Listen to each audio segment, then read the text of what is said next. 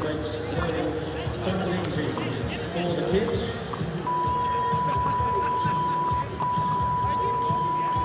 Don't forget to visit the ANZ Hotshot Mini Fields at Garden Square this afternoon under all day, or court 4 near the AL shop.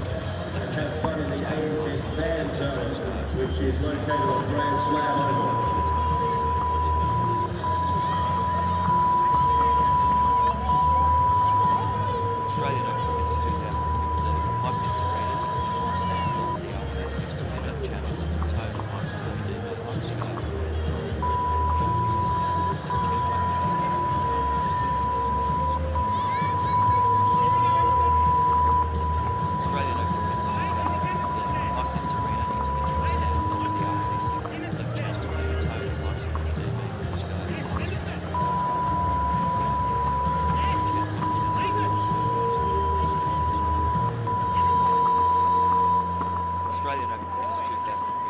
Hisense Arena, International Sound, LTRT6, left channel, tone as much as we do the scale.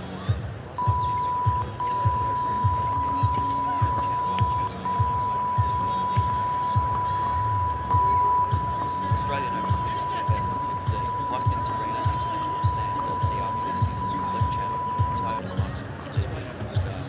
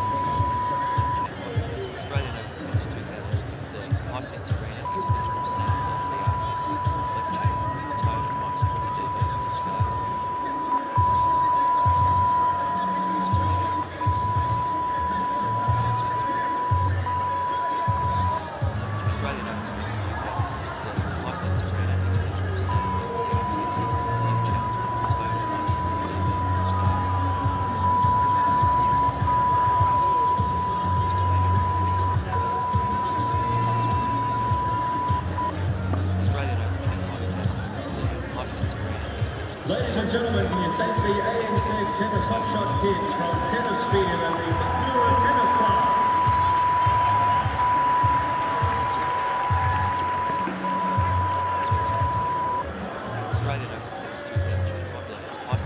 And please thank the coaches, Paul Ragonello and John Tamson.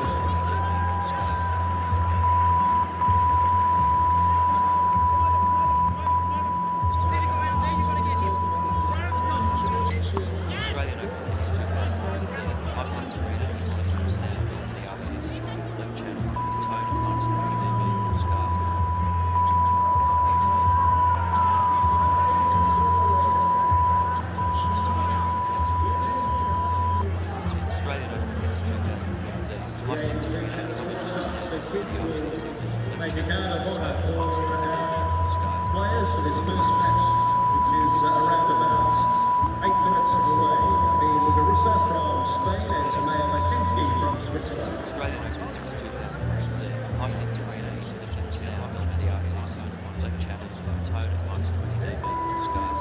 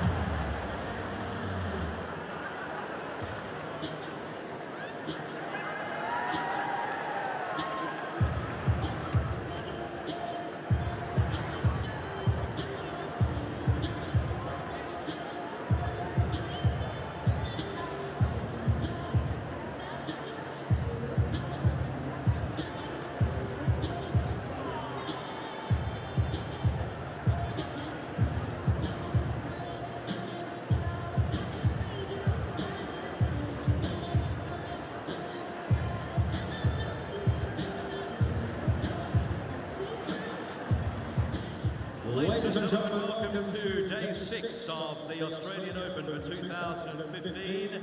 Can you please welcome first up on Hisense Arena from Switzerland, Bacsinszky.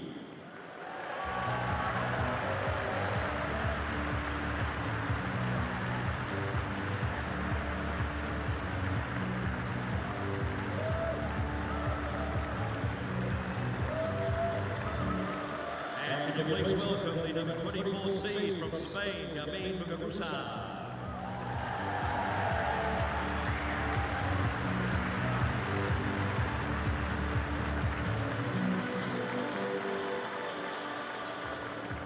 This shapes as a pretty good third-round matchup.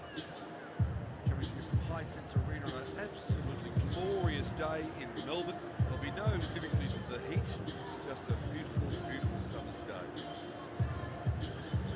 Screen from Spain, Vandeweghe. Tremendous 2014. She won as a qualifier. And there's the weather. 21 at the moment, heading for a top. And ladies and gentlemen, as part of the ANZ Tennis Hot Shots program, one lucky child for this morning has been selected to toss the coin for the opening. Well, one of the great sporting precincts of the world there, and it always looks fantastic, that aerial view, seeing the 3 stadia, the river, and on a glorious day like this, you couldn't get much better. And there's Bacsinszky, Swiss Fed Cup player. Shapes is a really good clash. I was just about to say a moment ago that the Spaniard won as a qualifier without dropping a set in Hobart last year for her first victory at this level, but she's the only player in women's tennis last year to beat the number 1 and 2. It's a pretty good achievement, knock over both Hallam and Williams. Indeed, Muguruza is one of the top emerging talents on the WTA Tour at only 21 years of age, and those wins you're talking about, she's a dangerous player. You'll see in this match she's got some incredible weapons. She's tall, she's athletic, moves well, and really strikes the ball a ton. And those victories, quite incredible when you think in the last 12 months she's taken the scalps of Wozniacki, Williams, Halep, Radwanska. No slouch to the lady she's playing, who also beat Sharapova last year. Hi, this is Ethan. He's going to do the coin toss for us. So ladies, welcome. There's not much special, nothing really changed from the last round. So the only thing I want to remind you is only 20 seconds between the points as usual. And we have Hawkeye, so if you want to challenge, please make sure you let me know right away. Do you have any questions? No? Since it's a Swiss coin, I would say Gabina is the choice, heads or tails? Heads. Okay, now you go. She is called heads. There we go. And what is it? And it is heads. Receive. Okay, you stay, we take one picture with him. The other way, please. The other way, sorry. Little boy from the Hot Shots program. He's just been out here having a hit with a number of other kids. It's a fantastic program, Hot Shots. And what a lovely moment for him to be out there in the spotlight with a couple of fantastic players. Hi there, mate. And in his left hand, he's got that Swiss coin as a keepsake as well. Yes, that was nice of Emmanuel Joseph, the umpire, to give that to him. Very sweet. They're going to get down to business very quickly out here. Muguruza in the foreground there. And she's the favourite going in against Bacsinszky. Swiss with a Hungarian background. Like many Swiss, she speaks 5 languages, quite incredible. Number 41 in the world, and had a fabulous 2014 as well, her best year yet. So both of these players at the peak of their careers. Bacsinszky has been around a lot longer at age 25, 41 in the world now. Reached a semi-final in Guangzhou last year and also another couple of quarterfinals, but really her story has been quite interesting. In 2013, she left the game and was washing dishes at a hotel school and got the call saying she could get into the French Open qualifying in 2013, came back to that, decided she really wanted to play again, and really since then has rebuilt her career and is playing the best tennis that she has played. Nice motivation. She had to look at the other side. That's right. Said she didn't mind that, didn't mind all of those things, but just had to get her head together, took some time out and really wants it now. And you can see the difference in the way she has been playing. Having the victory over Maria Sharapova, the highlight of her career last year in Wuhan, to reach the quarterfinal there. And her opponent at 21, a ranking of 24, has a 10-7 career record against the top 20 players. And as we've already mentioned, those key wins last year against the number 1 and number 2 in the world. Didn't drop a set, when she took out Hobart last year as a qualifier, and her best performance, 4th round at the Australian Open. You'd have to say that the standout result that had everyone talking was that second round at the French Open, where she beat Serena Williams. Anyone who beats Serena in an early round at a slam, immediately in the spotlight, because it's such a huge thing with a youngster beating one of the great champions of the game. And well, we have to look at how Australia reacted when Kyrgios had the huge win, of course, at Wimbledon over Rafa.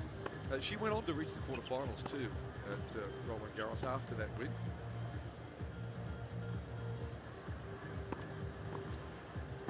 It's actually Go Hillworth in the chair. Haven't played these two, and probably because Muguruza's on her way up, and Bacsinszky left the game for a little while. But 3 minutes. She's playing full time now. Bacsinszky had some good memories of Australia. She played here in the juniors as a girl in 2004 and made her way through to the semi-finals. So some good memories of Melbourne Park.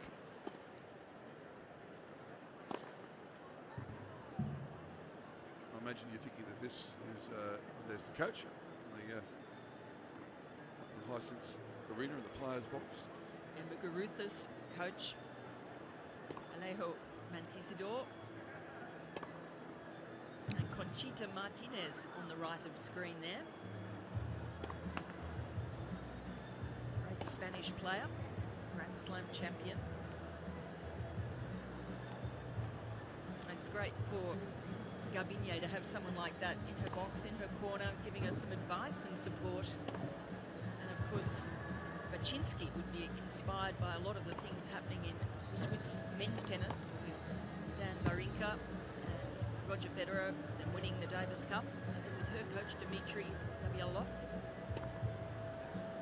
Rang him up after she went back to that qualifying event at the French Open in 2013 and said, Dmitry, can you help me? Can you come and team up with me? And he said, yes, I believe in you. Let's really take it on. And they've been a team since then. It's a great story, isn't it? And of course, we don't know what will happen, but there's every chance that the winner of this match will face Serena next round. Well, Tumay's already had a fantastic tournament when you look at the way she's come through. She knocked out the number 15 seed, Jelena Jankovic, in straight sets in the first round, then backed up over the qualified Kadishvili, and that was a tough one, 6-7, 6-3, 6-2. Not too many easy rounds at these slams. Great depth in the women's game. And Muguruza, the seeded player out here at number 24, beat Irakovic of New Zealand in the first round, then Daniela Hantakova. So that's a good win for her as well. Even though she's the seed, has been building form nicely. Talking about building, this crowd will build up nicely throughout the day. The lines to get into this stadiums we walked in today, look back, it's snaked right back around out of the complex completely. It's thousands lining up to try and get the best seats. Yes, it's fantastic for the fans here, because this is the People's Court. The ground pass will get you in here, so when those gates open, all the fans running to get the best seats in this house. We saw one of our fellow commentators running today as well, and he'll be doing a bit of that. Mark Woodford playing in the Legends with Todd Woodbridge. He was sprinting over to do an interview before sprinting back to the court.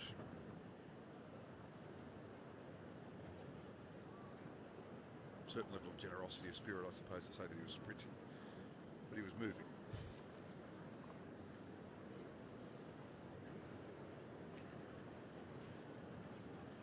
I'd like to see this part of the game changed. I'd like to see players have to get on with things a little bit quicker after time has been called, not go back into the changeovers and spend a lot of time getting ready again. Yeah, just been out there warming up. You can do what they do after the first game, and that's just change ends without sitting down. Just a towel down, sip of water. You get on with it. I think we'll see a little period of both of these players feeling each other out, testing things, having not played before.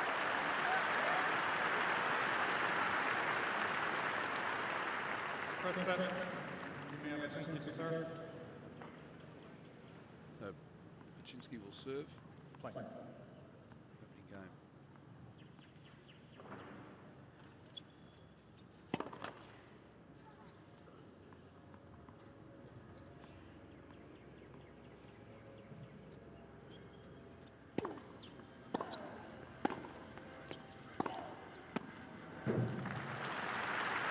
Statement. She is an exciting player to watch, Muguruza.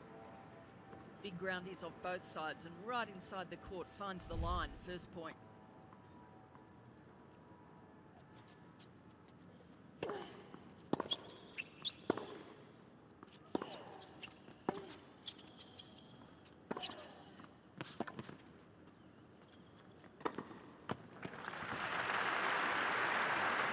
Short balls, and she's been able to dominate the opening 2 points. So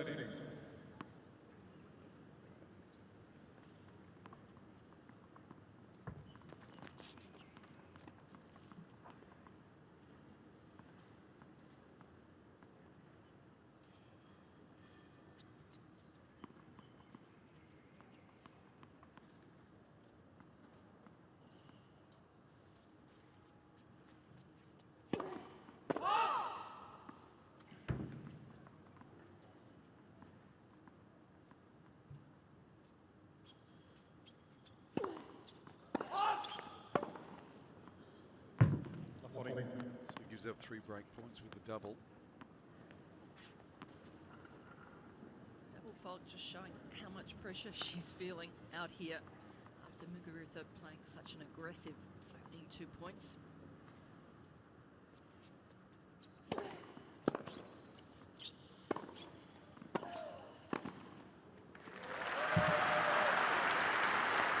It's better, a little clench of the fist.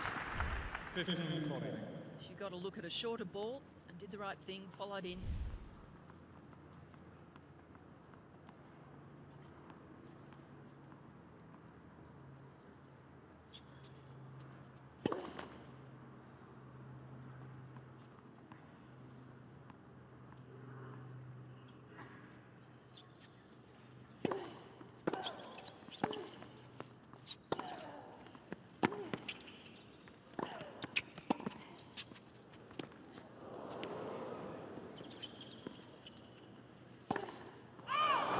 This is it.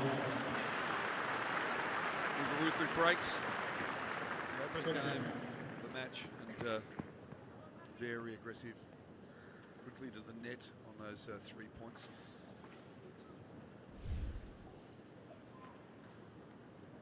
Quite tough up there with the sun to her right. Just didn't make little steps there. I think feeling a little nervy out here.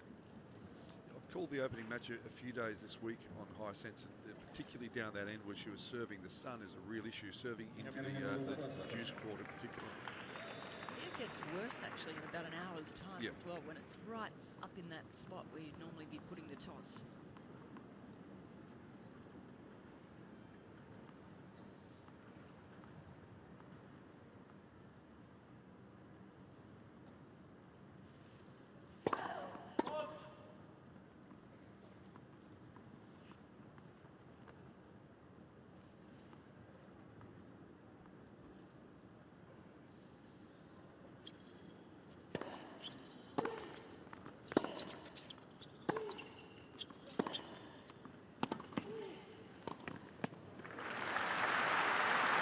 Superb play from Muguruza. She's looking in control out here. She's dictating the points by just getting so much more penetration on her shots, opening up the court. I love the way she comes in. Good technique on the volley. looking very confident.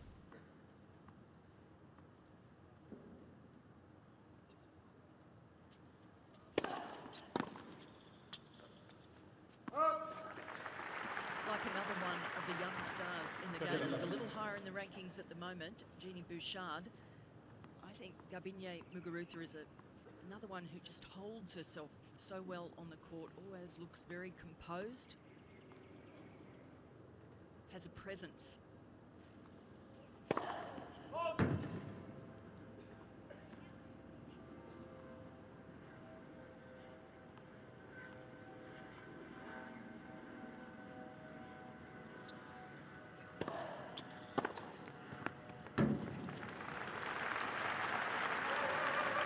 Turn.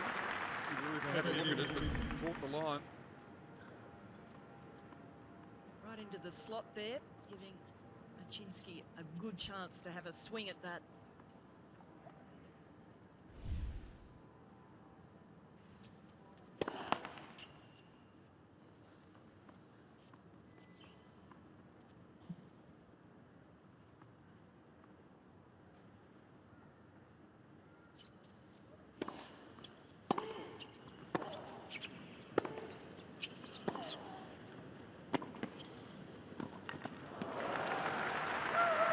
Well, got it down low. Difficult volley. This is a tough shot, and she does use a bit of slice, bringing it down low. Good defensive play. Smart play.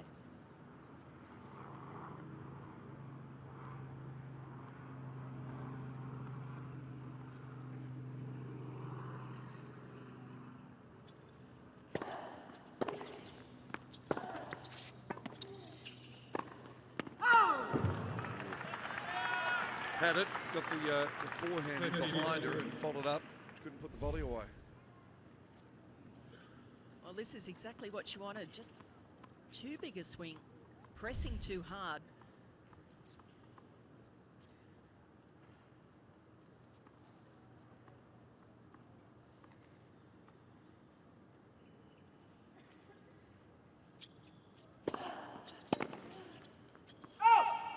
Yes. Serves away out of that break point.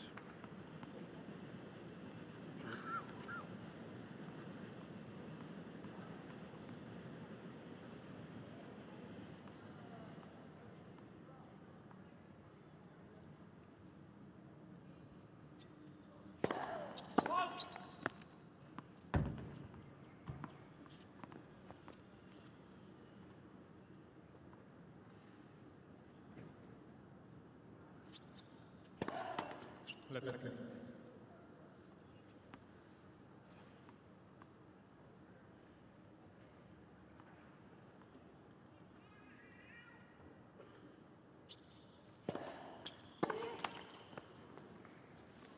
Advantage.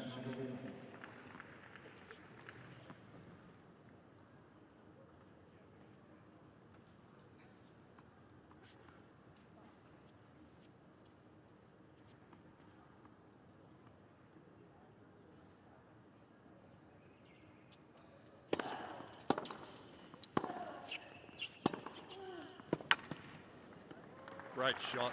She's making her work mighty hard to consolidate this service break. Yes. Just don't underestimate Bacsinszky. She's playing some good tennis out here, deep with the return. Then into the corner again, tremendous depth, pinning Muguruza back.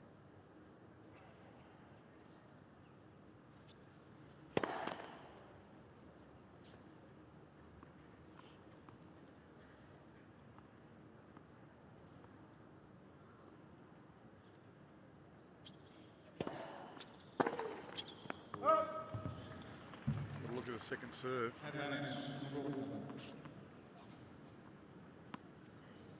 The point she can't afford to miss the opportunity. She can't let slip.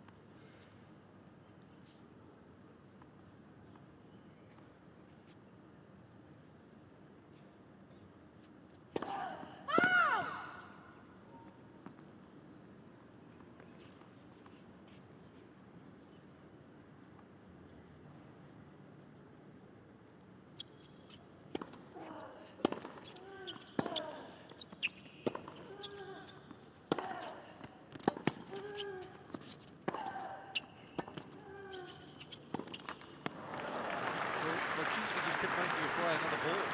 Terrific defensive tennis. Well, not giving Muguruza the pace at all on this next ball there. Again, it's a slice, so it stays low. And Muguruza has to get right under it and generate all the pace and just doesn't get over it enough.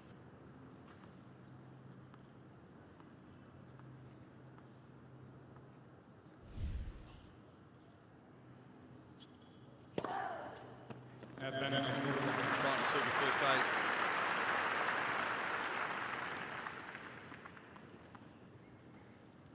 Had been struggling to find a first serve into that deuce court.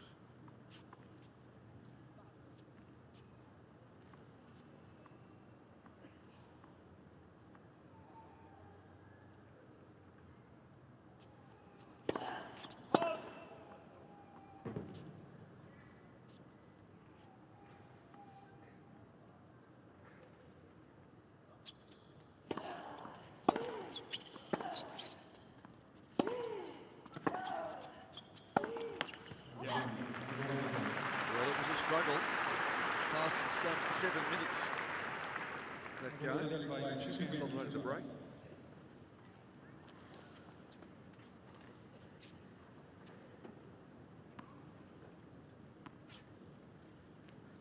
Neither woman getting a high percentage of first serves in their opening service games. And I think a lot of that to do with the sun up that end.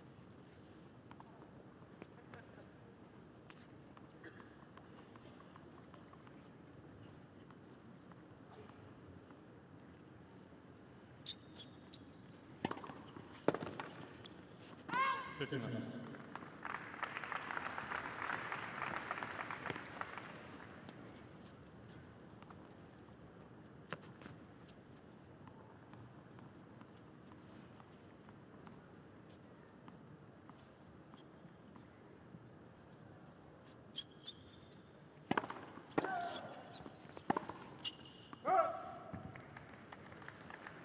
15.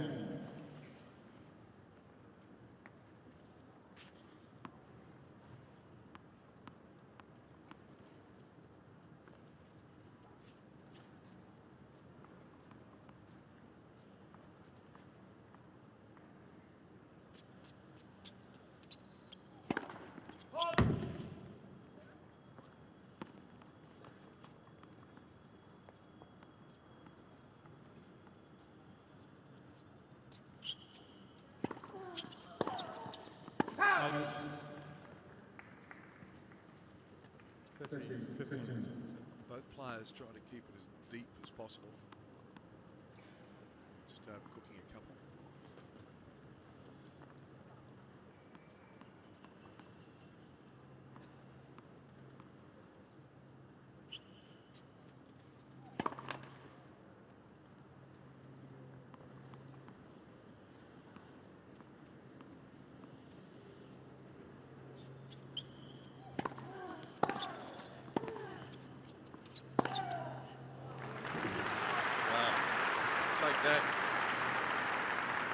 That's why they're trying to keep it as deep as possible.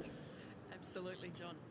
Because when there's any sort of short ball that's sitting up like that, when it's low, it's a different proposition. But that one, easy pickings for Muguruza.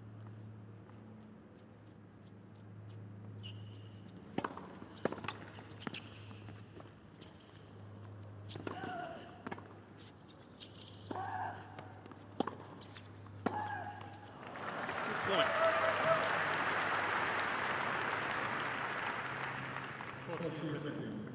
Bacsinszky doing a great job of keeping Muguruza off balance. That one there, a clever shot. She couldn't do much with it. Just rushed with the last backhand.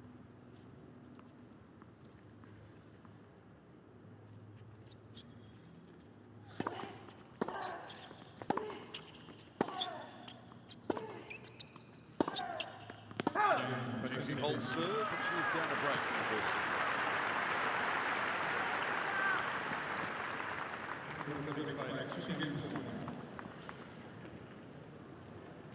First, you can't catch a ball. Then, you can't catch your breath. Eventually, you can't speak, you can't walk, you can't eat, or even play tennis with your daughter one last time. Your body shuts down, but your mind but with a very aggressive, strong game. A bit more in the power department than Bacsinszky. The Swiss player has played very smart so far. And every 12 hours, one Australian dies from MND. She wanted to get into the net as often as possible. A couple of points have gone Bacsinszky's way despite that, because she's played great defensive tennis. But you would think that's the way that Muguruza has to keep playing.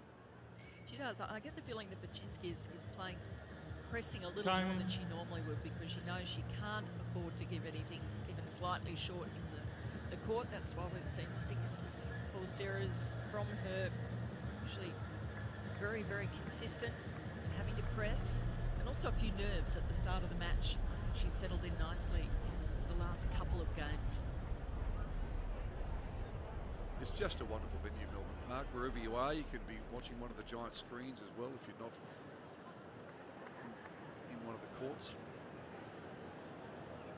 Please take your seats. For the beers as well. Thank you. Even though it's only 11 o'clock in the morning. Well, it is Heineken Saturday, but yeah. Early queue for the beers.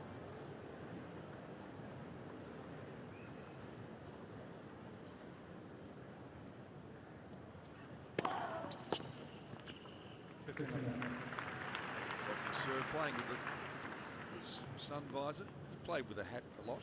But, Always. But not a lot of the players do, which I find quite extraordinary in these sorts of conditions.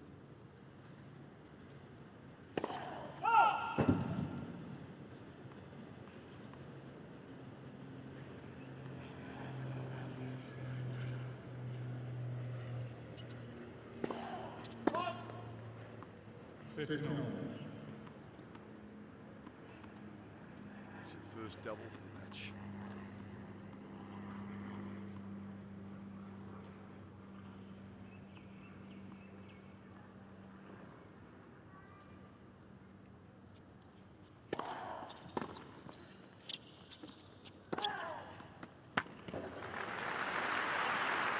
It's a weapon, isn't it? It's a beauty. This is when she's at her most dangerous. Got a good serve in. This one just getting another high bounce. That's what she likes. It really could have gone either way, couldn't she? That serve really opened up the court.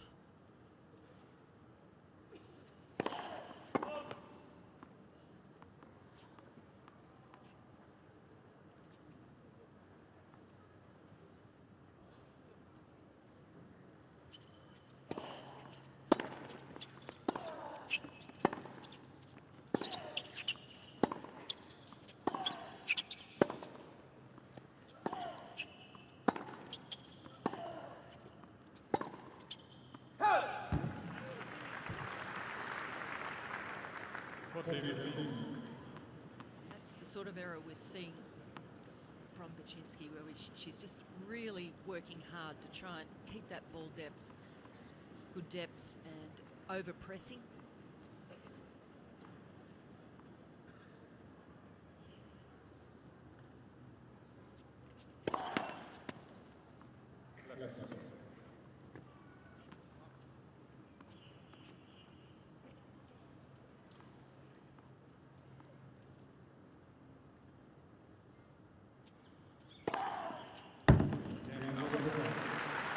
Way to hold. After 3-1 now. And you talk about those ground strokes that may float a little long. You know, they can be technically classed as an unforced error, but really they're forced by the intimidation of the player at the other end of the court.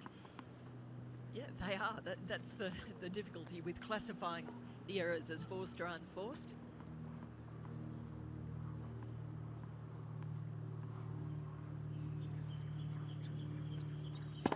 It's all about the pressures being exerted out there with the type of game the opponent is playing.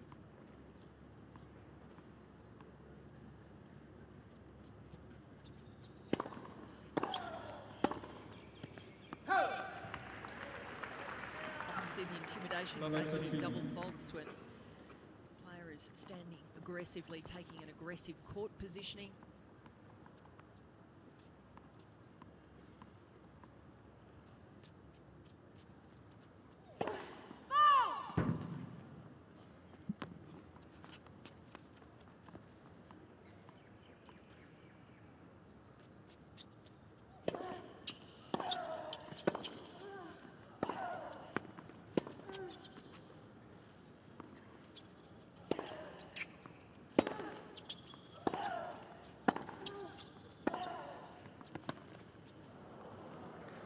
Great job from Muguruza, really taking control of that point. And if you look at where the two women are in the court, Muguruza inside the baseline, being able to dominate. Bacsinszky, try as she might, she cannot get back into that point. She's behind the baseline, on her heels defending.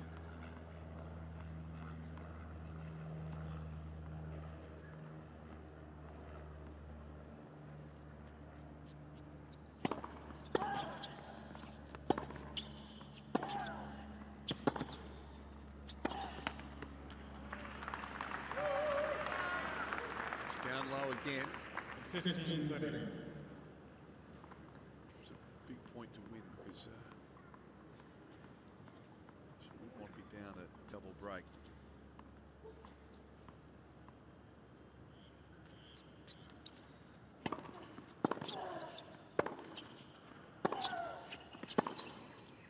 But she's given up 2 opportunities for that right there. So 15-40, already down a break.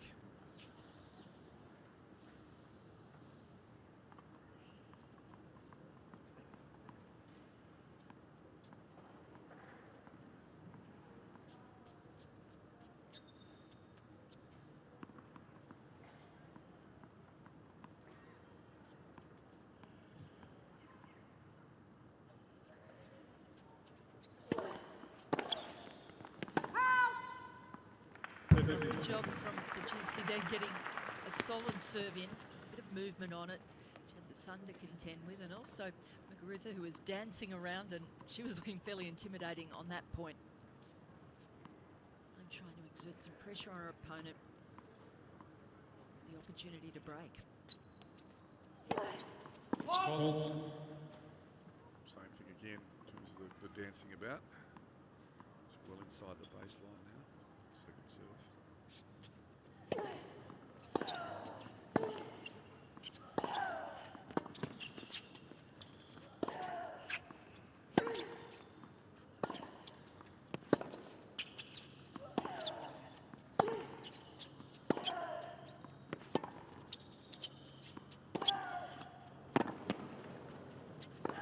Oh, it's great defensive tennis. The lob early in that rally to the backhand side. Just stayed alive. Fantastic under all sorts of pressure. Well, Bacsinszky just showing what a clever thinker she is out here. Always playing that backhand side at the net when Muguruza is in there. And again, she takes a big swing at that backhand. Much better technique on the forehand side when she's at the net. Coach not happy. Challenge this. Miss Muguruza is challenging on the right far side of the box. Yeah, that drive volley, the more classic volley you put it in the corner. I think have a higher percentage, but she's missed 2 of them already. Challenge unsuccessful, so she's now down to 2. Wow.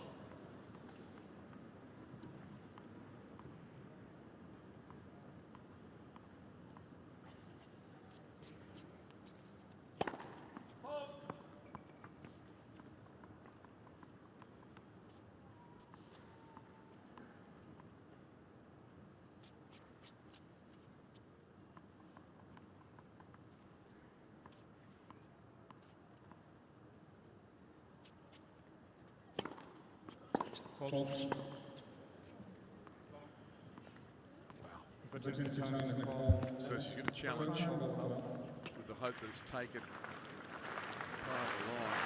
Well, Nico has to be feeling confident to overrule that. Rarely does an umpire overrule unless they are 100% sure. Not with the challenge system anyway. That's where it's changed the game quite a bit, with umpires not tending to overrule very often.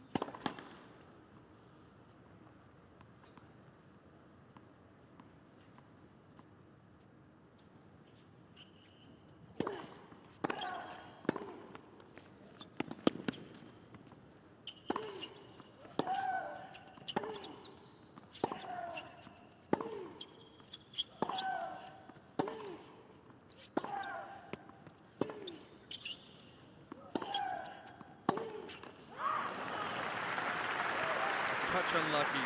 She really did well to dig that return. Well, this is good hitting from both women out here. Putting in a high bounding ball. Muguruza is up to the task. Got her footwork right on it.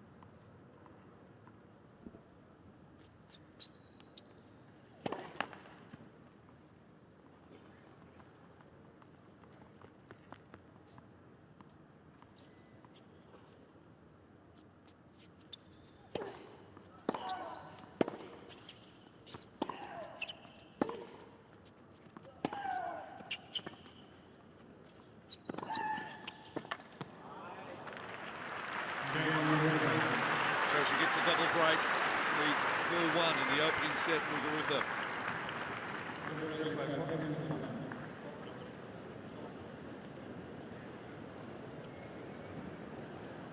It's starting to look easy on the scoreboard, but gee, it's been good tennis from both players.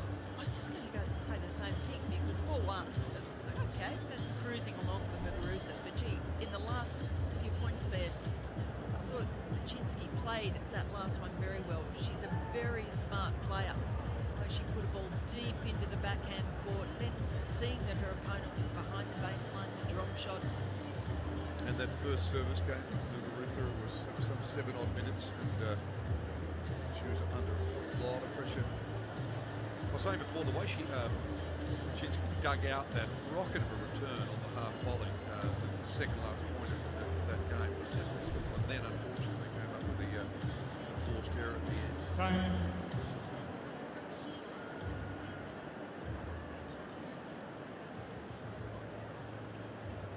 Does she need to change anything? Does she keep playing the way she's playing and hope that Muguruza won't be able to keep this level of play up? Well, look, I think she's playing a smart match. The problem for her is that the pace of shot from Muguruza is greater, so it's going to pin her back and cause her some problems.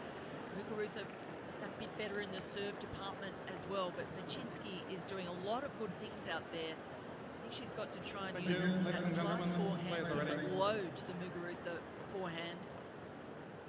Let anything sit up. So it really is just playing perfect tennis with depth, use some angles and keep the ball low. Not easy to do though when Muguruza is hitting it so solidly.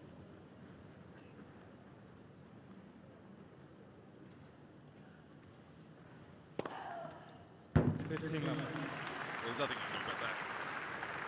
Well, it's a quality serve, and the weapons that she has are stronger than Bacsinszky's. So if she keeps the errors down, it's tough for the Swiss player.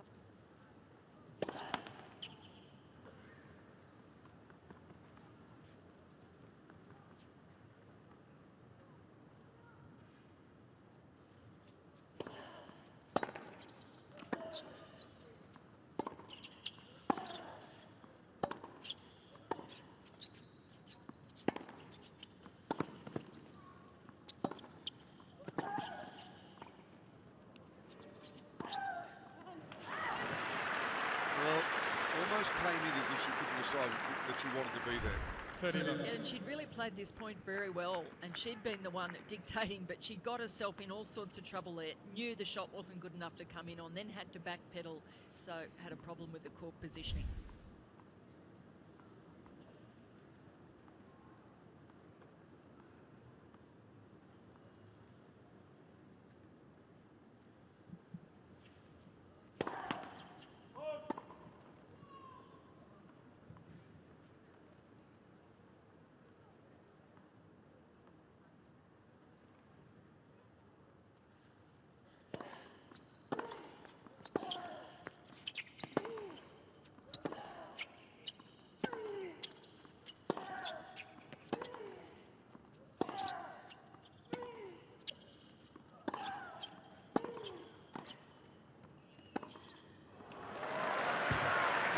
She's going to force it back at the net or pass her. That's the side to go. Again, not a very convincing volley there on that backhand side.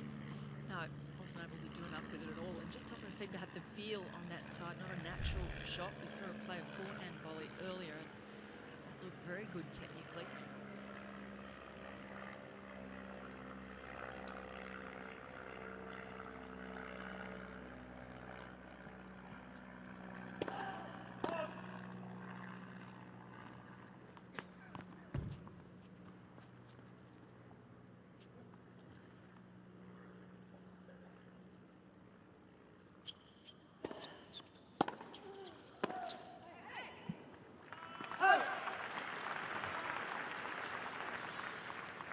30 all.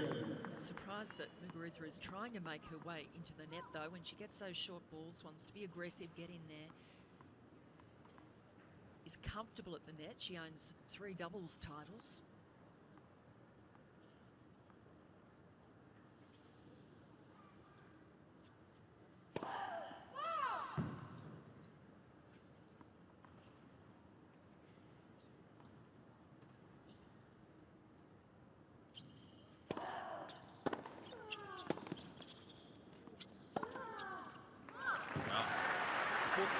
The second return might have been long, but 30, 40. she caught a bit of a line. Oh, she gets great shape on that ball, and from that angle you can also see the trajectory. It's very high over the net, good margins. It's really coming on to Muguruza. The way the spin is.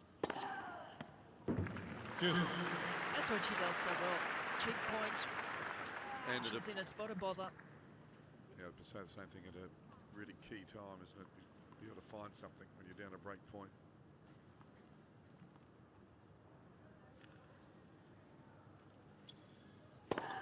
What?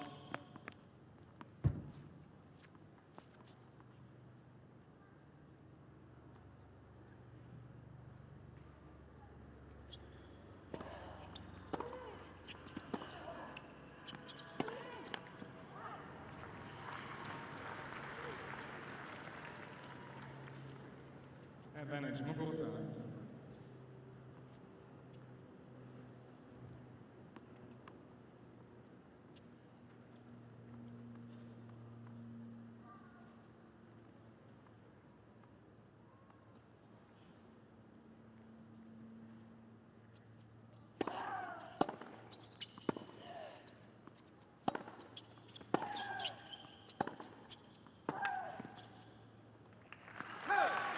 Aggressive tennis. Juice.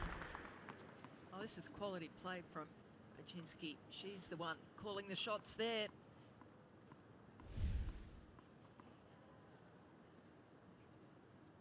Great depth.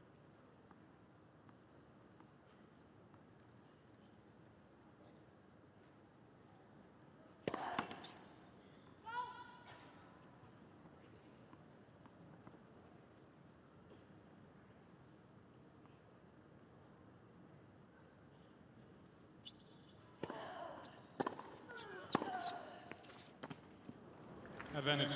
Wow. Saw her coming, tucked it back in behind her and right on the line. Yeah, it shot through, didn't it? That is a great shot. She got down to it beautifully, whipped it through. A talent.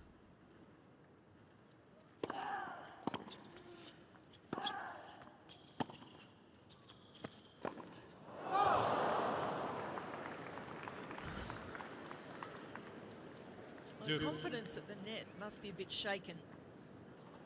3 pretty average misses, or 4, I think. Yeah, 4. She's, in fact, only 4 from 10 at the net now. Yeah, a couple of them were tough, low ones, though, but some have been shockers. Cut her a bit of slack with the sun.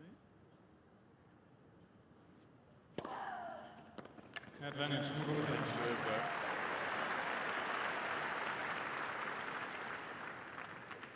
4 aces and probably just as many unplayables. That's the composure I was talking about earlier. Just takes her time, doesn't let that miss in the previous point bother her too much.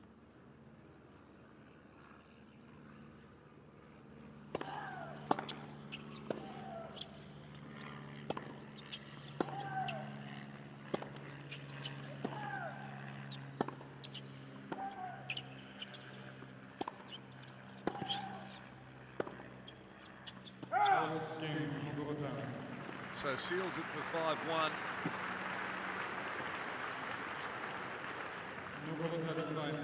Back on Bacsinszky now. Already down the 2 breaks, obviously, but needs to hold this serve. She doesn't want to have an opponent serving first in the second set.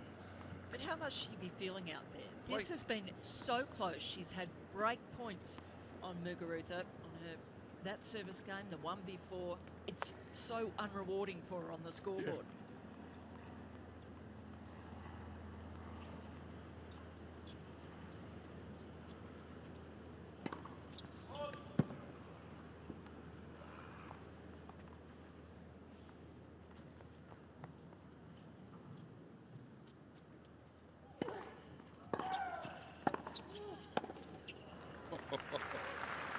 Terrific shot.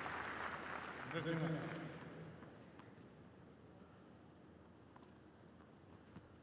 quick reactions from Bacsinszky.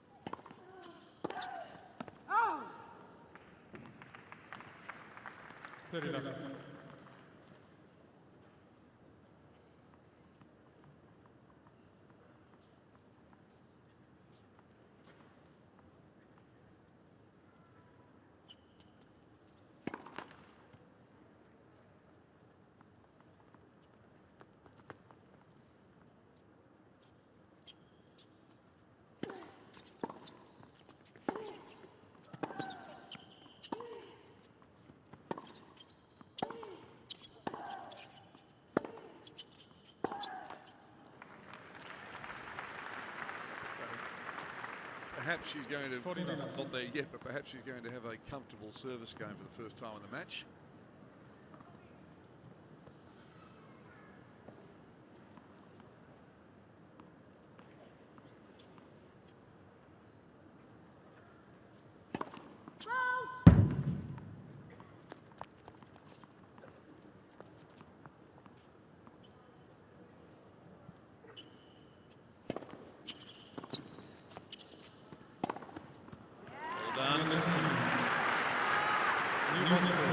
Trails 2-5 and coming back out with new balls to serve for the set. Experience a life more magical at the Australian obviously Open helped. Tennis. Cool off in Elsie's It's, frozen ice rink. A race been until so Becky close. springs with lightning clean and Held climb aboard Jake's 2 Travel break Tour. points, haven't been able to Get lost in put them tips away on obviously, but it's been a really close set of tennis despite the scoreline. Closer to the I think it's been some great tennis out here too. We've seen some very good things from Sunday the 1st of Bacsinszky. February at Hisense Arena in Melbourne. Ground passes on sale now. Hasn't got the height of Muguruza, who's 6 foot, 82. Bacsinszky, a few centimetres shorter than that. She moves around the court well, manoeuvres the ball well. And I like the way she's started to return. Her returns have picked up as the set has gone on. Muguruza hasn't put in an outstanding serve. She's really got a good Time. strike on the return and put it back very deep.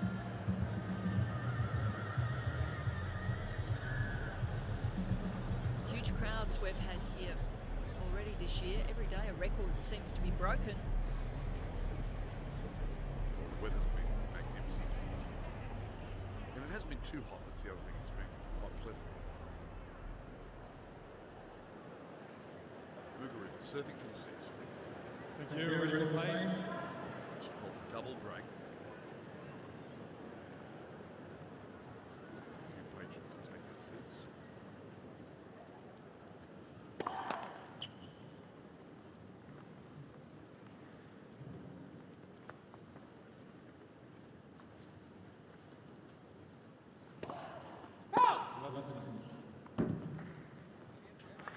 Taking a second double for the match.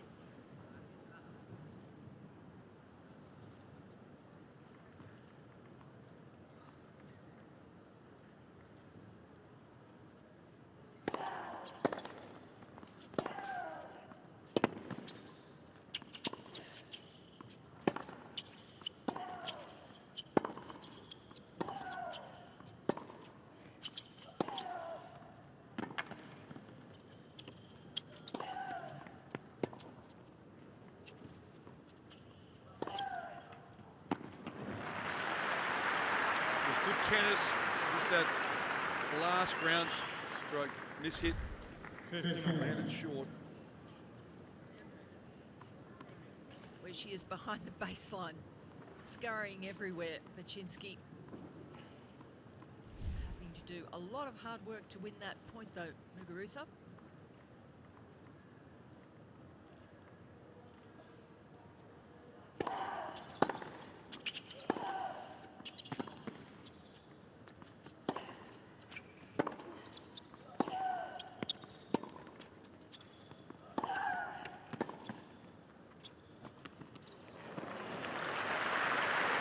Again, she looked completely convincing on that backhand volley, but cut it so finely in the end. She just looked like she had a second mind for a second. Oh no, showing us that she does have some fine touch there on the backhand, chopping through it.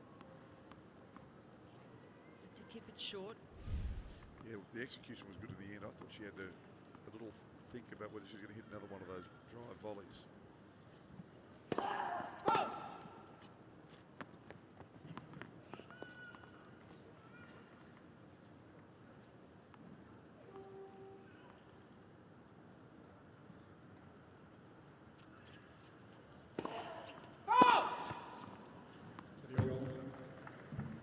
Challenge? Ms. Muguruza challenge for right circle and left circle.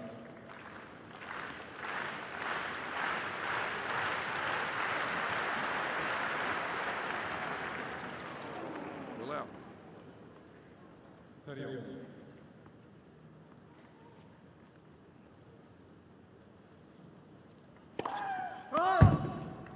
Ms. Muguruza challenge for right circle. This is her last challenge for the set.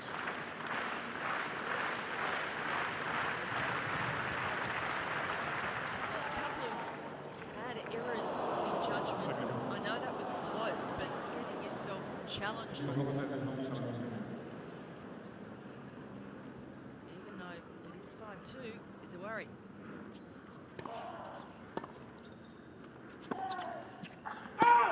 Maybe 5-2.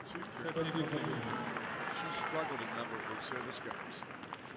She's it's looking not- a little rattled. Yeah, and it's not beyond Bacsinszky to pick up 2 breaks. It's not beyond her. It's not. The set isn't in the bag.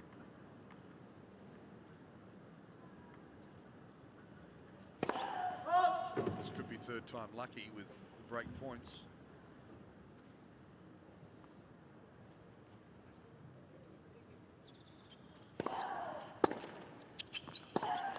Well, couldn't serve it out. It's one of the breaks back.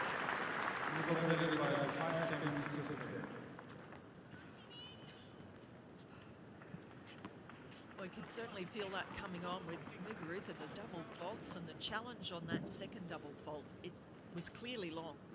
And you can tell when a player's just having a little bit of a mental lapse. It was one of them.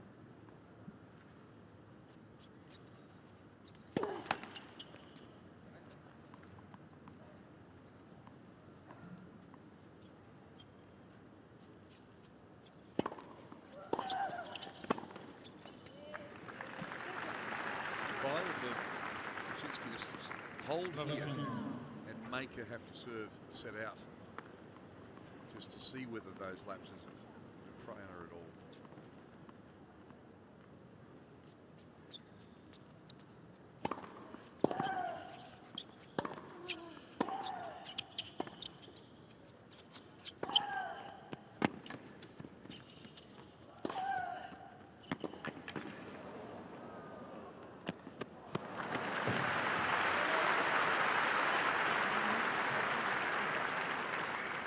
Good positive point from Muguruza.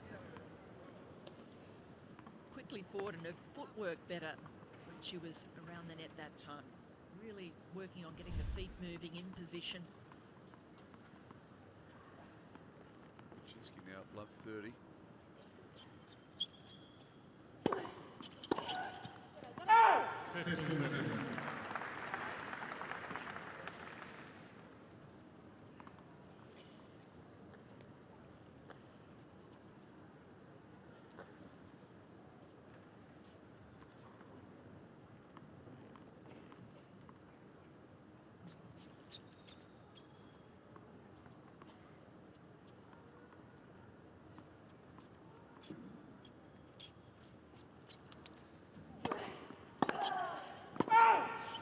31.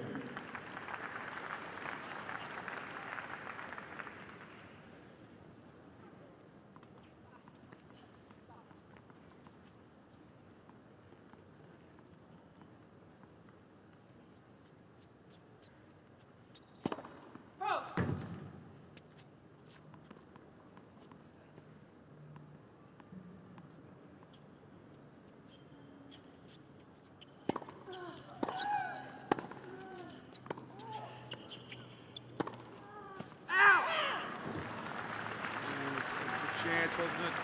She's given up a set point. 30-14.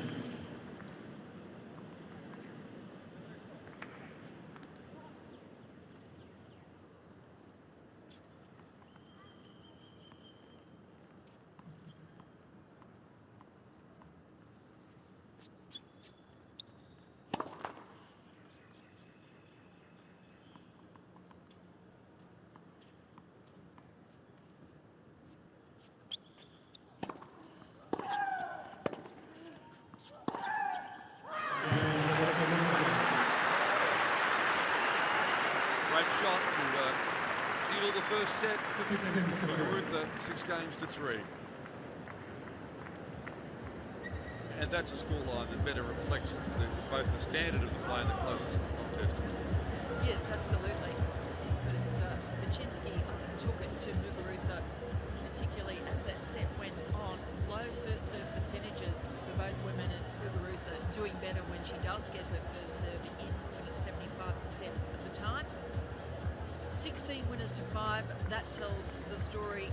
The unforced errors, just a few more from Muguruza. The break points one. Bacsinszky struggling to take advantage of a couple of breaks that would have made all the difference, but that was largely due to the good serving of Muguruza on those big points. The depth of both women's ground strokes, with Muguruza in particular, quite superb. Only came to the net twice in that first set. Swiss Muguruza 13 times for 7 winners. It's somewhere where she wants to be. She wants to be moving forward and trying to dominate the points. She is the more aggressive, naturally, of the two players. And I think tighten up a couple of times in the match, and that has to do with the dynamics of this situation. Time.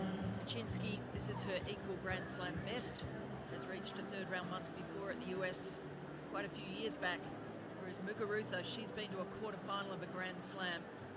She has high expectations, so sometimes pressure does some funny things. This is a match she is expected to win. Second set. She did well to seal that first set. And given that she sealed it with a break, she'll serve first in the second set. And this is about the time when that ball toss at this particular end can get even more difficult. The sun.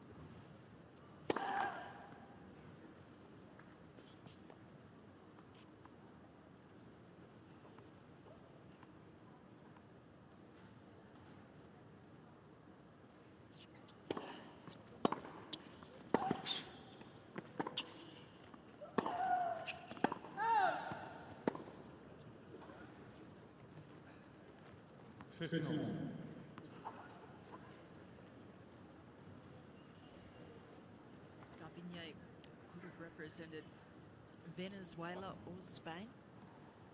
Mum's from Venezuela.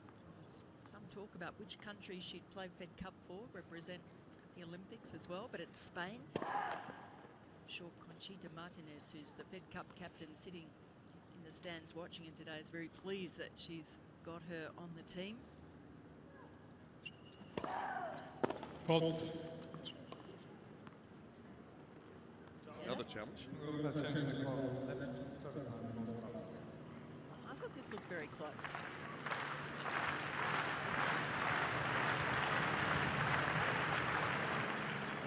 Yeah, it was close, but it was out. So she's none from 4 with challenges so far in the match.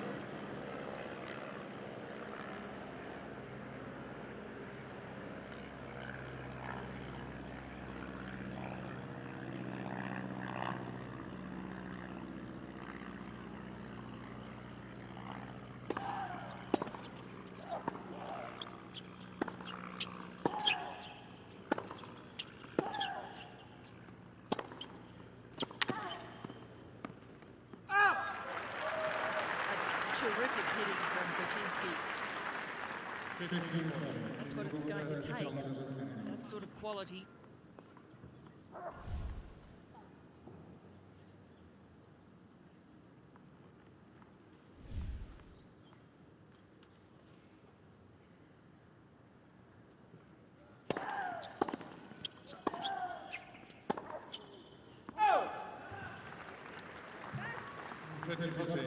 Frustrated, muttered to herself, but still has a break point.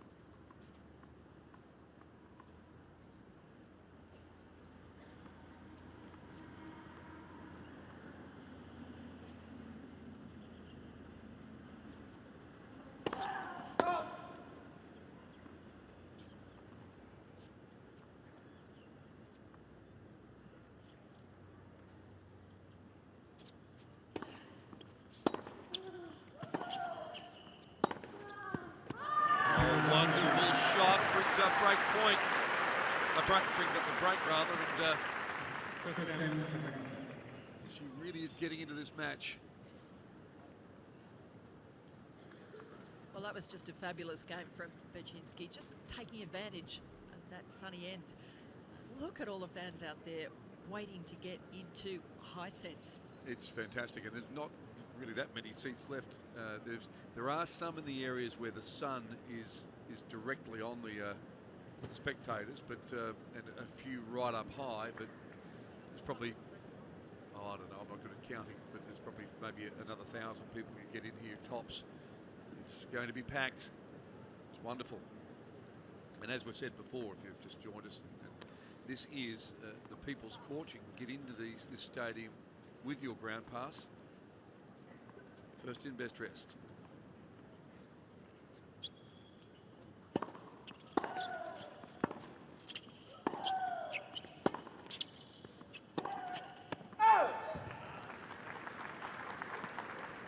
It's been high quality tennis to this point.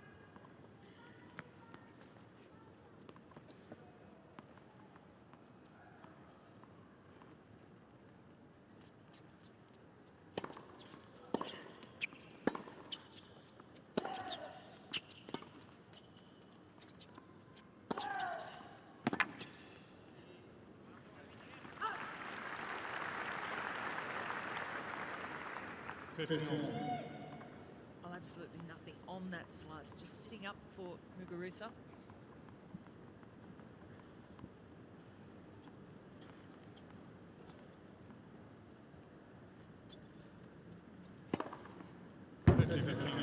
First ace.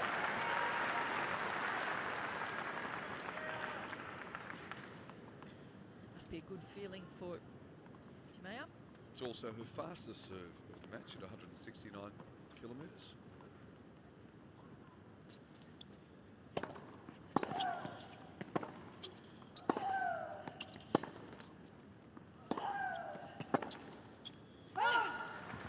Again, a depth of hitting from Muguruza.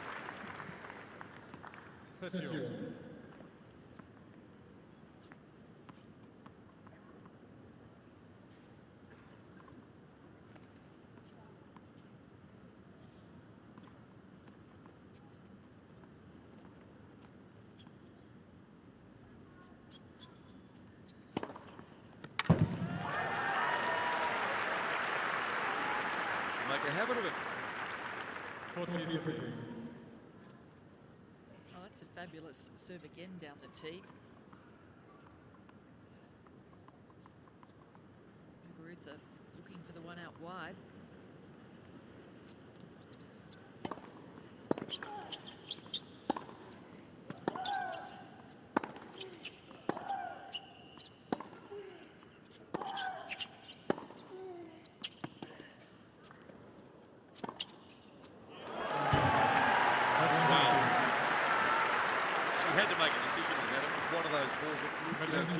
Just floated out, the foot have landed on the line. And that shows the sort of positive mindset that she's in, because she's hesitated for that split second and thought, no, I'm going to win this point. I won't hesitate and let it drop. I think she's looking much more relaxed out there now, much happier.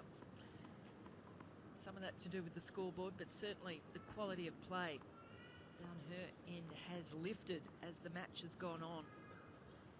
Got used to the pace.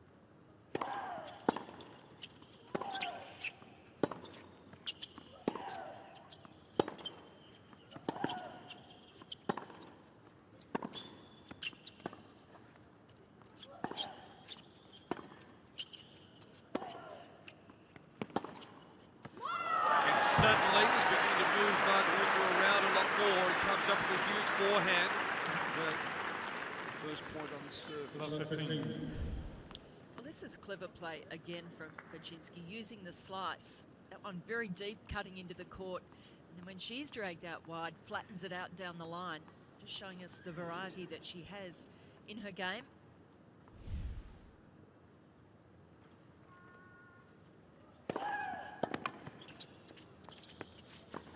Great serve.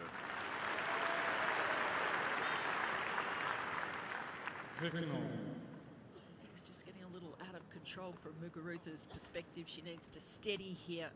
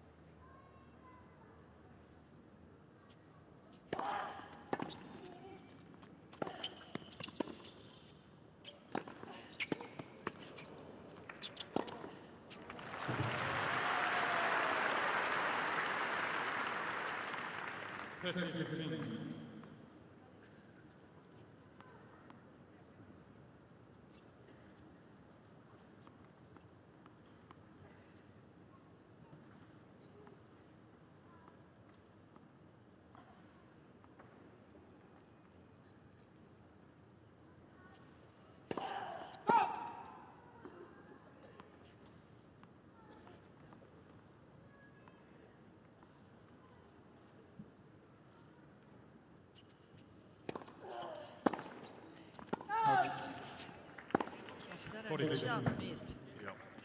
Was the right sort of shot, really going after the return.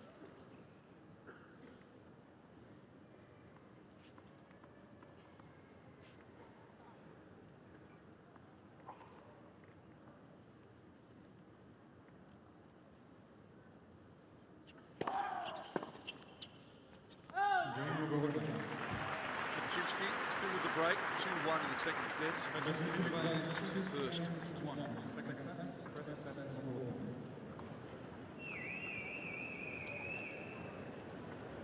Well, a nice solid service game there from Muguruza. Is an outcome of impossible achievement. Bacsinszky really making all the play early in the second set. 5 winners, 3 unforced errors, and coming up with those couple of aces as well. So she suddenly imposed herself on this match. She came close in the first set. She's certainly getting some better returns. And Karen, it's early days, but really high quality tennis. It's one of those matches where you want it to go to 3. It is deserving of 3. Oh, it is indeed. Because that first set we saw that Bacsinszky was so close in so many games and just couldn't convert them. She is really fired up right now. She thinks she can win this match. Time. That's why she's out there. That was after that big forehand, which was taken wide, just flat down in the corner. Magnificent shot. It to see her slice come out to play quite often in this second set.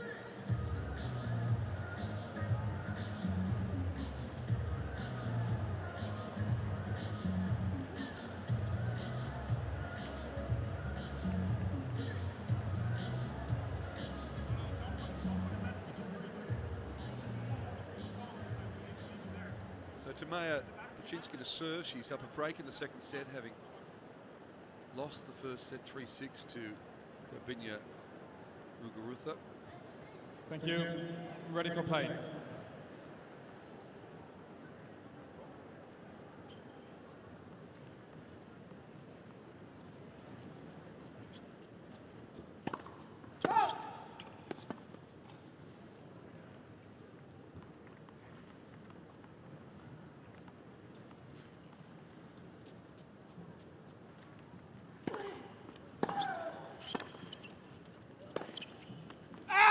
Well, you mentioned that that slice had an airing in this set, and there's an example of it. Muguruza having to make the pace off the next shot. It's when she's able to keep the slice low that it's effective.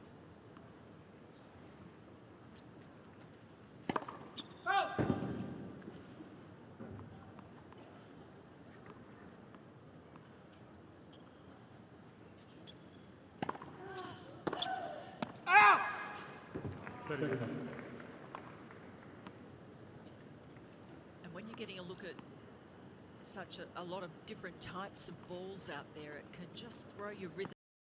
What's happening with Muguruza? Got to be ready for anything.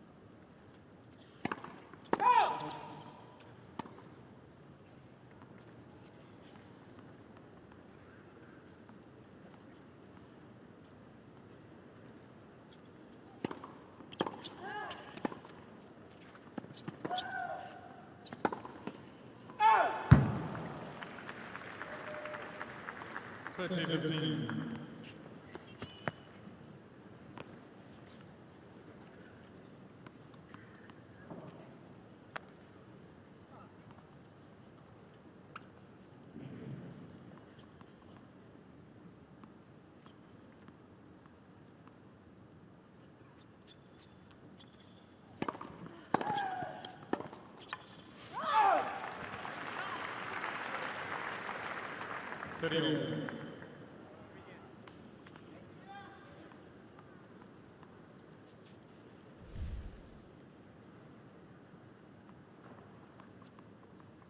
pushed back there by the pace of that ball.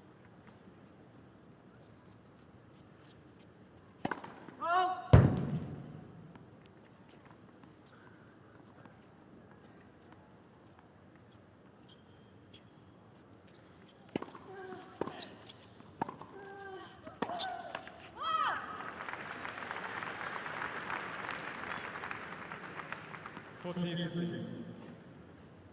was a huge point for Bacsinszky. Serving at the good end. Needs to hang on to this one.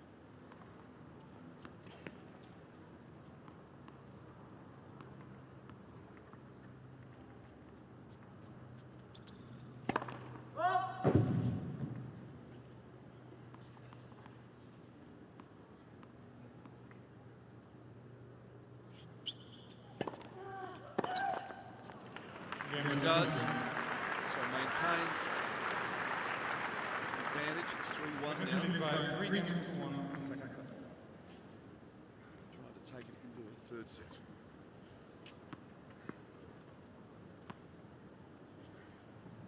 What a good sign from Muguruza. Last point, serve at 111. Errors creeping into her game.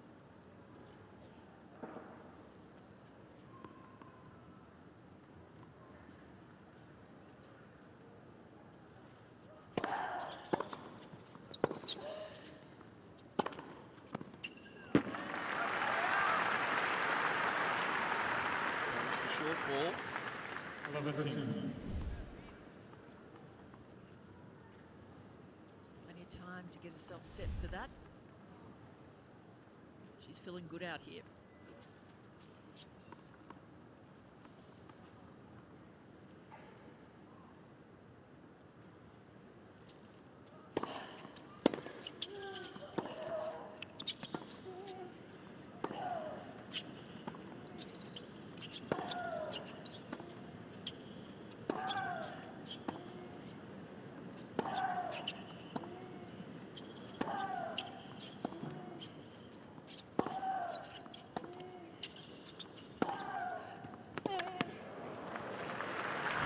kept slicing it back, but Muguruza was up to it that time. Well, that was such an important point for Muguruza. She was being tested here.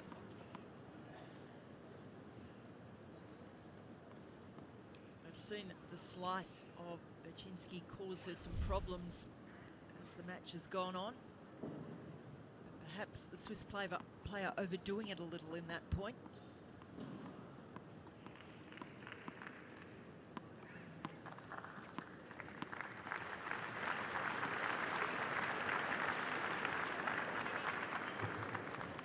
You could look at those two rackets. One might be struck quite slightly differently, who knows?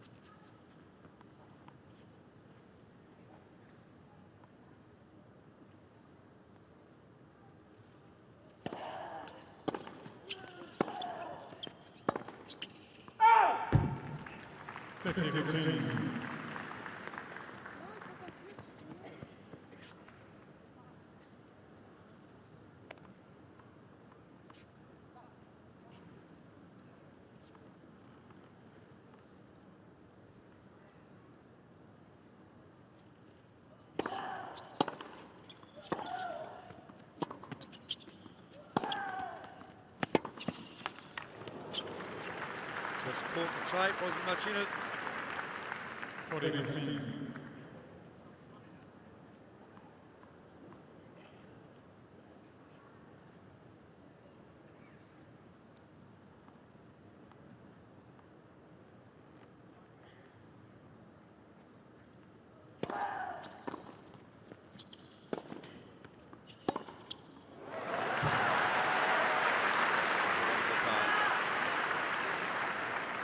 40-15. Good return from Bacsinszky. This time she kept that slice very low, and this is a tough shot for Muguruza to get over.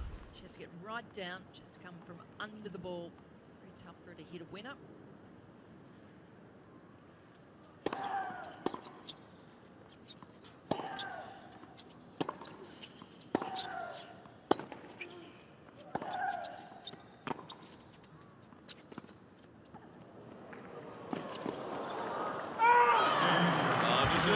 Got there. Muguruza holds on, but Bacsinszky still has a break. It's 3-2. She'll be serving for the It's about 3 games to the second set. First set number 1. First two ball tosses from Muguruza in that service game. Straight.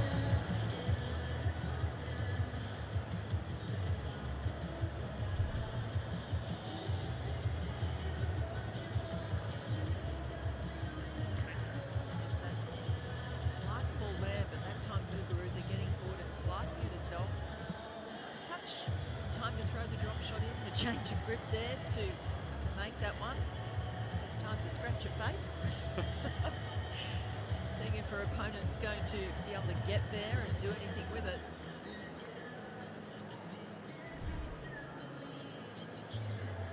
She's kept her composure fairly well out here. Down the break in this second set. While all that's been going on, 5 seconds of summer is being played to the crowd. 5 sauce, as the kids call them. Time. 5 sets of summer. We have the men's matches here. What that is? Sort of energy snack. All the players have their favourites. Someone the other day looked like they were sucking from a tube of toothpaste. I'm sure it is. So up a set, but down a break. Kavinya Muguruza against Timea Bacsinszky. Muguruza just joined us last year, managed wins over both the number 1 and number 2 players in the world. And she's got a winning record, 10-7 against top 20 players. Youngster on the rise.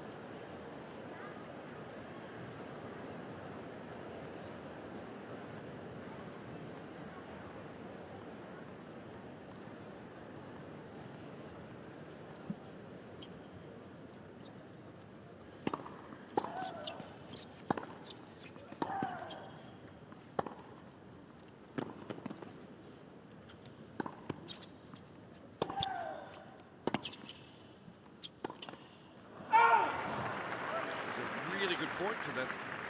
15. Did well to stay in it, a great defensive lob.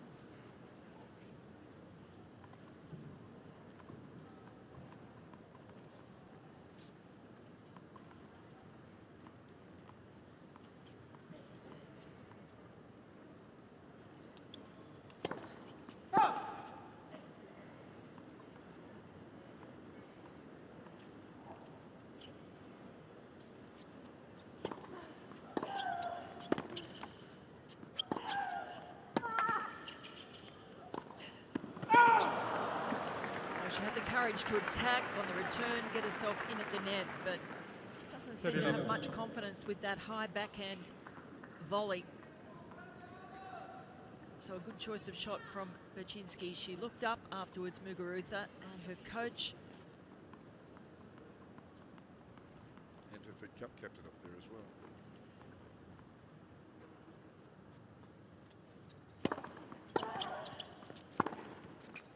Oh, wonderful shot. Bacsinszky going from strength to strength out here. Her service has certainly lifted, especially the deliveries down the tee. Accelerates through this backhand. More pace on it now. She's hitting very freely.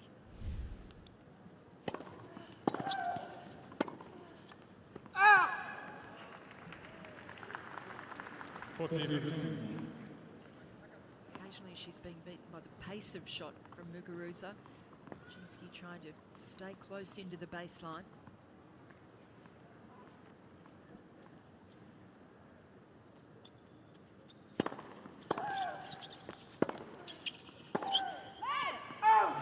Serve. It's 4-2. Bacsinszky leads by 4 games to 2. Second set.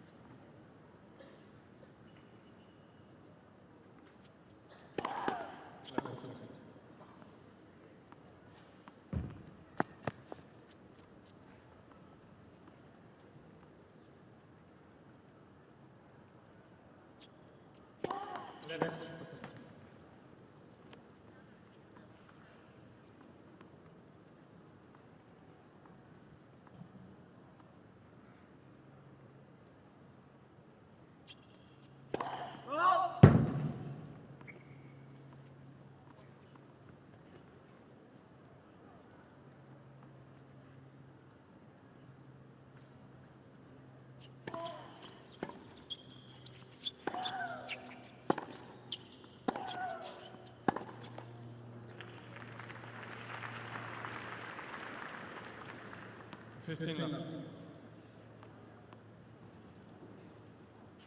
She's had a great attitude throughout this match, Timea Bacsinszky. Really kept fighting.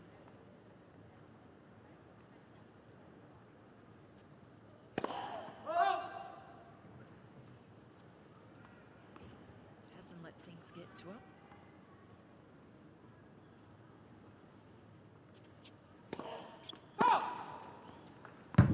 Up with a double. It's been a real counter-puncher's effort, hasn't it, from Muguruza to this point? From Bacsinszky to this point, from the Muguruza being the aggressor.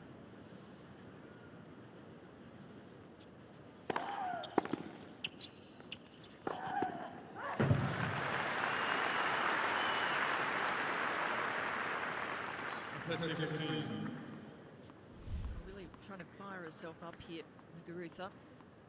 That was the fastest serve of the match at 178.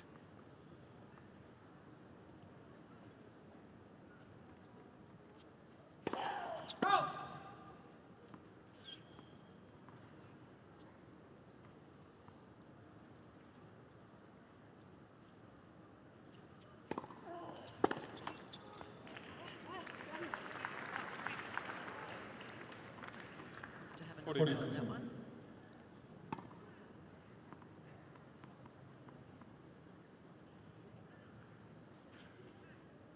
taking your time, making Muguruza wait.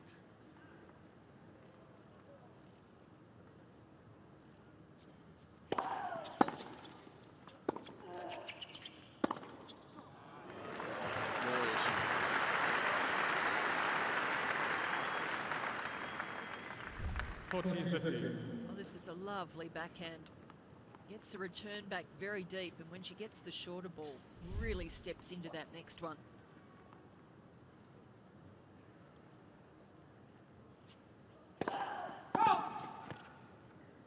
It's a big second serve coming up here.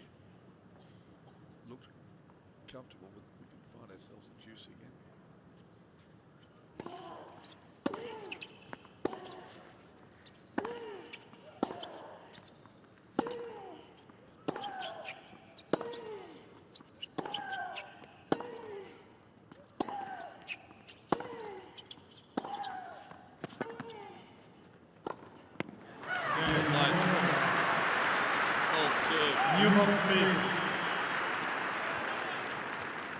Leads by 4 games to 3. Second set, first set, Muguruza. So Bacsinszky will come back out leading 4-3 and serving with new balls.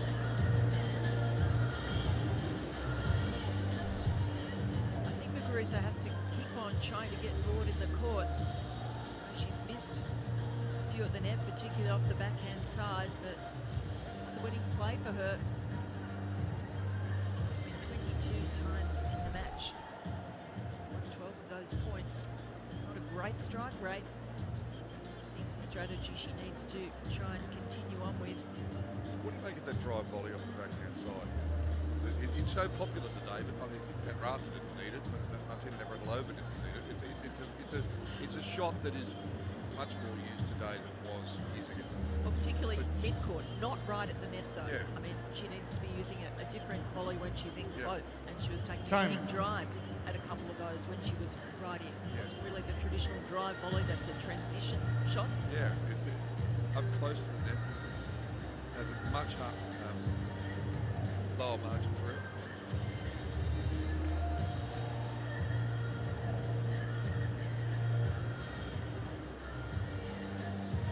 Bounce and a step, firing herself up.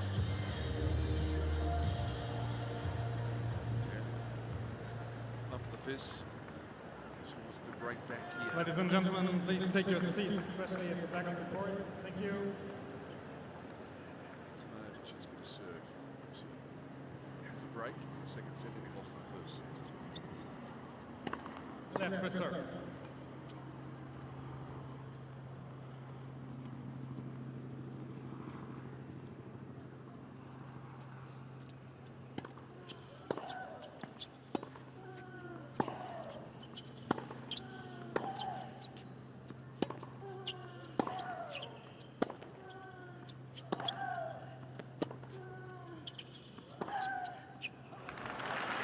Start. 11-15. Very solid off this backhand wing.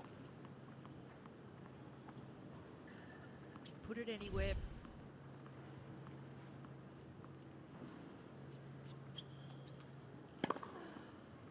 Another sneaky ace. It was only 133 Ks. It's her third for the match. She's really mixed up the direction of them well and surprised Muguruza on those 3 aces that she served.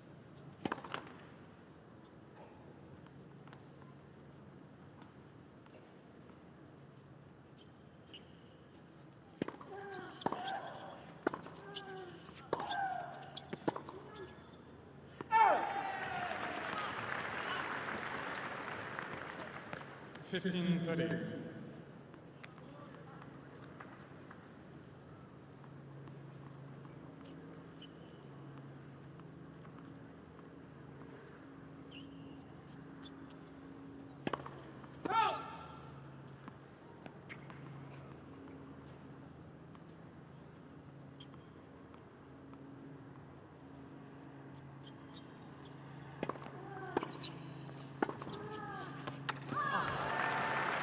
That is so good.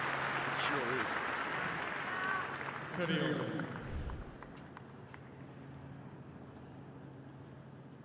And she holds the ground well. She's on the baseline, gets into the crouch, meets it nice and early, really uses the pace of Muguruza well.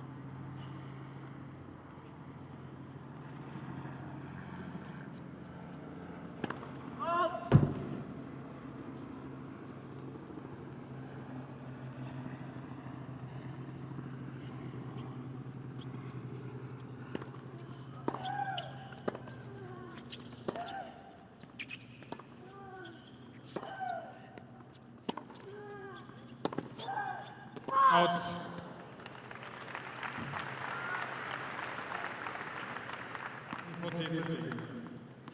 Chance to hold here, take a 5-3 lead.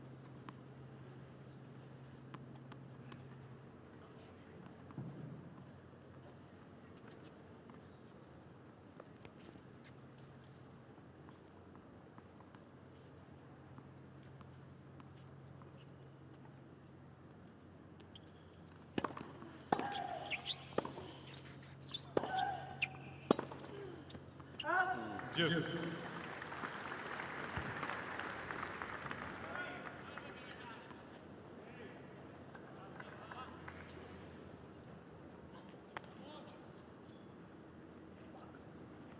Moment of truth here for Bacsinszky. See what she can come up with.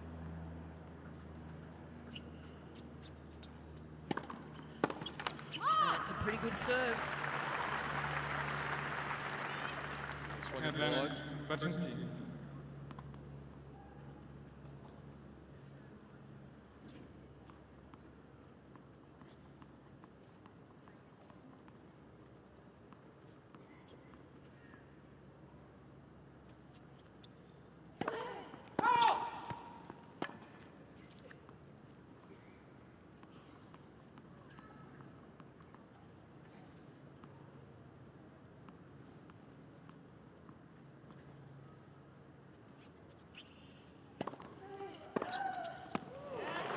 Rip that. Yes. The second serve at 116. And Muguruza all over it, launching herself into the backhand.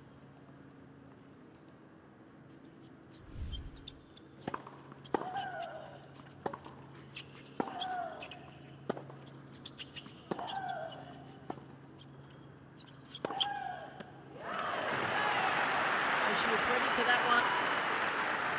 Really got herself set well. Advantage. She's had a couple of chances to hold serve, and now Muguruza a chance to break back. Didn't let that one drop.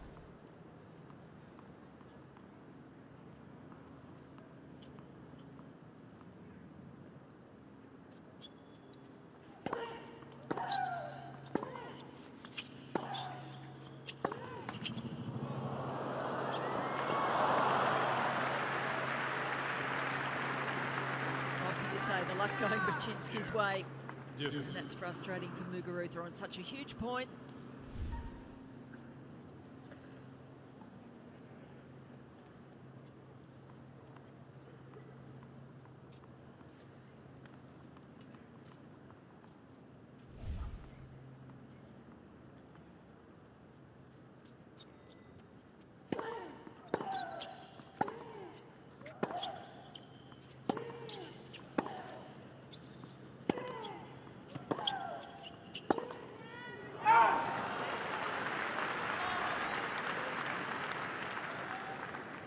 Advantage.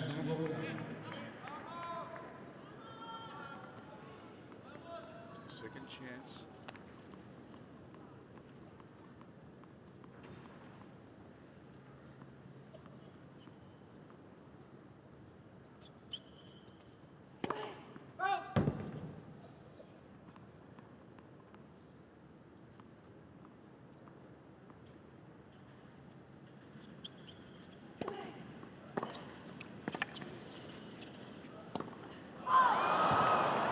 By the sun. Such a smart shot Yes. from Bacsinszky, knowing how tough it is down that end.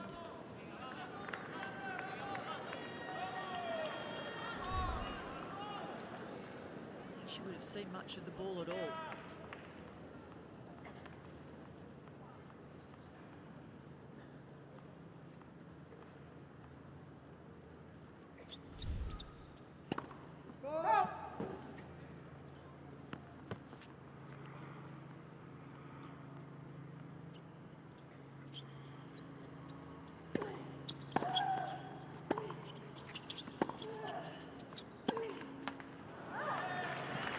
Third break point.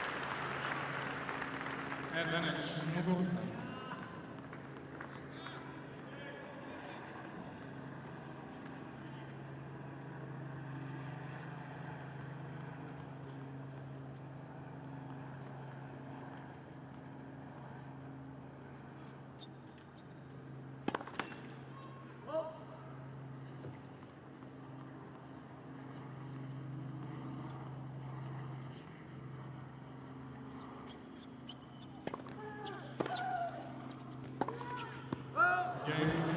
Gets the break back.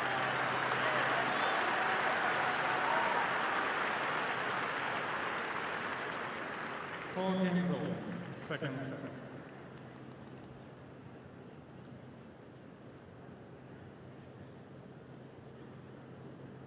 Terrific work from Muguruza after a bit unlucky. Ball just dropping dead over the net. Having trouble with the smash with the sun. So you just check that ball toss there again. Yep, the sun.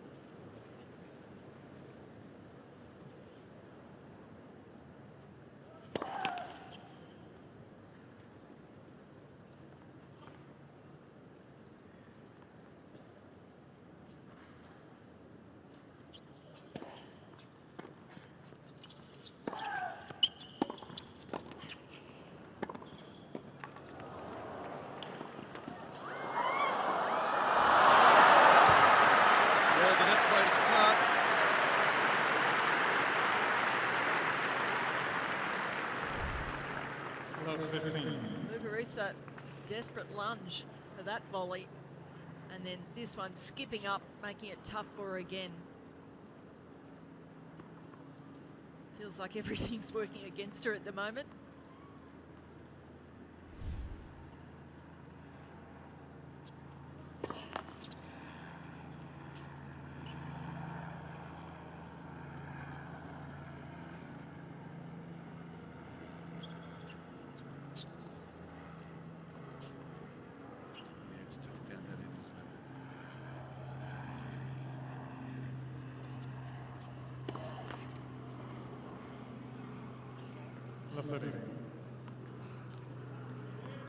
Well, she just has to find a way to serve around it, to cope with it.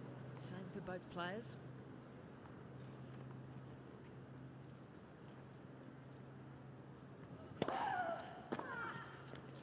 Bacsinszky's Bacsinszky's going to be up there next. Will either be serving for the set or trying to serve for 5-5.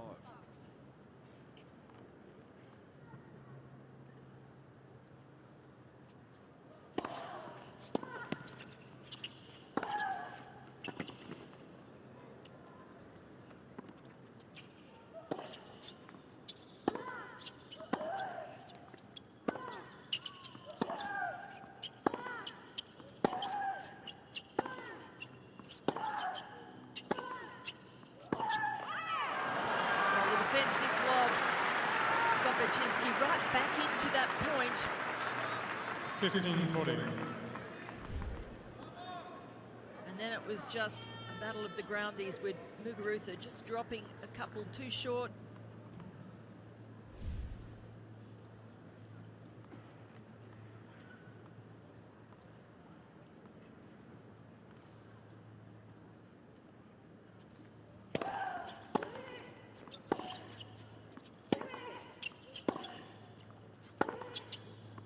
So he's one of them.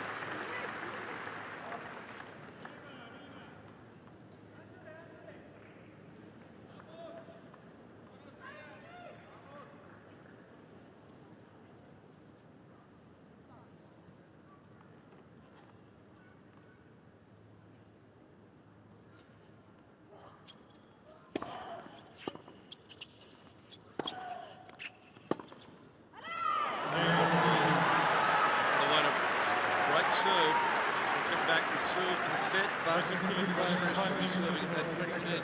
First set.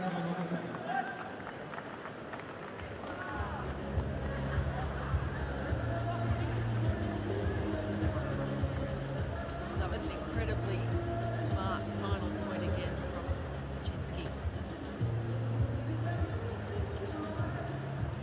Putting in the slice here. Such a big point. It's a ball that Muguruza has been uncomfortable with. She got a good strike on the backhand. She knew her opponent was going to have to move forward where she was in the court, leaving herself exposed. Fighter. Just drop serve. Straight back.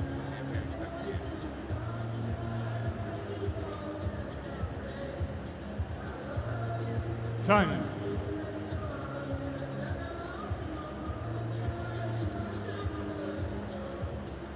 It's a really smart way that she's been playing that slice to the forehand, because Muguruza, she's stuck then with a shorter ball. She can't hit a winner often. More often than not, she's had to follow in. Then not been in a great position at the net. Hasn't come in on anything that's really been good enough. Source to a massive crowds waiting to get into Hisense. Bacsinszky tries to serve for the second set to take us into a third set.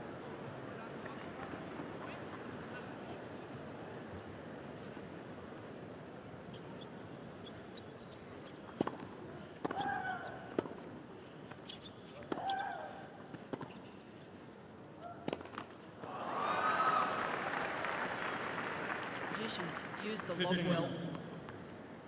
Particularly useful when Muguruza is having to deal with the sun as well, but that one as well, very deep.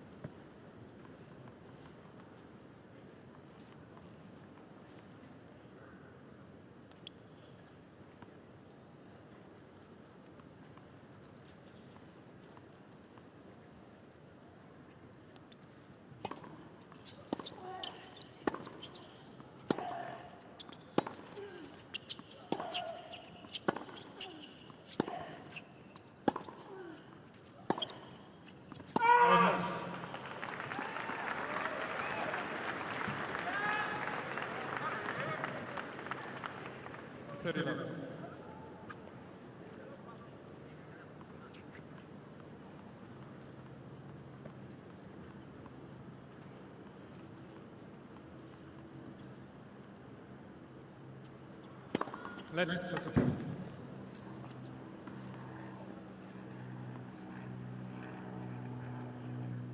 Great serve, just tickled the net on the way through.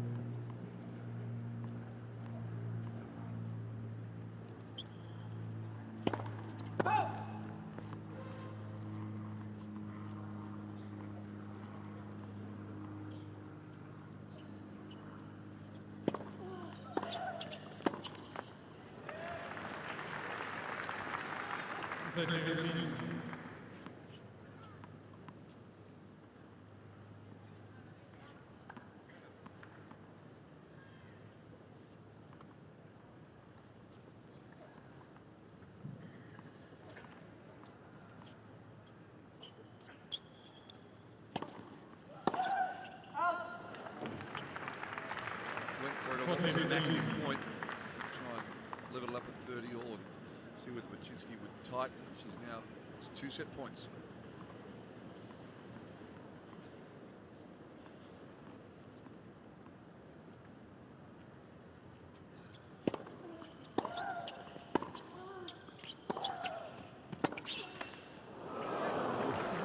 Didn't sneak over that time, but it had a little look, didn't it? I don't think Muguruza would have handled that particularly well. After a luck going against her a couple of times already.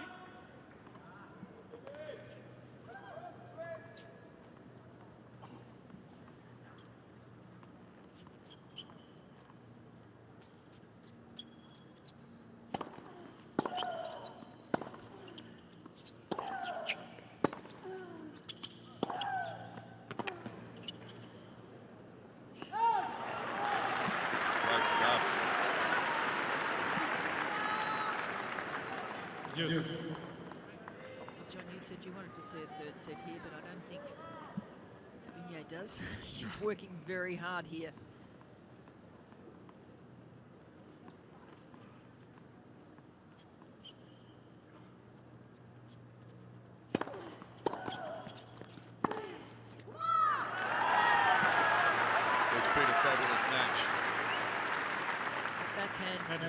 Great asset for Bacsinszky.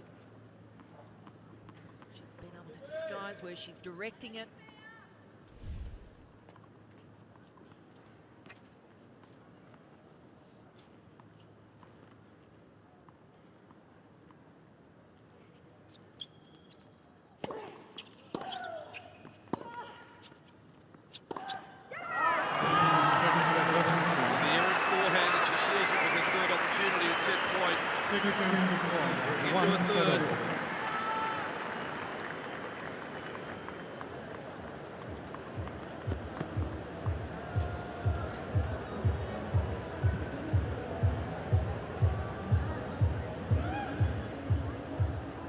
All credit to Bacsinszky for really hanging on. Had some chances in the first set, but wasn't able to convert them. But in this one, really started well.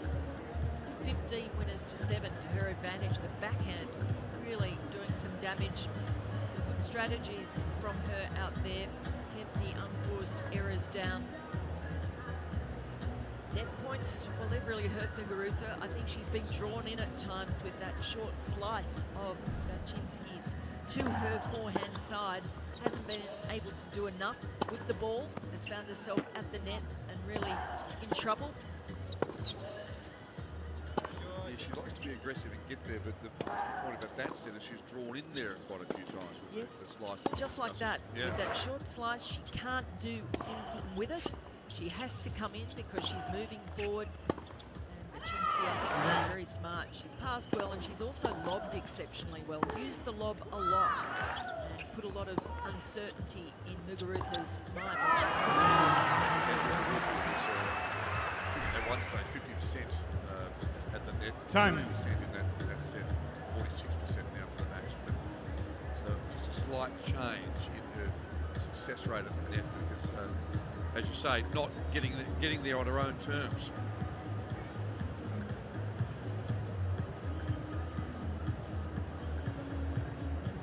It's hard to suggest that there's been a massive shift in momentum, though. That first set was close. I mean, this is just a very close Final set. and high quality Muguruza to match serve. of tennis.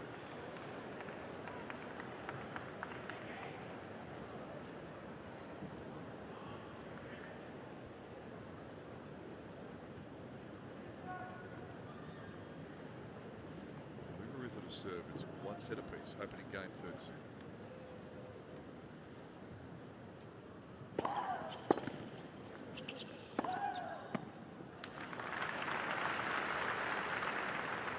Fifteen left. Left.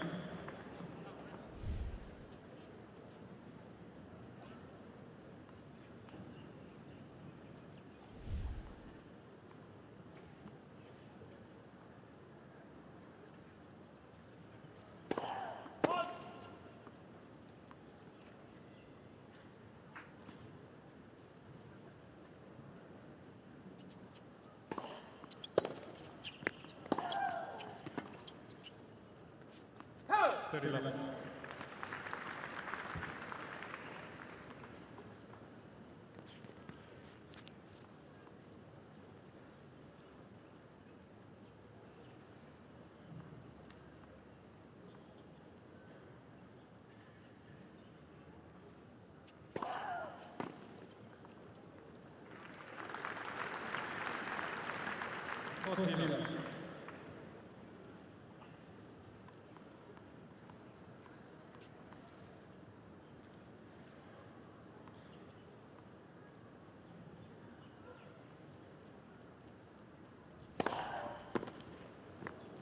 Game Big serve, an unusually comfortable hole to love.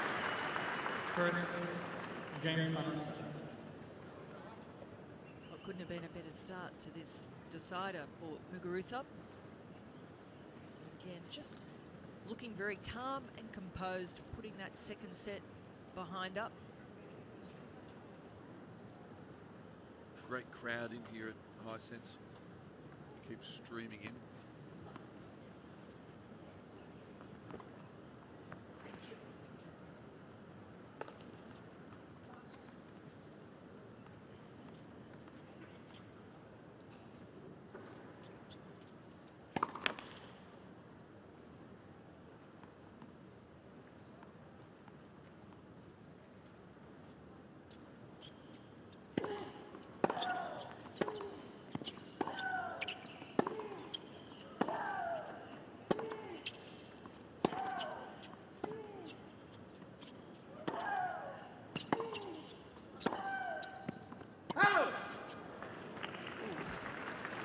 Very close, wasn't it? 15. Must have got the signal that it missed.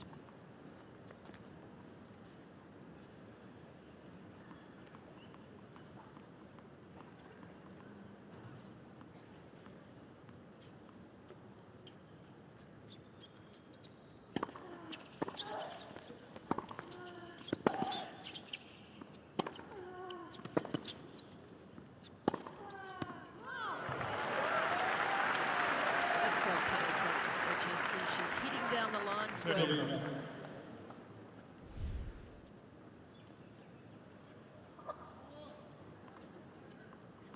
manoeuvring Ruth around the court, using all the corners, the width of the court. Came back at it pretty quick. 13. Yeah, great strategy on return. Straight back at the server. Has to be very deep though, if you're going to do that.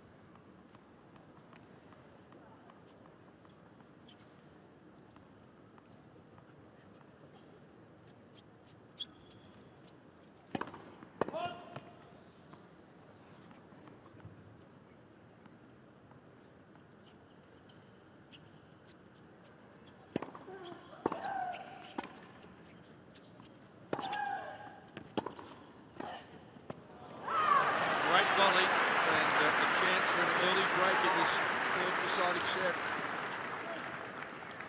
13-14. Well, she got a good strike on the return. Really got set for that shorter ball. It came in on her own terms.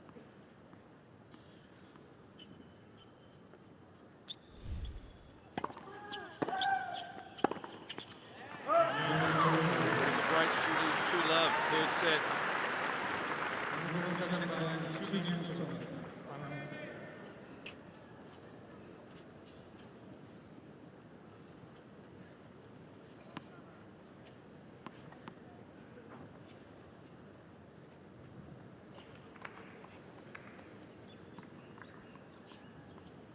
Few signals there from the coach. Yeah.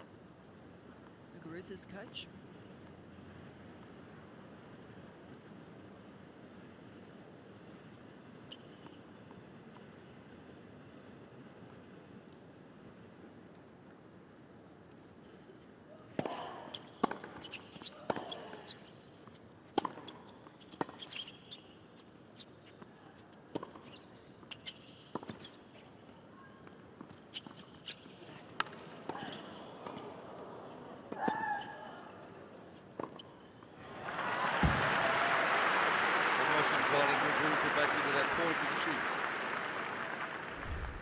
Love 15. Yes, and Muguruza recovering well there. She was heading in the other direction, scrambling desperately to get that next ball back, but couldn't get enough height and depth on the lob.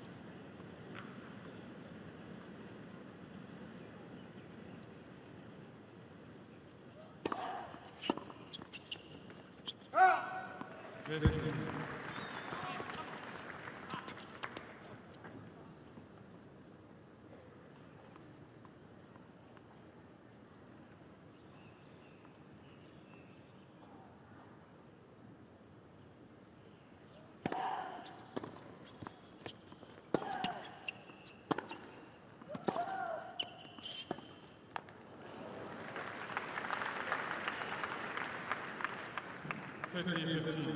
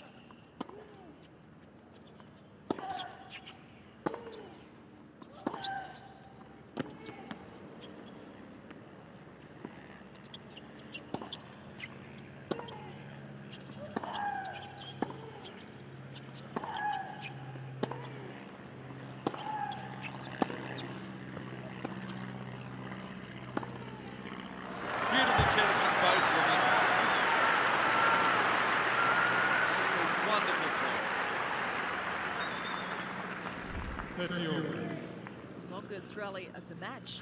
24 shots in this one. It's Muguruza trying to get a tricky slice in, but it doesn't cut through the court enough. Bacsinszky a chance to finish off the point.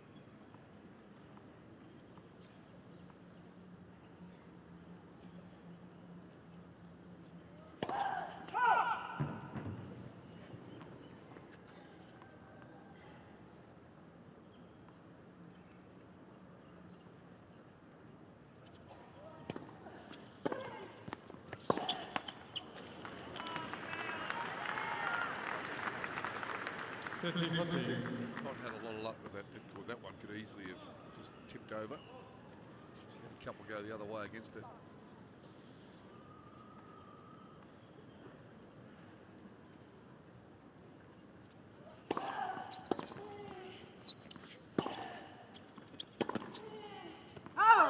Yes.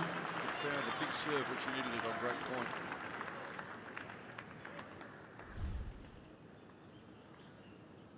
That's a wonderful shot, really travelling deep and bounding high on Bacsinszky.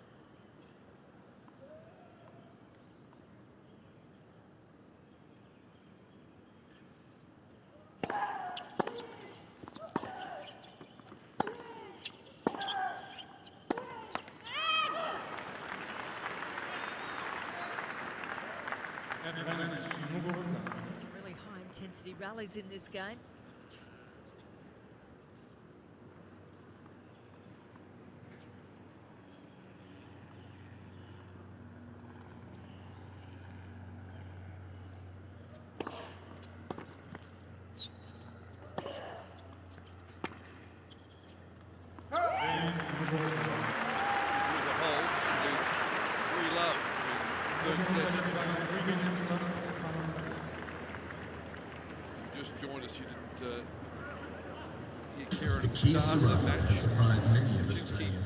Gave tennis away for a period of washing dishes in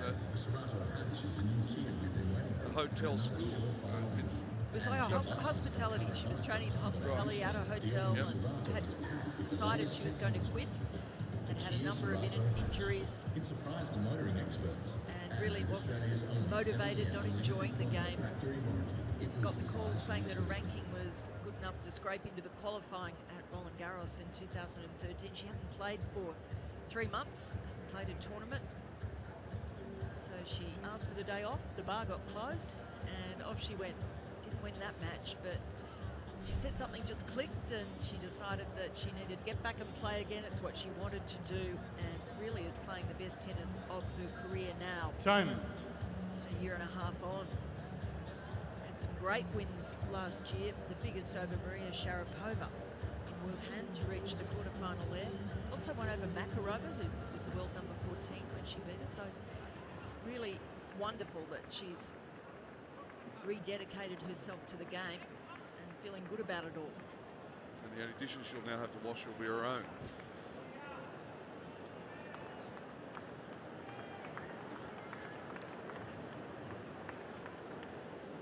Bacsinszky's serving. She trails. Please be seated, ladies and gentlemen. Thank you. To the sun.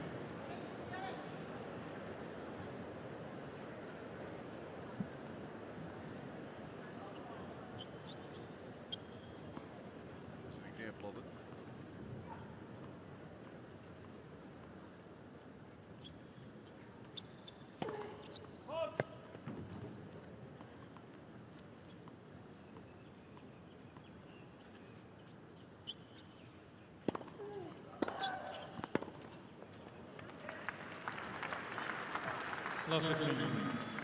That ball just so quickly back onto Bacsinszky.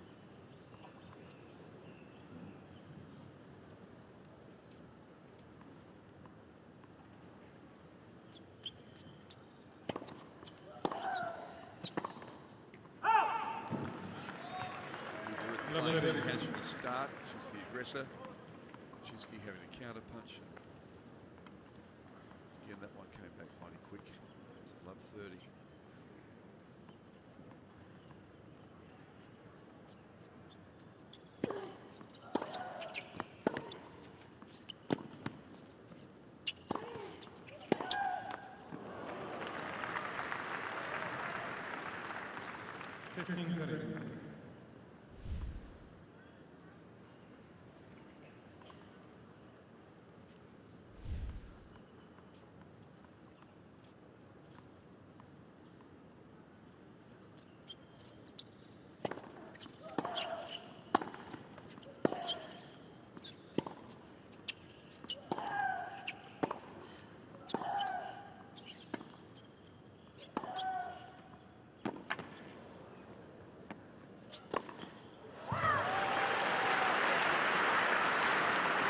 Fabulous hitting from Muguruza. Backhand working treat. She's played a very tidy, nearly 4 games now, with only 2 unforced errors. Measuring her shots well.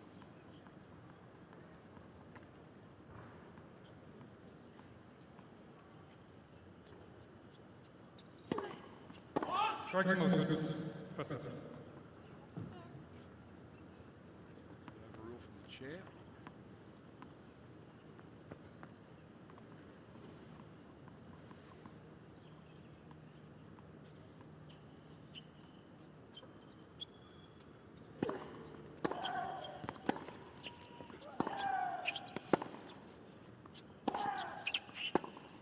Game. So up in the double break in the third deciding set. Vandeweghe Muguruza. Muguruza leads by 4 games to love.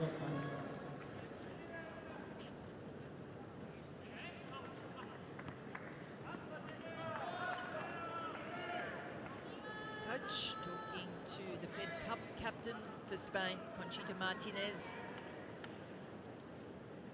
Wimbledon champion. Fed Cup champion.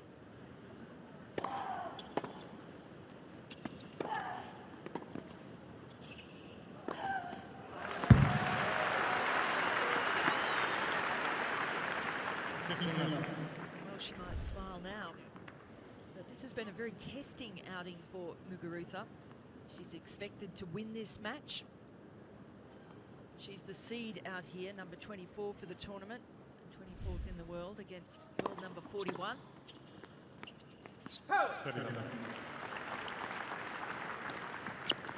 Bacsinszky through to this stage after beating the number 15 seed in the opening round, Jelena Jankovic.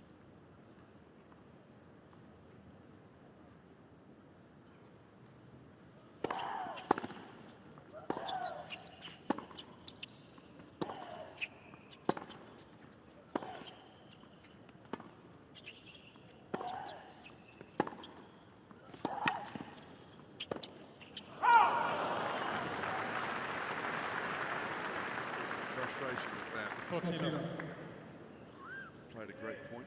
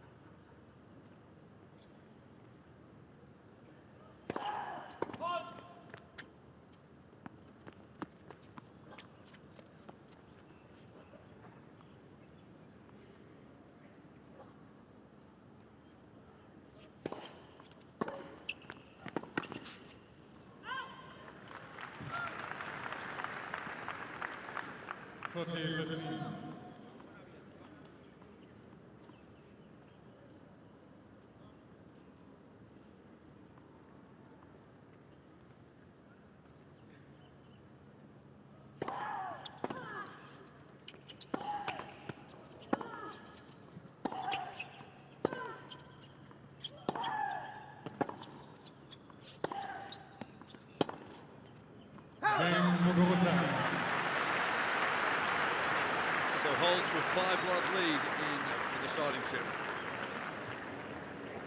Both leads by 5 games to love. 5 sets.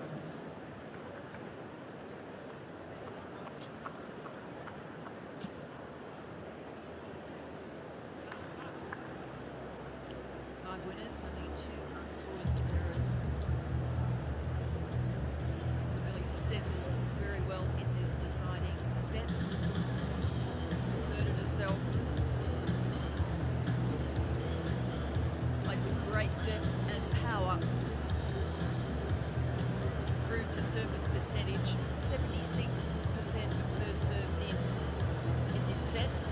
Been down around the 50% area for most of it, and she's winning most of those. 12 of 13 points when she's got the first serve in. She's really lifted. Time. You love her demeanour on court, don't you? Nothing much rather than. I love her presence as well. I think she's another one of those young players who's destined to be right at the top.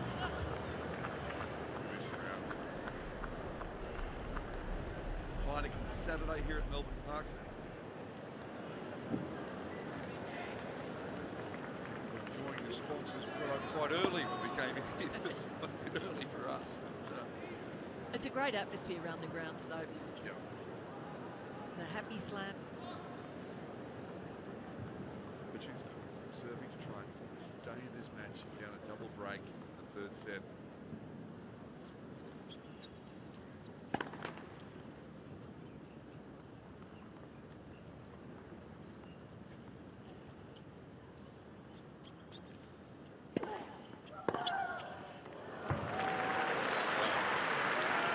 Interestingly enough, Muguruza won the last match, and that was against Daniela Handikova, quality opponent, 6-love in the third.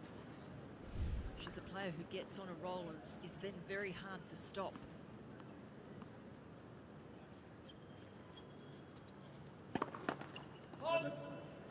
First serve.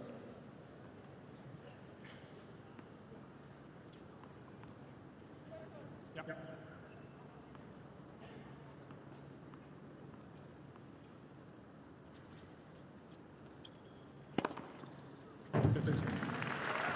Served many of those for the match. Served first for the set, and fourth for the match.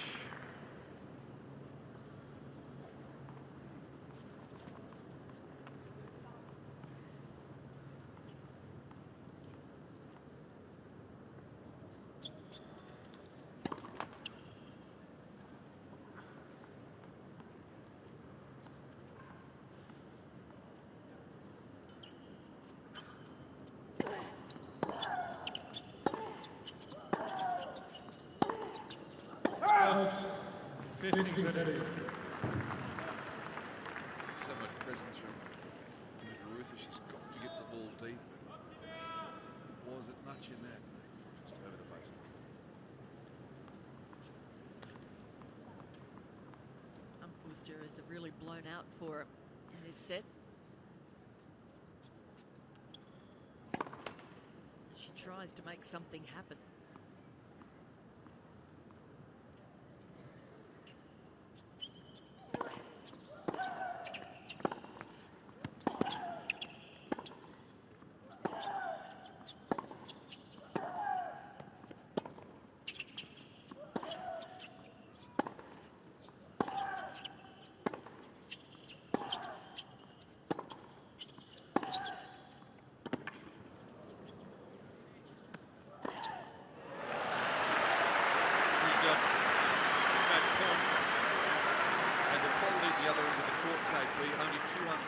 Only 15-40. Yeah, it's been wonderful. She's really put the foot down in this third set, playing confidently.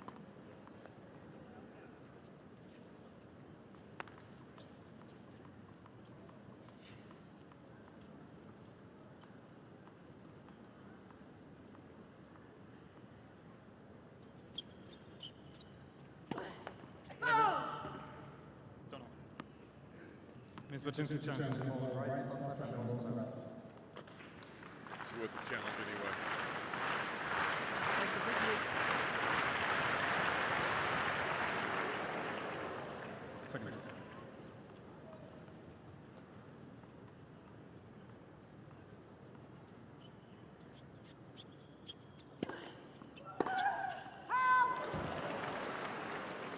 It was one for the highlight reel at match point, wasn't it?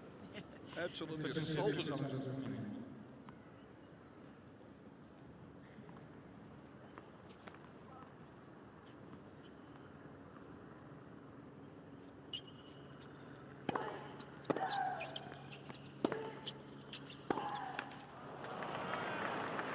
Yes.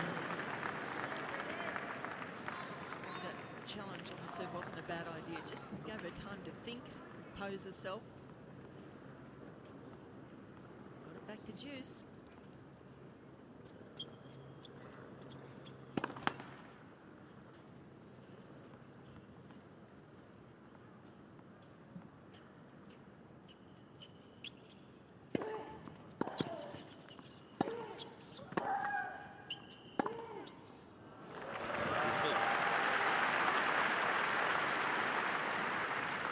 Advantage, Bacsinszky. That's the side she smacked the most winners from, the backhand.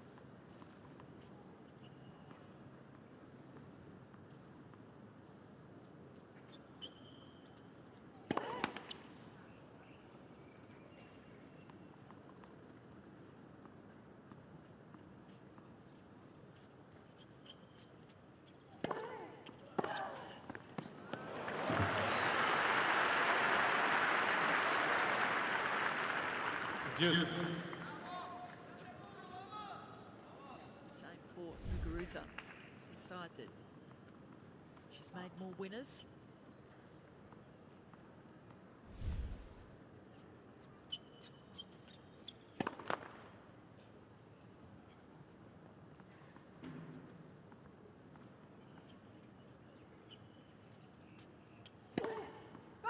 So a third match point for Muguruza on the back of that double fault.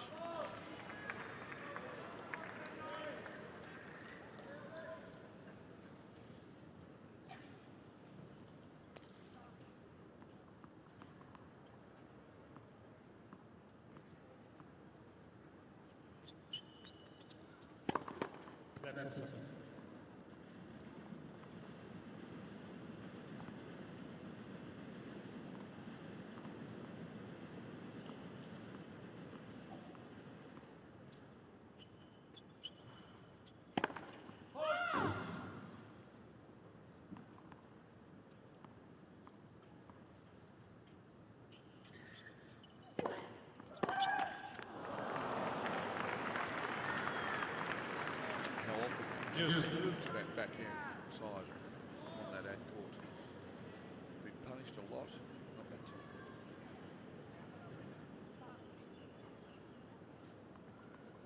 I do think throughout the match, Bacsinszky's really mixed it up though. Just a lot of variety on the serve.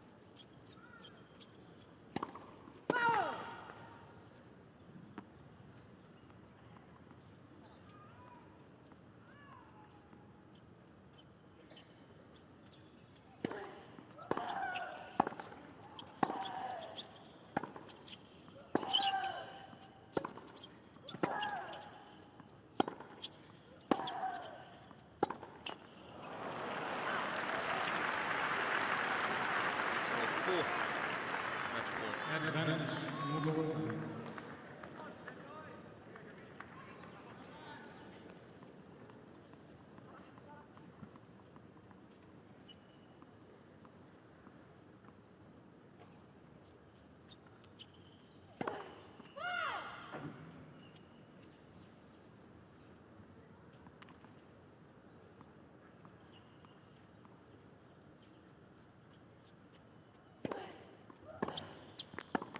Game 7 match number 1. 2 sets to 6-4.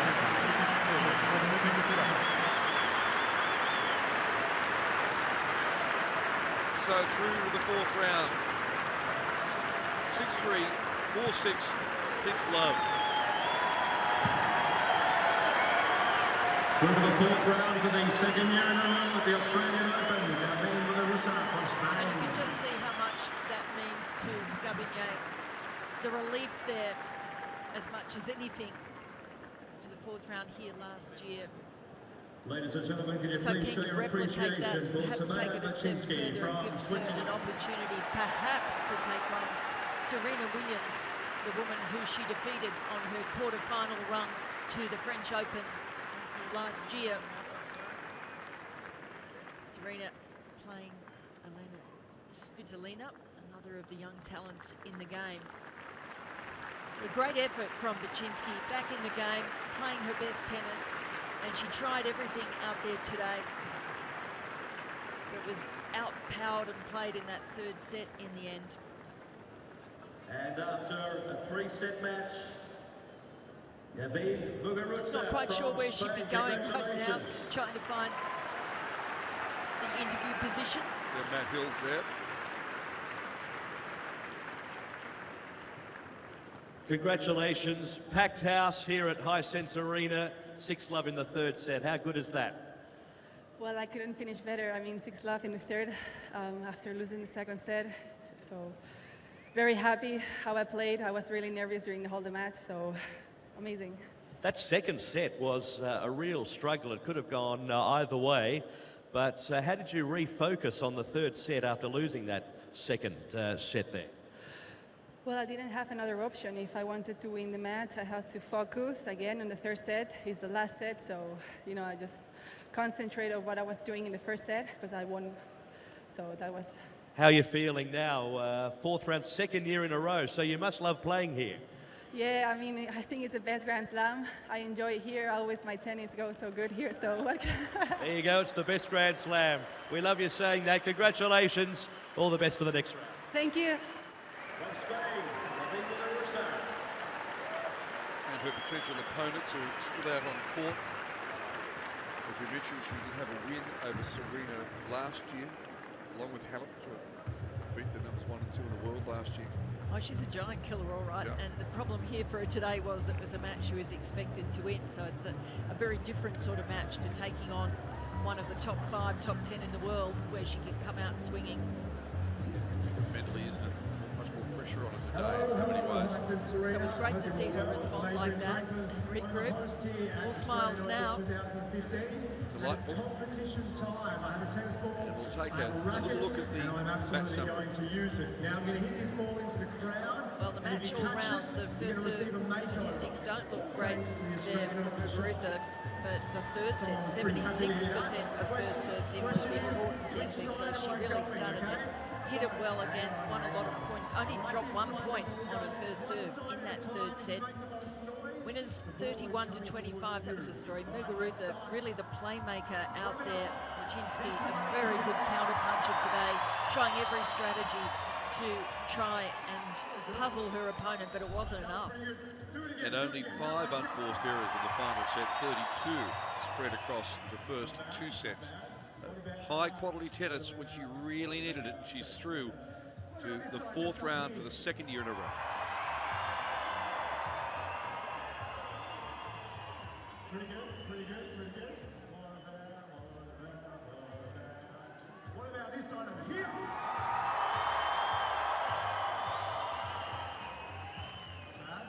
I don't even know if I can pick a winner. Stay at this side, shall we? What about that side right there?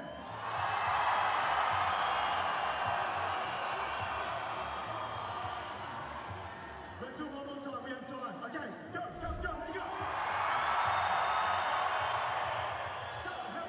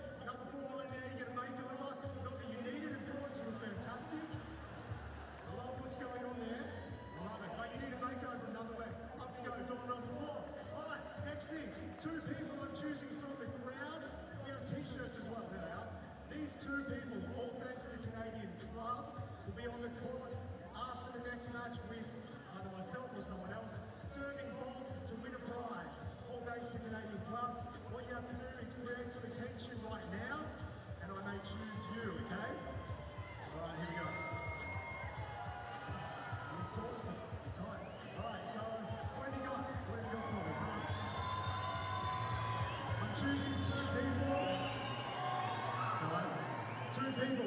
Come on, I need something more than that.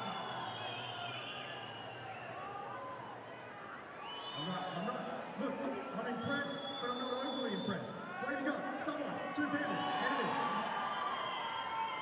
You have to be over 18, I didn't mention that, sorry dudes. Legends, but you got to be over 18.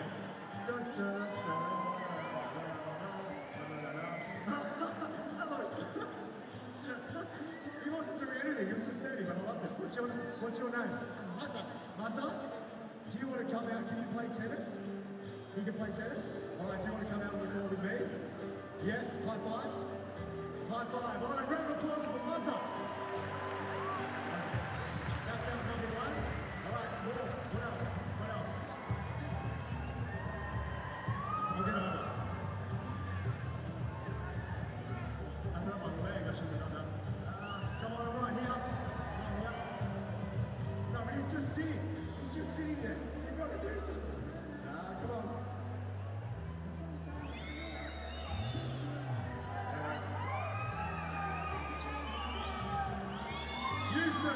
You sir, come down here, come down here. I just like the class of the man. He didn't need to do anything and I somehow picked him. Hello sir, how are you? Kenny, your name's Kenny, excellent work. I just love what's going on here. You do not need a makeover at all, sir. Do you want to be on the court with me after this next match? Sure, alright, Kenny's with me, Mazza's with me, and let's give away some t-shirts as well. Great stuff, stay right there. We've got some t-shirts, come with me, over here. Where are those t-shirts? Can I grab some of those, please? Thank you. T-shirt time, here we go. They're Australian Open brand. Yours? There you go, great work. Oh, there you go. It's too easy. Father Christmas. On Father Christmas, there you go. Alright, let's get it up there. Yeah, there you go. Good stuff. Whoa! Hang on a second. Can you scream in the microphone for me? Never do that again. Thank you so much, well done. Let's get it back there, shall we? Why not?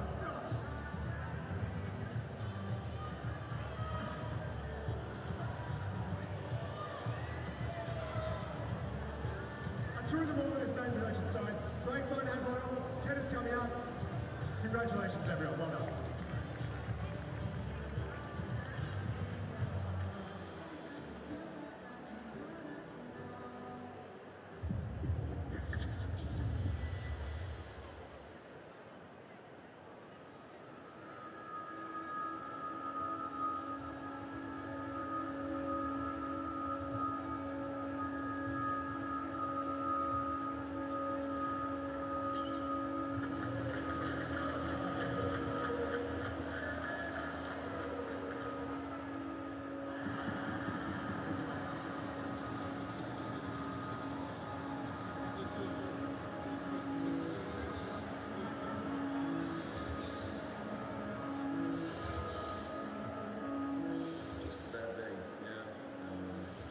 I could have played better, but clearly it was tough losing the first two, you know. Had chances to get back into it, let it slip. I knew how important that second set of my break was. So clearly that hurt, losing that one, but the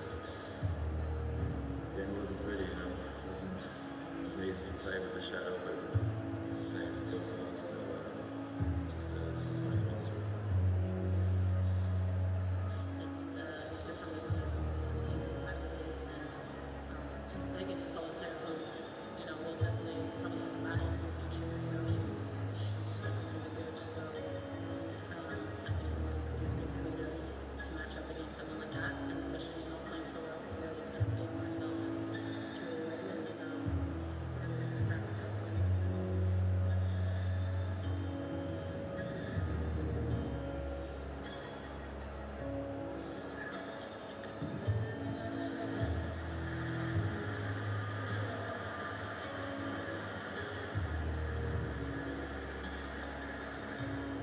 It's a really feeling, obviously, like the quarterfinal, I've been there and I know what it feels like, but especially playing for the whole crowd and then getting it to the final, it feels really good. You know, all your family and friends are cheering as well. I think there's a lot more expectation as well, so it's really happy about it today.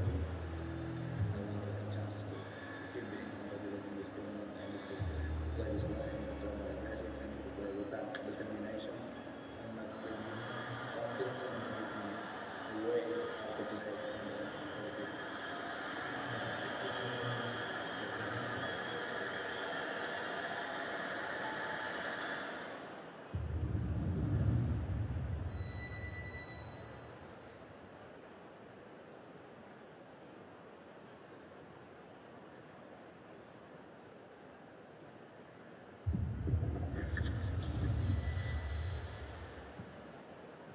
The first Friday of the Australian Open delivered a welcome reprieve from the hot conditions that had characterised the opening 4 days, and it came at just the right time as a number of third-round matches went the distance.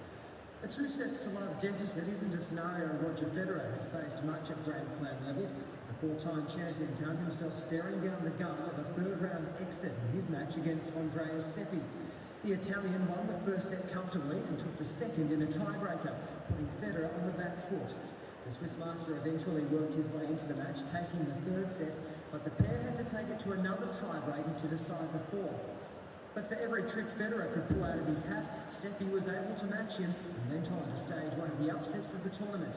Federer failing to progress beyond the third round in Melbourne for the first time since 2001.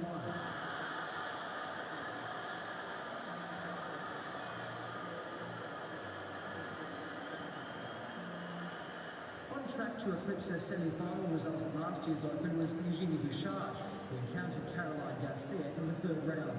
The talented Frenchwoman forced the break of serve and had a chance to consolidate at 4-2, before Bouchard fought back to win the first set 7-5. From there, everything went the way of the Canadian 7th seed, who didn't drop a game for the rest of the match, though Garcia conceded 38 unforced errors. Bouchard winning the second set to love to end Garcia's Grand Slam campaign and took her own spot in the fourth round.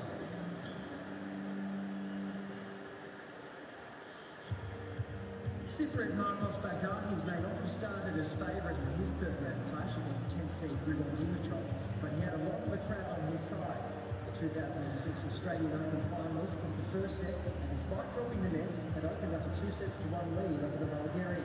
But Dimitrov reversed the momentum early in the fourth, capitalising on consecutive double faults to break the Bagdatis serve. Despite the Cypriot holding a favourable record in Melbourne 5-setters, Dimitrov broke him twice in the final set to record a memorable victory.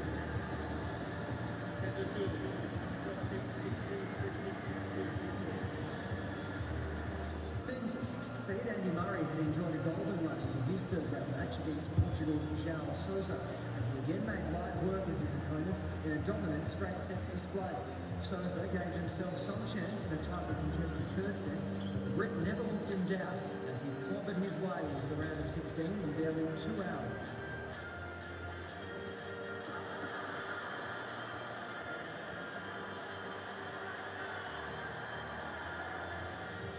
Raonic became the latest seed to be eliminated from the women's draw at the hands of Belgian Janine Wiegman. The 14th seeded Italian was on the board early, claiming the first set 6-4, but the world number 80 was prepared to go the journey, having only played 3 setters in her opening 2 matches here this year.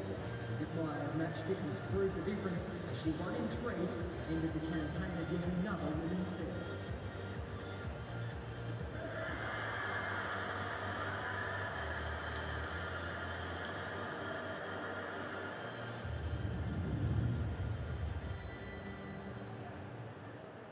Just been told by tournament control players are 1 minute away.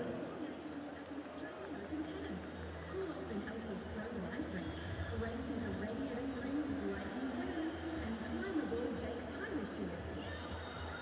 Get lost in Tinkerbell's interactive maze and bump fists with bayonets from Big Hero 6. Get closer to the magic of Disney. Friday, 30th of January to Sunday, the 1st of February at Hisense Arena in Melbourne. Ground passes on sale now.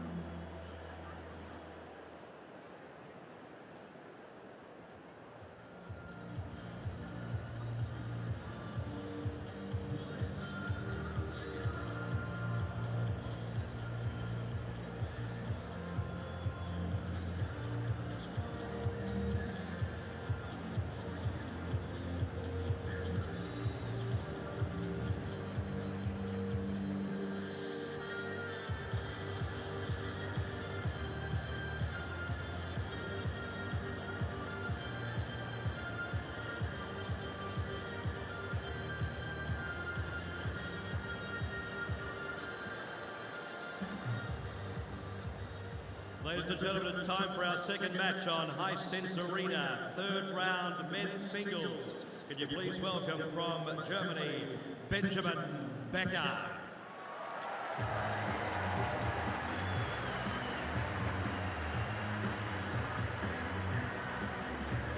And the number 8 seed from Canada, Milos, Raonic.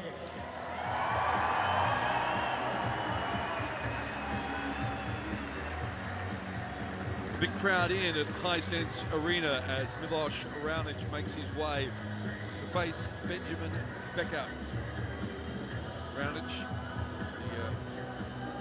the 24-year-old with 6 titles, 6 career titles. That makes him the most successful of any of the players born in the 1990s on tour. There are a handful of players born in the 1990s that have won tournaments on tour. He's won 6. Last year, of course, had that wonderful run through to the semi-finals at Wimbledon.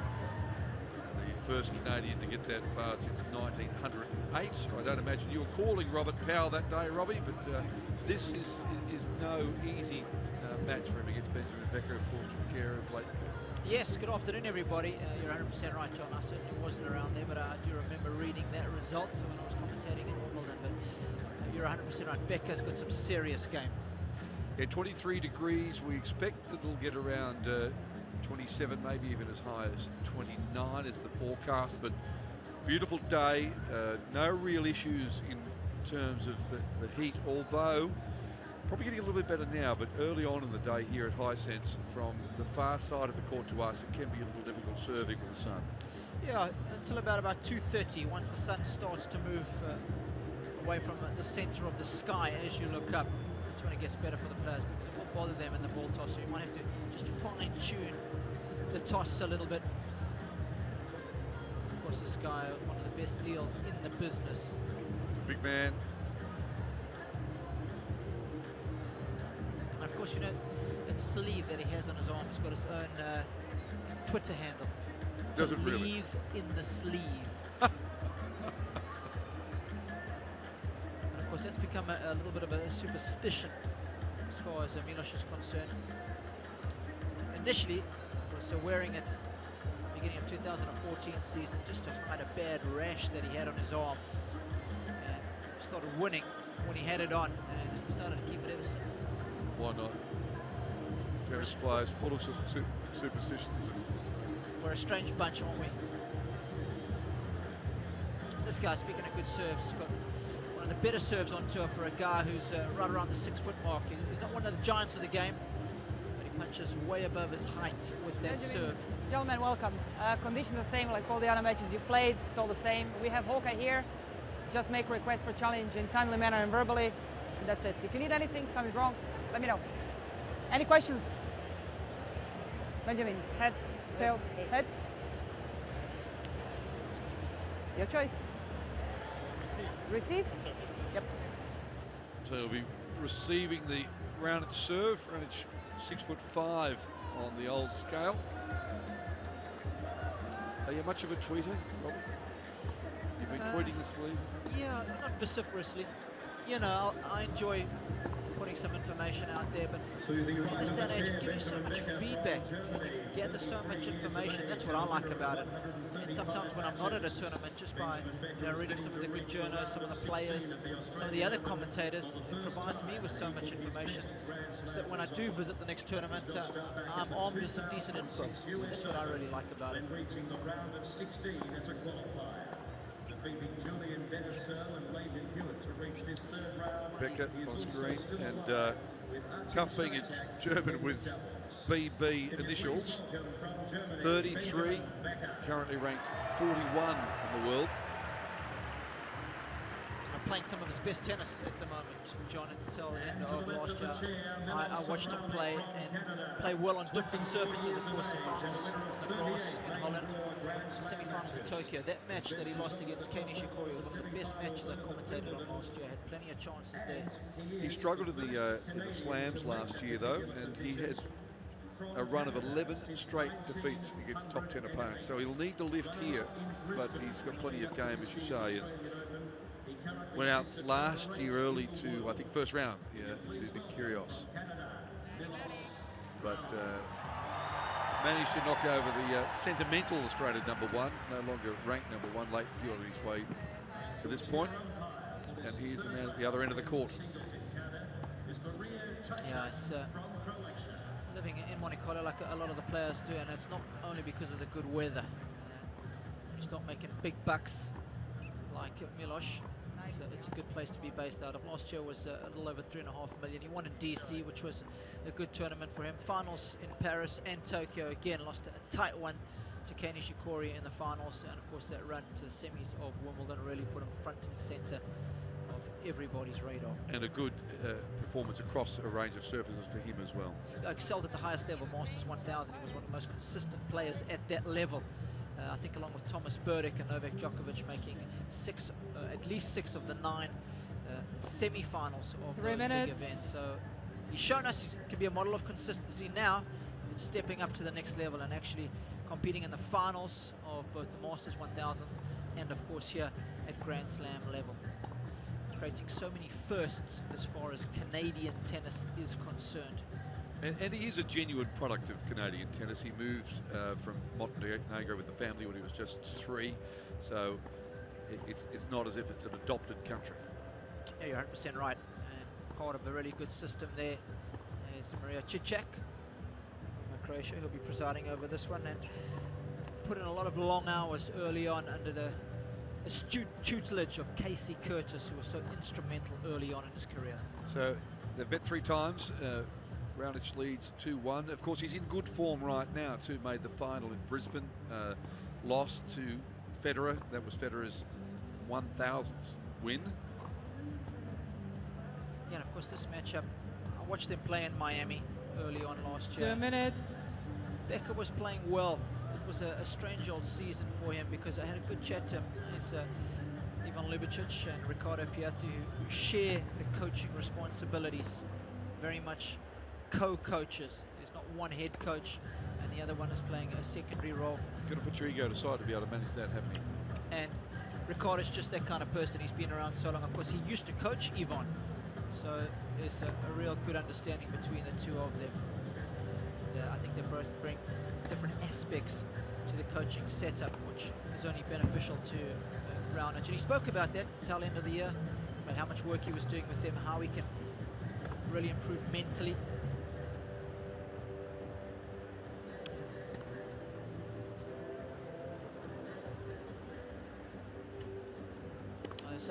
Artem Sitek on the top right, who's playing doubles this week.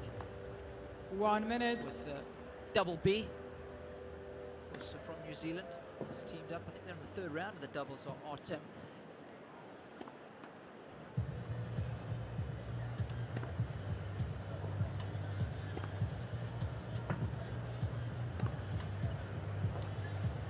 Yeah, I've got an interesting story to tell you about him. I'll save it for once the match gets underway. As far as that comeback was concerned that you alluded to a little earlier against Leighton Hewitt. I actually picked him to beat that, to be the winner in that match, but I was surprised when he went down 2 sets to love. And it was interesting what he did to turn things around. But this is a guy who played some really good tennis, as I was saying, last season. And when I Ladies and chatted to him gentlemen, about this it, John, match will be played best of 5 sets. are you losing? What's your ranking? Only 50 or 60 in the world back then. He says, Robbie, the guys I'm losing to in the 1st and 2nd rounds are going on to win the tournament. Chennai, who lost 2nd round to Wawrinka. Stan wins the tournament. Memphis, Nishikori 2nd round. Kei wins the tournament. Same in Delray Beach against Cilic. And then it actually made me go back and have a look at his playing activity, and he was right on the money. And to be able to get through matches like he did against Hewitt, I think this guy's going to reach a career high. And I think there's a good chance he could break top 25 this season, John, if the draws open up for him and he can make the most of half-decent situations, because I was really impressed with him in the 2nd half of 2014. And in lots of those tournaments, no points to defend. It's always nice. So what would have to be the twilight of his career, you think could reach a career high? We've seen that lately with a lot of players. Yeah. You've also got to factor in, though, that in tennis terms, this is a guy who went to college for 4 years. So you can probably knock off 4 years of that age that you see there and give him a real feel idea of what he is like as far as experience on the ATP World Tour is concerned. So he's probably somebody, you know, more like late 20s rather than mid-30s in tennis playing terms. So Raonic to serve to get us underway. Milos, Raonic to serve. Ready? Play.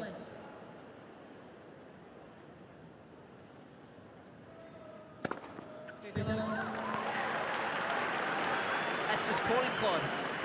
Welcome to my court.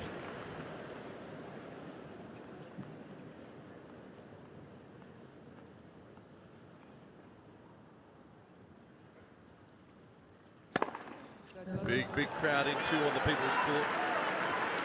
Hardly an available seat left in Hisense. About 10,500.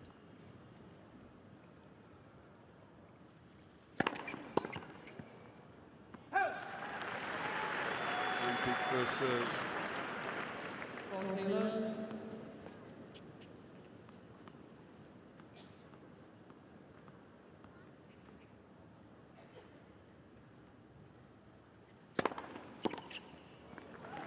Well, that'll do for a start. Back to what I was talking about First game. during the warm-up, Raonic saying that with his two coaches, Ljubicic and Piatti, they spend a lot of time working on the mental side of things. He said he wants to get better at dealing with the important moments against the top players. He says all those kind of things happen between your years is what's going to be the difference for him this season. He wants to really just buckle down and put in the work. And that's where both Ivan and Ricardo have been invaluable.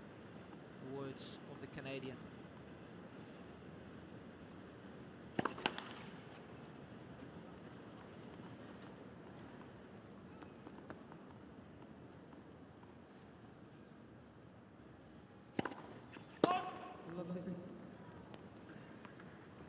So important when you're playing a player like Raonic, you can just stay with him early on. Last thing you want to do is go down and break a serve. Opening 2 or 3 games.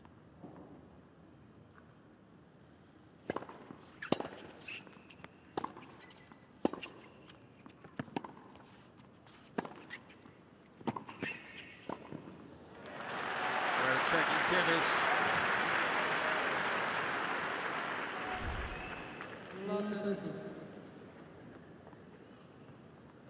He's got a good all-court game. Patrols the net well. He's a big presence in the forecourt.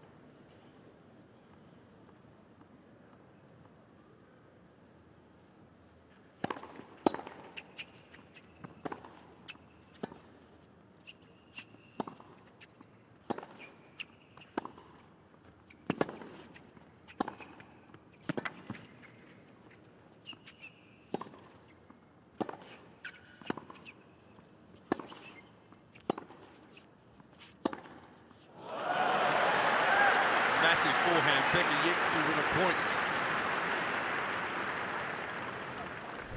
It's a golden opportunity to come in midway through this rally. You can't allow Raonic to hang around because that inside-out forehand is one of the best in the business.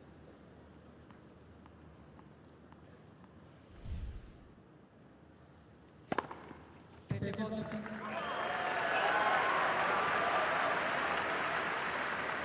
to come up with a couple more.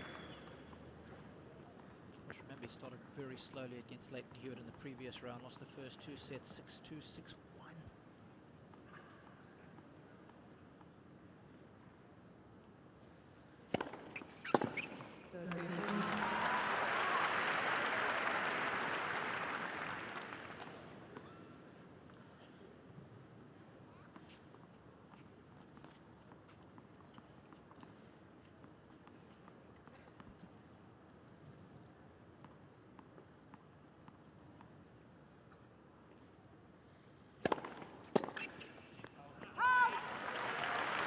Serves his way back to Juice. That story I was going to tell you about, John, after he lost those opening 2 sets to Leighton, went to the locker room and actually just let rip at himself. Totally unacceptable the way he was playing, and he just basically screamed all the negative energy out of him.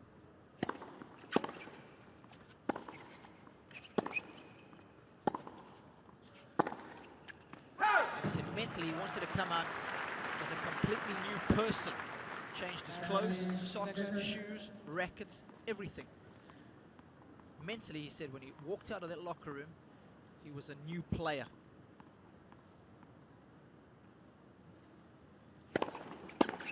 He was able to turn it around as a result of that mind shift. And it was a good effort to hold serve here too. Often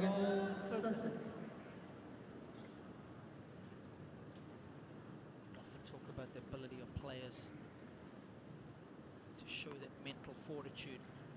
It's not easy to do when you're going down a slippery slope, to be able to turn things around. Particularly against a crowd favourite. Yes. You're playing everybody, you're not just playing him. And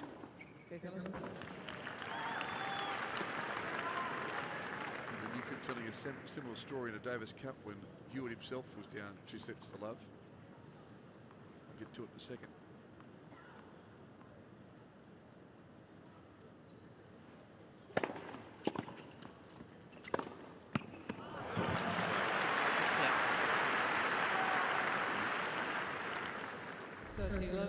Recognises immediately that this ball is going to be most effectively dealt with if it's taken out the air, and it's a nice aggressive swing. That's the key, impart the additional spin.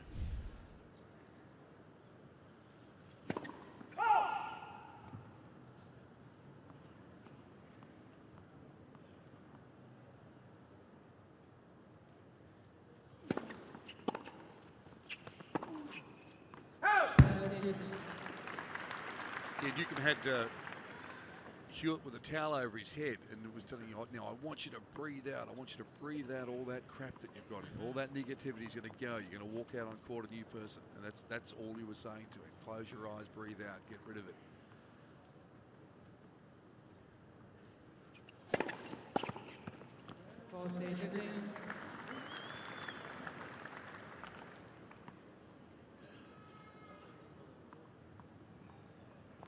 Basic psychology, but very good psychology.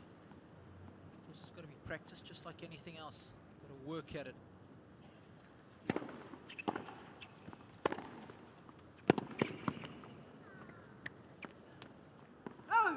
Hold serve, 2-1.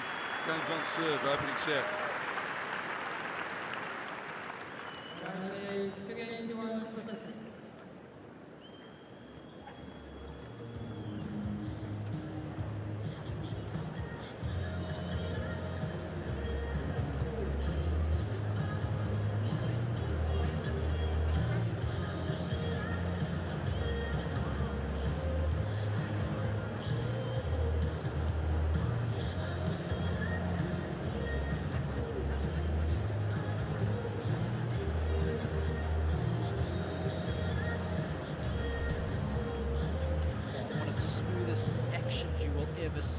Tilt of the shoulders, head is nice and up, drives with the legs, everything's going upwards. Look how the head stays up when he makes contact with the ball. And inside out forehand as well. It's the combination of the serve and the forehand making it so devastatingly good. Whatever you can get to keep cool. Time.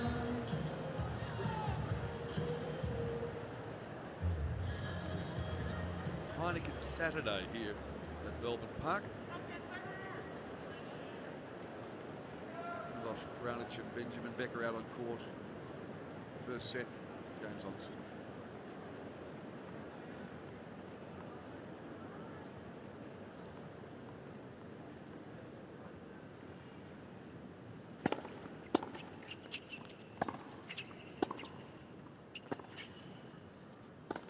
Well, he's in trouble in his opening service game.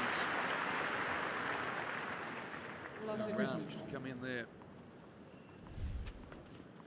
And this is where Raonic has improved so much over the years. Ability to transition well, and if he can continue to do that, he will improve as a player. Got to have that in your armory.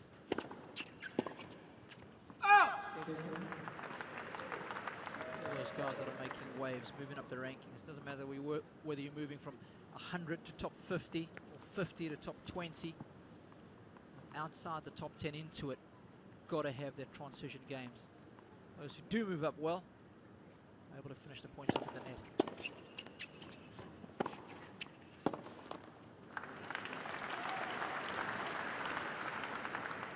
Consolidating.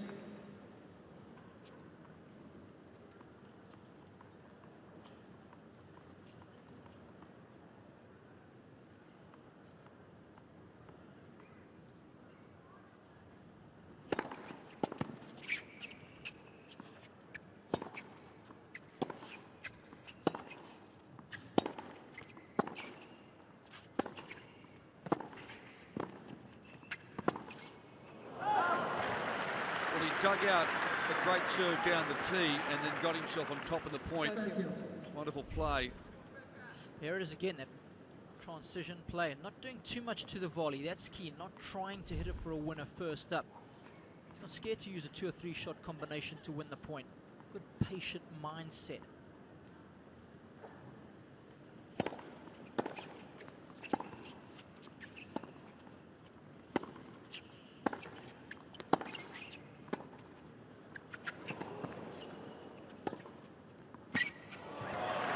That for length. Yeah, and the previous shot down the line as well, right on it. The point that you make about patience and positive mindset, look, if Becker passes there, he's going to have to make a truly great shot, and occasionally they're going to make great shots, and you just got to accept that and stick to your game plan, as long as you've done enough with the first volley.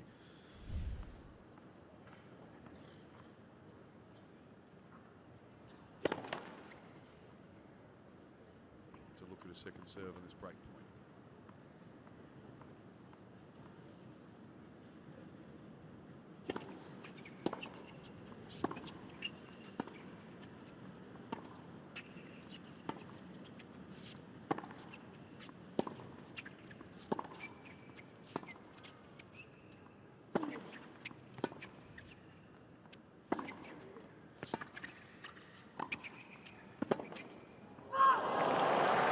Becker says a 4th break point.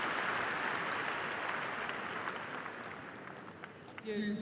Becker equally patient in this rally. I love the sneak. Good technique on the volley, stamping the right leg as he makes contact with the ball. And again, it's about asking those tough questions. Good base level of play from both players so far. Timely.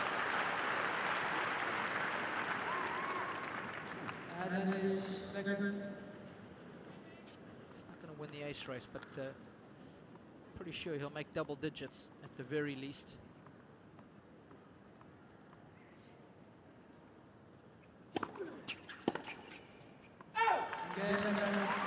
Serving his way out of trouble again.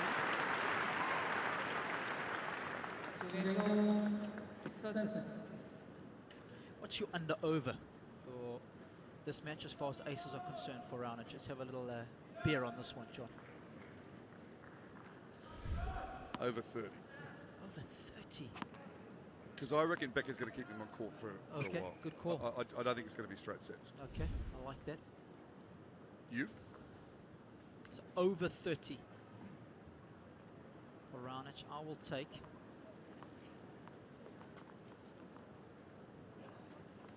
26.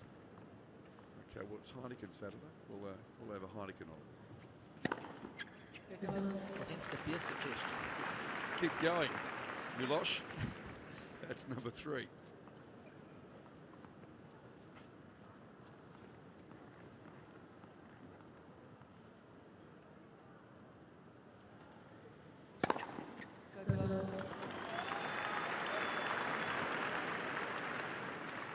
Straight down the tee. Wow.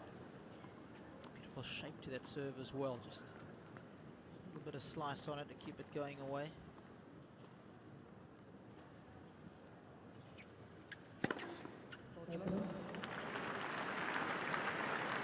He's helping the numbers now. That's 6.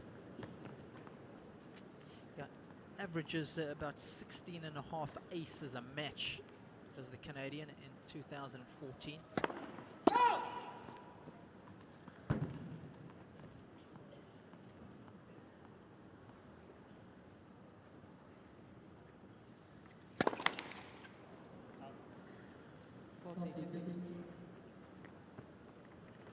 Four sets, 8-4's 32. Looking pretty good there.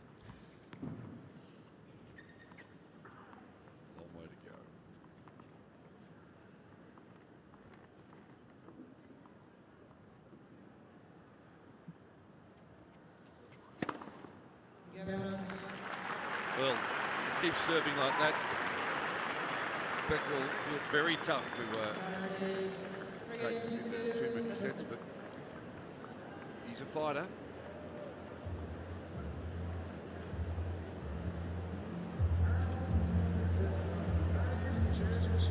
When you have a look at both these guys, they're taking very different routes to get to where they've got to. Of course, this young man went to university for 4 years, was a standout at Baylor. NCAA champion, of course, so Benjamin.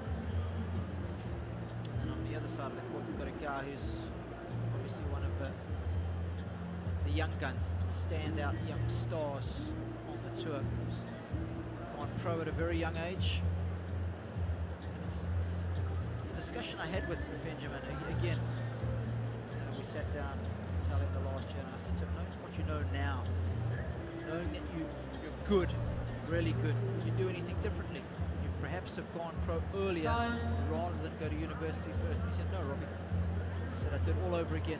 He said, I was losing my way a little bit, and my coach at college was so instrumental in rejuvenating my love for the sport. And he says, without him, I wouldn't be where I am today. Very, very interesting to hear. And obviously enjoyed his time too. It's a lot to do with how much you love what you're doing. Absolutely. And,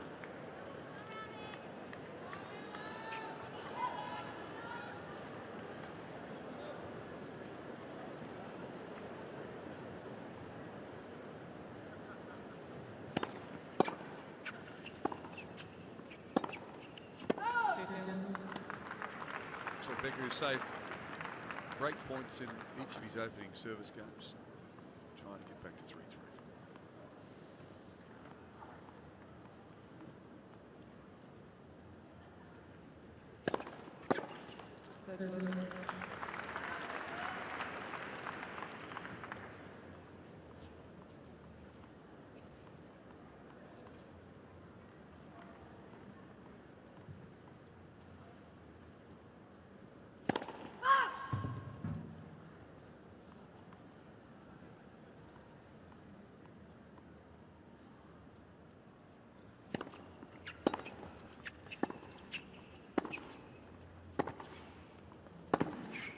Oh, absolutely swatted them. The ability to create this much power at the end of your range, it is just phenomenal. I mean, sport has got some incredible athletes. You speak to a lot of other professionals in different sports, and you'll be amazed how much they respect tennis players. You've got to have everything in this sport. You've got to have incredible movement, great hand-eye coordination, dynamic balance. You've got to be able to sprint fast. You've got to have endurance. Found a big serve when he needed it. The other thing about Raonic, he moves really well for around 6'5". Massive wingspan. Obviously, he's going to get to a lot of balls. And it's an area that's improved in the last 12 months dramatically.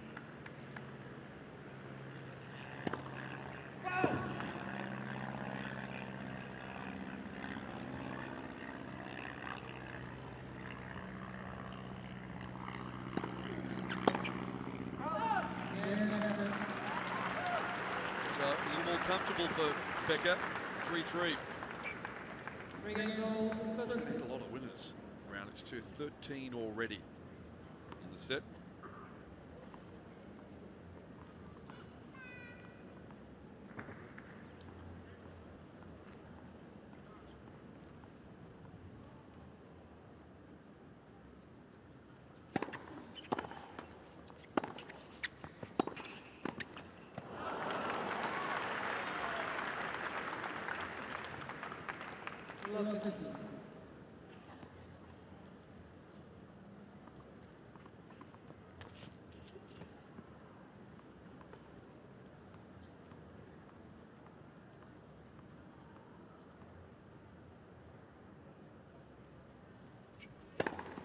Such an easy action as well. He's not using a lot of arm there. He's using the major muscle groups. Wonderful coordination chain. Transfers that energy from the legs through the core to the arm.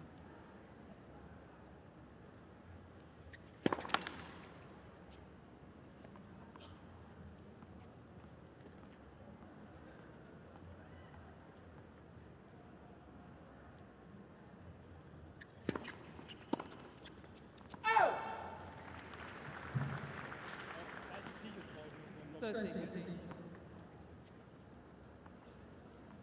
Make the most of those opportunities when he gets a look at Raonic's second serve.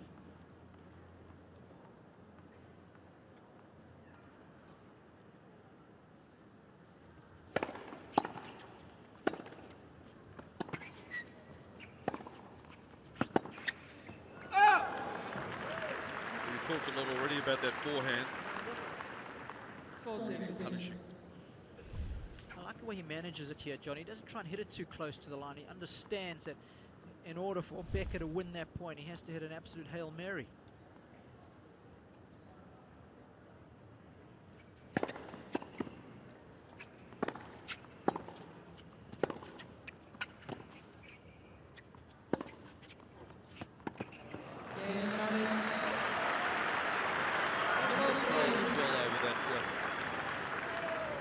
Drive volley from back in the court, 4-3 on serve.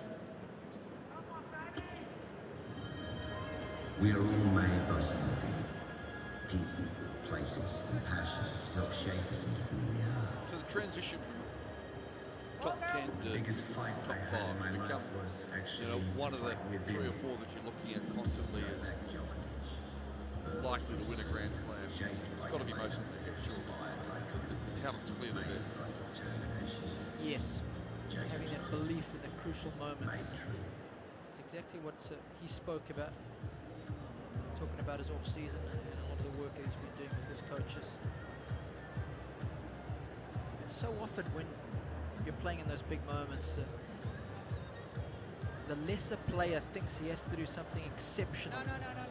And that's when they start to play out of their comfort zone, and they end up actually making unforced errors and deviating from the game plan that's got them to that critical moment. And look at that crowd, still trying to take the few remaining seats. I don't know whether there'll be enough seats left for that crowd. They'll be hoping that some people will leave, because just looking around the stadium at the moment, there'd be maybe, I don't know, 100 seats available, but people still streaming in, trying to catch a glimpse of Raonic and Becker.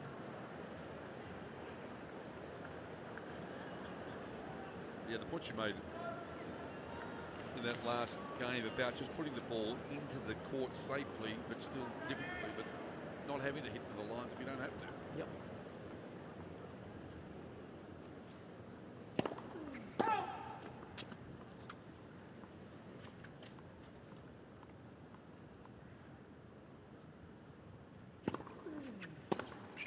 So Becker, he's fended off break points in his first 2 service games, but he's more comfortable. His last one. Let's see how this develops.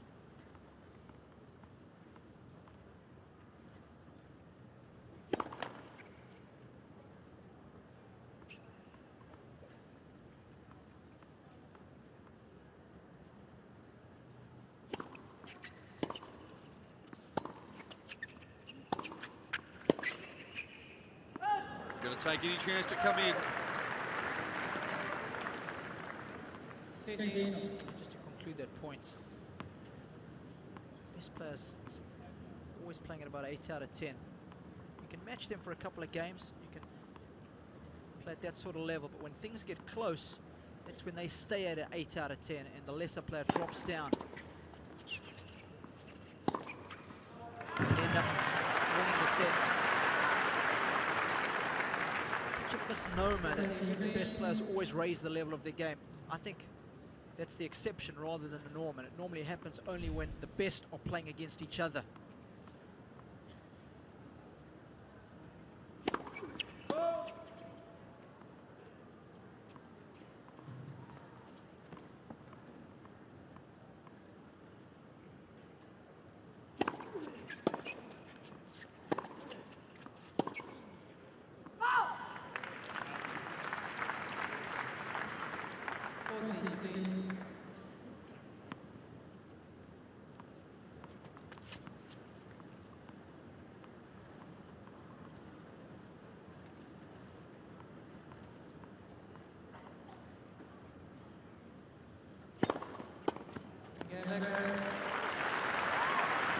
comfortable on serve the last two service games from Becker.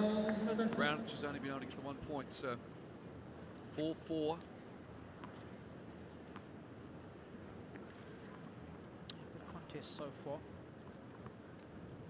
Important for Becker to stay with the Canadian early on, as we suggested, and he's done just that.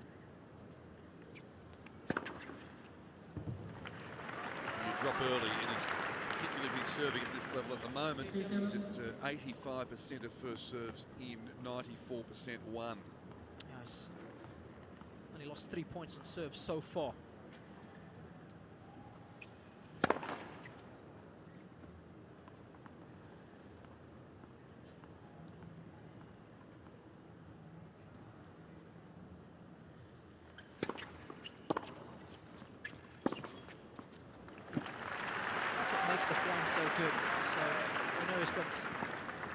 The big one inside out. Of course, he's also got the inside in one, so just bullies you around the court. Look at the shape on that shot. Wrist action, good court position, a meter inside the baseline, taking time away from you. That's ace number 10.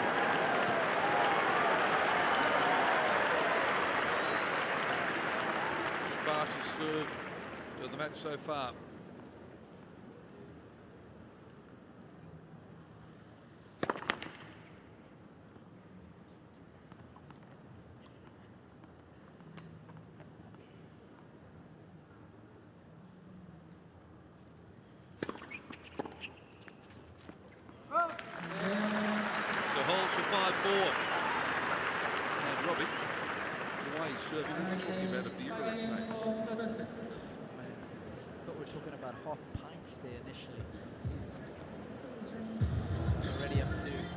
Double digits is Raonic, and of course I chose over 30. That was my over.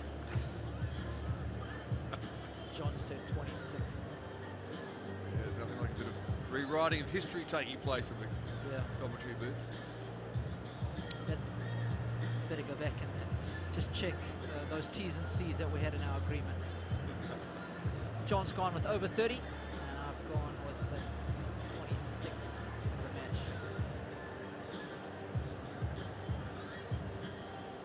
Serve 28, which is fine. That's how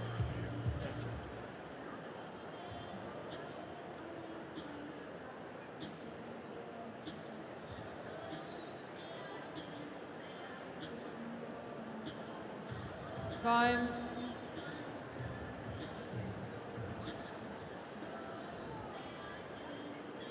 Look at that picture perfect day. Milos, Raonic, 5-4 on serve against Benjamin Becker. Glorious afternoon in Melbourne as we're back across to the city. Hisense Arena. Becker has fended off 4 break points, 3 in his opening service game, 1 in his second service game, but the last 2 service games he's 1-15. And he's about to serve to try and get back to 5-5.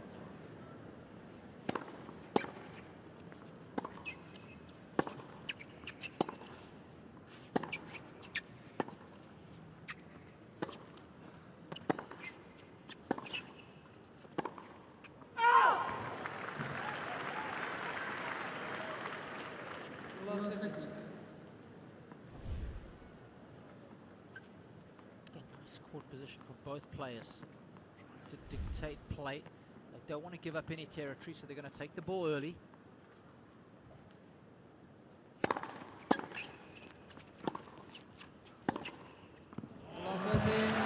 example of that again. It's onto the short ball in a flash.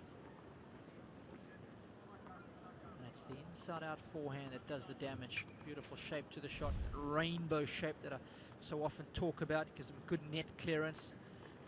It's an aggressive play, yet to a safe spot. He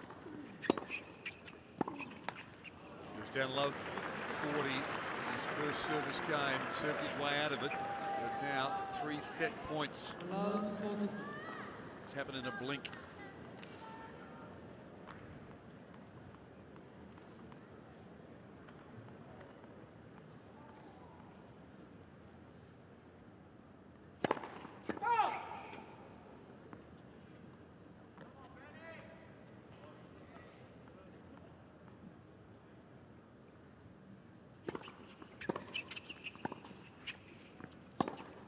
Oh, Raonic takes it with that inside-out forehand, the old forehand. It's 6-4 first set.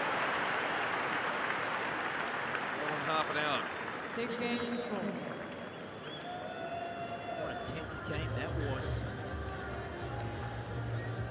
You can hardly blame Becker. He's got 3 winners in that game. He's had an incredible game to break. Again, sometimes you feel a little bit of scoreboard pressure and you might play a poor game against a guy like Raonic, but Becker didn't really. I mean, both guys posting outstanding numbers. Winners to unforced errors ratio, incredible as far as Raonic is concerned. Of course, 10 of those winners are aces. Those get lumped together, but still twice as many winners from the ground versus unforced errors. And created a fair few opportunities. Net points won good from Raonic. Nice to see him coming in and showing us that all-court game we called for. Set 1 full of highlights, John. It sure was, Robbie. And Becker was under the pump in those first couple of service games. But then really served well to look like he was going to hang in, which he did. But that break came so quickly. As you say, 3 winners off the ground for round 2 final ago. Not that it makes it any easier, but at least you feel as a player, well, that was beyond my control. And that's what players like Raonic can do. They just take matches away from you. They dictate with so much power. You always feel like everything is beyond your control. Great opening set from the Canadian. And as we've mentioned, he's only lost, 3 points on his own serve for that set. So Becker's going to find something. He's going to hope that the Raonic missile loses its radar.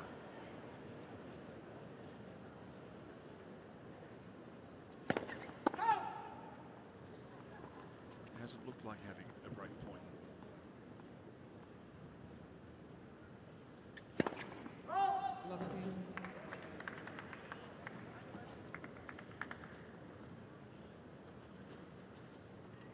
Talking about important points in matches.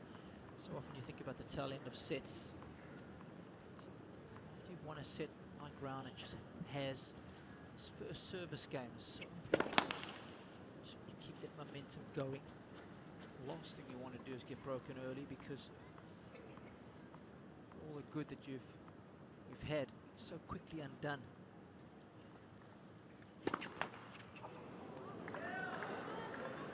To the window.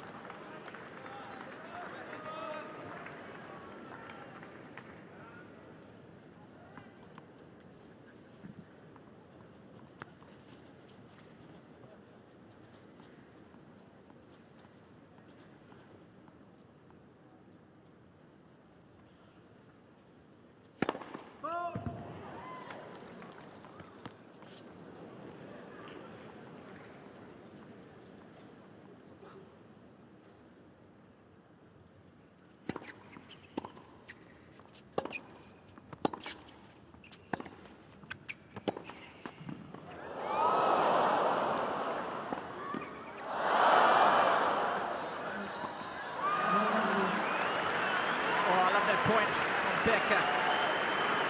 No backing down. And Robbie, I think he's a little unlucky with that net call too, because I think he may have had Milos beaten.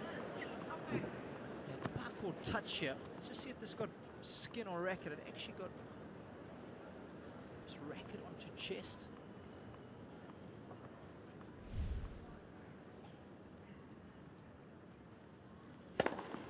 So 3 break points, the big man saves the first with an ace. A fascinating stat from the tour last year. When a server is down 15-40, he has an equal chance of winning the game as what the returner has.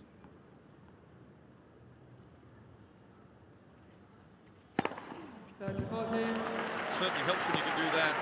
He lost just 3 points on serve in the entire first set. He dropped the first 3 of the second set. He's still down a break. That one was 221 kilometers an hour.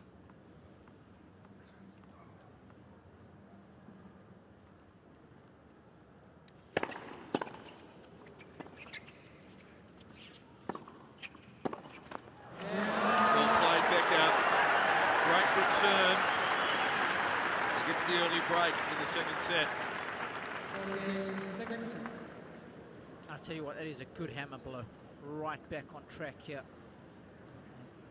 Also helped to just forget about that opening set, forget about that 10th game. It really does help you focus your thoughts moving forward. You can break so early on in a set.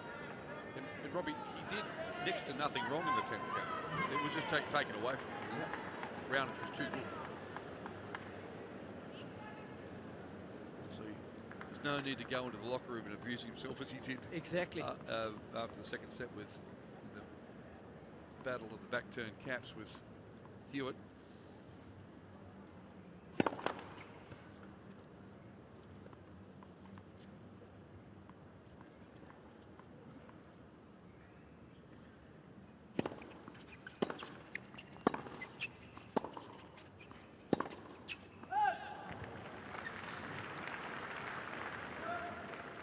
Love 50.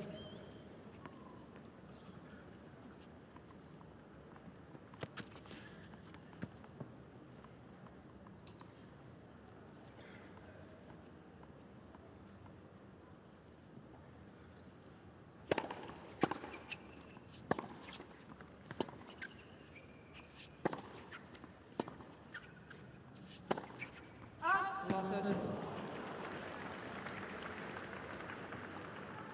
By much, but it was out. And again, it didn't need to be that close. It's never going to hit a winner on that shot. It's only a placement shot. Keep Raonic on the move.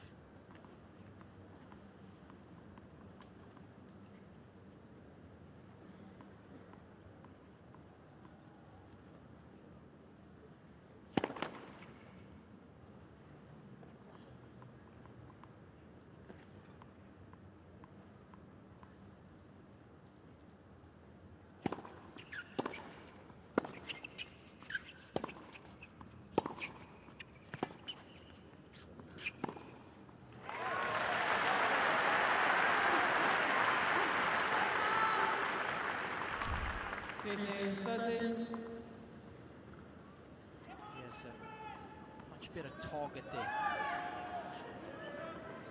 Give yourself a good meter inside that sideline.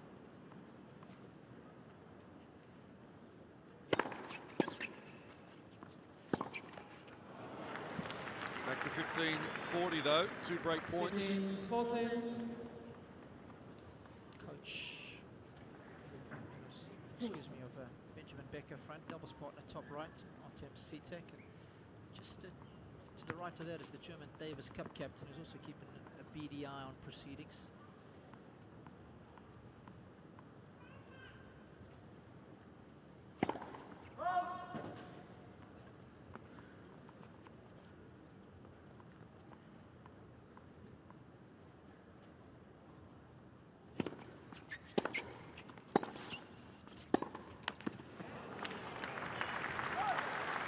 Static question that you mentioned before. It's an interesting one that over an entire year, basically a 50-50 result from 15-40 across the tour. Yep. Still one more break point.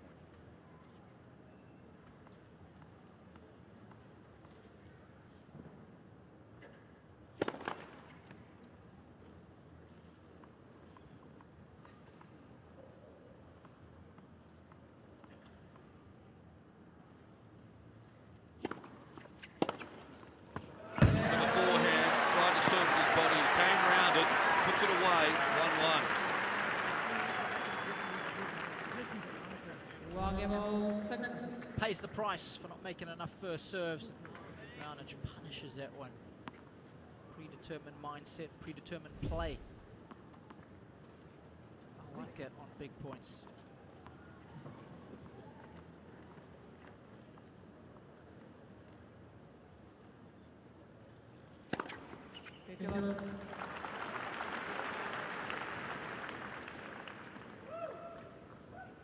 It's tough to get more than one loose game out of this guy on serve in a set.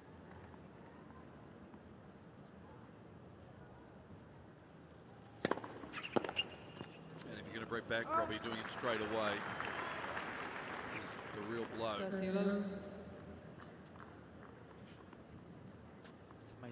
we see that.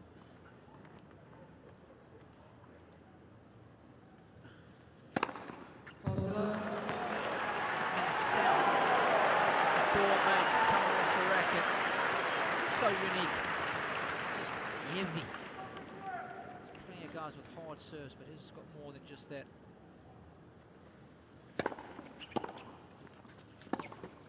The holes to love. They're on serve. 2 games to 1, second set by 1 set to love.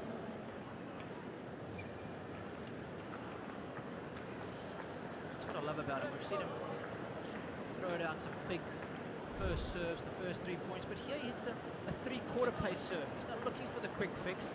He's prepared to use a 2-shot combination. Just keep your opponent guessing.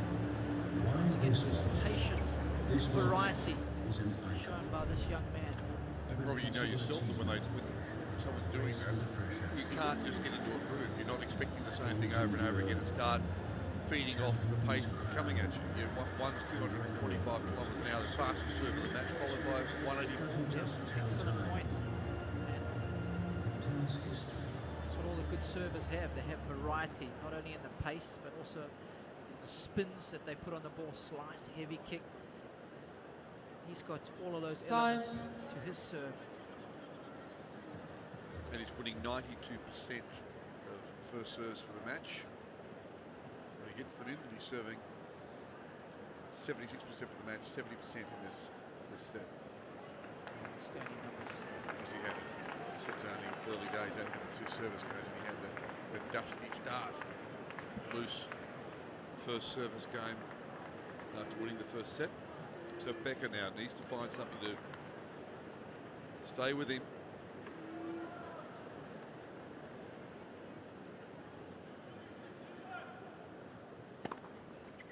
I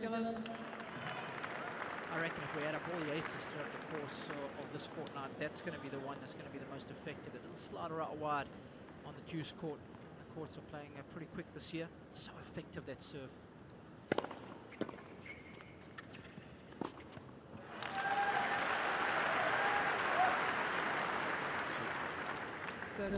Two good serves to start.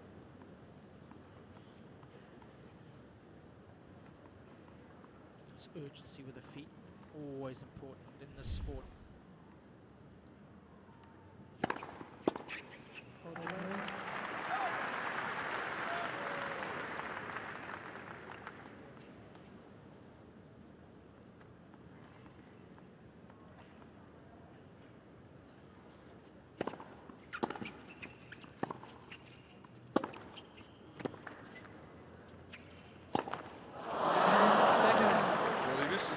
But he doesn't need a second invitation to come to the net, does he? 2-2. Second set. Won't be too fussed about that. 40 left down in the game. Of course, we spoke about that sleeve that he has on. Has its own Twitter handle. Believe in the sleeve. Of course, the hair has one too. Swear by the hair, John. I was asked about it yesterday, in fact.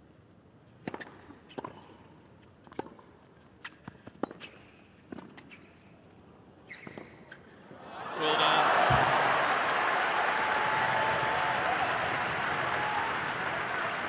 This one almost goes around the net post. Love 50. Not a bad volley from Raonic. Over the highest pot. Good use of the left hand to create additional spin and control. Both guys are excelling in the forecourt.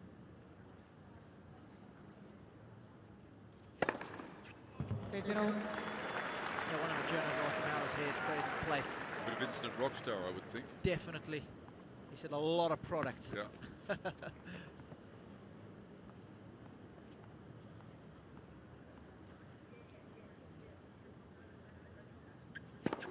15. Extra firm hold. It's been a long time since Aussie tennis players were wearing Brook cream, but you'd think it'd get hot, the product.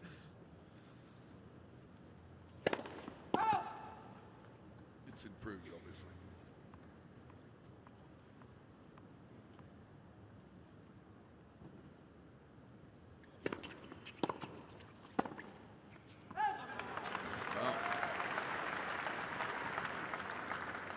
And I'm guessing that Raonic is not going just with the one-finger dip. He's going with the four-finger dip when engaging in that hair product. Lots of other things have changed. They're not wearing Dunlop volleys anymore. He's massively colour coordinated down there.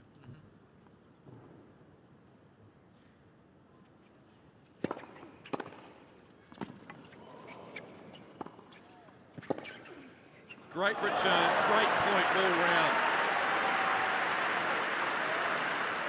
That'll annoy Becker because that was a golden opportunity. What a return this was. A little more depth required. If Raonic is hitting a shot like that at 30-all, that's just too good.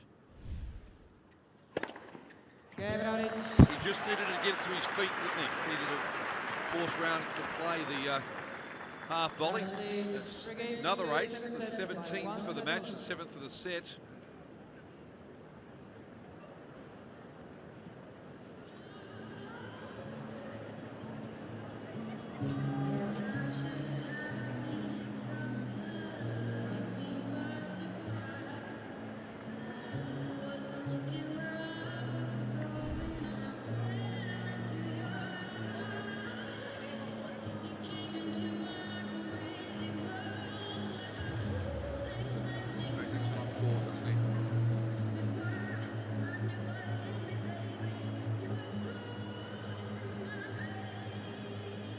Speak German, let alone lip read it, but I imagine you were saying too good.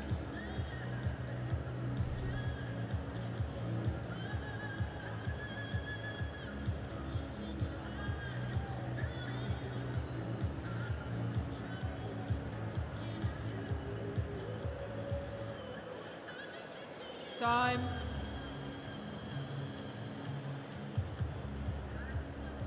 So we're on serve in the second set. Milos, Raonic took the first set 6-4.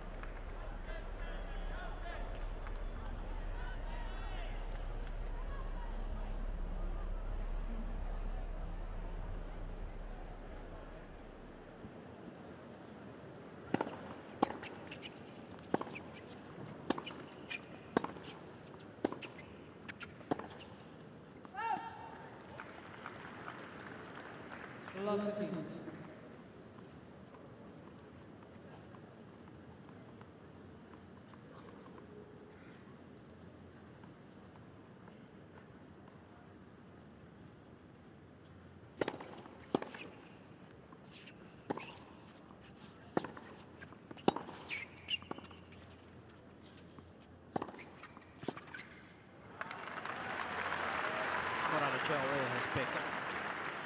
Raonic just getting his feet a little mixed up midway through that rally.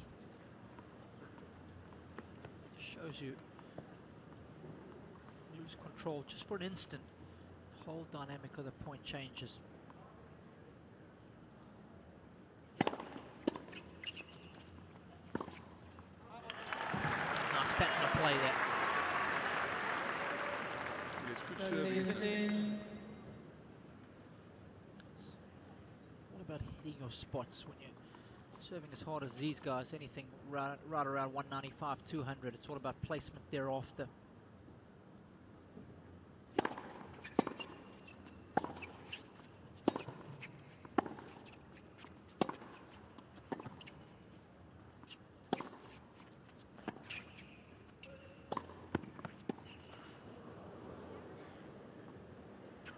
See you.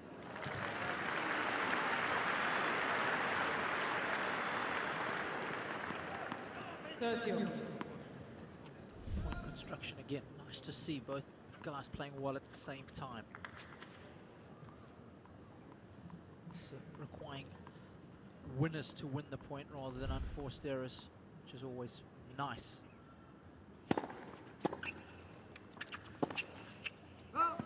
The other thing about the odd unforced error, either just over the baseline or wide as that one was, it's the pressure that you're being put under to come up with great shots because of the standard of play at the other end of the court. You've got to get the ball deep, got to get the ball, your opponent running around.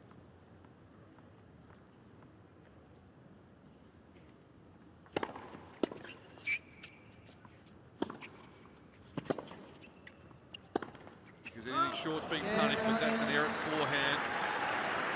The break. New balls, please. That's the last thing you want to hear when you've just given up your service game. You're facing a man that's already banged them down today at 225 kilometres an hour, and you hear new balls. The old ones are going off to be treated for bruising.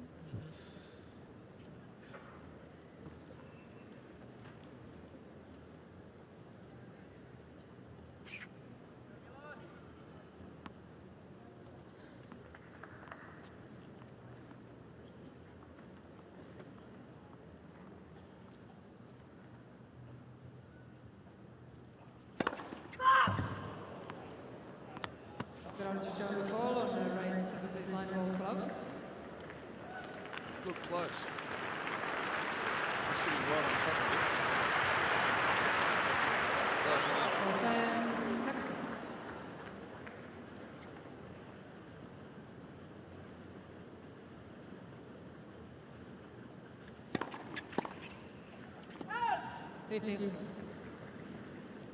Mr. Raonic has 2 challenges remaining. Just caught between again with his footwork there.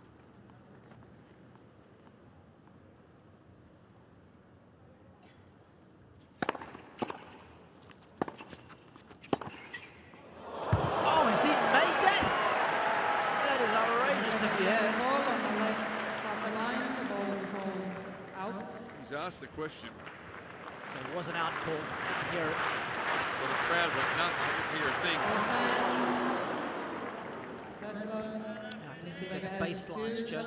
Her hands were down, suggesting it wasn't long. It was indeed wide.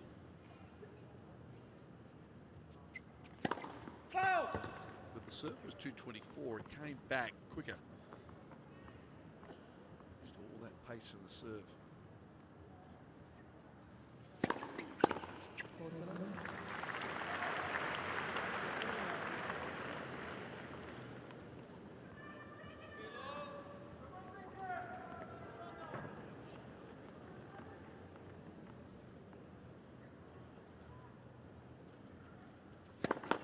Let's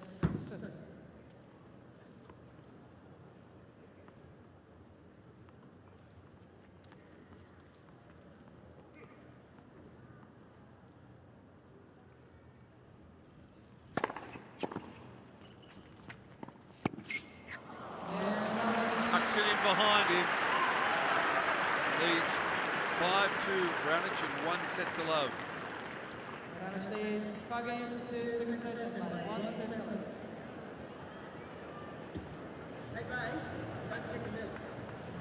Great response after getting broken early in the second set. Just thinking clearly here, trying to do too much. Didn't have the right grip, so just chop it back nice and deep. You know what, if he's there, I'm ready for the volley. Just so happened that he was going the other way. So, bonus. It's always got to be your mindset as a player. Always got to expect the ball to be coming back. If it ends up being a winner, you'll take it.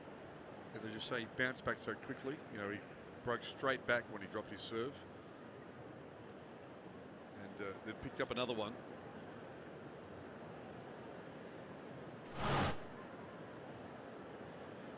And Becker's only had the 3 break points. Time. On the Raonic serve for the match so far.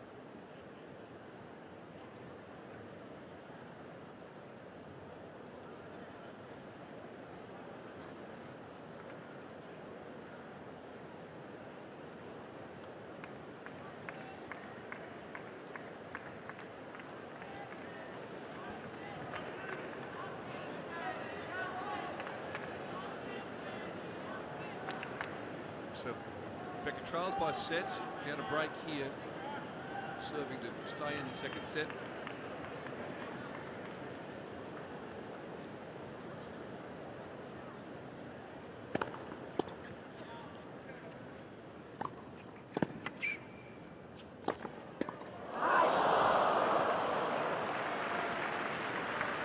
He decided to stay and he picked it right. Almost got it back.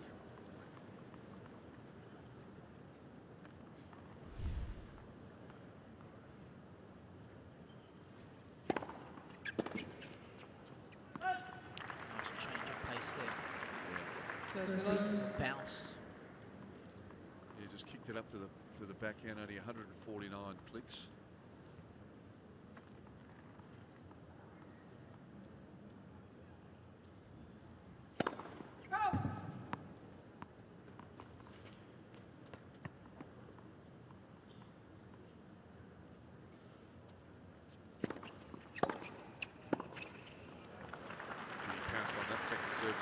I love that play.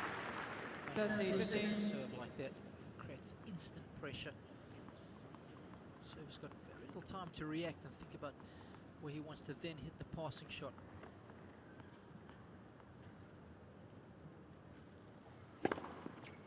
Ace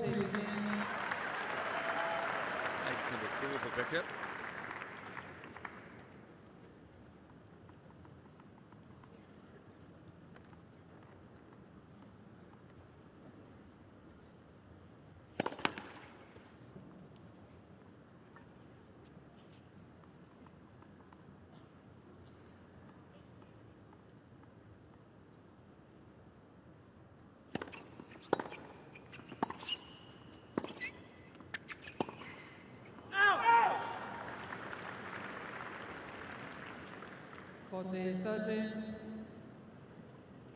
Successful foray forward, 11 of 15 points won for Raonic when coming forward.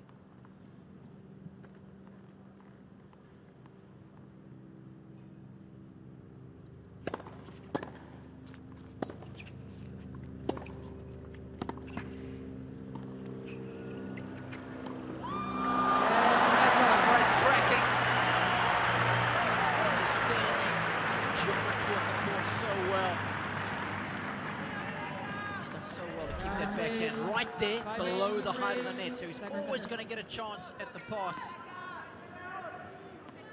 got a good set of wheels on him. Choosing a nice big target right over the center strap.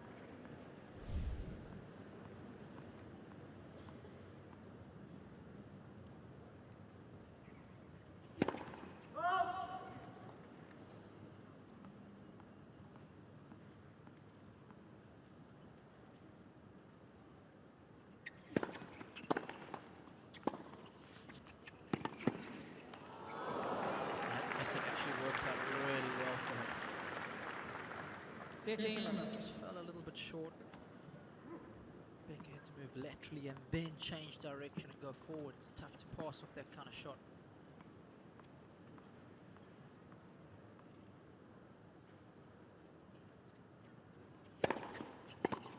That's 2 points away from the second set.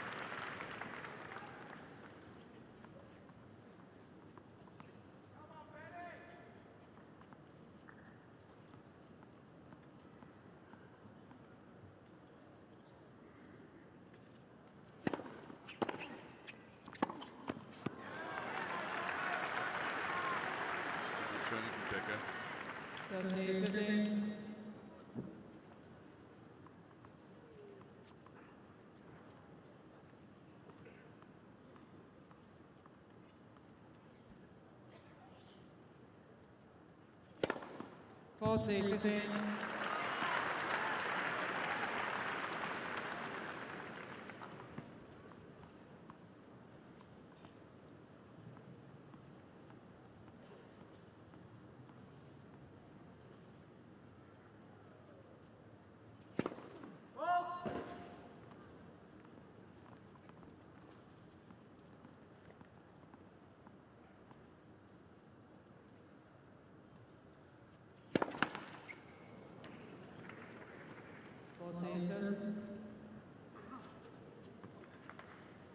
Still a set point. Be a long way back for Becker. He did it a couple of nights ago. Talked about those wheels. He needed great legs to overcome Leighton Hewitt. It'll be a long way back here against this man. He seals it with ace number 19 for the match. 2 sets to love lead.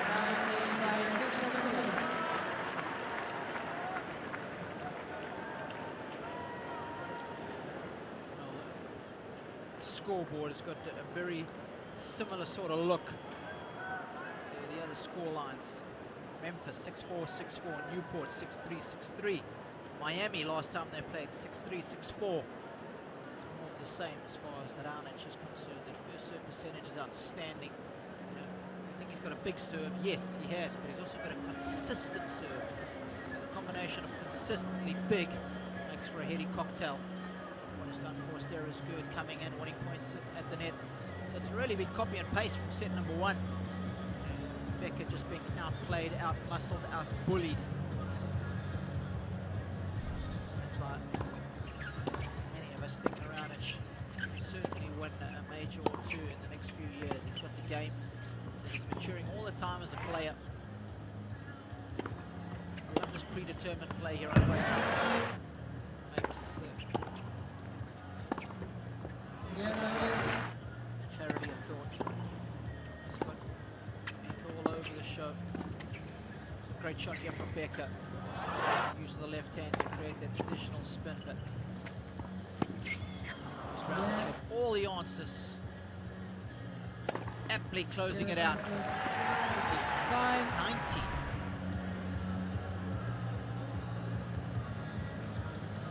John, Canadian tennis flying high at the moment, isn't it? With Eugenie Bouchard, Milos. Let's not forget Vasek Pospisil as well. Yep. In fact, it's the first time they've had two men go this far into the same slam. Canadian tennis. They're both playing today.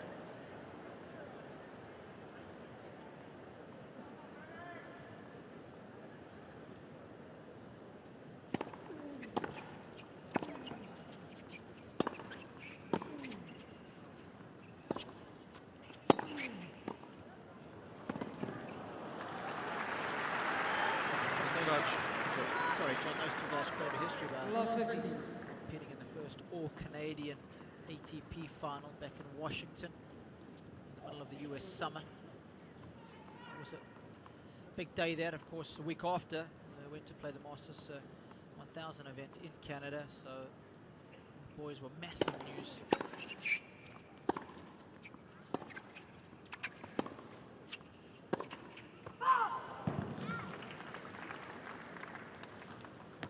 Of course, everybody in the tennis world now wants to know what's going on in Canadian tennis. Trying to look for that silver bullet. What is the formula? Why are you suddenly producing so many good players on both the men's and women's tour?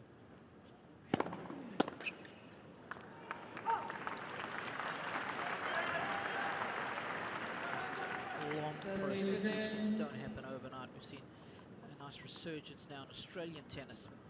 It was a lull for a couple of years.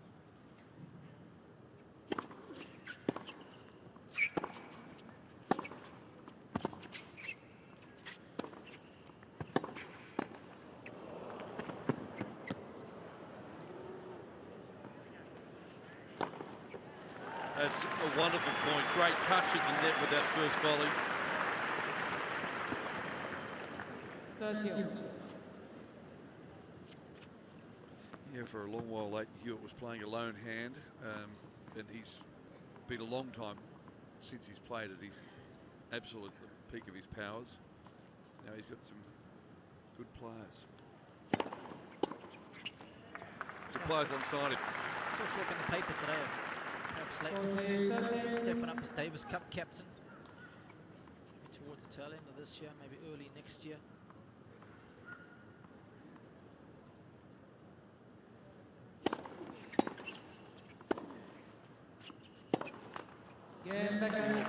Becker holds. Pat said himself he can't do both roles for much longer than this year. So with Raft a step away, you would think, you know, he's the natural successor. Really takes pride in helping the youngsters. Also, with all those guys at the International Premier Tennis League at the tail end of last season, they were all on the same team. And really does try and nurture the youngsters, which is so nice to see. What he's come through as an old-fashioned Davis Cup player here in Australia. It's such a big thing in Australia, Davis Cup. Yep. It's such marvellous heritage. Oh, that'll do. Came back with absolutely good. Shots like this are worth the admission fee on their own. How good is that timing required?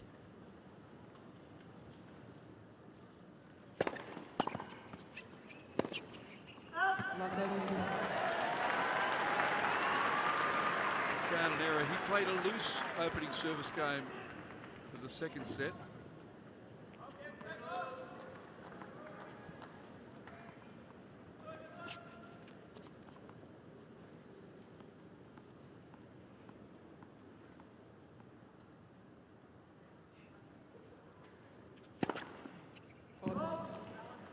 Mr. Raonic on the call on the left. Near the line, balls will out. Cancel challenge. I thought you said challenge. No. I was asking them. All right. Okay. Some confusion.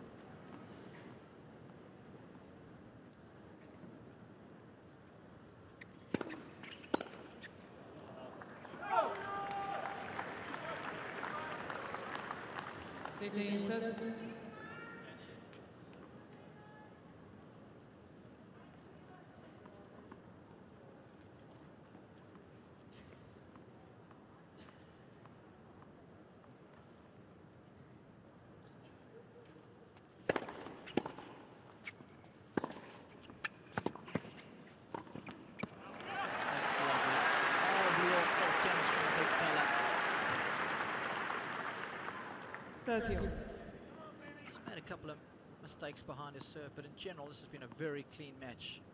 For me, so far, it's probably about an 8 out of 10, maybe 8.5. Apart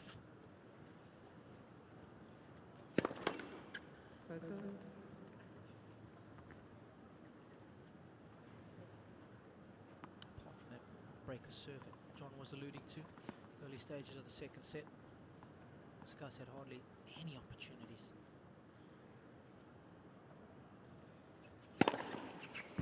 He only gave up 3 points on serve in the opening set.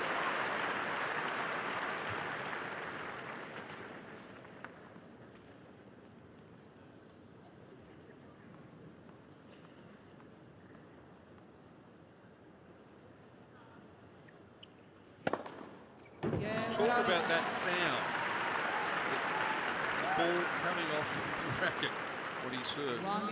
It's a really heavy serve. I mean, it's like somebody slamming the door in your face. That's what it is. It's pretty much what he's doing to his opponents there. And it's effortless. When he hits the serve, there's no strain on his face. It happens so easy, that easy power that you dream about having.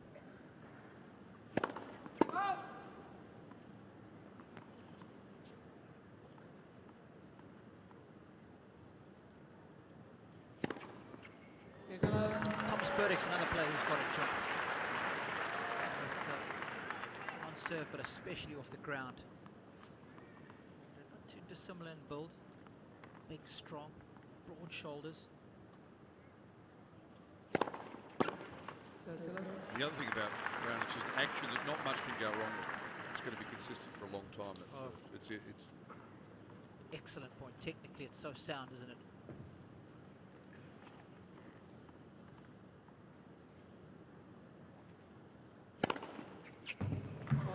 Becker showing he can send them down as well. That's ace number 6.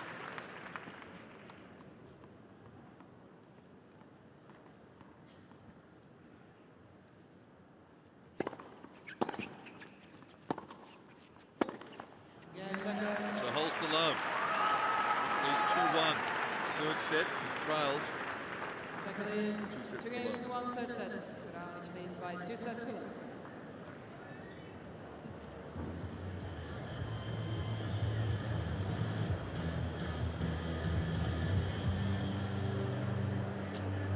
I wonder whether the talk of the Davis Cup captaincy might be the thing that finally, like Leighton can still compete, he can still, he's still at the stage where he's competitive whenever he plays, but he's obviously still enjoys it. Who knows how long he can go on for, but I wonder whether that offer of the Davis Cup captaincy, if it is there, is the thing that maybe makes a decision for him. Yeah, good question, John. I think you might be right. Something else as well. Being couple of chats to him when he was courtside during that Premier League at the tail end of the season. His analysis of the game is so good. And I think it translates into being a great commentator. Time. Very good use of the English language, but it's his insights that I so much enjoyed when I was speaking to him. I don't think there's any doubt about that.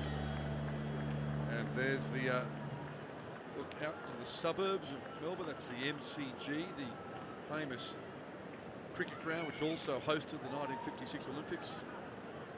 And tennis stadiums just along the other side of the tram tracks. Let's. Am I going to catch many trout in the Yarra River? I wouldn't have thought so. And if anything you catch in the Yarra River, I wouldn't have thought you'd be eating either. You'd catch Jim Courier in the Yarra River, famous. That was went out there and had a dip after he won the Australian Open. That's a spectacular 15 shot, left. isn't it? Love their sport in this neck of the woods.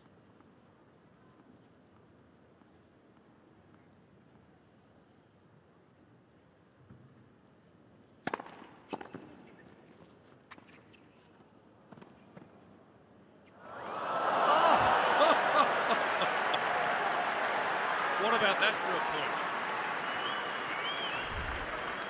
You mentioned his reels. He sees this drop shot coming. And look what he does with it. Normally when it's over, it's out. But this one's over and in. Yeah, particularly when you're over a man who's 6'5" with a massive reach. There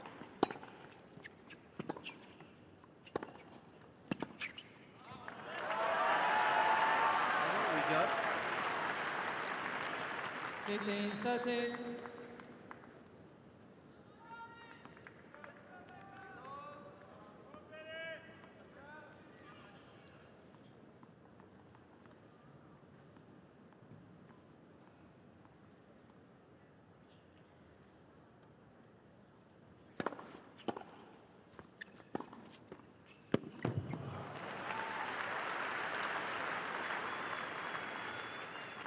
Good players find something when they need it, don't they? On the big points. Staring at 15-40 there. Great serve. Open up the court.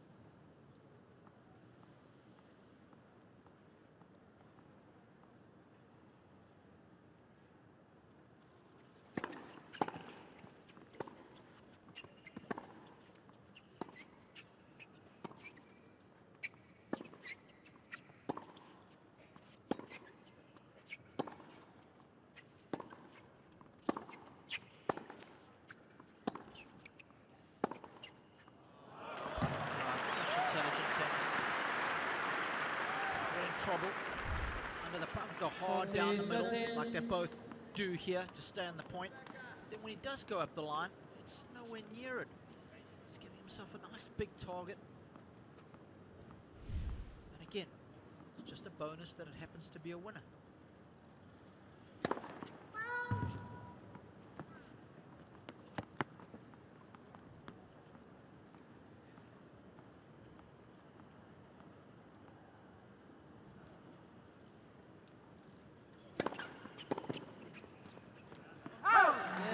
Well served, 2-2.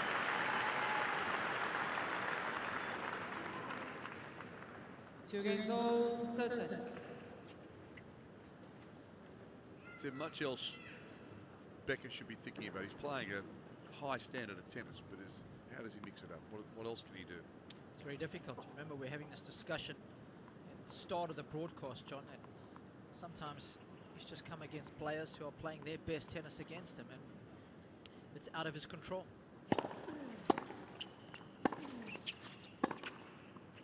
Some players simply do have ceilings. Chennai last year, he lost to Wawrinka. Wawrinka won the tournament. Memphis, it was Nishikori. Kay won the tournament. In Delray, it was Cilic. Marin won the tournament there. And of course, in Tokyo again, he lost to Nishikori in the semi-finals. We know what happened there, so he's had some tough draws.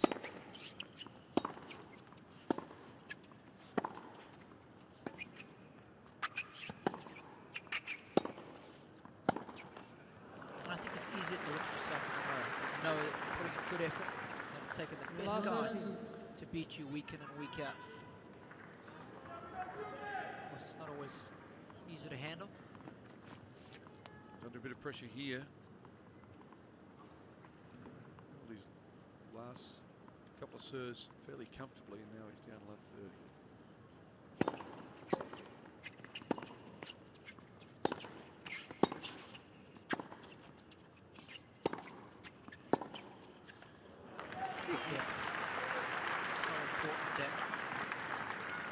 Often so concerned about hitting the ball as hard as they can. Take depth any day over power and pace. Obviously the combination of the two is ideal. Never neglect depth.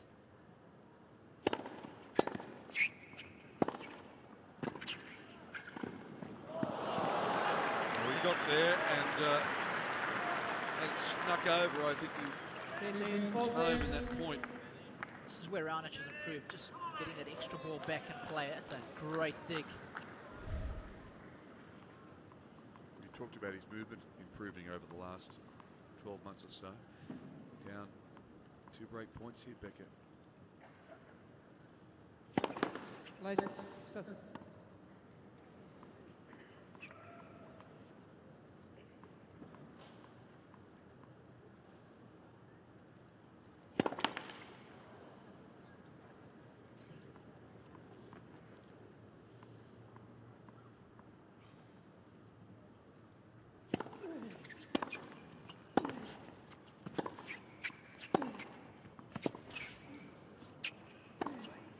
Great second serve under pressure. He didn't give Raonic a chance to attack it and move to the net and force into a quick pass. Once again, it's the depth that does the damage. Combination of shots, lethal. The guy's reaching for that ball. It's nice. Far in front of him. Wonderful technique. Still a break point though.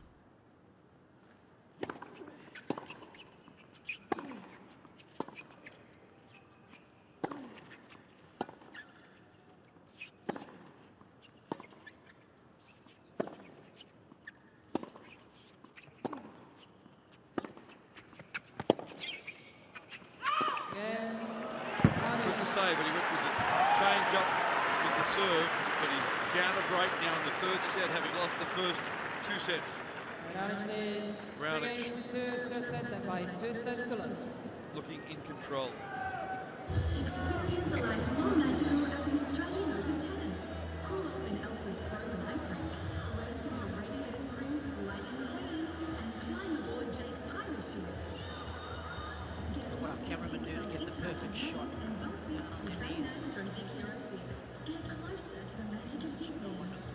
All the boys privileged to be part of some wonderful production. The opening 5.5 days. Big blessed with great weather. Wonderful pictures. Those super slow-mos that we get to see, amazing. Aren't they just? So wonderful city shots. Always looking to improve. On the subject of the super slow-mo, the rockstar haircut. Swear by the hair. Forget the hashtag, John. Time. It's so nice to be able to analyze the players when you've got that super slow-mo, high-motion camera, as they like to call it. It's wonderful for analytical purposes. My next tweet will be my first, Robbie. Perhaps it's time I joined the new generation. Wow.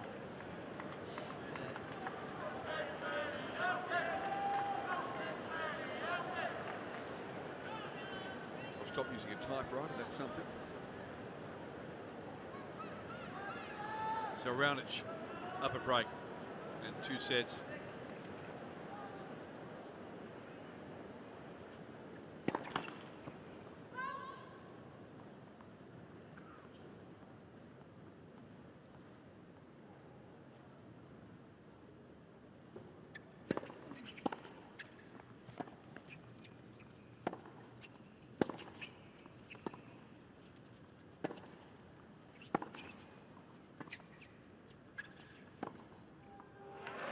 Yes, John, it's basically just you and George Clooney left in. Love 15. famously said that anyone who's famous and is on Twitter is an idiot. Very scared of social media. Not a big fan of it, as George Clooney.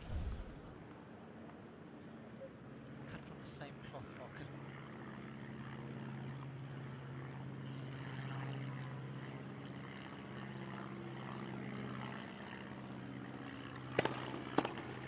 Being famous is a bit like being powerful. You have to say you are, you aren't.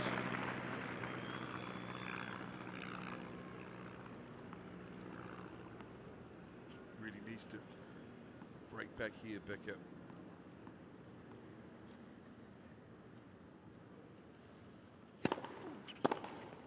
Oh, that's it for a start.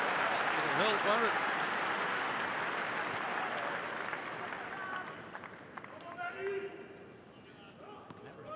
Burn through the air. Pick the spot, turn it with interest.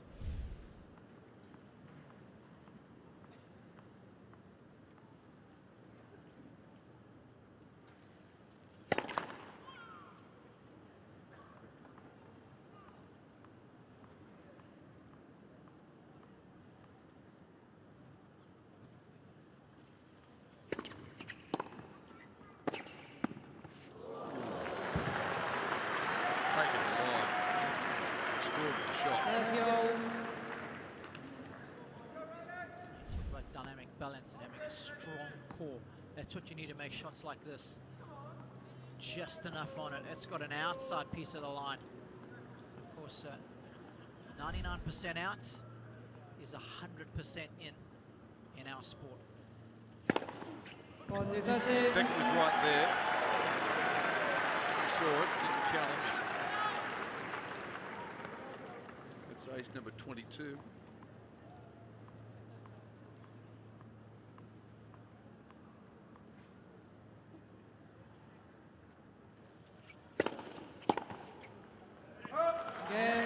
So he holds.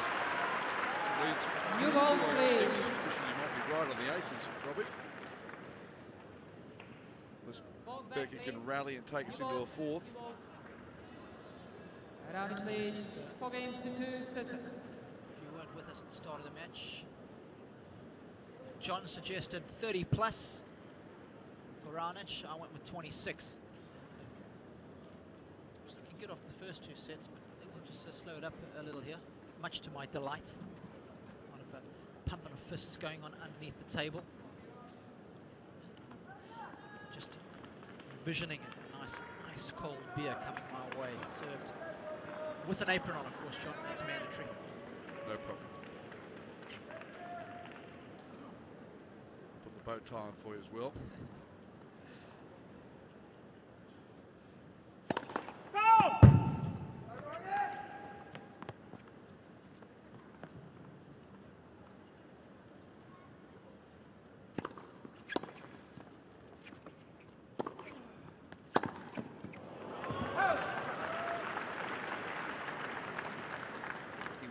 Way out of court. 15.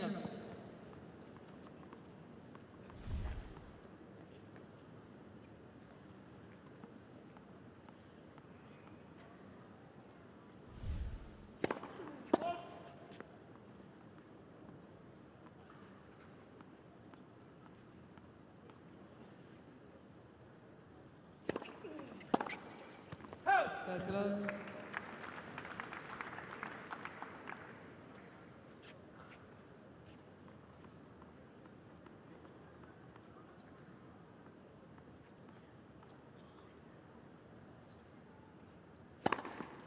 To love. 7 for Becker, third for the set. That's mighty quick too, 212. He's only 5'10".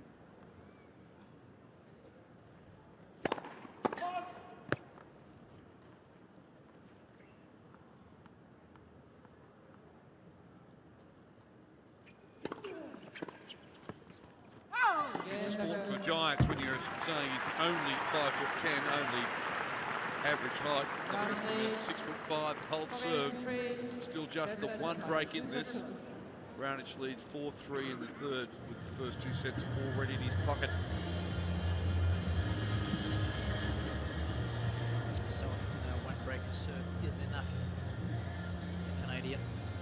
It's a bit of a Robbie-a-thon here at Hisense Arena. Robbie in the box, and now Robbie Williams in the background. Questions being asked, how can you tell them apart? One's a multi-gazillionaire who can sing. Man, that is harsh. Just take me to the cleaners on air. Certainly does know how to entertain us, Robbie Williams. Have you seen him? I haven't. Have you? Yeah, I have. Yeah. How did it rate Time. versus some of the other guys you've seen live? Right up there, yeah. I'll be showing my age, but honestly, the best person I've seen live in the last few years was Bruce Springsteen. He can still absolutely play. I've heard that from a number of different sources.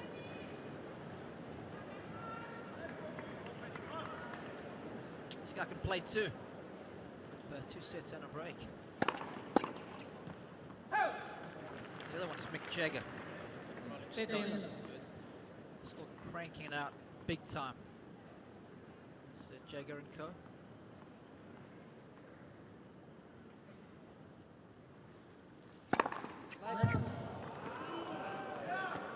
Stanovic challenging the call on the right of his line. Who's challenging the call? Out.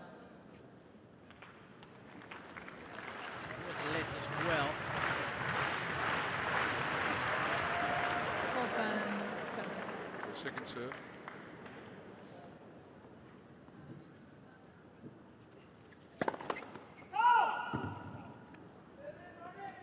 It's been a match with a lot of challenges. Stanovic has 2 challenges a week.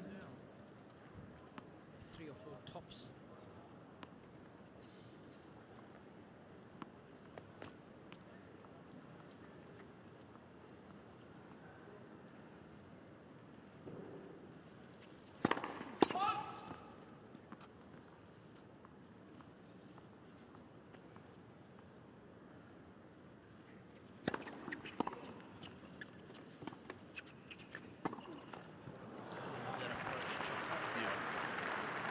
He really That's cranked him up with the 15. serve, too, straight at him.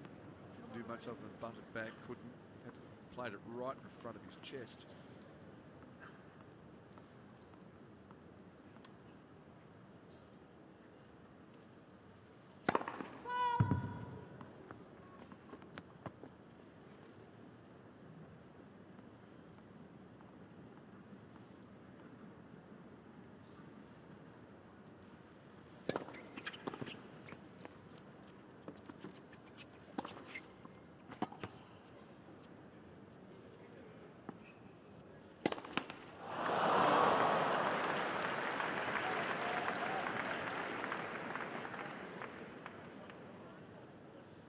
It was still on his side. Doesn't matter. If it would go on your side, then he would lose the point. But this way. So if a ball rolls on his side, nothing. No, ball is a different thing. This is just How's a part ball of the a record. different thing? This is part of If the a record. cat runs on the court on his side, it's nothing.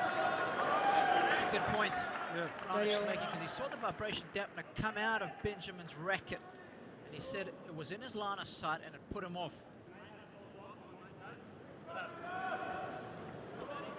If your hat falls on your side, you cannot hinder yourself. I'm saying if the hat falls on your side, you cannot hinder But yourself. if it bothers his view.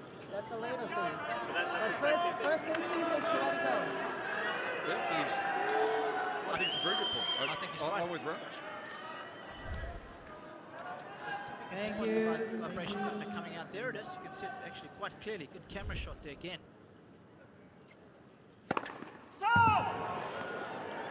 What about that one? Cranked up to 230. Stanovic challenging the call on the right center service line. The ball is called out. Linesman down on that tee on the body arm.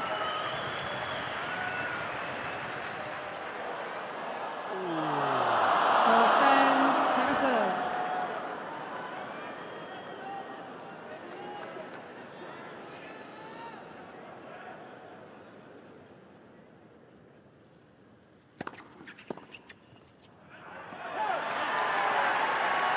Point given. What's happened there in the last 90 seconds. 40, 30. Second serve. Look at that pace there. 81 k's an hour.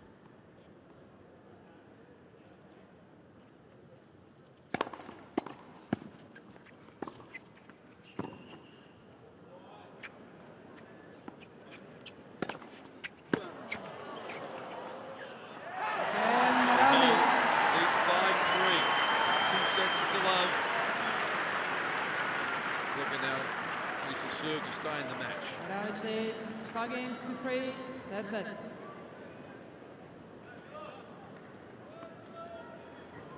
Mr. Raonic has 1 challenge remaining.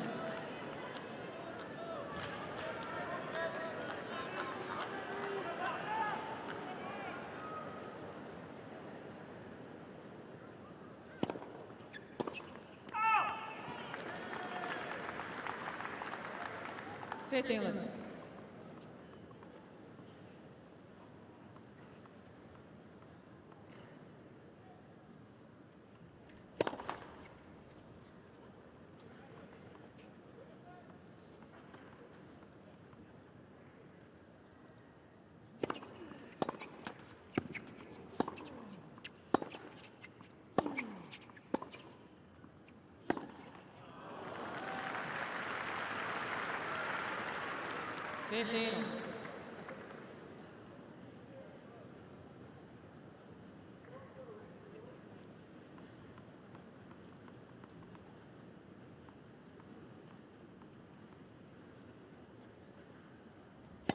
Let's.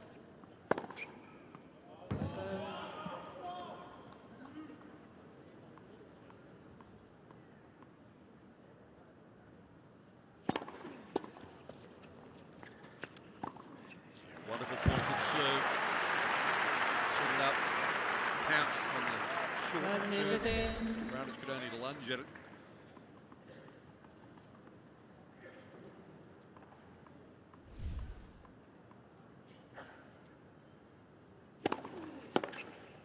Been high quality tennis all round this. Both players well on top in terms of the stats of total winners vis-a-vis unforced errors.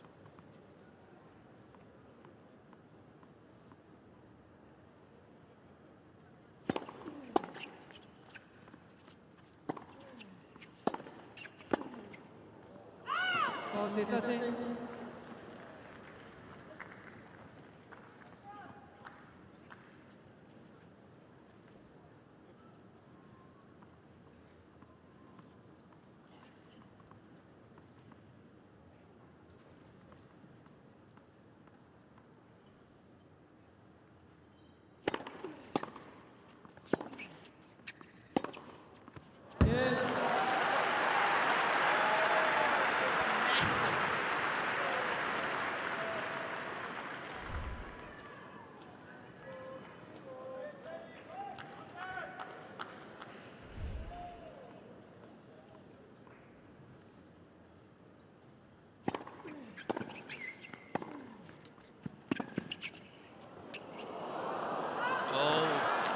Up match point, got it down low.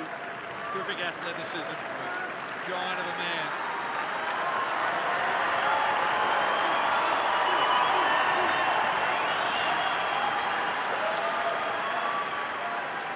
Advantage, Raonic.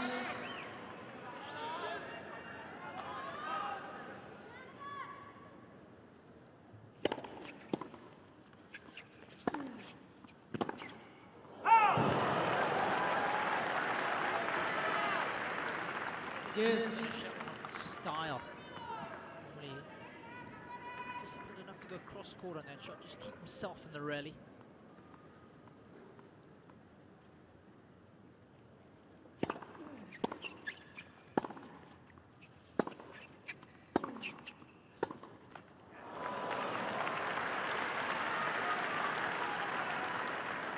Advantage, Becker.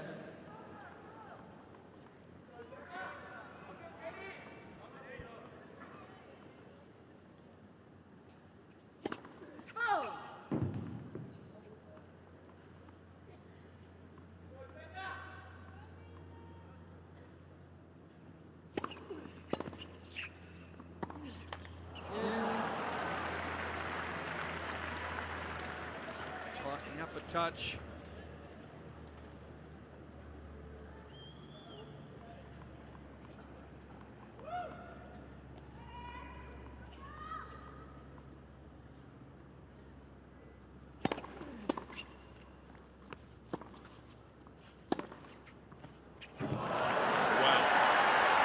That shot's been dialed in from early on in this match.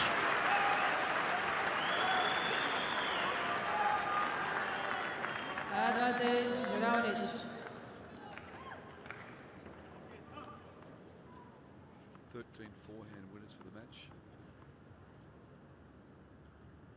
And now look at a second serve.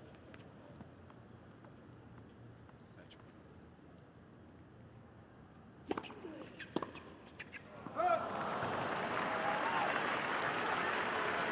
Save another one. Yes.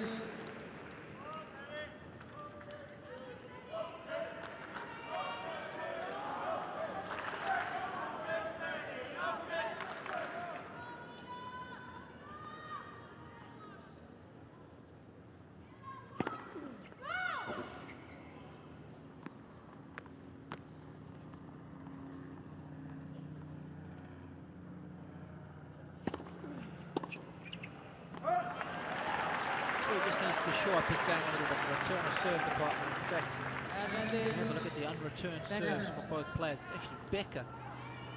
He's got better numbers. He's getting more free points on his serve than what Raonic is. Of course, it's more about the return game, though.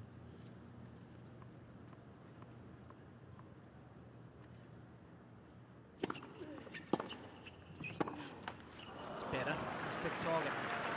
Cross-court. Yes. This match point he was going down the line, John. This is the 5th time we've been at Juice. It's a real battle for Becker here.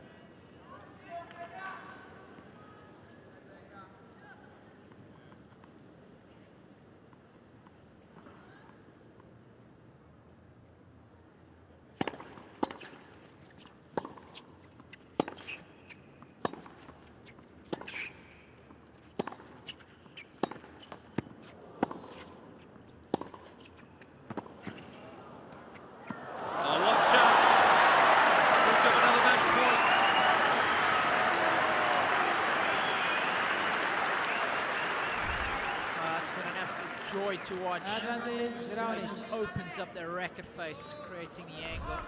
Great vision.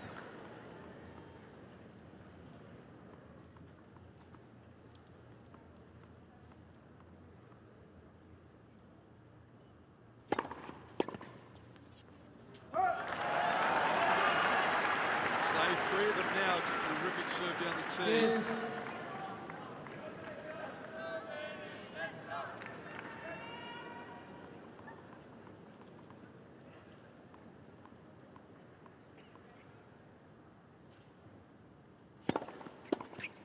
Advantage, Becker.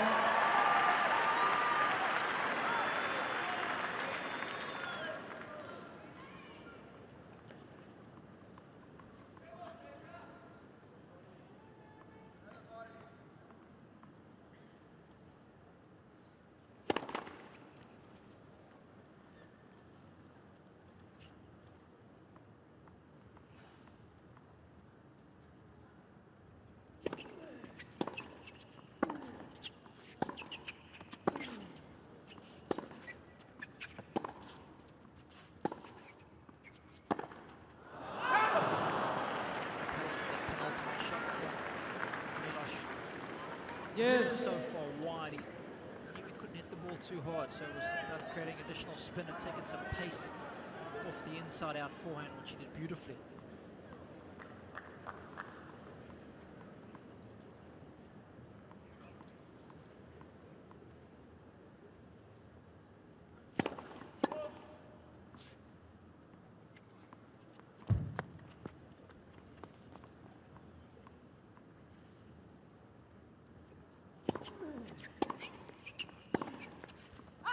Advantage, Raonic. Match point 4.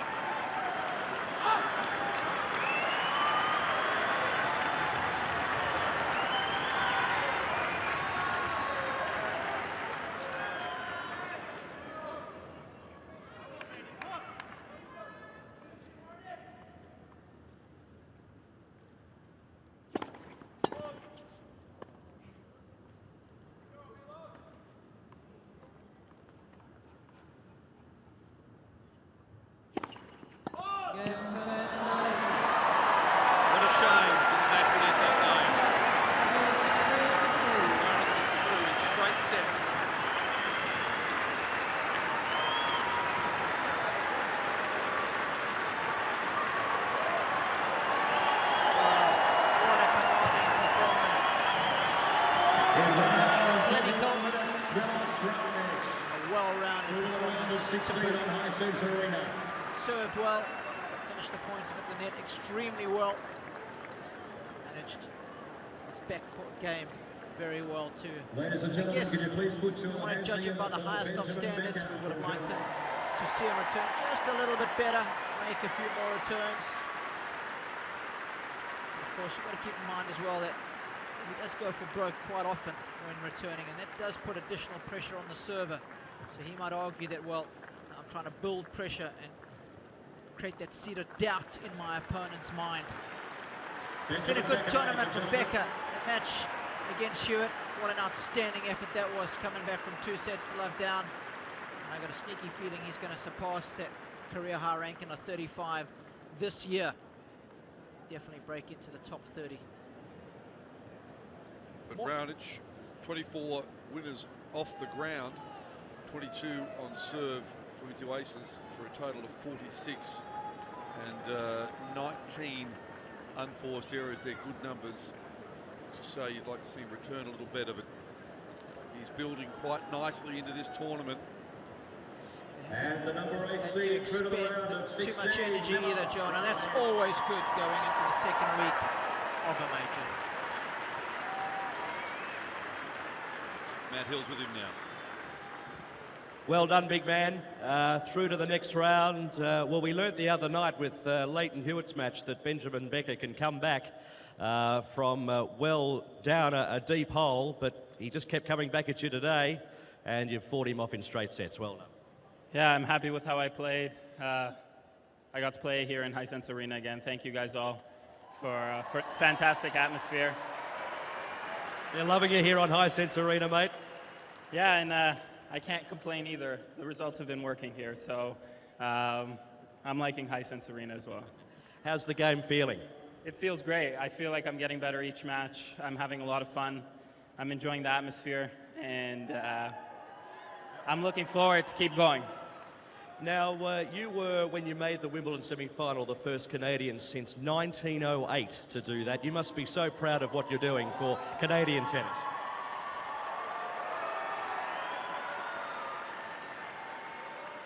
It's a great time for Canadian tennis. I'm grateful to be a part of it, and let's keep changing those dates. Let's keep breaking new records.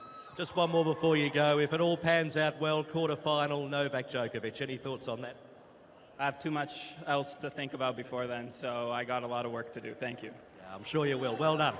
Milos Raonic, straight sets in the third round of the Australian Open. We're pretty happy, and as you'd expect, the classic non-answer to the question about his future opponent. But of course he's got to worry about his next match. That's right. We know what sport's like, there's no scripts here.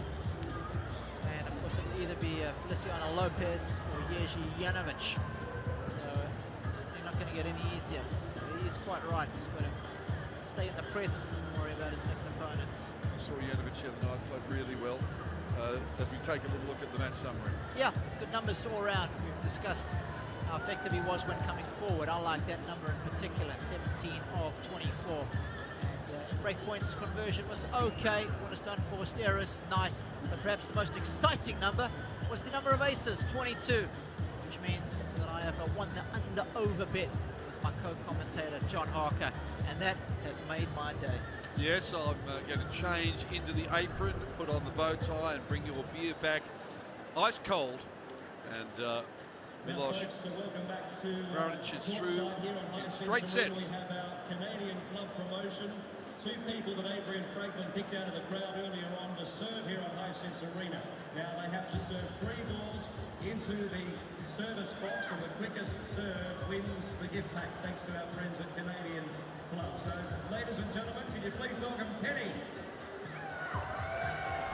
And can you please welcome Massa? Where are you from, Kenny? Belgium. Good old Belgium and Massa. How are you? You're here to see King Nishikori, aren't you? Yeah, that's going to be a little bit later on. Righto, let's go. Who's serving first? Kenny, up you come. Bit of encouragement, ladies and gentlemen.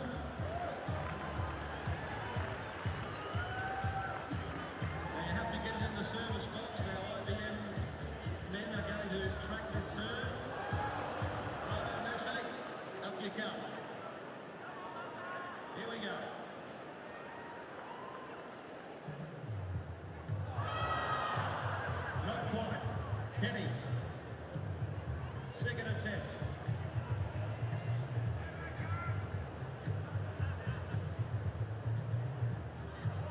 set.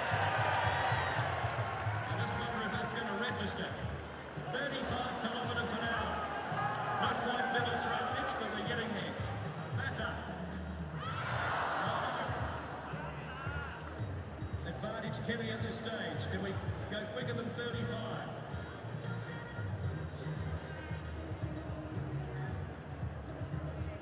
Very deliberate approach there. Very good indeed. 107. Triple figures right, Madison. At least get in the box, mate. There we go. 3 faults. Mate, you did your best. Well done. Great to see you. Good on you, Massa. Kenny, you're the winner. You get to take the bag of goodies, the Canadian club, all the way from Belgium. Congratulations.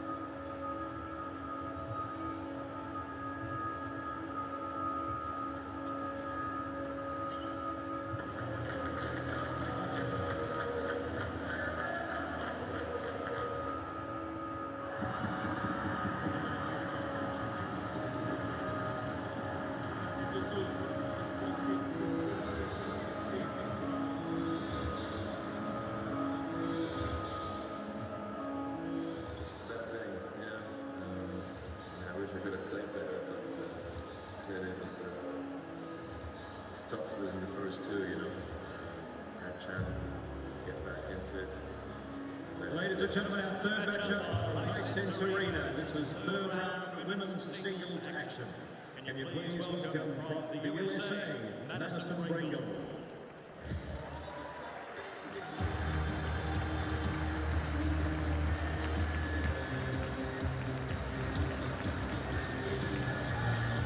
And also from the USA, can you please welcome Coco Vandeweghe.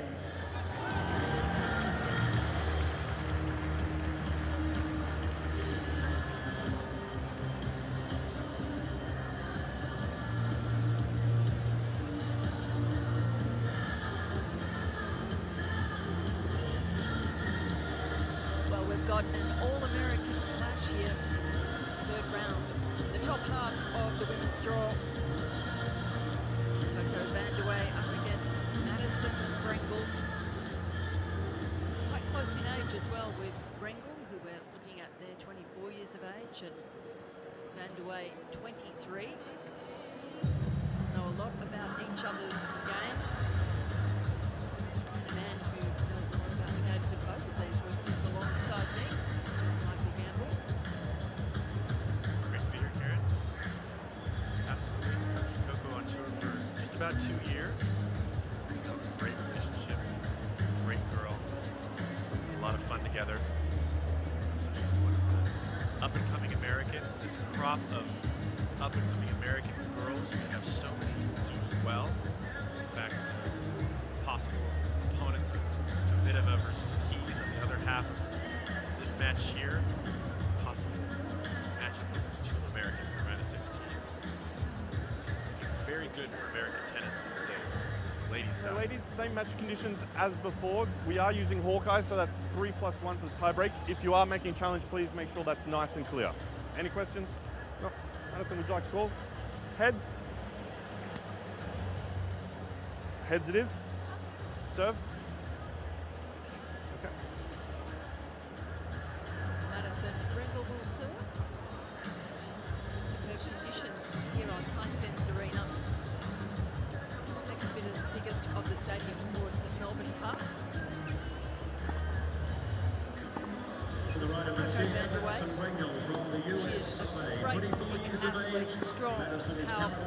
She can really produce the points, particularly on serve. 2015, including being a finalist at the Hobart International and a 6th Grand Slam main draw appearance here. Started the year in Auckland with a quarter-final there. Last year had a fabulous year. In fact, both of these players are really playing their best tennis at the moment. You'd have to say that Coco's is a turbocharged rise up the rankings over the last 12 months. She's definitely a lot more focused. She's not allowing her intensity when she plays with to govern her tennis these days. This is Madison Brengle, 24 years of age, ranked 64 in the world, and that's the highest ranking she has achieved. In 2014, her biggest result was a quarter-final in Linz, but she came through the qualifying, and that is always very, very tough. So won 2 ITF events, and French Cup, her first top 100 season. First rounds here back in 2007 and 2008, and a year ago, she lost in the qualifying here. It's to an Australian, Anastasia Rodionova, but she was 145 in the world then and now sits at 64. So great improvements from her over the last 12 months. And what a start to this year she's had. Reached the Hobart final, where she lost to her friend Heather Watson after coming through the qualifying there. Notched up a couple of top 50 wins, and Brisbane the week before. She also qualified and lost in the second round there, so she's had quite a lot of match play. 23 years of age and 37 in the world, so on paper the favourite here, and she's also just done such great things in the last 12 months, winning her first title at Hertogenbosch, quarter-finalist in Montreal, where she scored a couple of great wins over Jelena Jankovic and Ana Ivanovic. Fourth round at Miami was a big one. That was really her breakthrough, beating Pavlyuchenkova and Stosur, getting through to the fourth round. A bunch of first rounds in the slams, and Jan Michael, last year she 3 minutes. was playing qualifying as well here. Like, quite incredible. It's true. It's tough on tour. There are a lot of good players out there. Coco has a big game, but it seems like it's all really coming together now. She's more consistent from the ground strokes. She's more patient, not going for the ball too early in the rallies. Had a great win against Stozer yet again here last round. That was some fantastic tennis on display there. Didn't feel like it was a bad match from Stozer. I felt more that Coco had just had a good match. Played exceptionally and kept her focused for the whole match. In the past, one of the things that has plagued her is losing focus, having a really, really good set, and struggling on the next one and letting her opponents back in. I've seen her almost look strangely bored in matches. And she's a very smart individual and sometimes can overthink. And she's got her focus. It's really been solid as of late. Brengle also playing some fantastic tennis. The win last round over my good friend Irina Falconi. I was able to speak to Irina saying that Brengle had just played so well from the baseline and serving very well. We saw just a moment ago that it was the first tour level meeting between these players, but they have met on 3 occasions at the ITF level of tournaments where they've both spent a lot of time notching up a lot of wins, and the most recent of those was back in 2013. 1 minute. With Coco Vandeweghe coming out victorious in straight sets, also winning their previous meeting. First one decided on a retirement, so certainly Vandeweghe with the upper hand when you think of their match play history.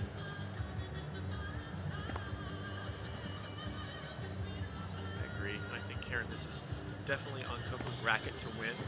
She's the more powerful of the 2 players, although she's the more powerful of most of her opponents she comes up against. A huge serve, big forehand, and she can bring it on the backhand too. There's my old doubles partner on the right of screen, Elizabeth Peers and Sally Peers, her daughter on the left there. John Peers, the other Ladies and gentlemen, this third round child is who's had a lot of success in the doubles Final set advantage. with Murray. Madison Brengle won a toss and chose to serve. Brengle choosing to serve, showing a vote of confidence for herself there. Time. Here is Coco's coach. You glad you're not in the hot seat? Much better up here. Still obviously nerves from a good close friend of mine and somebody that I care a lot about. But it's definitely different being up here than being down in the coaching stand. It's the most difficult place, obviously, to be, in my opinion. Playing is much easier because you can do something about what's going on. You can change the dynamic of the match. You can change your strategy. You can scream or do something to get some of the anxiety or nerves out. As the coach, you have to just sit there and try to put on a good face. First set. Well, a great opportunity Madison for Brengle both to of these serve. women. Opportunity to go through to the 4th round. Ready, play.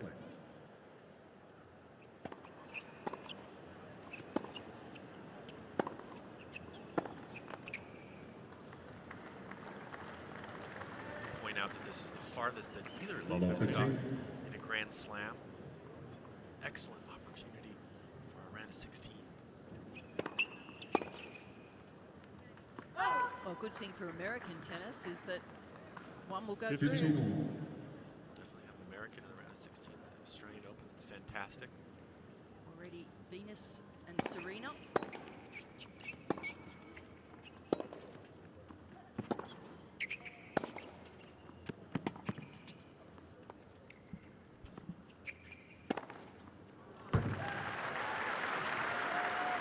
Coco loves to do that, loves to take an overhead from the baseline. She does it better than most people I've seen. Very confident with that shot.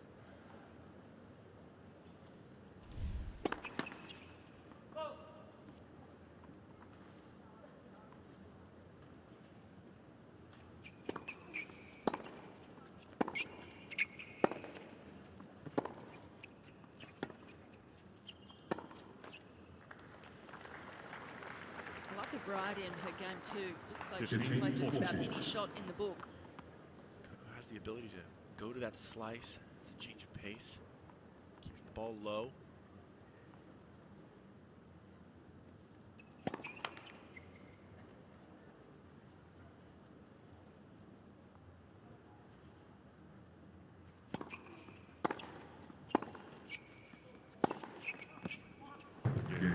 Vandeweghe striking the first blow, getting the break in the opening game. First game. Certainly the Vandeweghe serve will be a big factor in this match. She can really smash down the aces.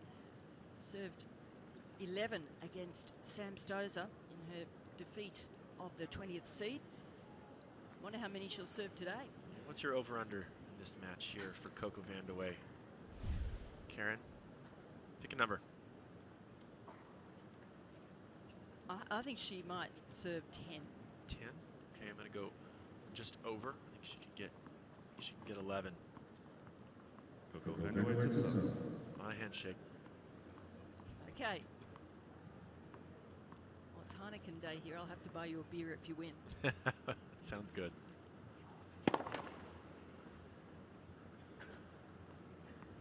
Brengle will return well. So Coco does need to serve at a high percentage of first serves here.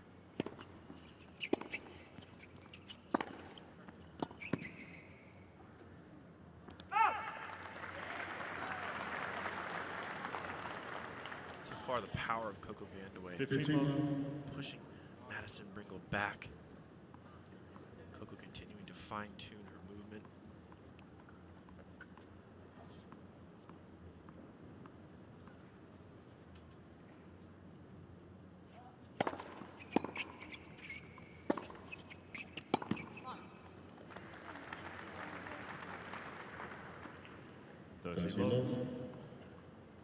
Coco gets a nice amount of spin on her strokes, giving herself some nice leeway at the net. Brengle hits a lot flatter ball. If she gets pushed back, she's going to be struggling. She needs to move in, take control of these points if she wants a shot out here.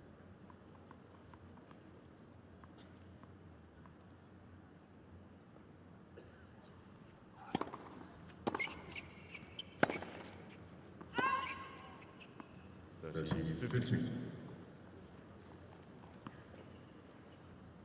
one of the things that Coco continues to try to hone. Sometimes she allows the ball to go to her instead of moving to the ball. On that occasion, she wasn't in position. Taking one more step.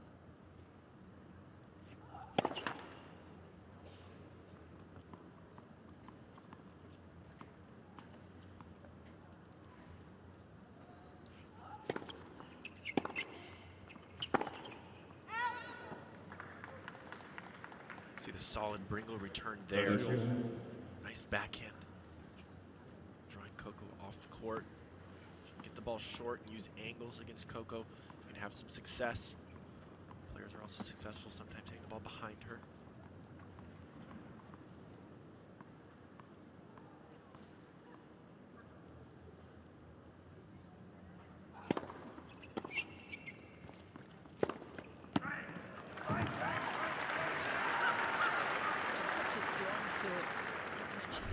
With the movement on it. 165 out wide.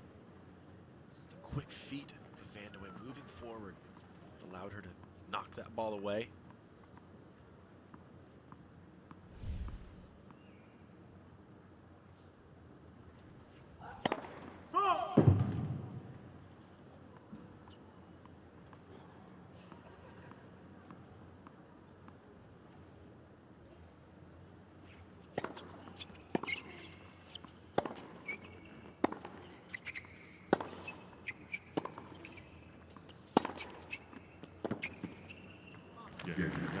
Powerful close to that game from Vandeweghe.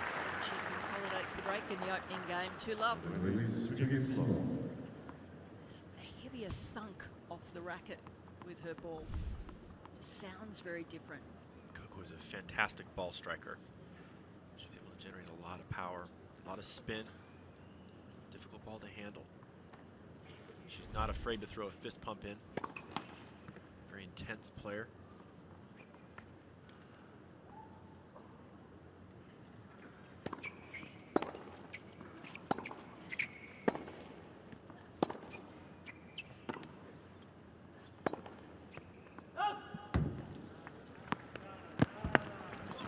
the slice again. Flat backhand that Brengle likes to hit. It's a good option, keeping the ball low, forcing her to create her own pace.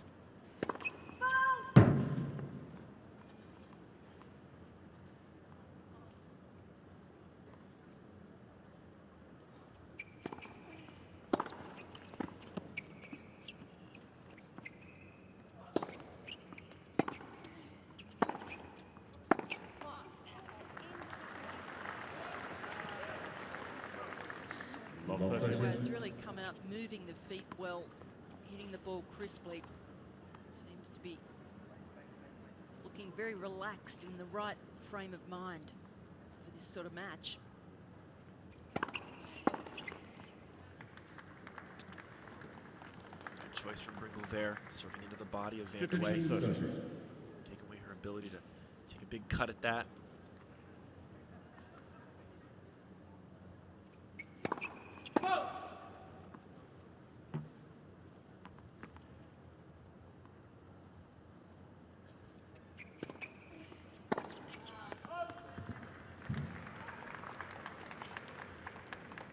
Unforced error there. That serve only coming in at 106 kilometers an hour.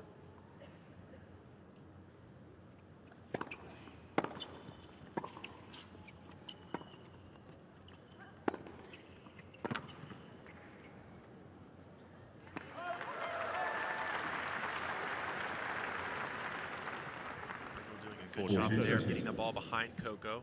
Coco going to the slice a little bit too quickly.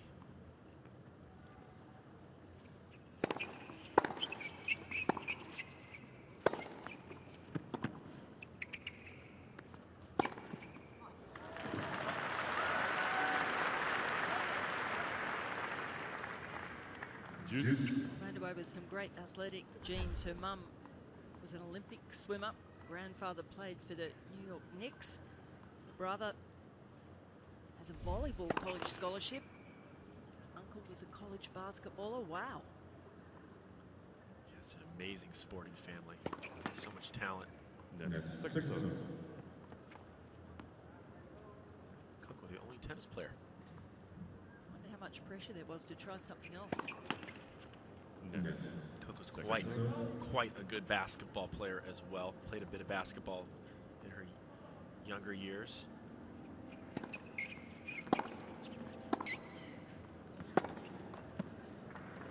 Actually, as far as tennis is concerned, she picked up tennis a bit late. She played some squash early. That's why she likes that slice. Exactly. She can hit that squash shot out of the forehand corner.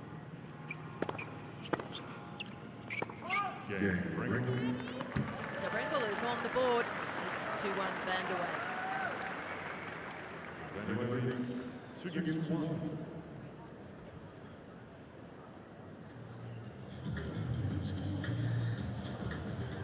I think what you said at the outset, that the match would be on Coco's racket, is also already proving true. You see when she is dictating, not making the errors, it's very problematic for Madison Brengle. Absolutely, Karen. Coco hits one of the heaviest balls on tour. There's girls that hit the ball as hard as she does, but most of them it's flatter. And so it's a tough ball when it's coming at you. And believe me, I've played against it enough and hit so many balls with her. It really can push you back. And if she can just hit even a middle ball, her middle ball is a good shot. It's a heavy shot. It gets out of most of these ladies' strike zones. So she can make it their day very, very difficult if she stays consistent. She doesn't have to be the most consistent player in the world. Doesn't want to be. It's not her game style. But if she can put a lot of balls in the court, especially early in a match, it really sends a message to her opponent. Brengle doing well there to stay in this match. Get a hold.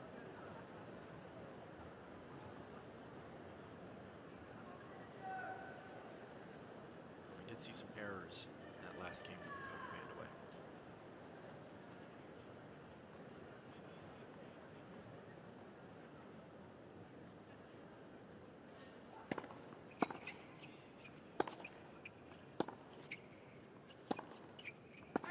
Love 15.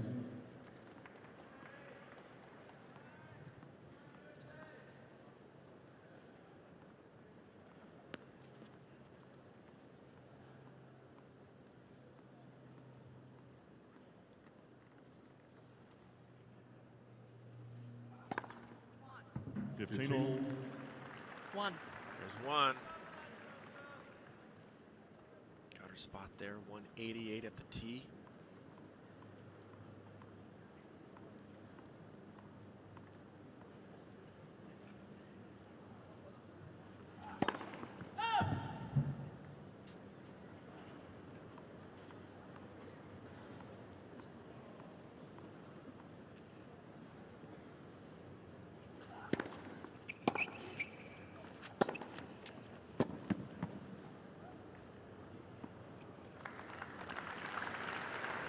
Forehand there, and you can see that Coco is anticipating that ball quickly, looking to move in on the next one. Always got to know when your opponent's hurt. Look to take that ball out of the air, not allow them to lob it, get back into the point.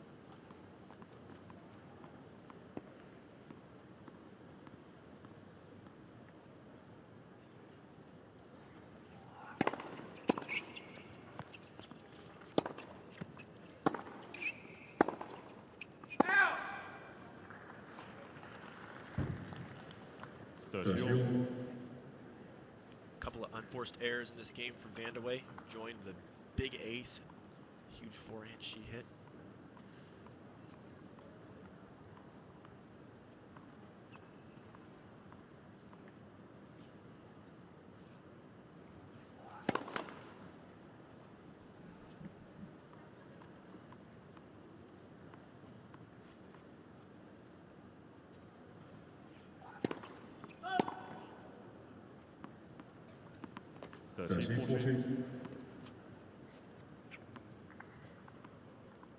First double fault for Coco.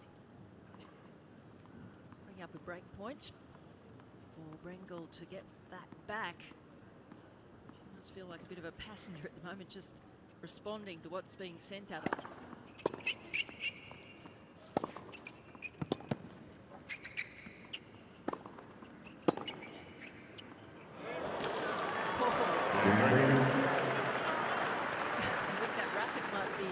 Gone.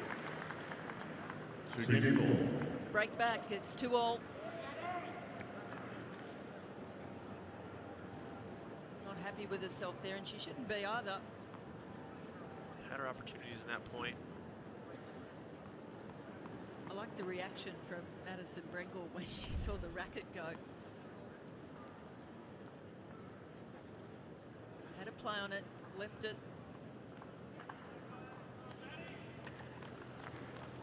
Just give it a little bounce. Brengle. Just the look, she goes from fist pump to, oh, really? Of course, she likes seeing that. So you'd have to say an up and down start from Coco Vandeweghe, the playmaker out here.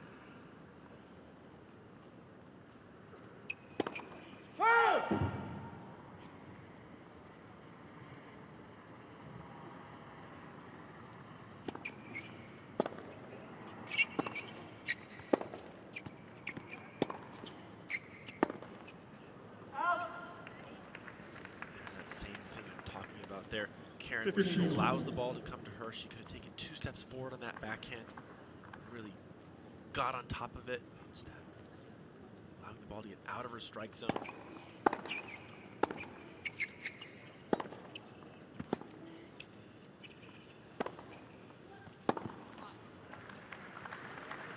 Much better on that occasion. 15-13.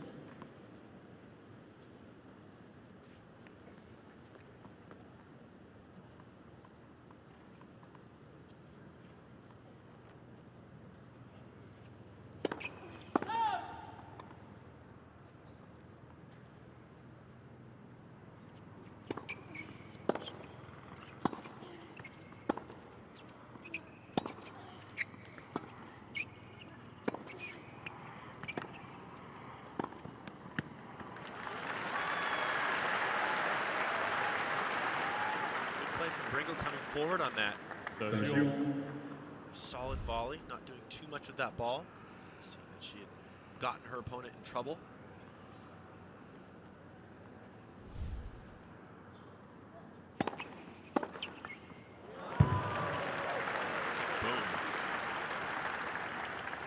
Wasn't Madison. Some speed on it at 166. Just happened to be in the wheelhouse. Coco Vandeweghe.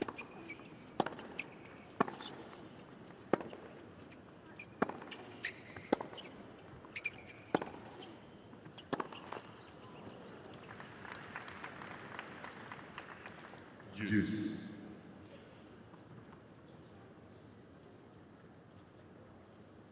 Coco having a look at her shoes.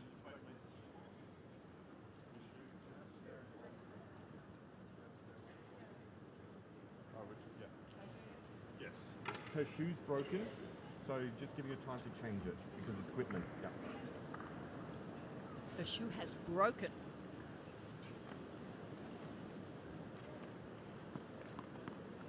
Sometimes that can happen. A lot of stress in those shoes. Asics makes a good one. She's got, Joyce has her ankles taped up. There's a lot in that shoe.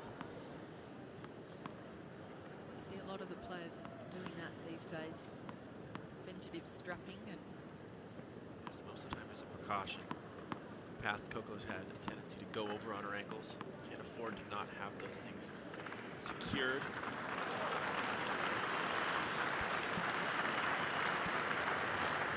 Brengle being quite fair about the whole occasion here.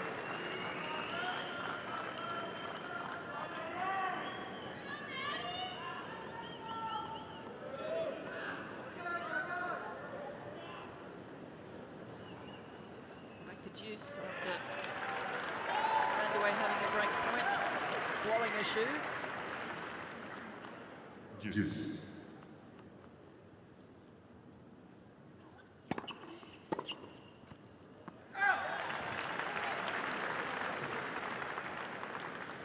Advantage Brengle.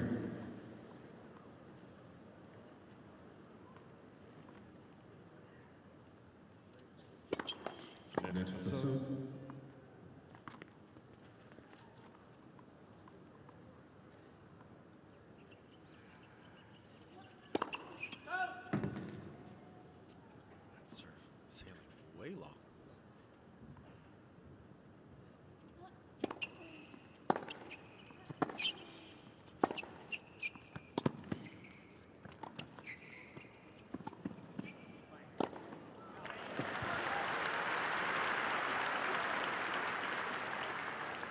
Juice. Good play there from Vandeweghe, taking that ball out of the air. Not doing too much again with that volley. Solid overhead. Back to deuce.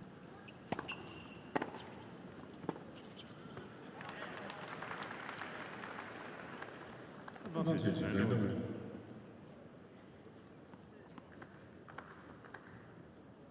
Sort of expected to see a few nerves out here. A bit of an up and down match.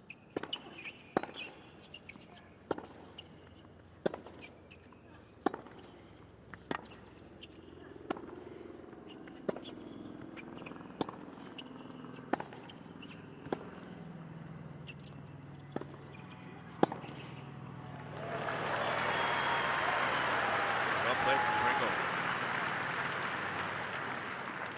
Juice. Making good choices in that point. Well, back into that forehand, going behind her. And just didn't do quite enough of that approach. It was on her racket. Great return. Good depth on that one. Advantage Brengle. Another opportunity for a 3-2 lead.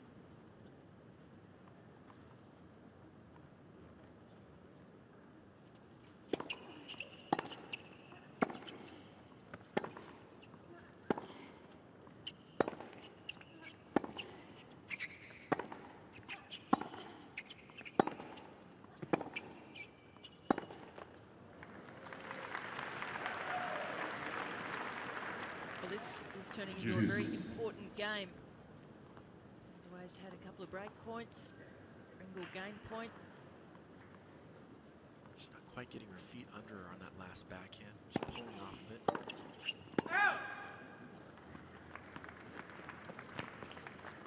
Advantage Brengle. Support crew looking on.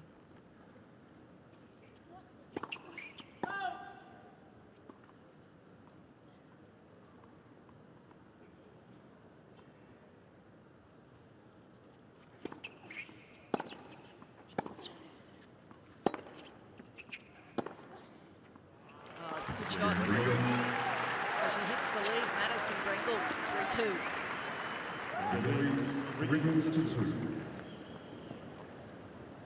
Brengle can be quite tricky. She's not afraid to take the ball up the line, and she can execute and make those plays. See Coco taking a little bit off in this last rally off the ball. She paid for it. She's also paid for the unforced errors she's made so far early in the first set. Absolutely.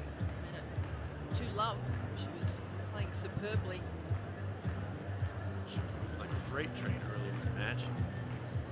Like Madison Brengle couldn't do anything to keep herself in the match. Then all of a sudden, a few errors creeping into the Vandeweghe game. And a bit of frustration. She left volley that she had a play on, all dropped in. It was a strange shot, that pass. It seemed like it kind of wobbled. It looked like it might go wide.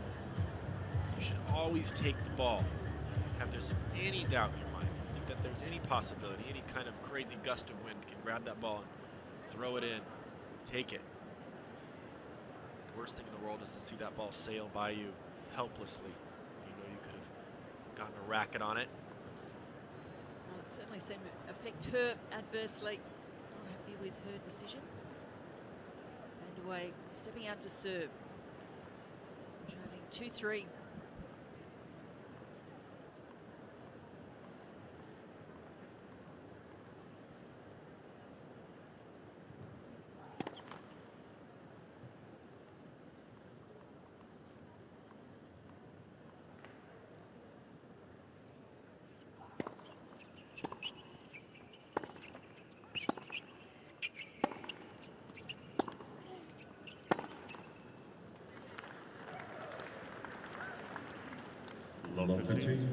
Just getting too flat on Coco there. Not enough shoulder turn. Didn't allow her to get the spin she normally gets on that backhand.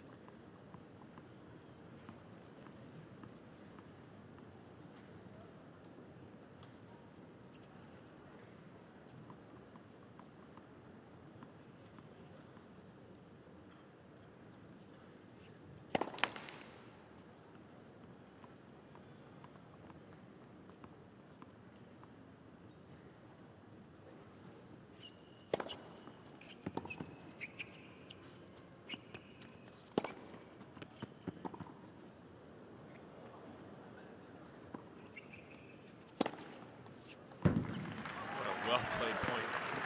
Coco Vandeweghe there, a fantastic second serve. 15. Almost bringing Brengle into those Kia signs over there. Brengle with the good defense.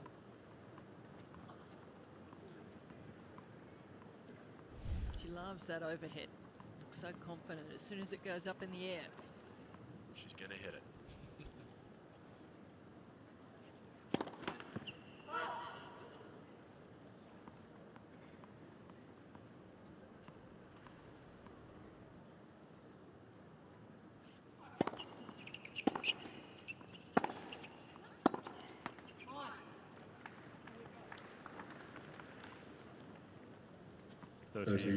Banter from Coco there. Come on, wake up.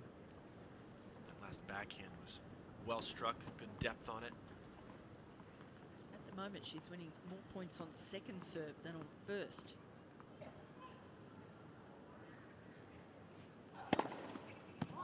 That changes things a little bit. Second ace. Coco can throw in a very good kick. Battling with her to try to use that as a first service. Battle I lost. Did she get a racket on that? No, she didn't. That was an ace.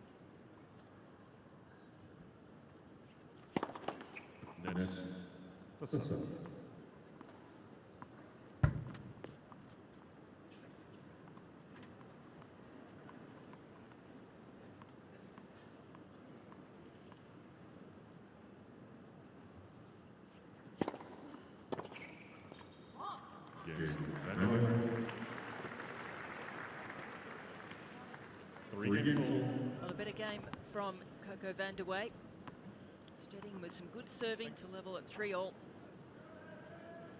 Good attitude. Coco plays her best tennis when she's fired up. A couple of come-ons in that game.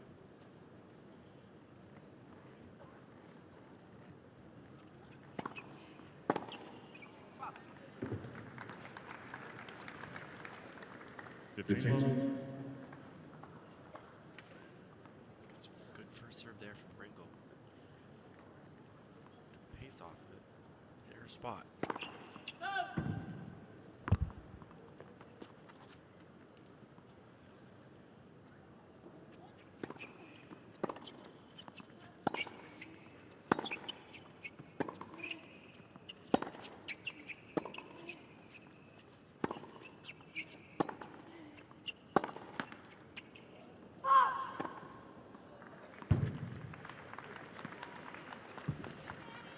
The tennis gods denying that ball.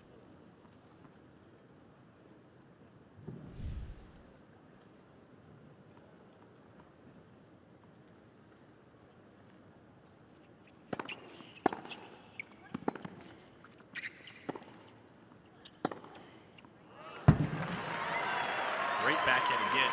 See Brengle again, not afraid to take that ball up the line. Doing very well. Set up by an excellent backhand cross court. A confident end to that game from Brengle. 4-3, she leads. Why this watch?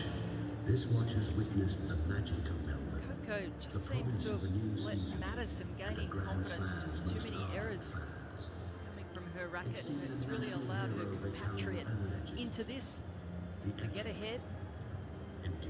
I agree, Karen. Coco started out so well. A little bit like she can run away with the set. Chances to go ahead 3-0.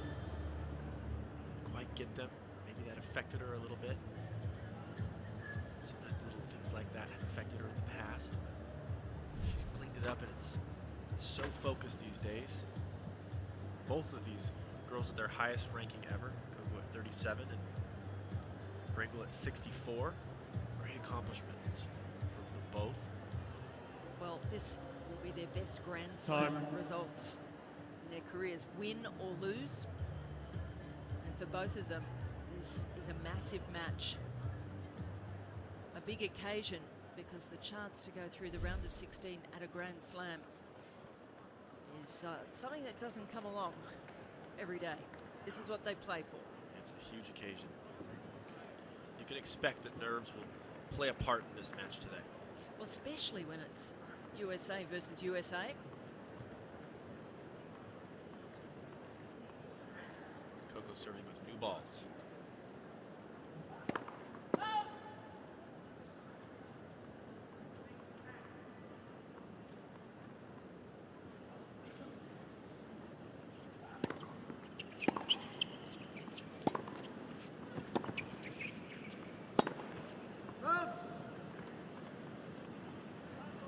Coco doing the right thing, but going for a little bit too much there.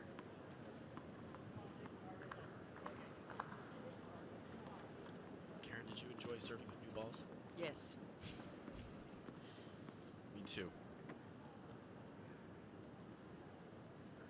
Just get that extra zing off the racket, off the strings.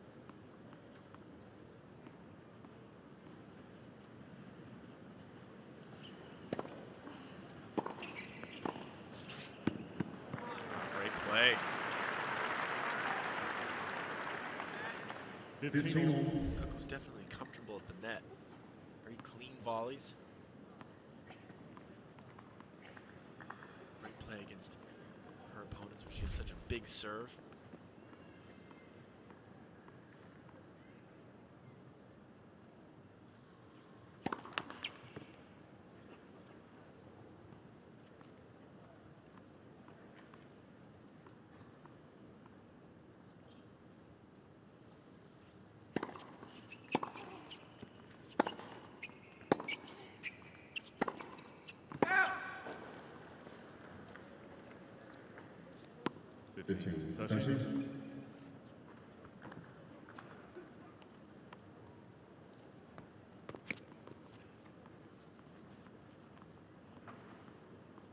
Small opportunity for Brengle here. The 7th game.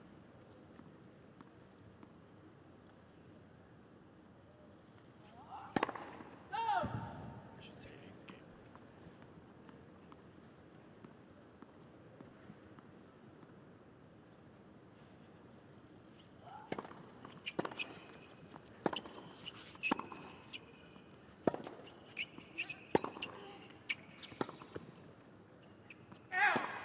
15-14.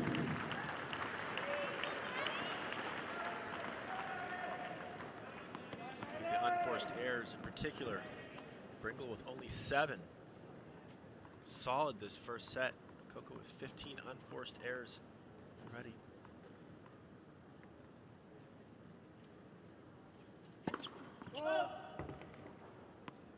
Break points, and a look at his second serve.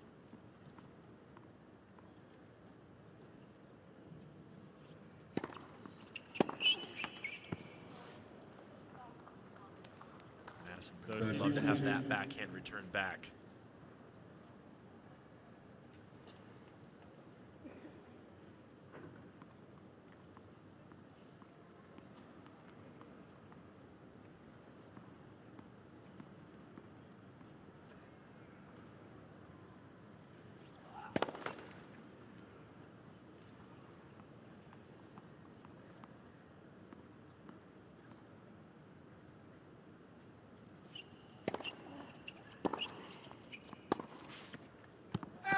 Brengle breaks, 5-3. We're not seeing enough of the Vandeweghe first serve. 5-3. Something that she did so well last round against Sam Stosur. Only serving at 39% at the moment. 56%. First serve points won is a low stat as well.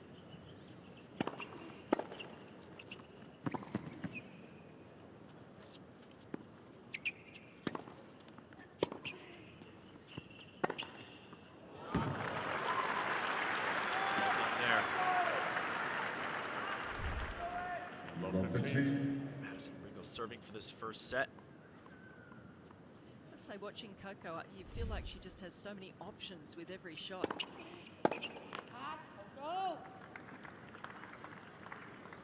Look at her challenge. She must have a lot of choices all the time out there, has a great repertoire. Some of them just not working consistently for her out here.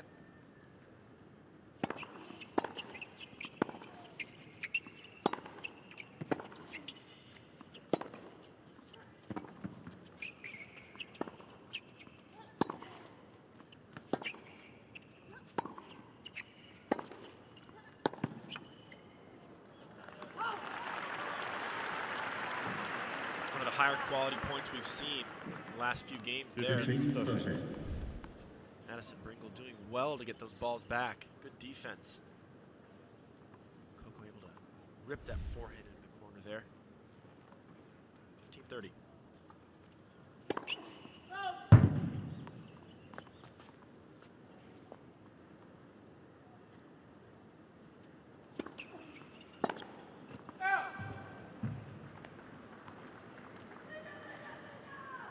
There's some anxiety nerves out here for Coco, or just not feeling the rhythm. I think there's definitely some anxiety out here, some nerves. It affects her feet. Not enough little steps to get in position. Backhand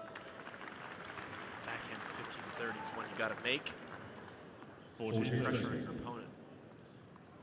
But it's Madison Brengle here with a point for the first set.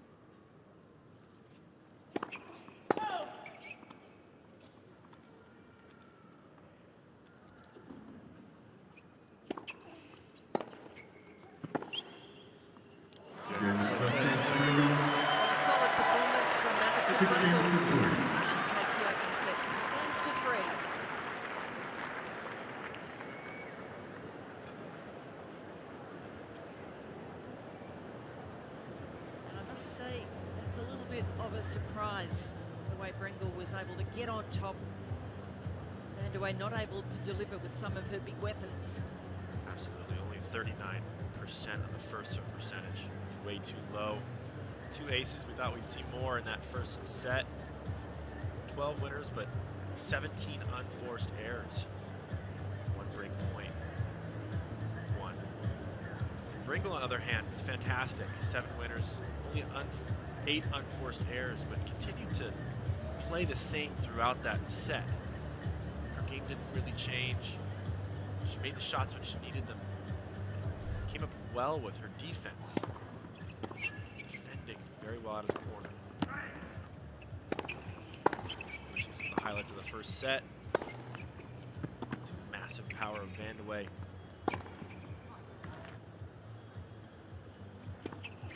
Just feel the frustrations from Vandeweghe's end of the court out there. I think the work with Brengle is very solid. Made the most of the opportunities that Vandeweghe gave her. Absolutely. Brengle seems very determined. She doesn't appear as if this moment is getting the best of her. She's out here ready to play today. Knows who she's up against, both of these girls. Past, know each other's games. Brengle understands she needs to make a lot of balls. Try to put as much pressure on Vandeweghe as she can. She knows that Coco can come up with huge shots and nullify basically anybody's game if she makes them, but she's error prone, especially gets a little bit nervous, stops moving her feet, doesn't get in position. Well, I think certainly the nerves are a bit of a factor today, and the outcomes that you talk about with just not getting the footwork right. You know, this is a match that Coco is expected to win. She's the higher ranked player out there. She's been in amazing form. Both of them have had a fabulous tournament, independent of what happens in this match, with Vandeweghe getting rid of Sam Stosur, the local hope, and number 20 seed out of the draw, and Brengle beating Andrea Petkovic in the opening round, the number 13 seed. So that's the best win for her. That is an incredible result. Absolutely, Karen, and I think that one thing that we point out is I think we'll see a lot of both of these girls in their rising rankings in the years to come. There's a lot of potential for them both. See Coco coming back out. Quick shirt change.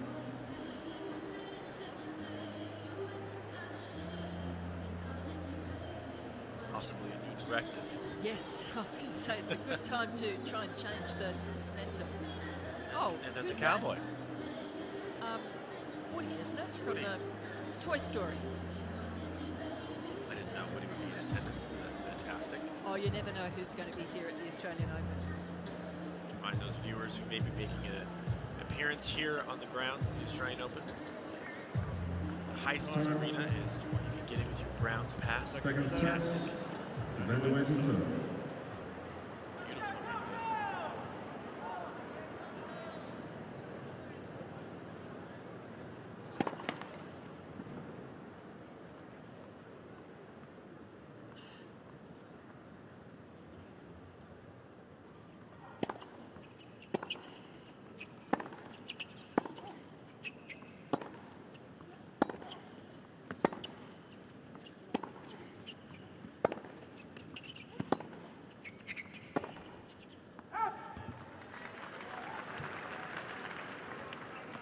Well,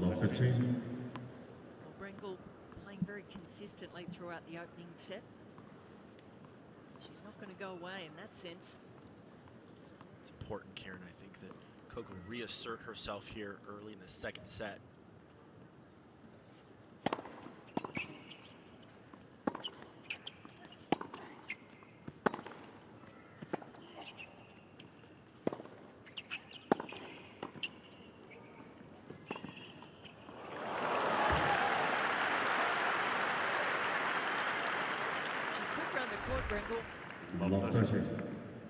Good tennis from Madison Brengle. Good first pass and a nice follow-up up the line. Coco almost getting there.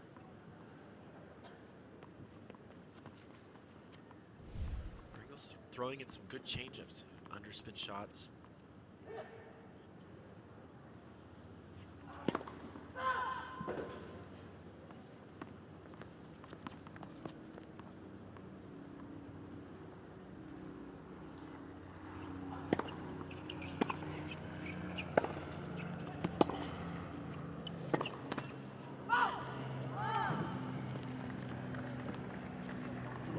Absolutely not in position to hit that ball up the line as hard as she tried to hit it. She needs to regain her focus and hurry. Down 3 break points in this opening game of the second.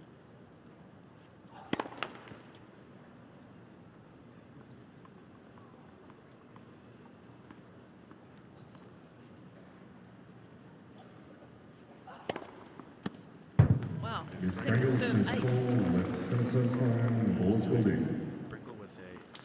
Hawkeye challenge. It's an ace or a double fault. Let's see. Well and truly an ace. About as 15-40. perfectly as you can hit it. 2 challenges remaining. Coco could serve herself well to do a couple more of those.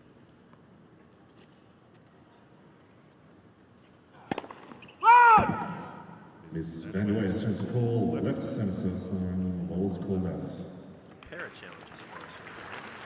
She must have liked the feel of this one.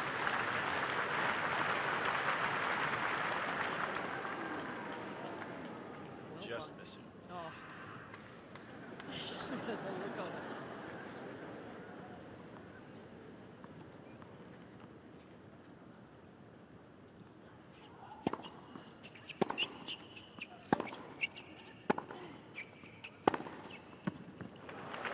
That's more like it. Brengle, in my opinion, getting a little bit tentative on those balls, not getting the ball as deep as she was earlier in this game. Coco taking advantage. Do one more break point.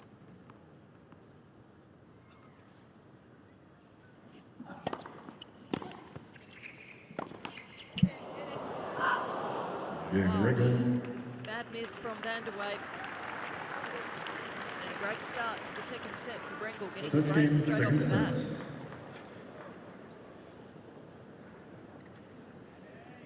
It's a very strange volley from Vandeweghe. Boy, I don't know what she was trying there, Karen. She's shown us that she has a very solid volleys. Instead, choosing to take a swing volley. One of my most hated shots in tennis. As that ball dips down, and often it's a slice or there's topspin on it, it's very difficult to control. You want to just be moving in and hitting a clean volley on that without too much swing. Unfortunate. Brengle with a break. I think the volley, a bit of a reflection of Vandeweghe's state of mind out here. She looks very rattled. Wild shot there, up her 21st unforced error.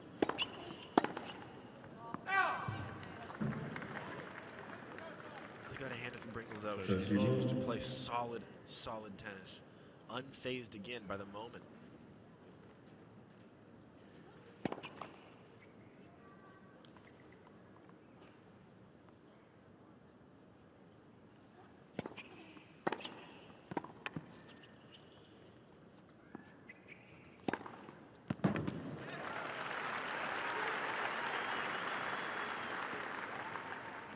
Another look at Coco's favorite shot here. It's a bounce overhead.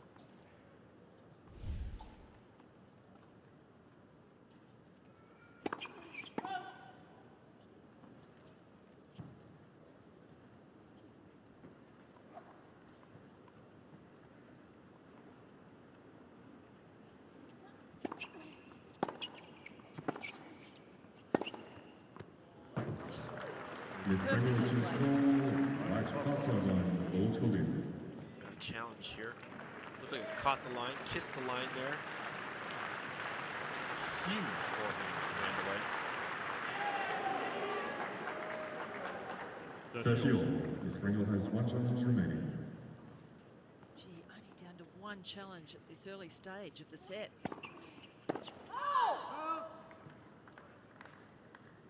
40-30. Brengle continuing to pepper that forehand of Vandeweghe in the deuce court.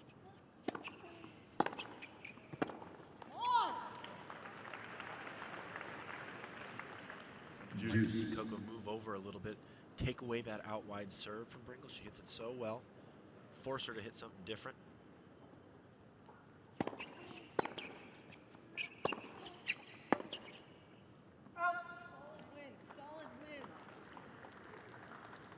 Advantage Brengle.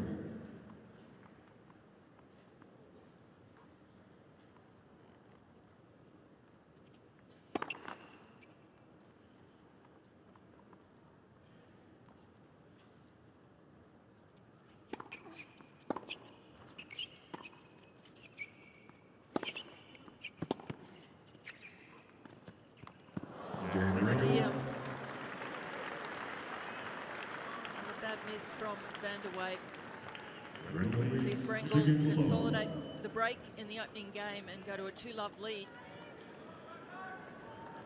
Brengle very creative with her defense. It sliced forehand out of the corner, though Coco should make that ball. It's a lot harder shot than you might think. Got to get so low on it. Make sure you're underneath it. Coco didn't quite get below that ball. Paid the price.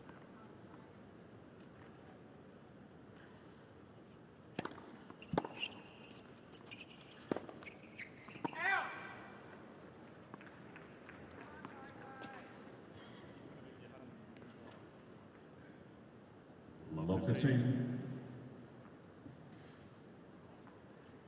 Coco again not moving quickly enough forward on that backhand side.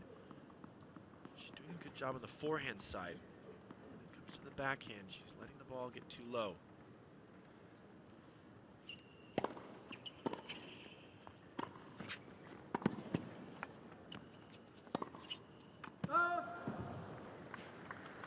Good work from Brengle, just making Vandeweghe play the extra shot.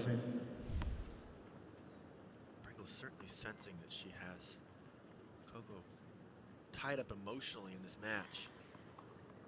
It's a good idea to just put as many balls in play when you know your opponent is struggling.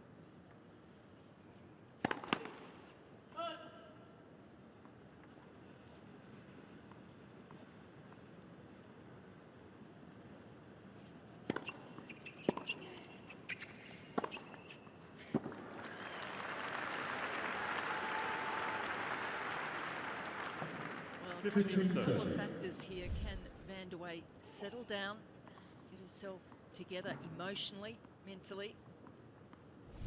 Will Brengle think about victory if she does get ahead in this set? And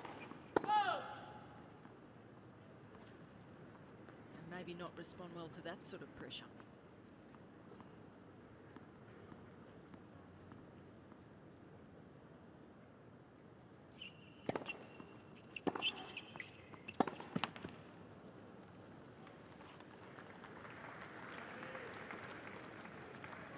I'd like to see Coco go to hitting her heavier ball that she so easily hits.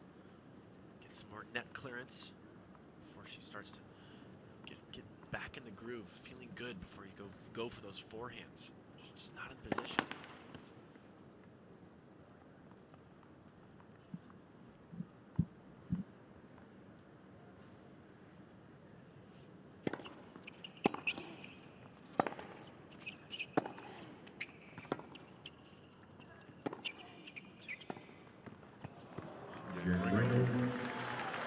It's all Brengle, 3-love, second set.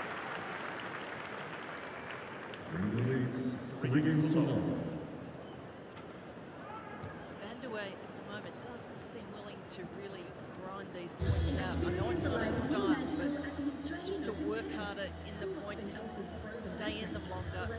It's all just going by too quickly. She's trying to win the points so quickly. Been commentating with you this whole week, Karen, and often reading my mind up here. Oh, that's good.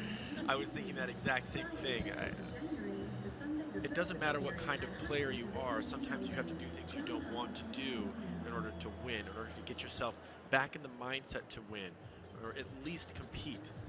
Coco needs to compete in these points. Going for a slice drop shot on that backhand there, she has no business hitting. It's needs to get down and hit that ball back cross court. Get some net clearance. Move your feet. Get back into this match. You still can win. Brengle, there's no reason for Brengle to change anything she's doing. She's playing very smart tennis, and it's tricky. She's putting a lot of balls back in play. She's making good decisions. She's hitting a high enough percentage of first serves at about 64% for the match. It's very good. This set, she's won 80% of her first serve points in. Coco did it 38% for the match. It's just too low. Madison Brengle with the upper hand, set and 3-love. Brengle doing what she has to do out here. smart and solid.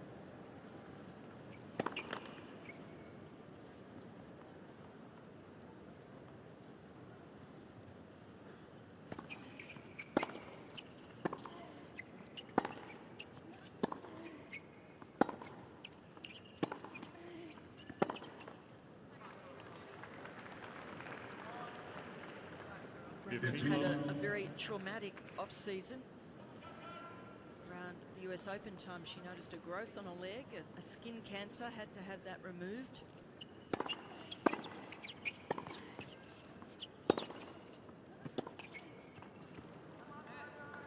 And they found a mass in her jaw as well. Not a cancer, thankfully, but they're going to remove that, do a procedure sometime later. Got the all clear to travel just before Brisbane, 2 weeks out.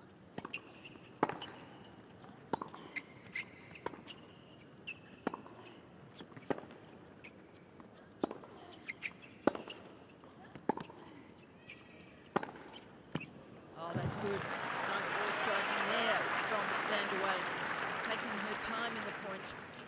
15. That's what we're talking about there, Karen.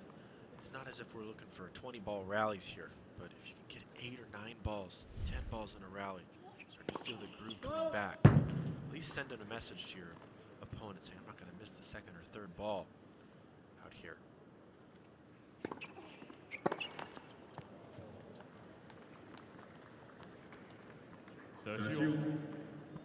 So for Brengle, having come through that cancer scare, I think she's just so happy to be out here on court, healthy, appreciating life and tennis.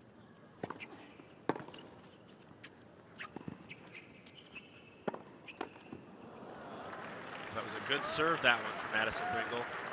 Coco a bit lucky in that point. 13-14. I agree, Karen. Health is so important. It's great to see Madison get through that with flying colors. Having her best Grand Slam ever. What a shame that would have been to miss.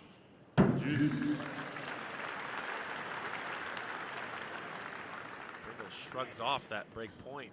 Her second ace.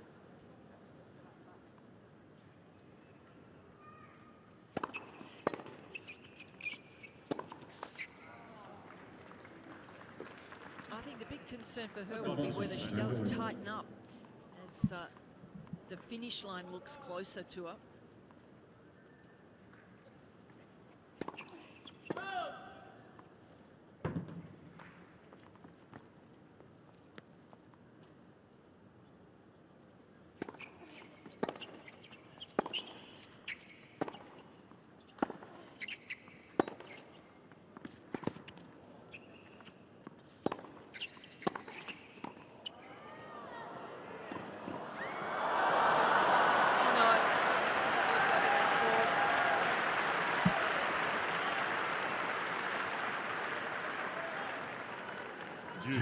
But it's such a big point. Great hustle on Bringle's part there. But it looked like, oh, she tried to let it go. Just caught it.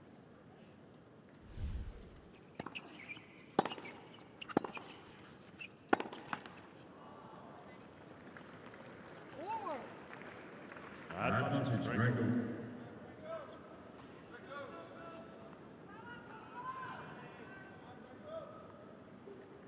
Trying to get into this match. Well, from break point, she survives. Goes to a 4-love lead.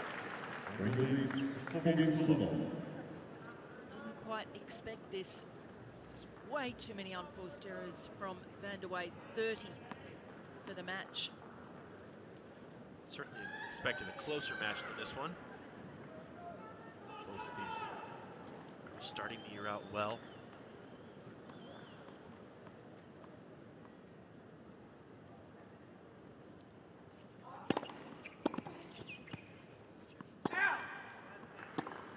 Michael, you know Coco very well, a lot more than I do, but certainly I'm seeing a young woman under a lot of pressure out here.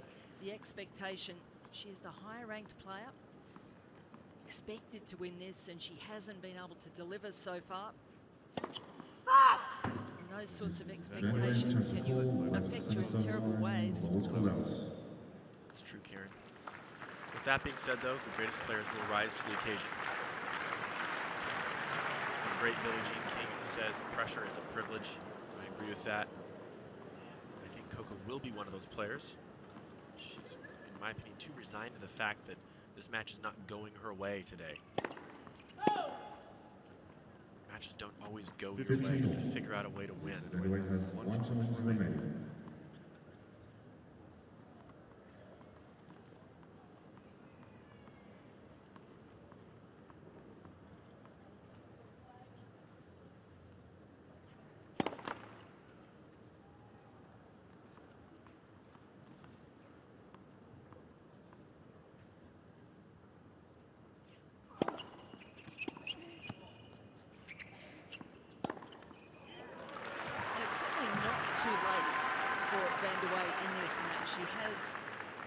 The artillery out there, she's got a huge serve. We've only seen 38% of her first serves going in for the match so far.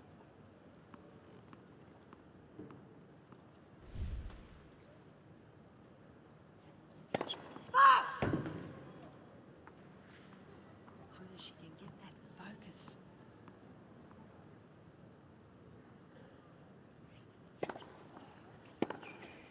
Oh, that's too good.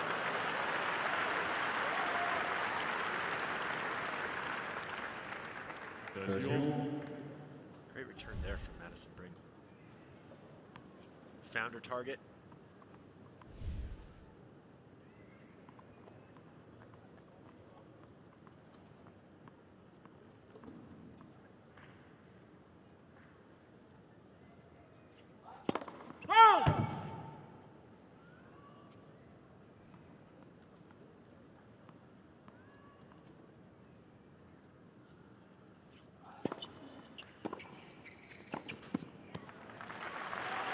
Fantastic second serve. I really feel like in this match, Karen, Coco's been battling more than just the ball. Battling those nerves, battling those expectations, battling Madison, Brengle. All those things don't matter. If you can just shut that out and play the ball, play each point, play in the moment, those things become irrelevant.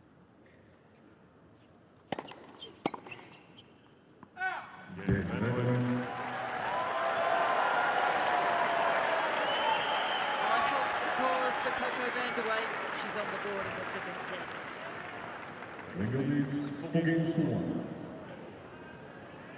Oh, she's got a sense of humor about it, sort of. I think Coco wise to try to get the crowd involved in this match. Do anything as a player to get yourself back into the competition. You can derive a lot of energy from an active crowd. Yes, and this crowd here, if they suddenly think, hang on, this girl's coming back here, let's get behind her, that is going to really help her cause. But Brengle, she's in great form. Fresh from the Hobart final where she lost to Watson. But 5 matches in Brisbane, 7 in Hobart. She's played an awful lot of tennis and just seems to be very match tough out there. Absolutely. It also looks very fit. She's moving well, defending well, making good choices. When you're fit, you know you can run all day long. You normally make good choices out there. You don't have to rush. You don't feel like you need to do more. Settle in your game. She's very settled today, Madison Brengle. Very professional.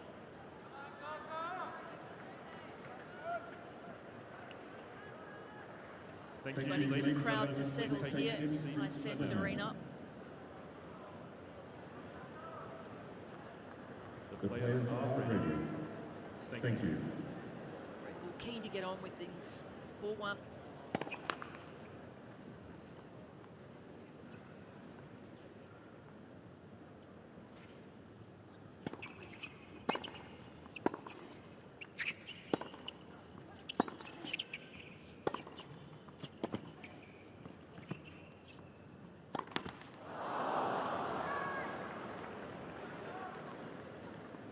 Choices you were talking about. She wanted to hit her favorite shot there, but the ball was not high enough for it. Just needed to take a forehand on this ball. You better get on your knees. Take it overhead, you better get low.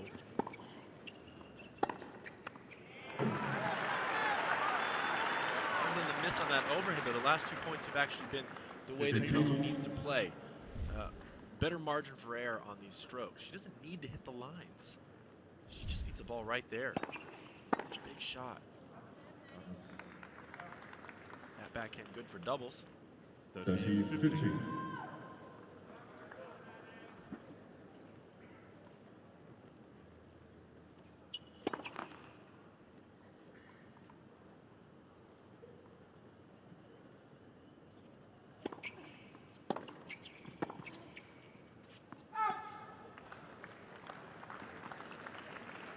I feel like this is a pretty key point coming up right here, Karen. Coco needs to make her opponent play. Brengle has been solid.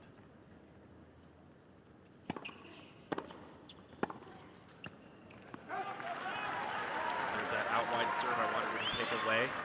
She did it that time. 30-14. Opportunity for the break back, one of them.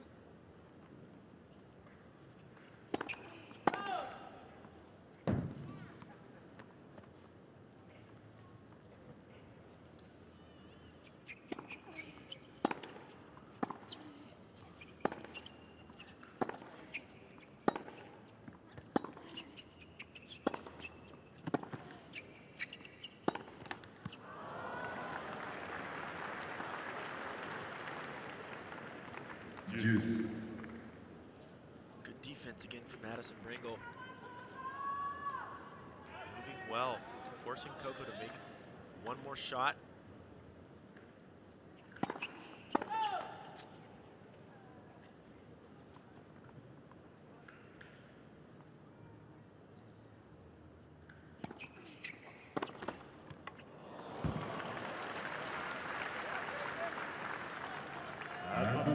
The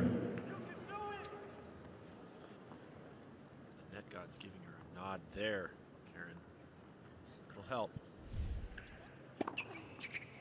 Bolts.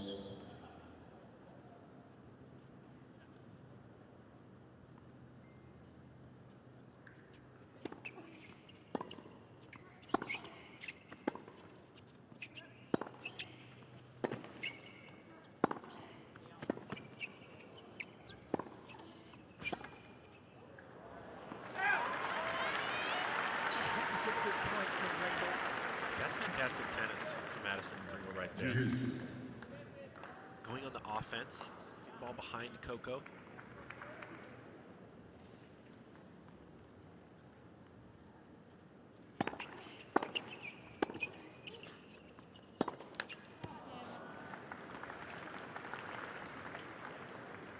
Advantage Brengle.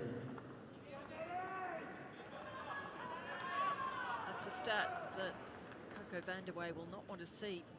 34 unforced errors.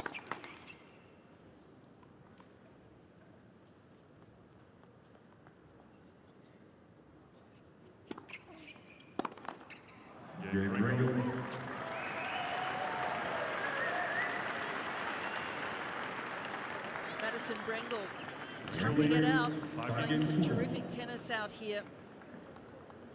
And within one game of a spot in the round of 16.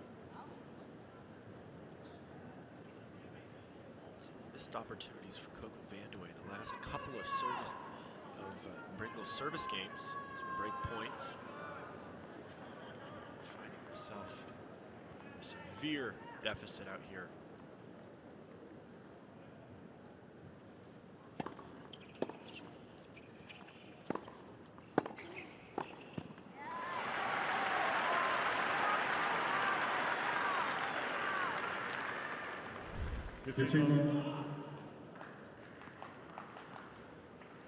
Coco's got to keep telling herself she doesn't have to win every point. She just needs to win the last one.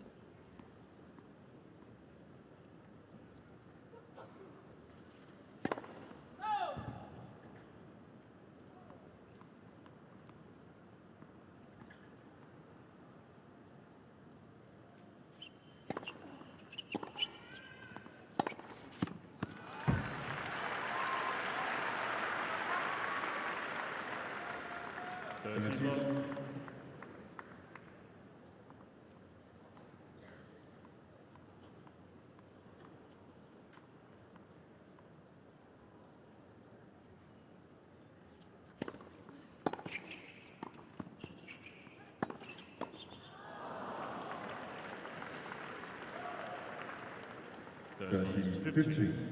Coco with another trip to the net. That time coming out empty-handed. Time running out here for Coco Vandeweghe. Really has to deliver to stay in this match.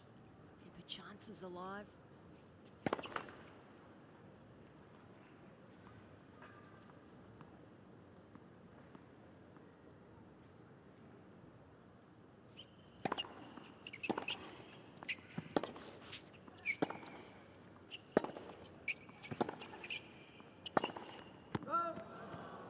And Michael, she's been very inconsistent throughout, particularly this second set. Either brilliant or bad. She's just going for too much, even on that last forehand. And guiding the ball wide. Didn't need to hit that good of a ball. I'd rather see her take the ball inside out one more time. Look for a different opportunity to go for it. Here we are at 30 all. Oh. Fourth ace for the match. And that's a department that worked so well in her victory over Sam Stosur. Served 11 aces in that, but today only serving 39% of first serves in.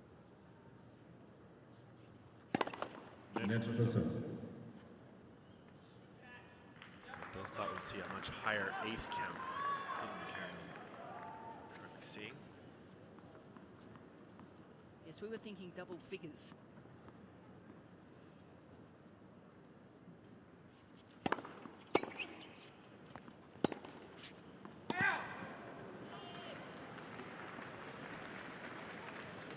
Also partly because Madison Brengle has played a very solid tennis match. It possibly could be worth a challenge, yes. But Do you want me to challenge? I can't tell you. Answer that question.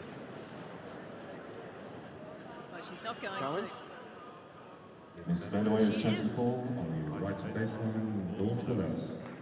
This is her last challenge. We had quite a conversation about that, and this is a well and truly wasted challenge. Juice. Maybe change the mood a little bit, buy a little time.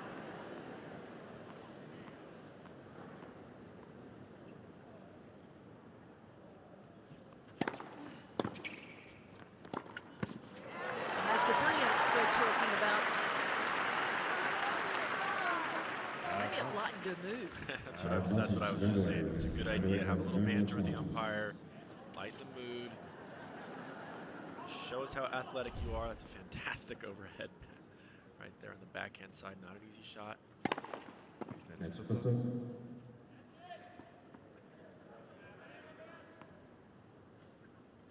Love to see her throw a heavy kick out wide on this first serve.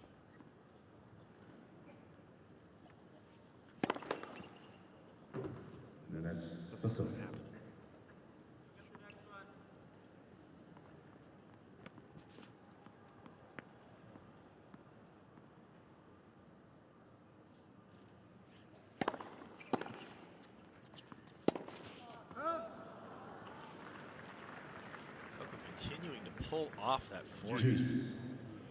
Giving it a flick, taking her legs out of the shot. Don't need to jump at those balls. Better use the legs, get down.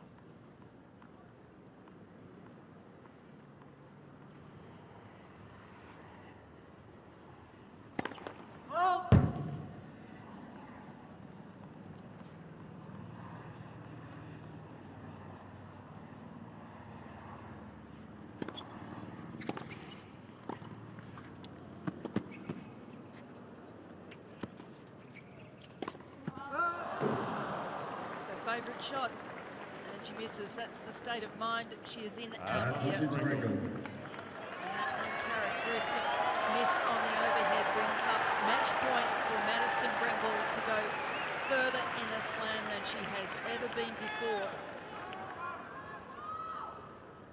By 2 rounds. Yep.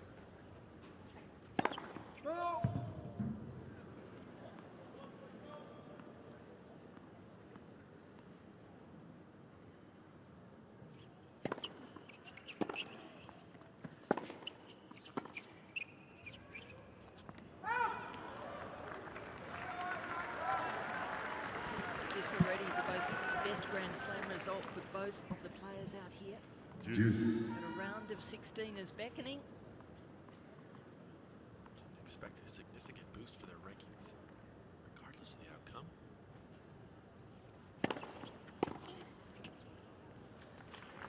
Good serve there. You know, the interesting thing is you feel if Coco could just flick the switch and start finding those serves, may not be too late for her.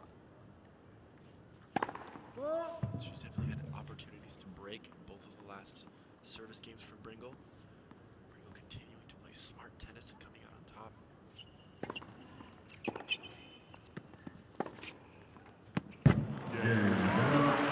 Lovely easy power from Coco Vandeweghe. And the crowd involved here. 5-2.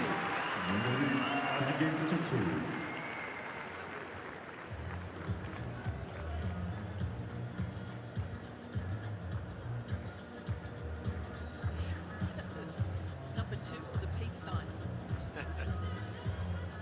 You see Coco finding her range in that backhand up the line just now, moving forward a bit better. Maybe she should have more banter with the umpire. Lighten her mood a little bit. I think it's possible that the nerves have really played part of this match.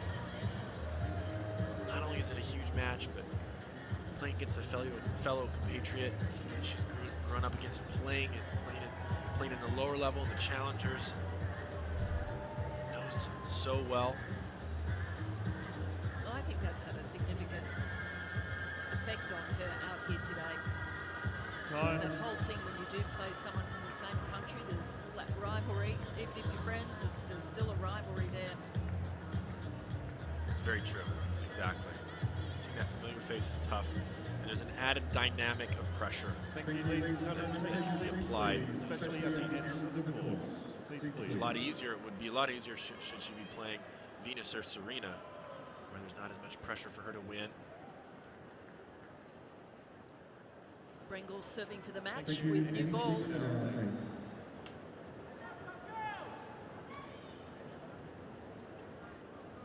Brengle so far rising to the occasion, Karen. You just wonder how this will affect her though. She's so close. Whether she'll think about it, tighten up at all.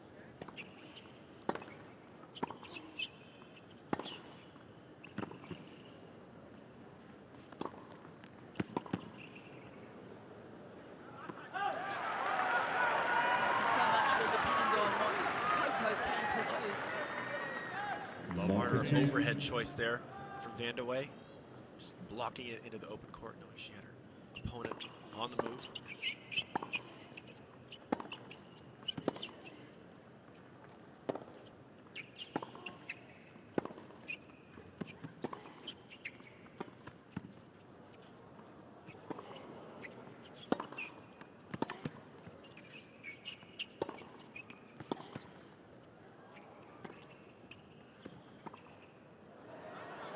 That's a great lob.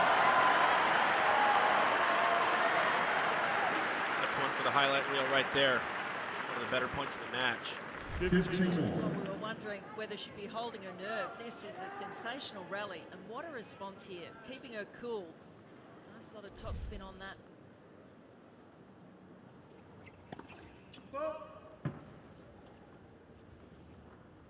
Continuing to take that first serve out wide in the deuce court. She's done so all day very well. A mental lapse there on that second serve. Well, first double fault for the match from Madison. That's nothing but pressure.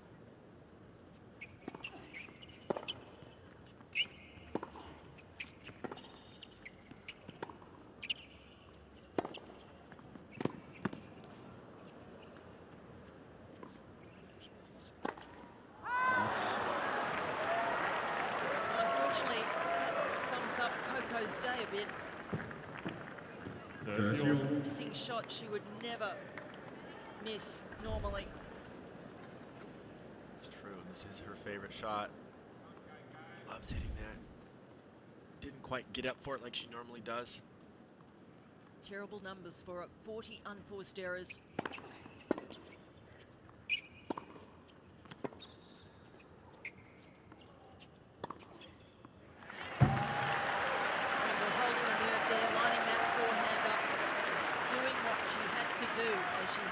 So well all throughout this match.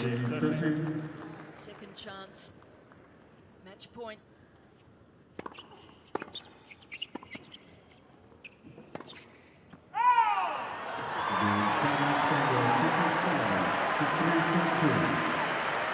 Madison Brengle overcome with emotion. She's through to the round of 16, a tremendous result from her, upsetting her more highly ranked compatriot. What a great effort from her today.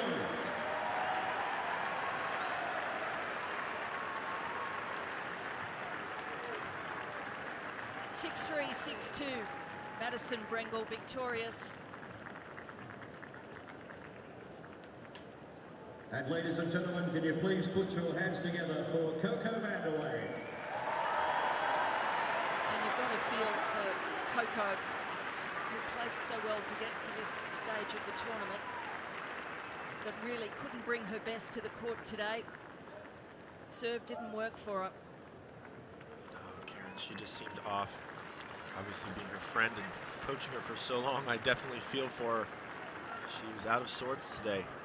The moment seemed to have gotten to her, either that or her opponent or whatever it was, something was a bit off, unfortunately. All credit to Brengle, though. She'll go through to play the winner of Petra Kvitova and Madison Keys. Let's hear What a fantastic smile right now. Madison. You've been a professional tennis player for a decade. You started playing when you were 2. This is your greatest result, so congratulations. Thank you. It's incredible. Like, I could not be happier right now. Tell me, you've had a few medical issues during the off-season as well, and the second round of the US Open was your best result before today, so you must be feeling overwhelmed. Yeah, it's incredible. I didn't know I was coming to Australia until like 2 weeks before I left, so just being here and getting to play out here, like, I'm just so thankful. And how was the atmosphere on court today? Oh gosh, I love it. Yeah, it's the first time I've played on a stadium like this, so I would like to do it again. Good on you. Congratulations. Well, that's his win. Madison Brengle through the round of 16 for the first time in her career. Oh, she said that she didn't even know that she would be here. Had issues, a cancer scare in the off-season. But boy, she's arrived, had great results in the lead up to this Australian Open. And what about this? 28 winners from Vandeweghe to 14 from Brengle. The unforced errors, only 14 from Brengle. And that was really the story with Vandeweghe's blowing out. But Brengle, solid when it counted, a good percentage of first serves in and taking her chances to go through to the round of 16. What a result for Madison Brengle. Through there in straight sets, 6-3, 6-2. You want a makeover? Who wants a makeover? Here at the Australian Open, we're going to hit the ball into the crowd. This bank of crowd have been making plenty of noise here, so let it rip. Here we go.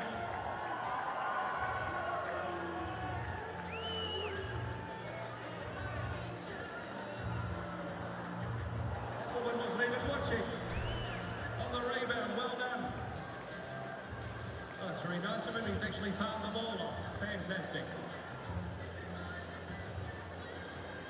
Now you need to go to door 4. Whoever's got the ball up there, go to door 4, beat our representative, and you'll get a makeover just like that young gentleman we saw. Thank you very much.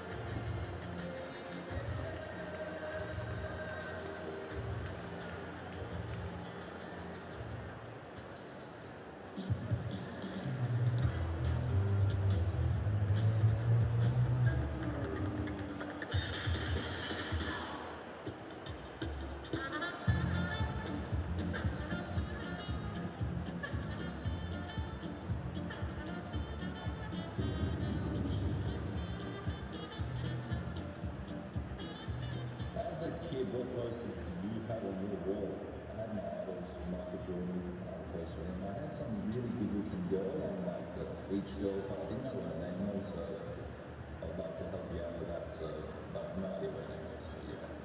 Are you dating anyone at the moment? No, unfortunately. Tennis first. Are you romantic? I can be romantic, but lately I haven't been romantic, so we'll keep it at that. When I have a girlfriend, then I'll be romantic. Have you picked your future kids now? No, absolutely not yet. I haven't even thought about it yet. Still young. I'm still young. Favorite song? Can you sing along?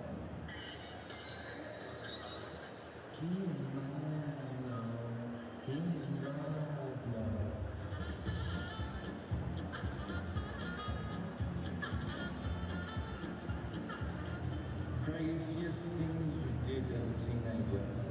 I don't know, good question. I've done a lot of crazy things. I mean, I went on track and like 350 kilometers an hour in a car. That was crazy when I was 18. You know, I'm a car freak, I love cars.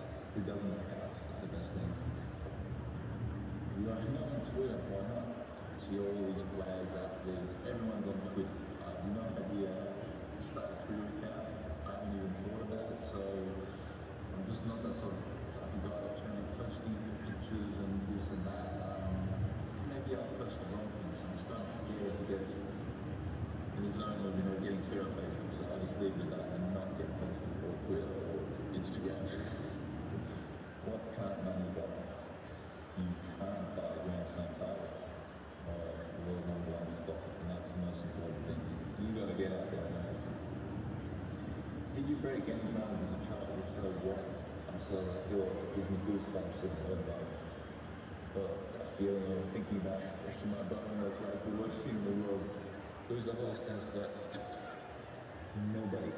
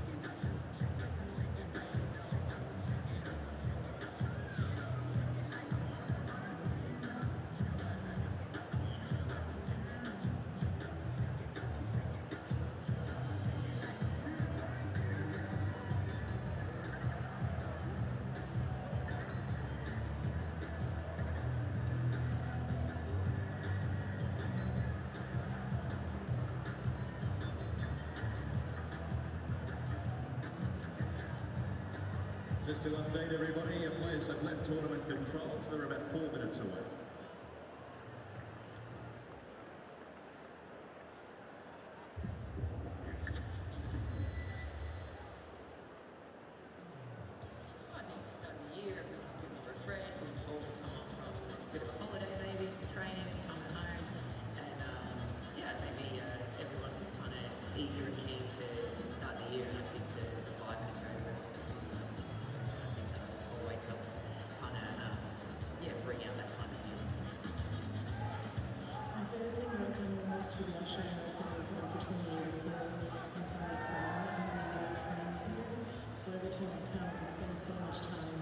Just hanging out with them, have people do everything together, so that was the best thing. Well, I think I was always into tennis, like really decent player, and really good at tennis here, and I have some friends that they're really loud, always very loud. I like here because people are more relaxed and everything's like they're smiling and they speak very, very nice with you. Amazing atmosphere out there, and I think that's probably got a lot to do with it. A lot of people come here, enjoy having a beer out the beer garden out the back, or doing different activities. So I hear so many positive things from all the overseas Australians.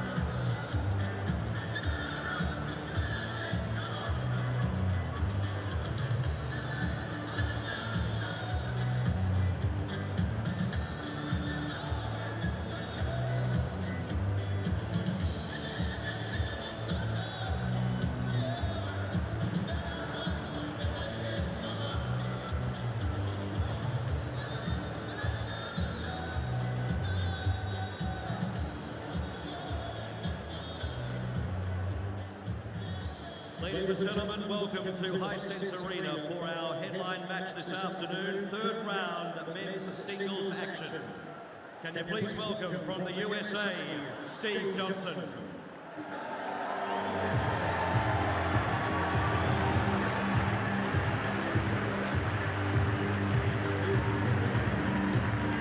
And can you please welcome the number 5 seed from Japan, Kei Nishikori.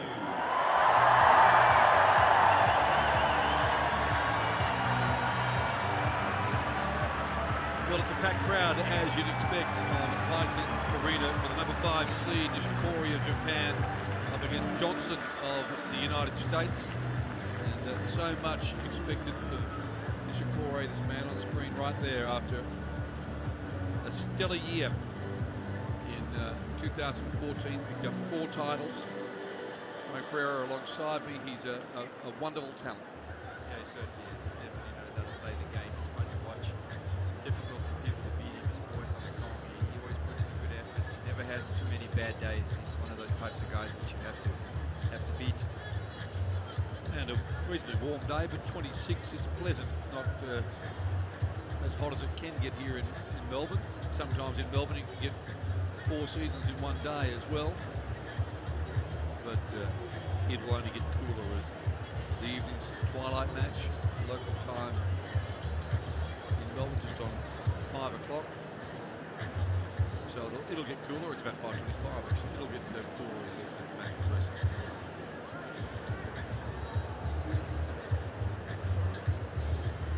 Yeah, it certainly is fun to be out in Melbourne. You don't really know what to play in those days where it's 30, 35 degrees and come out the next day, you freeze.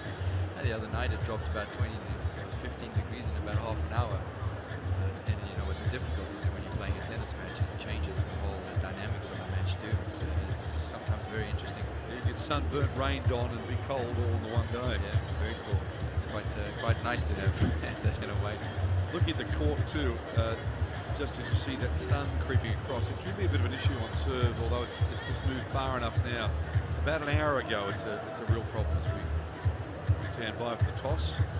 Yeah, these guys are lucky. I think they've missed the worst of that shadow. Okay, same conditions as the previous rounds. On this call we're using the Hawkeye, so make it clear when you want to challenge. And don't forget the time between points. If I have a chance to let you know before, I will, unless you're really over the time. All right?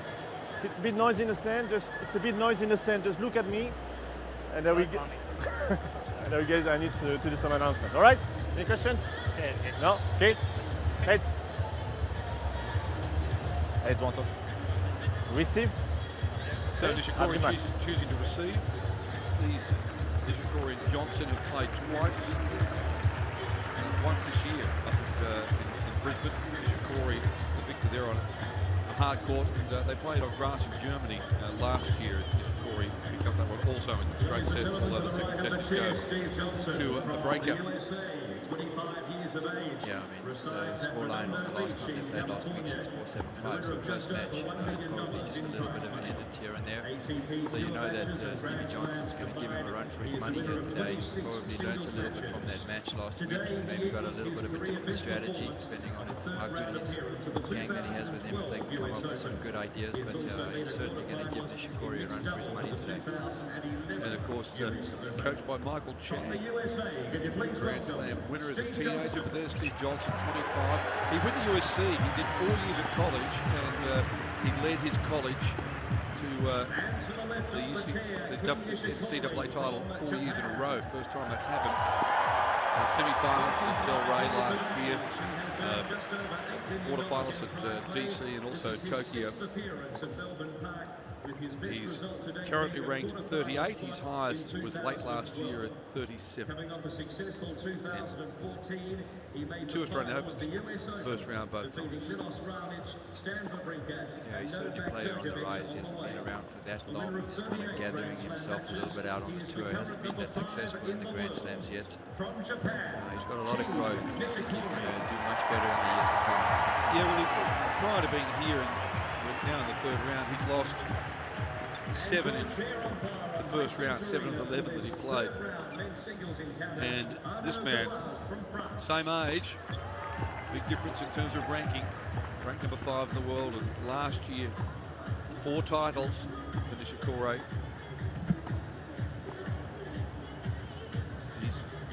very good here as well. And there are those titles: Barcelona, Tokyo, Kuala Lumpur, and Memphis. And of course, a breakthrough in the final of the US Open. We lost to Cilic, but he beat some good players along the way, including Djokovic, to get through to that final. Stan the man. And best result here, quarterfinal in 2012. He's the highest ranked Japanese man in history. The previous best was 45. He's now truly entrenched in the top 10. Yeah, he certainly is a good player. He had a great year last year, you know, and he actually got unfortunate those two finals. He was up 6-1, 4-1 against Nadal in the finals of Madrid and hurt himself, which kind of affected his French Open. So even though he had a good year, he could have had a better year. Yep. Unfortunately, in the final against Cilic, he just kind of wore himself out. The matches before were a little bit too long, and he just didn't have enough left in the tank. So yes, a great year. Could have been better, and I think this year is going to be just as good. I mean, he's certainly improving as each sort of month goes on, and the guys are starting to really fear him. They don't want to play against him. He's really getting to be a tough one for a lot of players. And there are those two meetings, as we said, both of them in straight sets. Johnson is 0 for 4 against top 10 opponents. He's got 2 wins over the top 20. And an odd sort of little stat, and that is that Nishikori is 11 for 12 against Americans. It's been a long time since he's lost to an American. He had an upset loss to Sock in Shanghai last year, but other than that, terrific run against them. Yeah, I think he's got a lot of good results against every country. I don't think it's just the Americans, but that is a pretty good stat, 11 out of 12. Yeah, it's a meaningless but quirky one. Yes, but interesting that Jack Sock was the one he lost to. Would have thought that he would have been the one he would have beaten. So, you know, style of play, Jack Sock, very powerful. And you can see Michael Chang. Actually, Michael's my doubles partner here for the Legends event. Yep. So I'm going to be spending a little bit of time with him, and he is just going to be absolutely instrumental to Kai Nishikori moving to that next level. I mean, if anyone can give him the idea of what it's like to win a slam, it'll be Michael, and he certainly, you can see some benefit he's given him already. Yeah, of course, won a couple of times at Roland Garros. He lost the final here to Becker in the mid-90s. In fact, I saw that 1 minute. The local Australian television stations was running some classic Grand Slams, and the Becker-Chang match was on. And there's Johnson's coach. Ladies and gentlemen, the third one match will be played to best of 5 sets. First 4 sets tiebreak, final set advantage. In Northern California, Nishikori won the toss and chose to receive. Doing junior development. So I think the match, you know, for Johnson, if he wants to come through this one today, he's going to have to give the power that he normally does with the serve and the ground strokes, but he's going to have to be very careful about not overdoing the shots and trying to go for too much too soon. He's going to have to really work the points. He's going to have to grind a lot. You have to put in a huge effort. Ready for play, please. Nishikori's going to get a lot of balls back, and he's going to make it awfully difficult for him. Definitely has the game, and he has the power for it, but he's going to have to put a lot of it in for a long time.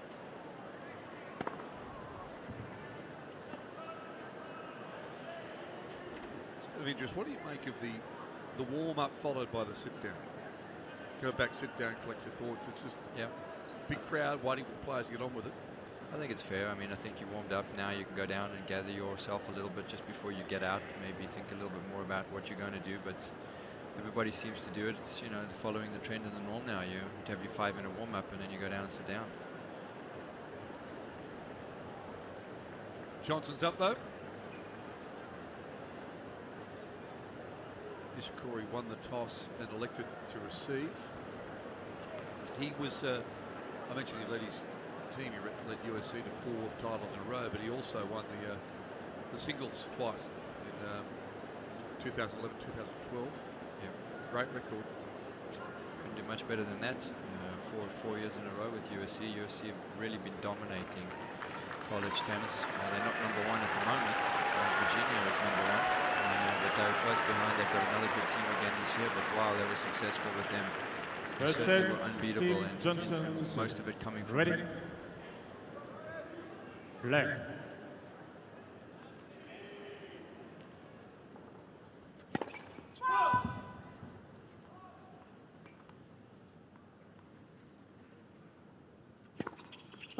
Not really the start that you would be looking for. Nice powerful serve he has. He's got some good pace on it, good variation. He needs to work it well today. A lot of high percentage first serves.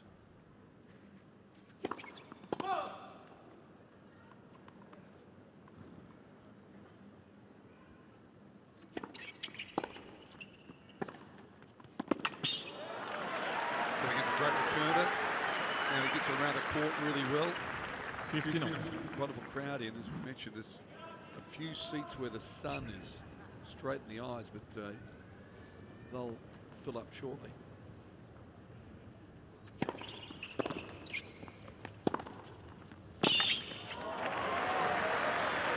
That's a tactic we're going to see a lot of from Stevie Johnson. Slide that ball out wide to the Nishikori forehand, open up the court, inside out forehand. Good play by him.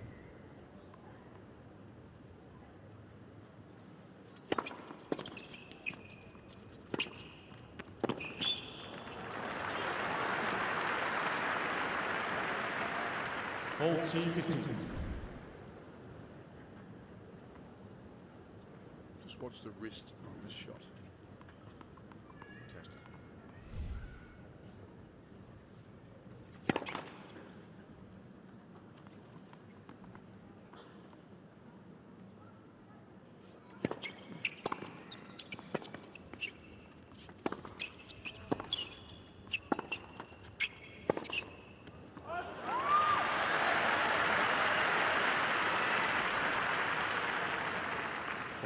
Fantastic. A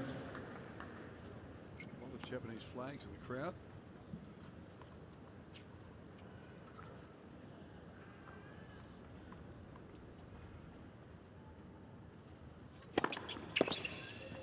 Game Johnson. So a big serve of over 200 clicks. Johnson takes the opening service. And a good start. It's always important to come out and put a good serve game, especially if you lose the toss and get told to serve, which is generally the trend these days. Everyone is winning the toss, is taking the return, hoping to get an early break. And Stevie Johnson doing a good job. Good first serves, pretty clean besides the one unforced error. A very clean first game for him. Certainly build his confidence. Must feel good about that. He's got his name on the board. Absolutely. Okay, Nishikori to see.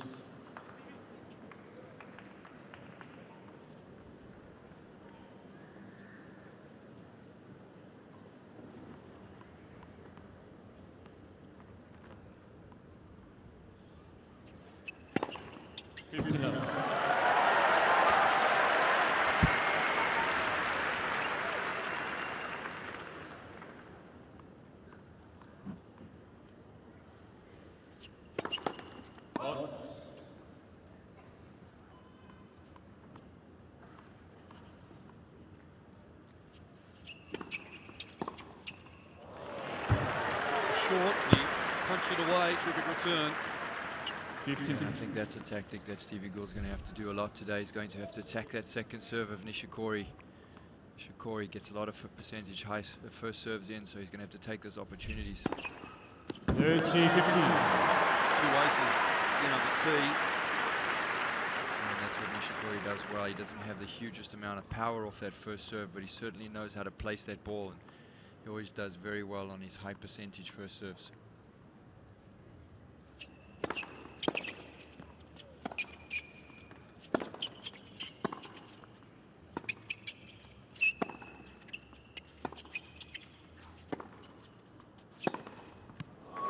Takes the line, good shot. Big opportunity here.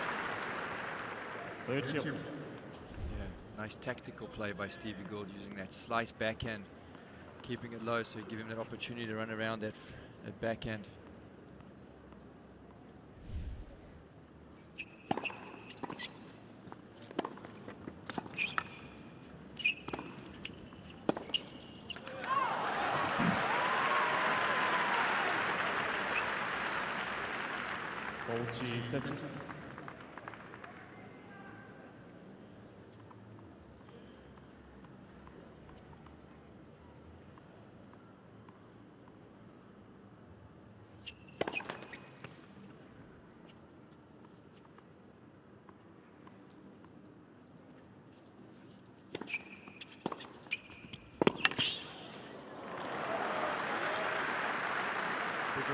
Yeah, again taking that backhand nice and early, but going up the line, it's a much harder shot to go up the line, but a lot of times when you play tennis after the serve, you don't expect it to go there because it's a difficult shot. You can actually get away with a lot, and a good tactic. He's got to be careful not to overdo it, though. I think Nishikori will start going that side now.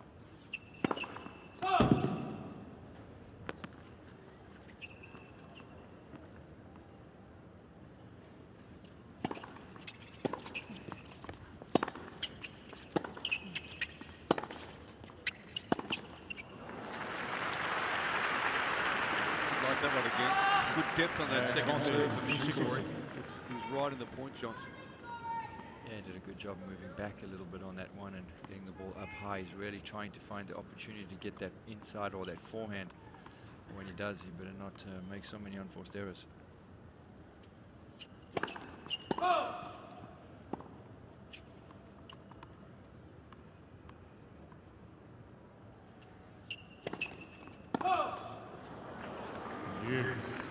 You can tell that pressure that Stevie Gould's putting on him in that second serve, making him try to go for the extra. Yeah, well, he's come up with a couple of great winners, as you mentioned, in that ad court. Back to deuce. Bit of a battle, this opening service going for Nishikori. Advantage Nishikori. Really wide down the line. It certainly seems a little bit easier on that juice side serve than the ad.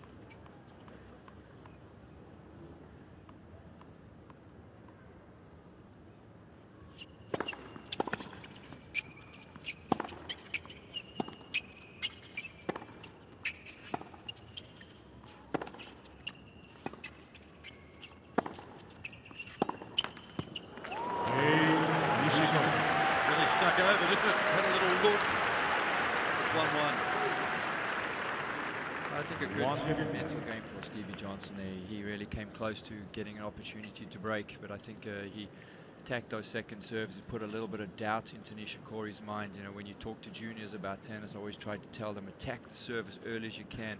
Let your opponent know that you're going to be around. If he misses that first serve, you're going to make him pay. And I think Stevie did a good job on that one. He's Nishikori, every time he misses that first serve, he's going to have to be careful.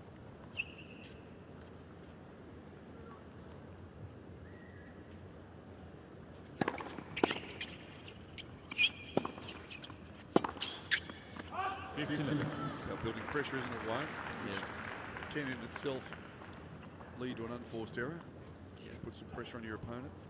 Not even so much early on, even about winning the point. It's about making your opponent know that you're going to be around.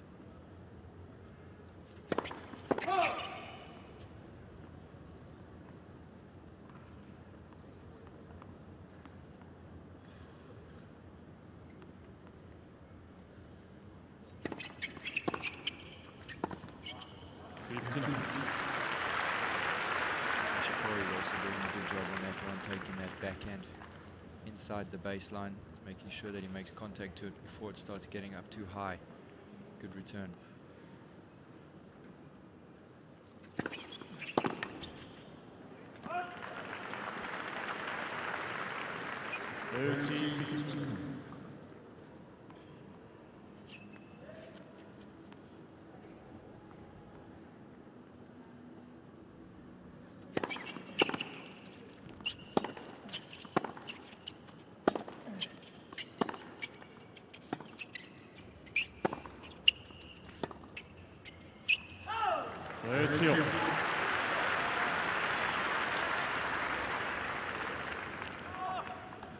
Only the first point lost on the first serve of Gould.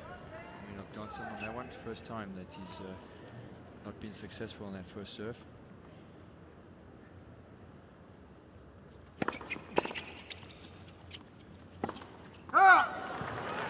Plenty of time to run around it. He got more than he needed to. Probably still won the point. He was a little safer inside the line. Went for the line itself.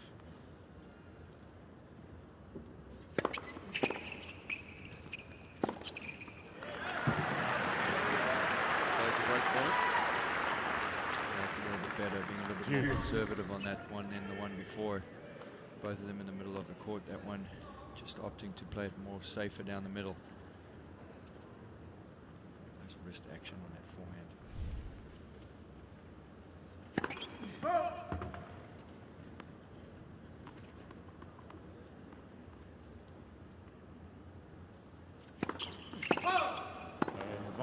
Loads up a double for another opportunity for Nishikori to break.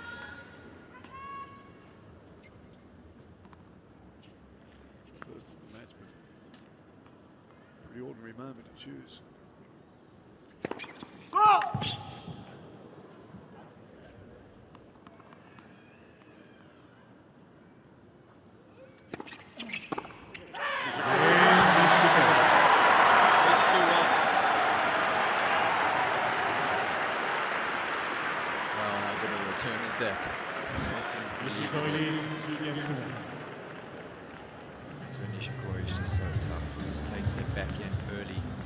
Inside the baseline. That was a pretty good second serve of Johnson. Right inside, 2 feet inside the baseline, smothering the bounce, pushing it up the line. Picture perfect. Yeah, fantastic shot. He'll be kicking himself over that double. Yeah, you can't afford to give away any points. The tough part about playing a guy like Nishikori is you always know that you can't give away anything and you've got to take your chances. It all depends on what it is too. If you're leading 4-in love, you go for a big second serve, it's a double, it doesn't matter as much, but it's juice if you give up a double. Yeah, you've got to play tight. Time. And you know, matches come down to 1 or 2 points here and there. It's the one who can play the tightest.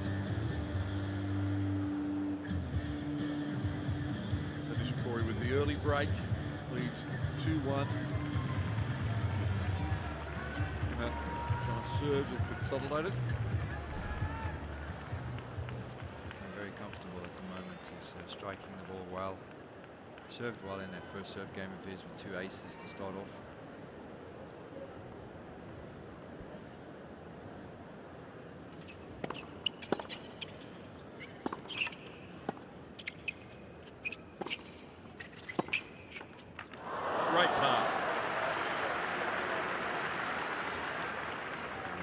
Good effort with that squash shot. Very hard shot to play.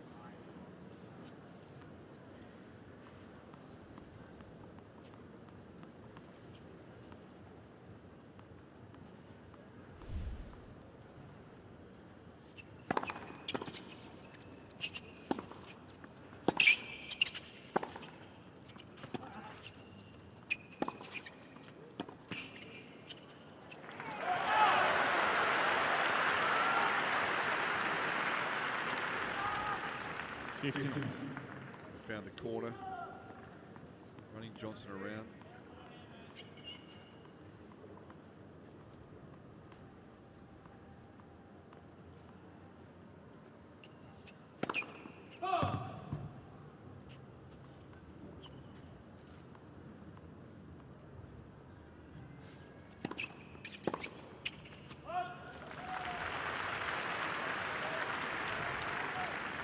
Look at his second serve and just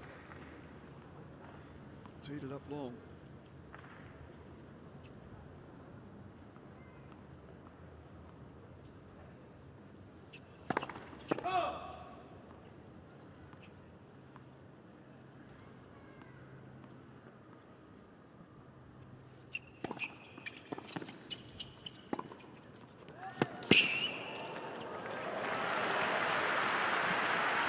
Solid. Good point. And a good one by Nishikori. Certainly looking pretty good early on in this match. Such a beautiful knee bend on that backhand.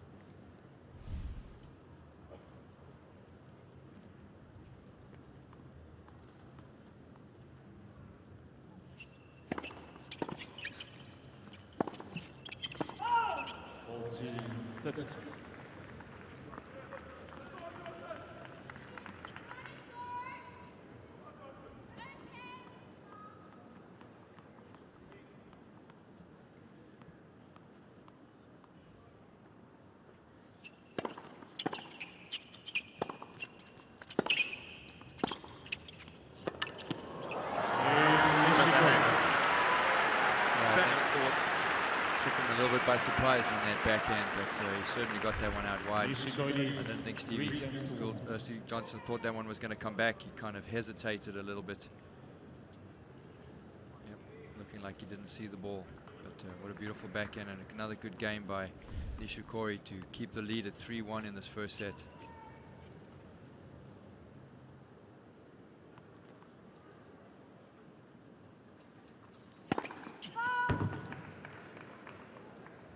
Mr. Johnson changing the call on the left center service line. The ball was put out. So challenging Johnson. He thinks it caught part of the line.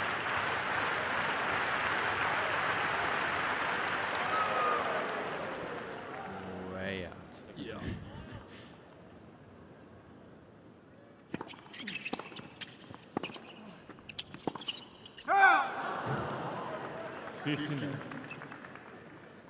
Mr. Johnson has 2 changes. Of course, they get 3 challenges, 3 unsuccessful challenges, so he has 2 left.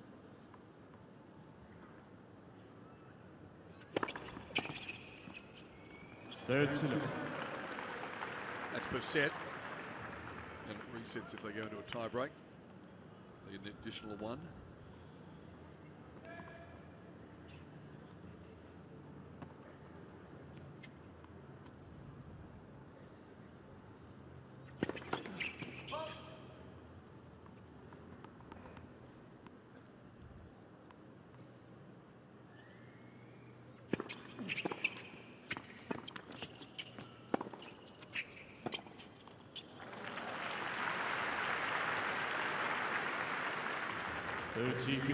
Johnson opting again to try to go for that slice, trying to, I think, tactically to get it low to the Nishikori backhand to give him that opportunity to try run around for the forehand. Not successful on that one.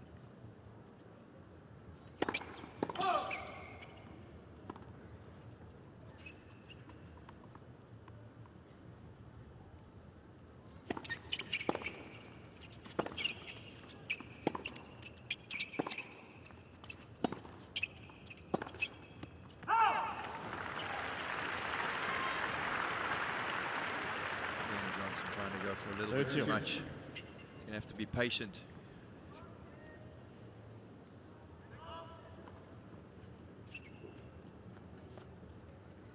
The thing about Nishikori, I mean, he'd fire up pretty well on a beep test, wouldn't he? He's gonna chase down a lot of balls. Just his athleticism putting a lot of pressure on Johnson.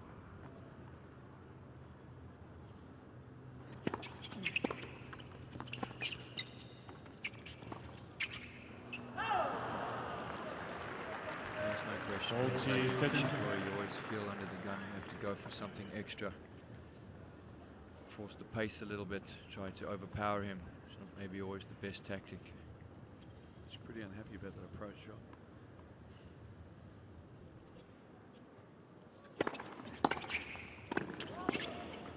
What about that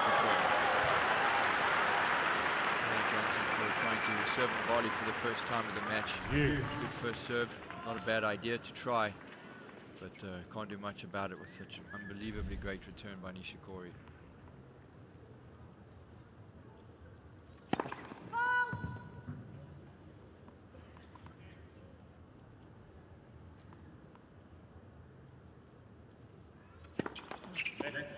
Second.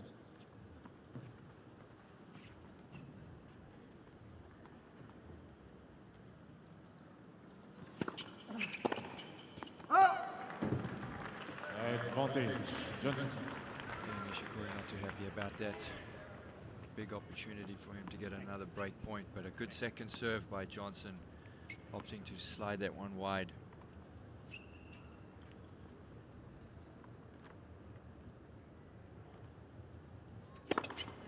Game Johnson. Pulls that nice when he needs it. Nishikori's still up a break. Leads 3-1. Nishikori leads 3 games to 2. Slight opportunity for Nishikori to go up a double break. Johnson hanging in there.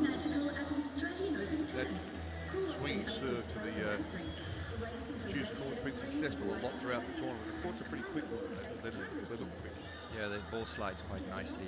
This court has got a bit of a quicker off the surface bounce, and you're right. I've been watching a lot of matches over the time I've been here, and a lot of the guys are opting for that slider out wide. They seem to be getting away with it a lot more and using it to their advantage.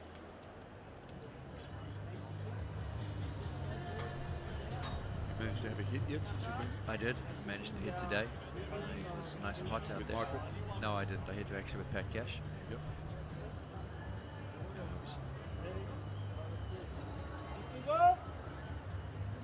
Beautiful afternoon. Hisense Arena is absolutely packed for Nishikori and Johnson. Nishikori currently has a break.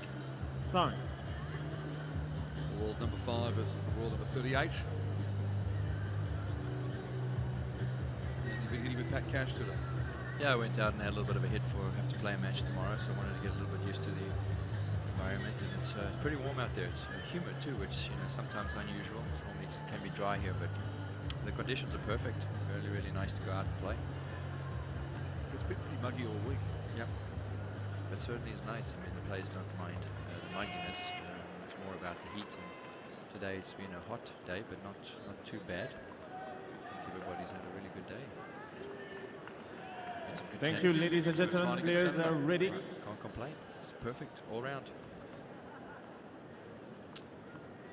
Sold out.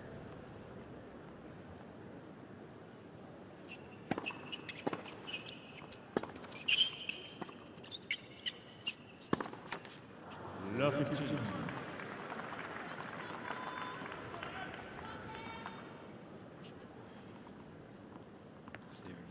Johnson needs to put in a good game here. He needs to try to make sure that he can claw his way back on even par.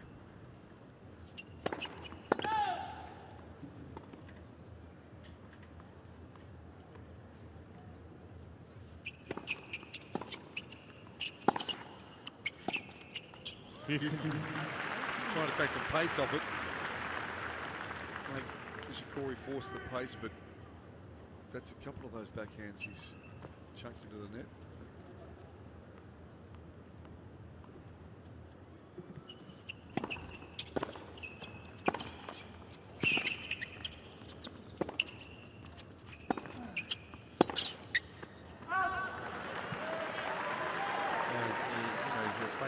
It's not really a natural shot. It's not something that he uses very often. It's certainly a tactical play that he's trying to do today, but he has to be careful because he doesn't do it all the time, and it's not in his repertoire, so he's going to make a lot of errors.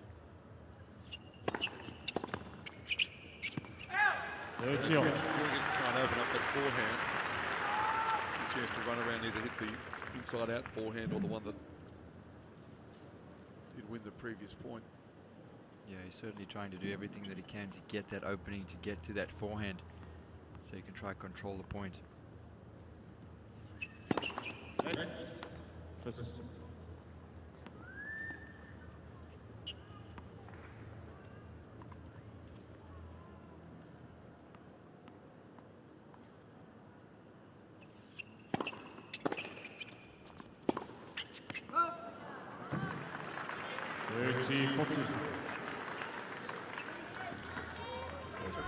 Return pretty deep, and he jumps into this. Yep. First break point of the match for Johnson to get back onto this. Thank you. Thank you. Should have done a little bit better than that, Nishikori.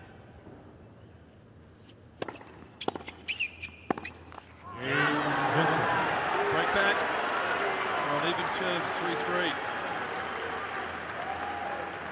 Really happy with that game. He threw in a couple of really bad unforced errors and almost gifted Johnson that game.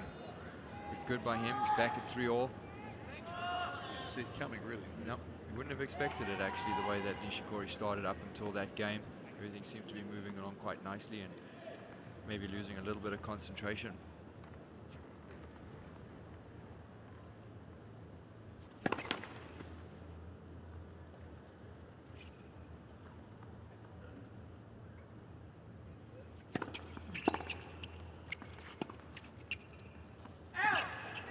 The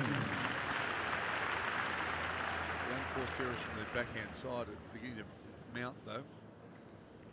Yeah, we should pay attention to how many of them come from that slice backhand, from the double hander. Most of them missing on that slice.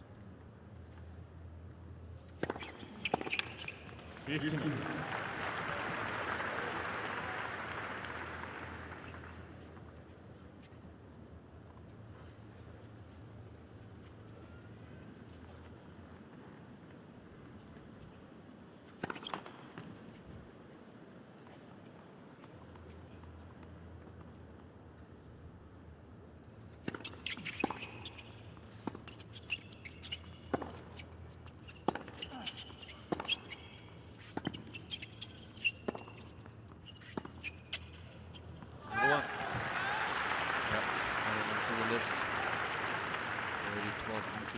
By Johnson, only in the 7th game of the first set.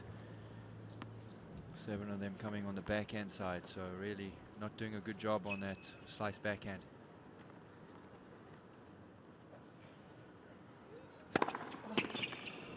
I totally understand the tactic behind the slice backhand. I understand the way he's trying to get it to that Nishikori backhand, open up the forehand, and it's not a bad play. He's just going to have to be careful not to make so many errors off it. All serving minutes. That's all we've got to do, is just serve aces. Yeah, a couple of aces are unplayables, yeah. That's the easy way to play the game. 212 kilometers an hour. Worked pretty well for you, right? It's worked all right for Johnson there. 4-3. Johnson needs 4 games. He's got to serve aces and unreturnables, and when you serve, you have no problems. That's easy said, right? Easier said than done, unfortunately, but doing a good job, Johnson, to get out of a little bit of trouble. 3 good first serves, 3 easy points. Surprisingly, he's ahead 4-3. Yeah. Nishikori drop just came from nowhere. He was playing really solid tennis. A couple of unforced errors. He's only had, he's had 6. There was 3 of them in that one service game. Yeah, it was a bit of a poor game from his standards.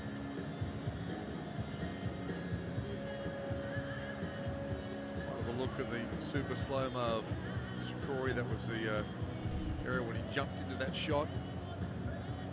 Look at that for a day. Massive crowds at Melbourne Park. Time. A lot of people out in the grounds.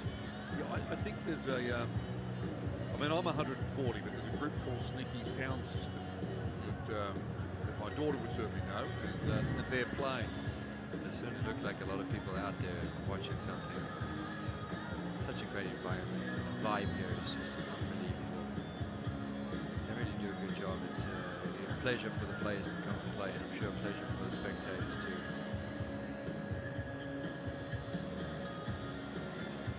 So 7 games and already a new racket. Yeah, well, what'll happen is that after 7 games they have ball change for the first 7 games, and then every 9 games after that they take into account two games for their warm-up. Most guys will change rackets after every ball change. Balls, when you get them that are new, fly through the air a little bit quicker. So you've got to have a little bit of a tighter string pattern to compensate for the extra flight on the ball. This is showing the new balls to Johnson.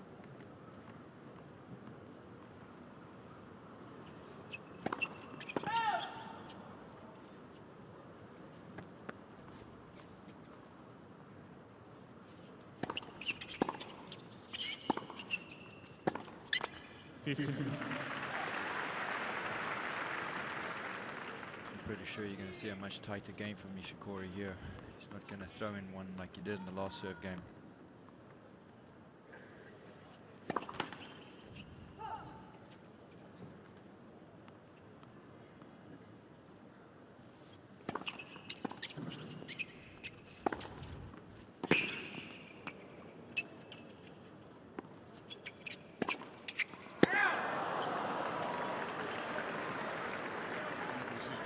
The right decision, but just long.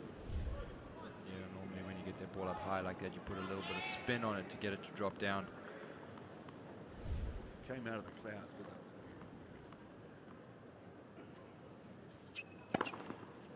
30-15. First ace after that first opening game where he had 2. Takes his count to 3.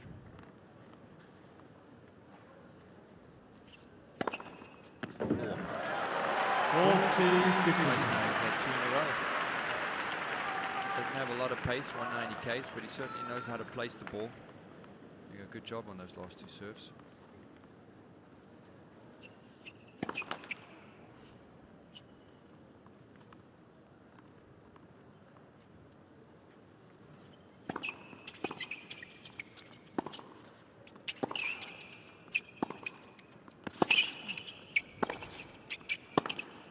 Oh, a rocket. That's certainly going for broke, but what a great shot by Johnson.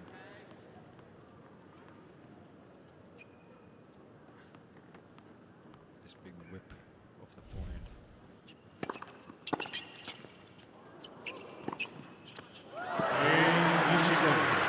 He holds, it's 4-4. 4 games all. Nishikori is able to generate so much pace off that backhand. He also has a nice little whip on that one. He was a little stretched on that and hit that one really hard. Still even for all.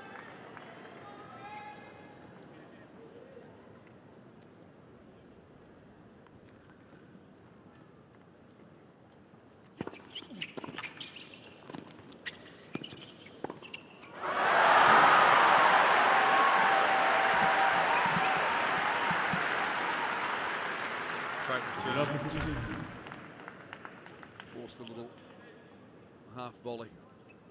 It's always going to go up, and Nishikori read that well.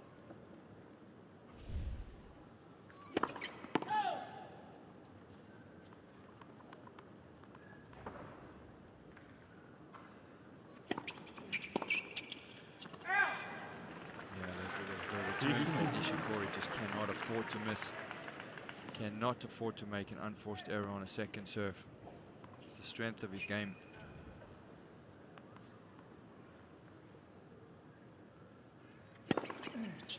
That generally happens. You give away an easy freebie point and the person gets that ace on the next one.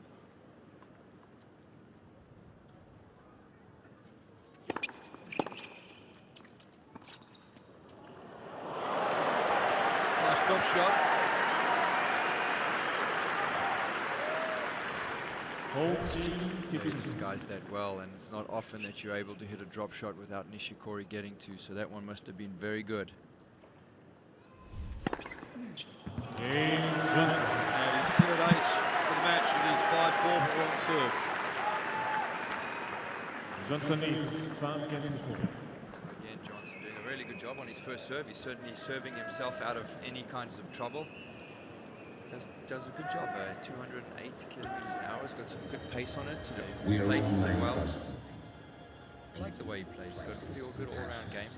He hasn't ventured to the net too much. The times that he hasn't done very well. But from the baseline, he's done a good job. My life was actually fight within.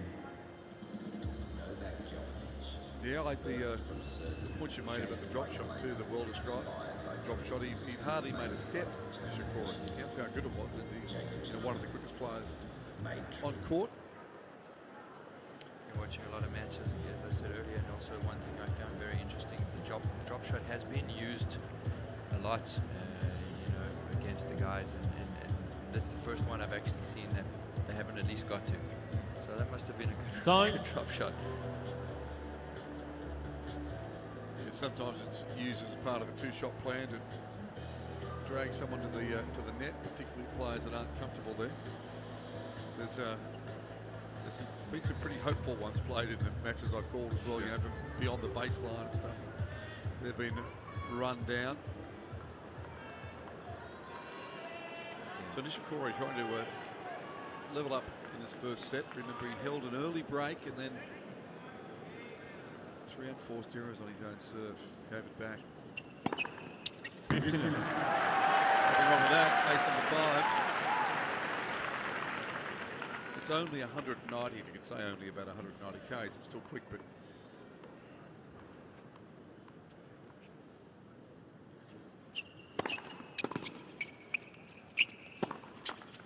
you've got guys in the tournament, serving at 225, 228. Beautiful placement. In the big picture, it's not very hard, but for the normal folk, it's still hard.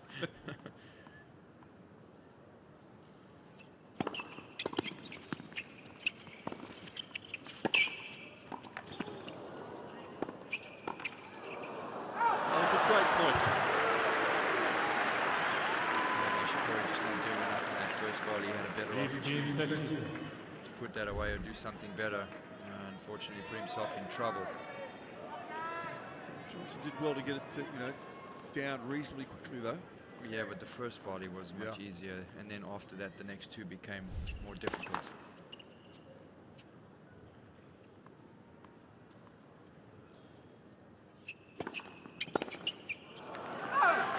That's an oops moment.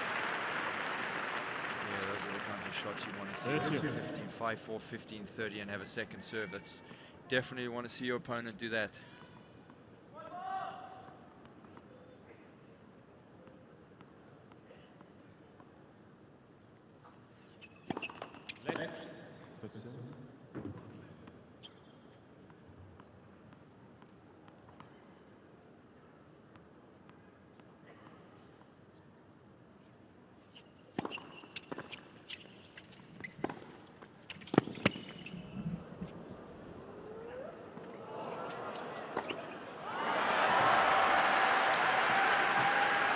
Big moment, wasn't it, that previous point? Could so easily have been 15-40. 40-30.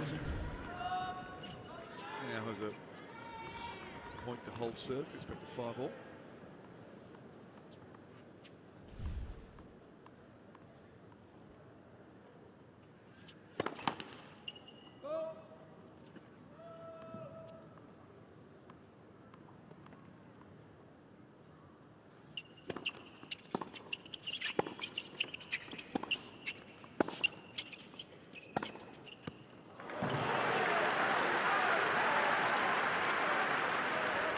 Strikes with the ball there by Johnson. Yes. Nishikori trying to half volley that forehand off the baseline and just hitting it too short. That one right there.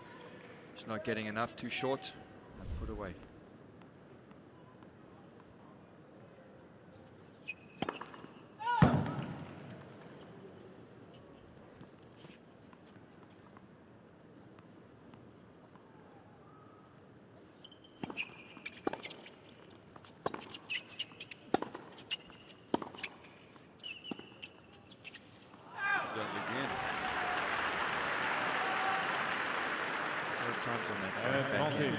He's not trying to swing too hard at it. He seems to be putting a lot of effort into it. Going for too much on it, making another unforced error. That's 8 off the backhand side out of a total of 13.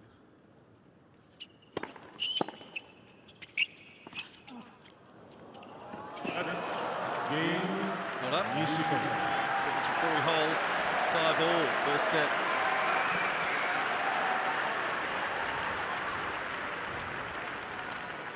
Not too many open seats out there in the crowd at the moment. This Hisense Arena is a beautiful court. A lot of seats, a lot of people. Nishikori got quite a lot of fans out there. Yeah. The Japanese in the crowd, which is nice to see. And if you are watching for the first time, you can get into Hisense with a ground pass.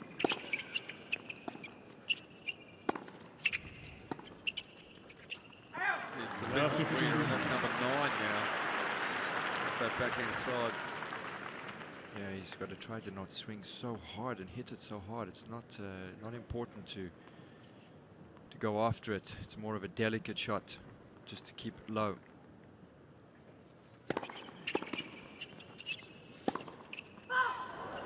Love 30. He's going to have to be careful now. He's dug himself a little hole. 2 unforced errors, love 30. He's going to have to hope for a couple of good first serves, some free points.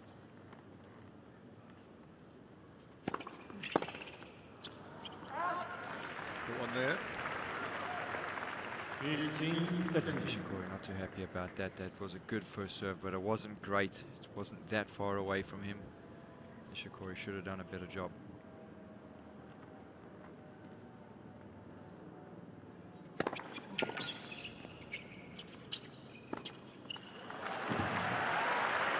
A much better first serve, so he's getting sort of back on even terms at 30-30. Yeah, that was a tough one for Nishikori to do anything off.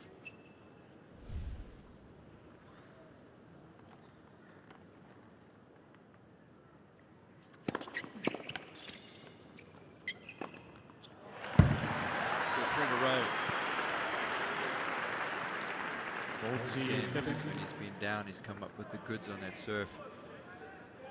3 good serves.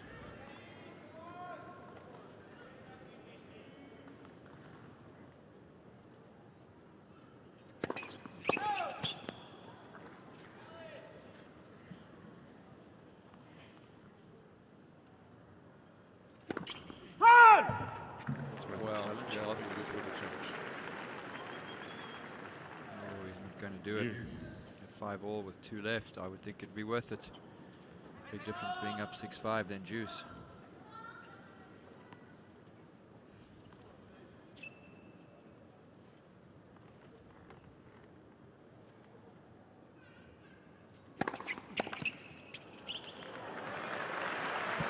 I think the 2 challenges left gets another one if we do end up in a tie break anyway. I don't think he'll be using 2 by the time we get there, so wouldn't have been maybe a wasted one, but a worthwhile one.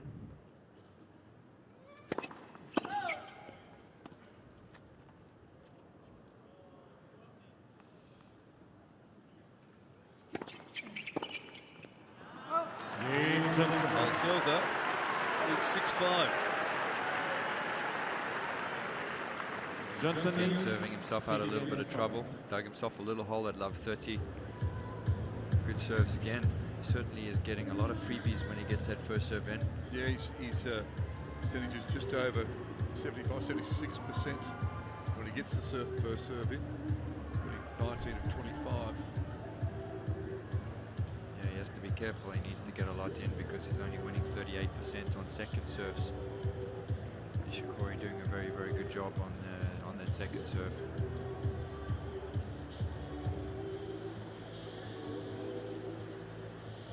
Some beautiful slow-mos of Nishikori with the different shot making. Certainly does have a huge amount of shots in his repertoire. Can do a lot of different stuff. Beautiful to watch. Elegant around the court. Good role model for a lot of kids.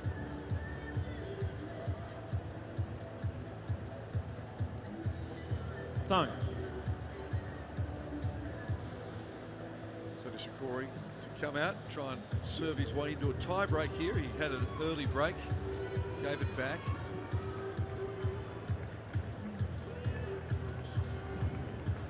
These are some serious lenses. You can get anything with that thing.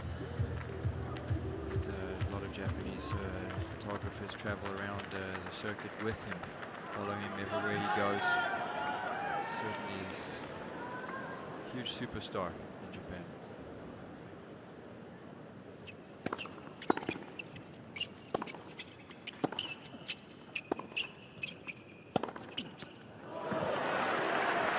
That's a nice blow to strike early. Love 15.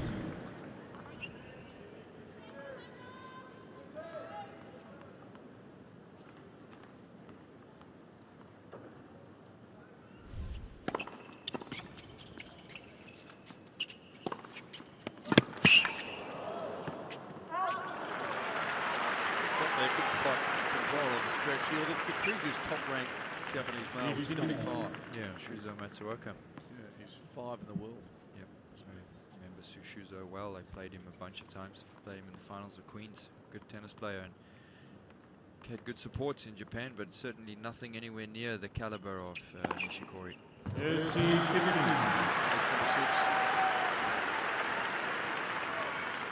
Had a lot of good Japanese girls for a long time, but Nishikori being the first male.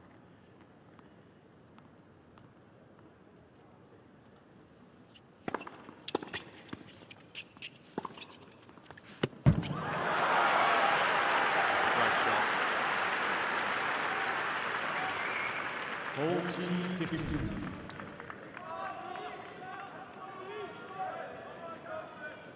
Makes it look so easy, doesn't he?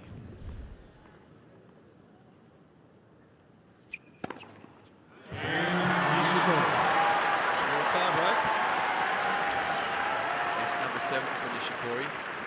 Quite high up in the ace count from him is generally not this high. Yeah, for a guy that serves at less than 200 Ks. It's good though, it shows you that it's not all about the pace. The placement is also very, very important. Doing a good job moving it around, changing the placements, forehand, backhand side. He's done well with that juice serve up the tee to the Johnson backhand. But here we're down to the crunch of this first set into the tiebreaker.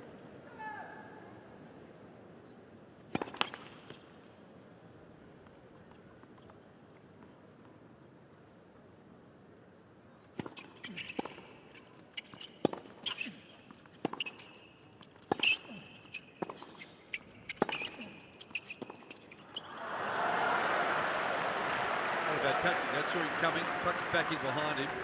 1-0, Johnson. Very good point by Johnson. You always know when you're in trouble when you get to start slicing that forehand. Good point by him.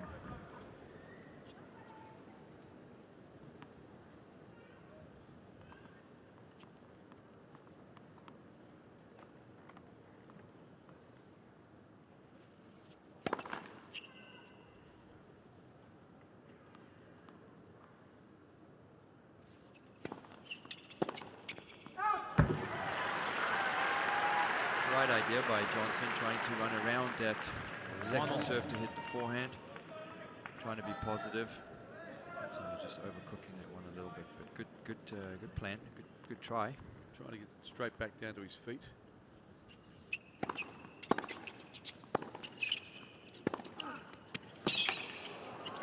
Did again with good success there for the mini break. Corey having to pick it up on the half volley. 2-1. Come to the net. Yeah, good job by taking that second serve. So taking that first serve actually, good return, got him in control of that point.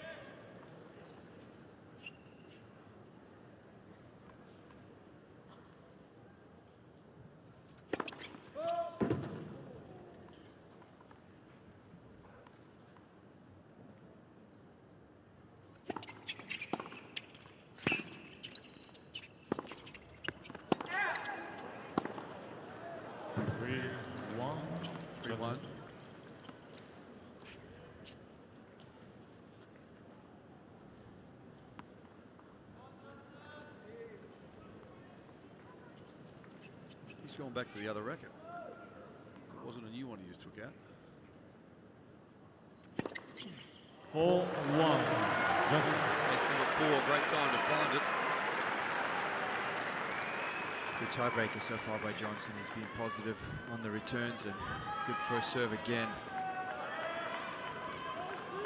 One mini break, but having that mini break and with 2 serve from Nishikori to come certainly puts him in a very positive position.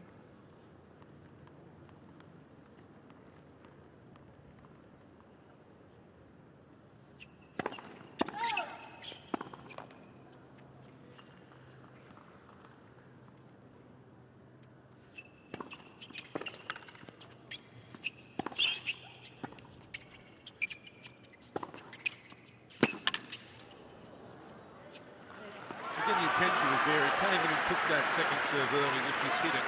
He is trying to win this tiebreak as opposed to wait for Nishikori to lose it. Trying to stay aggressive. I'm quite sure what the issue is with that, but he has some issue. 4-2. Sort of didn't really look like he chased the ball on the one. And if there was a hindrance, or he thought maybe somebody called out. But gotta let that one go. He's 4-2 up in this tiebreaker. He's got to keep positive right here. Nishikori's got one more serve, one more opportunity to get a 5-2 lead.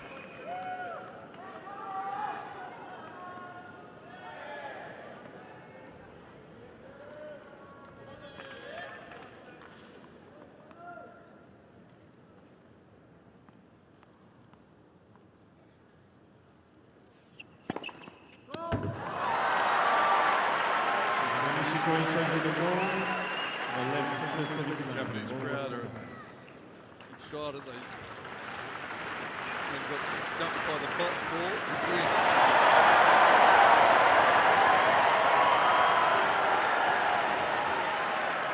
4-3, Johnson. Very valuable challenge right there. 2 good points by Nishikori to hold his serve. Johnson still up 4-3, 1 mini break, but 2 serves to come.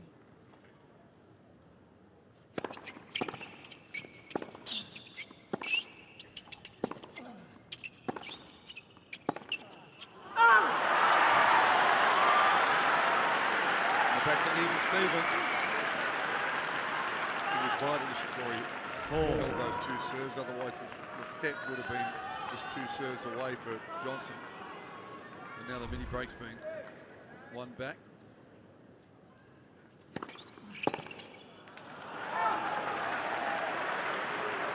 Again, Johnson opting for that side round wide. It's done quite well for him so far, getting another free point.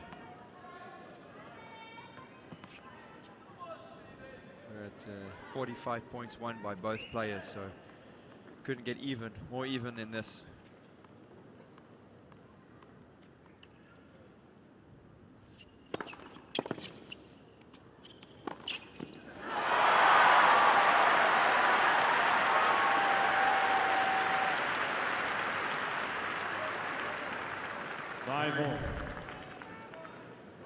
We love him.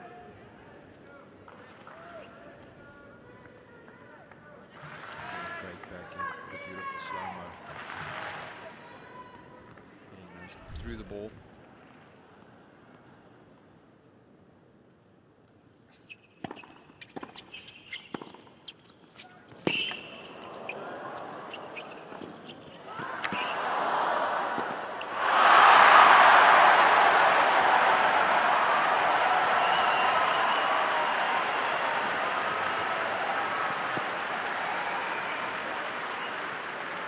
So a set point on the Johnson serve.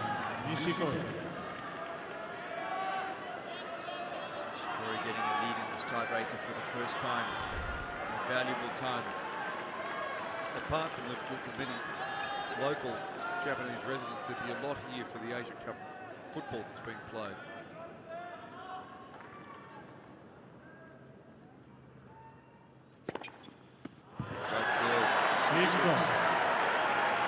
Their team, the Blue Samurais, went into the footballers, the favourites to take it out, but went out in the quarterfinals of the UAE. And they did. I'm sure that they would have come down. What a great opportunity to come down here to watch the soccer and tennis. I'm sure they'll be heading out for the cricket, but at least the soccer and the tennis. I don't know if the Japanese know much about the cricket. The World Cup's about to be on. Yep. It's an amazing couple of months in Australia. It was a great time to be down there in January. So much sport going on.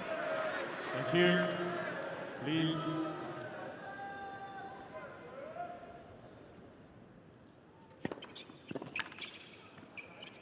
Mr. Nishikori is changing the call. Left near sideline, the ball was for the He's got to make sure that this is out because if this ball touches the 91 minute to lose the point, shaking the play. I don't think he's that confident about it. Yeah. I think the point was lost anyway. That slider serve that 7-6. heading well out of Mr. Nishikori has 3 chances. So 7-6. The Nishikori serve, but Johnson with a set point. And the first one for him. Nishikori having one at 6-5. Stephen Johnson having his first at 7-6. Can he use it?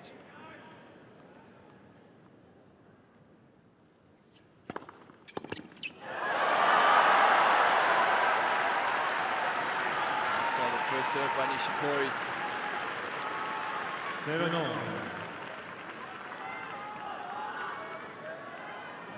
Another player all faulting at this stage.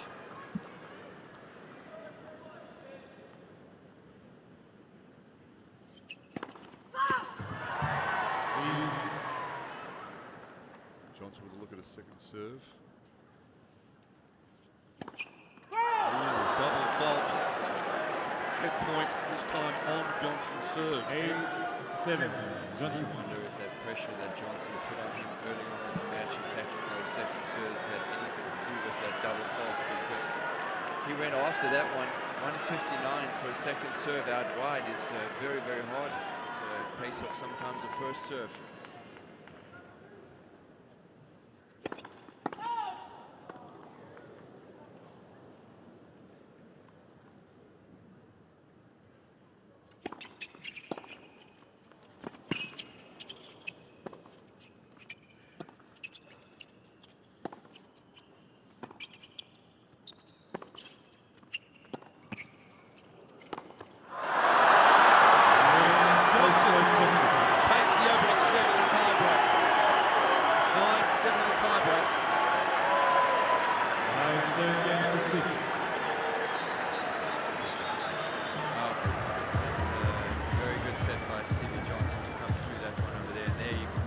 slice back and actually paying off and dropped that one short, kept it low. Yeah, the points you made, Wayne, you can see that he deliberately taken some more pace off that. You know, Look at the stats here quickly. I mean, everything pretty even on both sides. Net points won, break points, unforced errors, winners. There's just nothing the difference. I mean, a few more aces by Nishikori, but other than that, only thing is 2 extra points won by Johnson, and that's the difference. Sorry, going back to that, what you were saying. Oh no, he was just, yeah, you were lamenting the fact that he was just trying to put too much on those slice backhands. It's all about placement. He definitely took a lot of pace off those slice backhands, and he'd come up with a number of backhand errors. I think the count was 9. Those shots right there were floating out, but as that set went on, the slice backhand was working much better.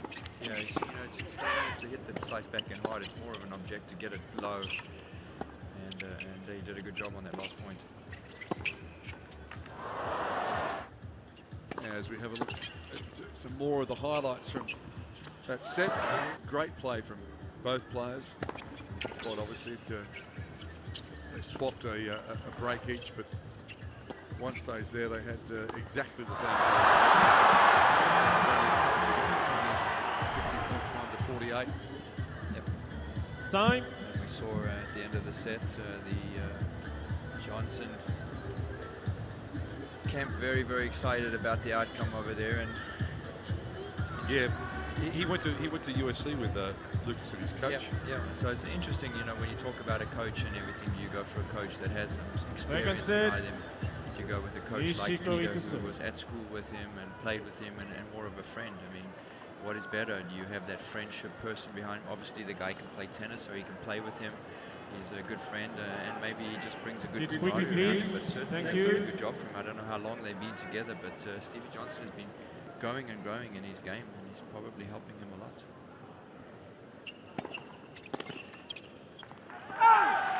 That's always the difficult part as a player, trying to find the right coach to help you get to that next level.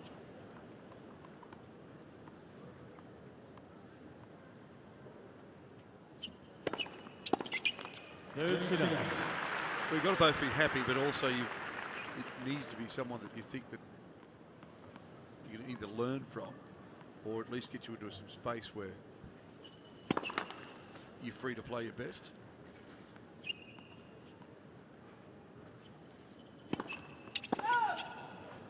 It's interesting to see the number of big names going for very big name coaches. You know, Stefan now working with Roger and so forth. Sure. Got to try and find the right mesh between you. You know, they say tennis 80% mental. If your coach can get you to feel good about yourself, that's half the battle. That was a shot of Michael Chang. Another person who would be a good person to have in your camp, making you feel good about your game. You certainly know how to play it. Yeah.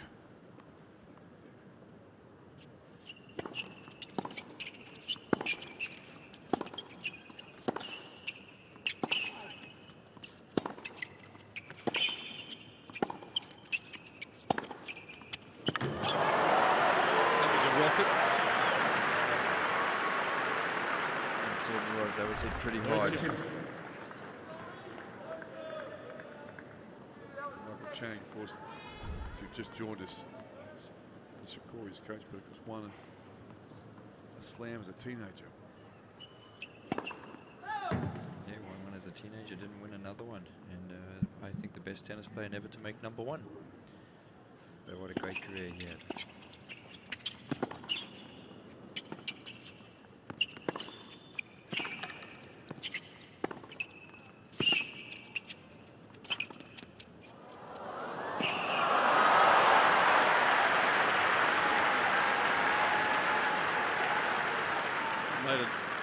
Attempt to get there. Sure did. And he almost made it. So you can move around the court, Johnson. Both of these guys got some good foot speed around the court.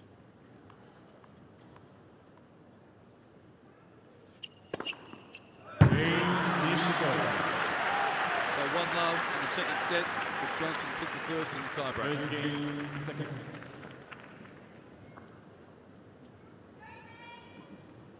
Nishikori Nishikori would have felt disappointed not to get that first set. So I think he played a poor game when he was up a break in that early in that set. Shouldn't have done that. And if you want to win a Grand Slam, you can't have give away opportunities like that. And he sort of put himself a little bit behind right here. So he's going to have to buckle down, try and get an early break and try and hold it this time. Yeah, it was loose, wasn't it? Yeah. 3 unforced errors in that service game. It's not something you can do. If you want to win a tournament like this, you have to be tight all the time. You can't give away little opportunities like that.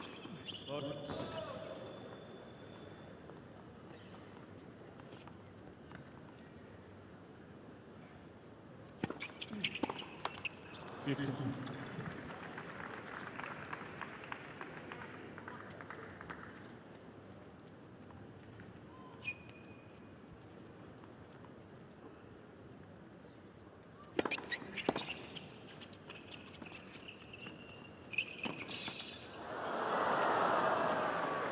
Got there with plenty of time. Just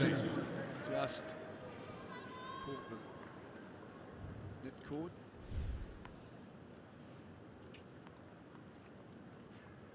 Maybe would have done better to just pop that one up the line.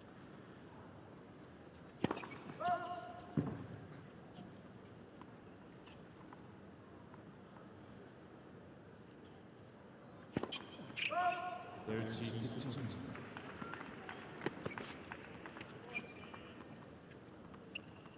his 4th double of the match. 5 aces.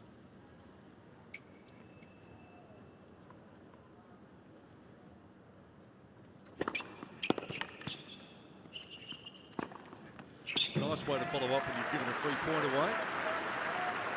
Yeah, he's done that well in that first set. Whenever he was behind or had a bad shot or missed one, he's come up with a good first serve. Doing it again.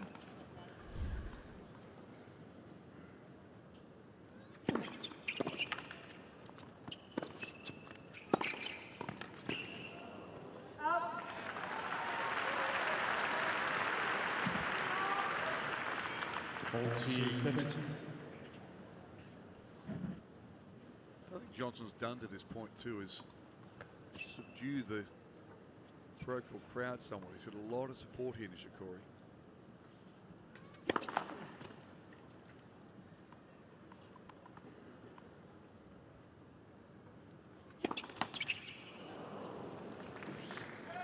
One service game.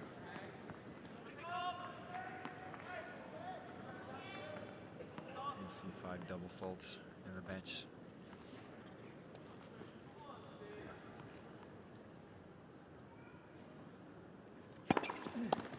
Advantage Johnson. Again, double, moving first serve.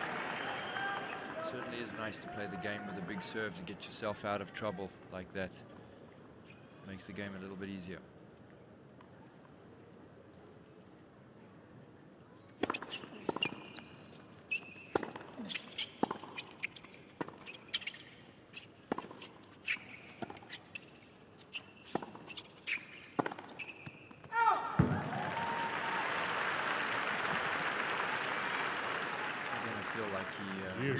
Slice a little bit too hard again. Coming through the air too quick. Not difficult for Nishikori.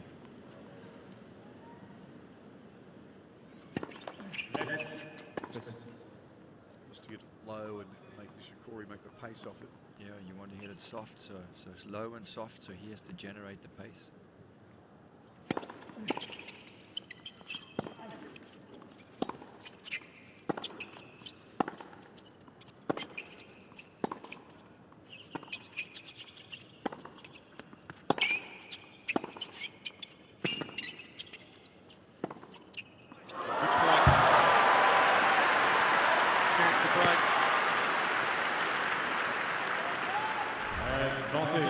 Nishikori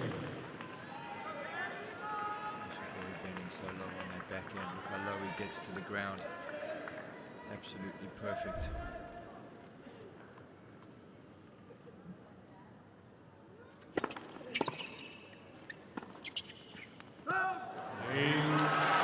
Nishikori found the big serve he needed, but slide backhand floats wide. Nishikori up a break in the second set, having Nishikori leads opening set in the tie break. Again, a good game by Nishikori. He did a really good job to break that serve, but this is where he's going to have to put on the pressure and play another good game to stay ahead. You can't do like he did in the first set there and put in a bad serve game. So first point, very, very important.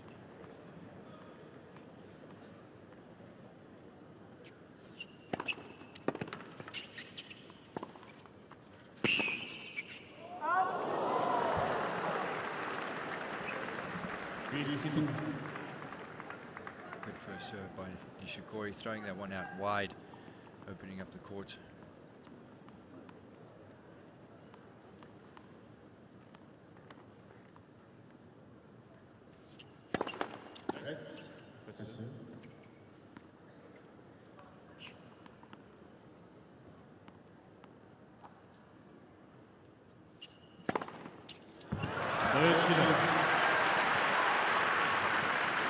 Double figures for Nishikori, ace number 10, 199 k's an hour, fastest serve of the day for him too.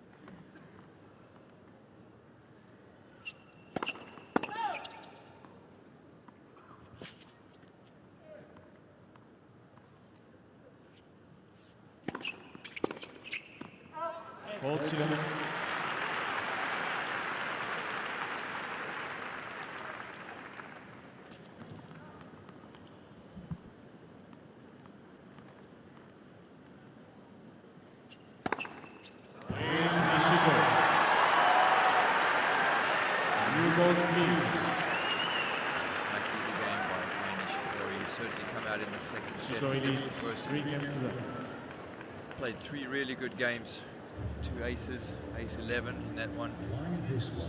Certainly the way you would have felt that he would have done it when he was up there breaking the first set. Good start, giving himself a nice lead. Battles endured, champions crowned, and records broken. Crowd seems to be coming in. Nobody's leaving. I think everybody's really enthralled by this match. Certainly has some good quality behind it with the shot making from both players. They're certainly bringing in some good points, moving the ball around, different variations of pace coming from both of them, but really entertaining match up until now. Absolutely. Single shot on the outside again. You know, the one thing that they do a great job of is the entertainment for the kids and for everybody outside. It's really a great value to come here. Yeah, there's so much stuff Time. to get involved in. And there's a court just near our broadcast compound as well, one of the outside courts where members of the public can have a hit on. So all sorts of stuff. I don't know how fast you serve. Or how slow. Or how slow. It's about to require how fast is the Ferrero serve these days? I've dropped off quite a bunch. I don't really serve that much. You know, one of the reasons why I stopped playing is I had a shoulder injury, so I've lost a lot of power out of my serve. I still think I can get about the 200, over the 200 if I really wanted to hit it, but I try not to. Take a seat quickly, please. Thank you. It's a big weapon. Yeah, I was in about the 228, 230 range when I was playing.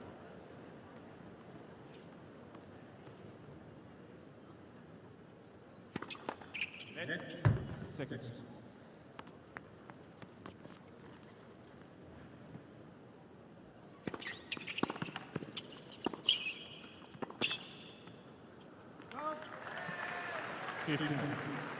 Almost didn't get around that quickly enough then, Johnson.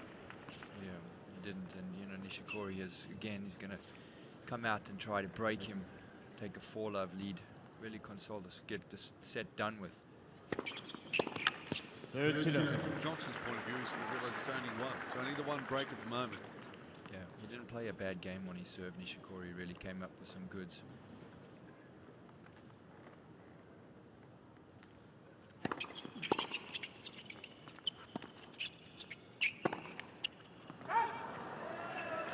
Nishikori, a little worried about the strings, you know, and this is the difficult time of the day when the shadows come in and it gets a little bit cooler. Really changed the racket and the way the ball comes off the racket. During the tiebreak, he got back. He picked up the old racket again. He changed rackets, went back to the one that he started the match with. Yeah, I mean, if it's hot and the sun's out, it can make loosen the strings much quicker than when you're in the shadows. And you know, these guys are such professionals on the string tensions that 1 pound here or there really makes a huge difference.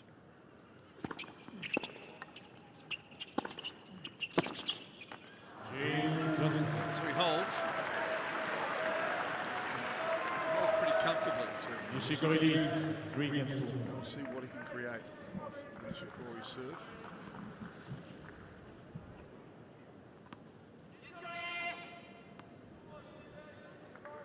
Did you carry rackets with different string tension? I used to just string them differently depending on what time of the day I was playing.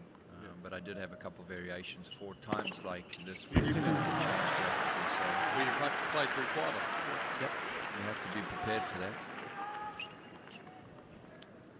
Ace number 12, another one on cards for Nishikori.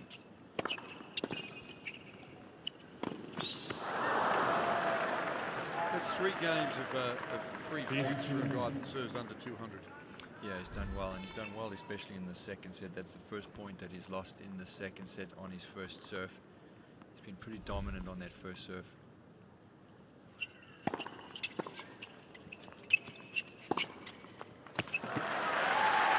Really caught him there with that first serve. Couldn't get a swing on it, just batted it back. It was straight at his body, stepped out of the road. There was nothing on the return.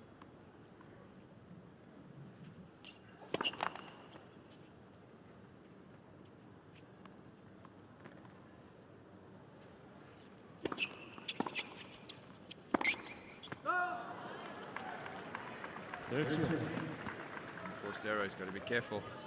Can't be throwing him any unforced errors like that, especially on that backhand side that is generally always so solid for him.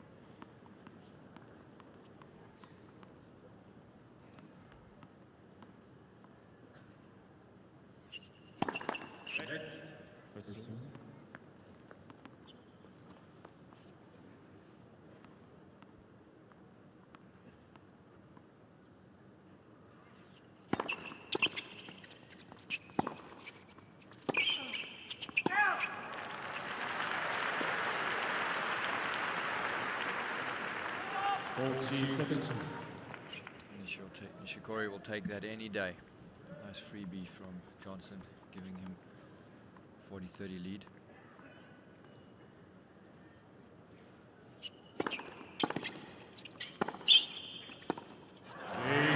Holds for a 4-1 lead. Second set having dropped the first set tiebreak.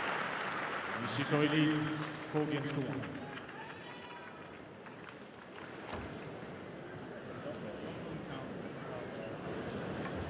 55-57. Nishikori talking to the umpire, asking him to get his rackets changed to 57, 58 is the tension that he's talking about, which is actually quite tight for generally with this new technology, with this Luxilon strings or these polyester strings that people have these days. They're dropping it down to about the 48-50 range. Guys that use the gut, like Roger Federer, in about that 58 range. So Nishikori quite high. Not sure what strings he's using, but that tension-wise, it's quite tight.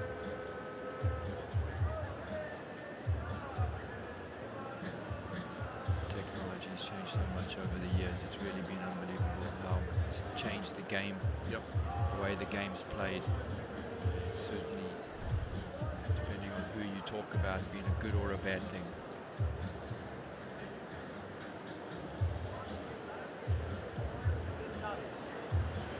So Nishikori with a service break in the second set. 4-1. Time. Just talking about the way the game has changed. A lot of hard court tennis these days as well. Not as many breaks from the very tough on the body, the hard courts. Not as much, certainly not as much serve and volleying as there once was. The game's changed immeasurably in that regard. Yep. There's definitely less of a specialist. You know, there's between the clay and the grass is much closer than it used to be. You can do well on all surfaces today. You can play throughout the whole year and have success, where in the older days it was very much a specialist. Love the 15. ball is gone. Yeah. And that comes down to the technology, the new strings, new rackets. Everything has changed the game a lot.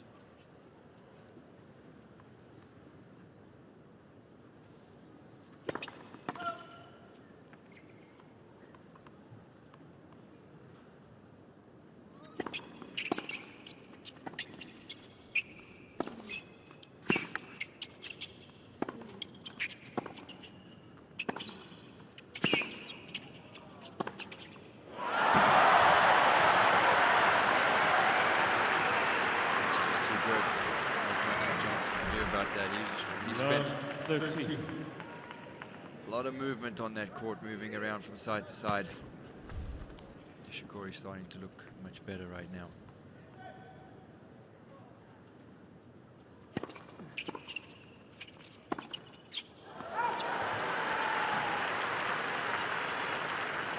That's a real gift. Love 14. So 3 break points. That comes from the applied pressure that Nishikori's been putting on Johnson in the set.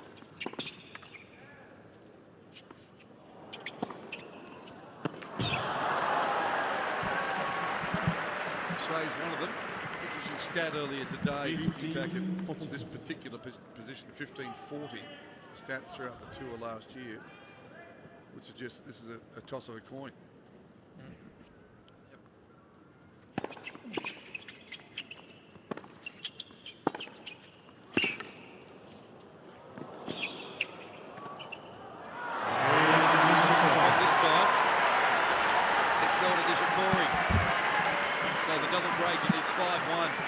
Second set, dropped the first time break. Yeah, the server last year over the 12 months of the tour, the server at 15-40 had as much chance of winning from there as the receiver. Yeah, which makes sense. I mean, the serve should still be dominant. You should still be able to claw yourself out of that opportunity of being down. So I can see that.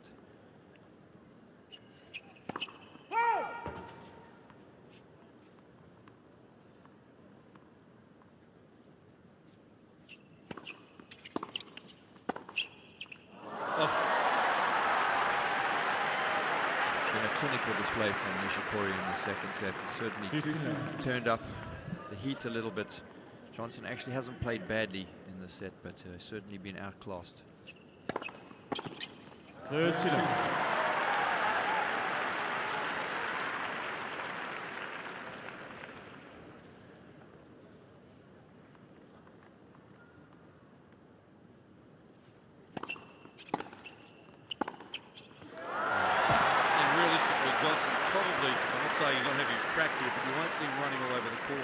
In this game, he's down 2 breaks. He'd much prefer to serve first in the third set.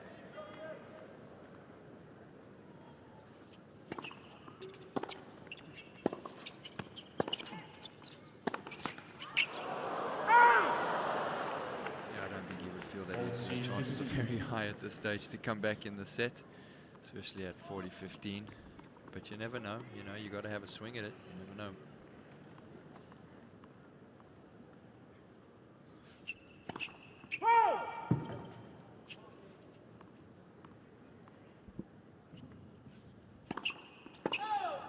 One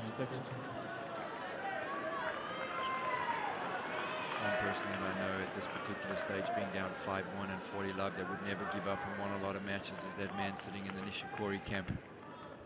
He was tough. Yeah, he didn't know what it was like to give up. Yeah, he would fight for everything and came back so many times from being down 5-1.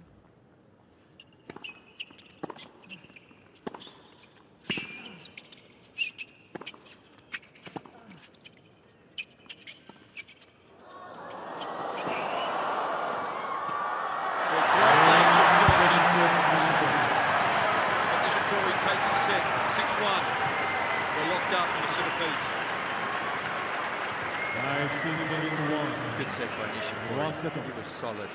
I want to know how competitive he is right now. Your man Chang, what's he like to play doubles with this?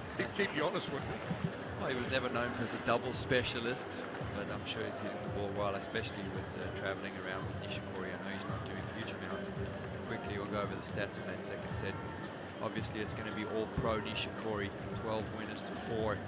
Double faults the same, unforced errors the same. So really it comes down to the winner's side, but I think just the total class by Nishikori in that set, 27 points, 1-15 of Johnson.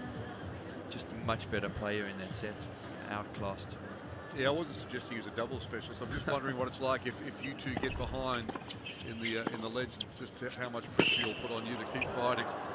I think won't give up.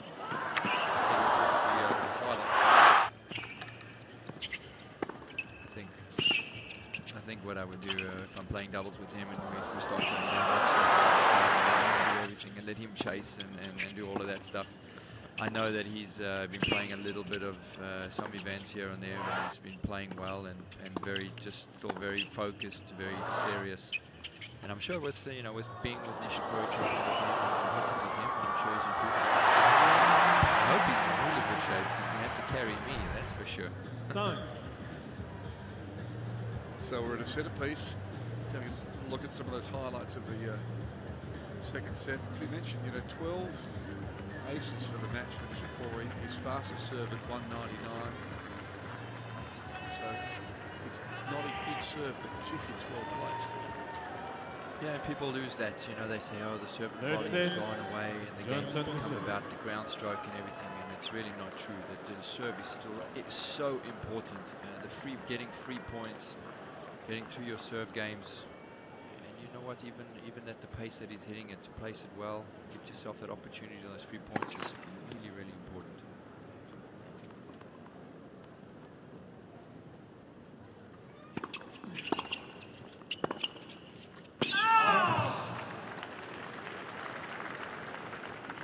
Be very careful in this first game in the set. He's let that second set go by great tennis by Nishikori. He's going to have to think of ways to get back in this match.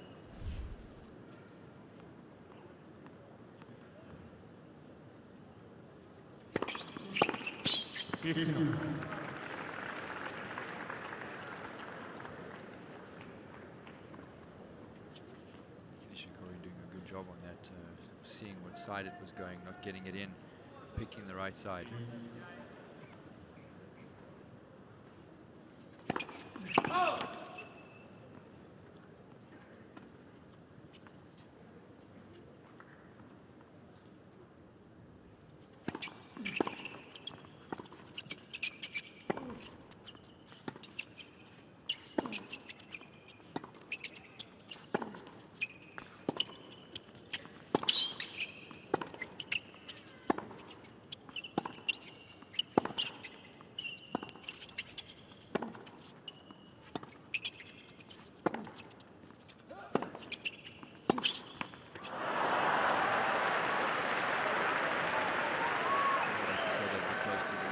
Yeah, 19 shots. The previous longest was 14. Yep. Good point by both players. Stevie Johnson moving the ball around well. One thing Nishikori does do very well is move the ball around the court.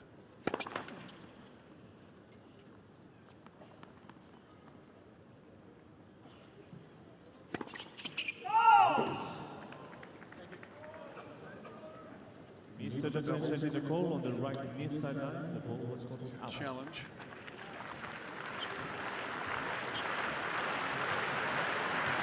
Pressure on the linesman. Is he right? And he is.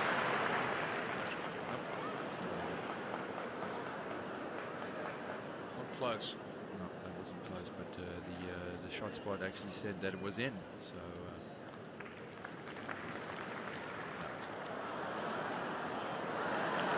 It's your. That's just. Mr. Johnson has two chances. Switch accidentally.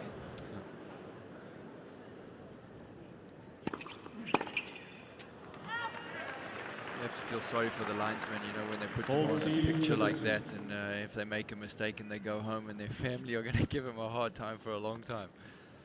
Big smile on his face. He's happy he got that one right. Before they make less errors than the players. Yeah, they do, but a lot of time the players just call on a challenge when they know they have no chance. It's more just hopeful.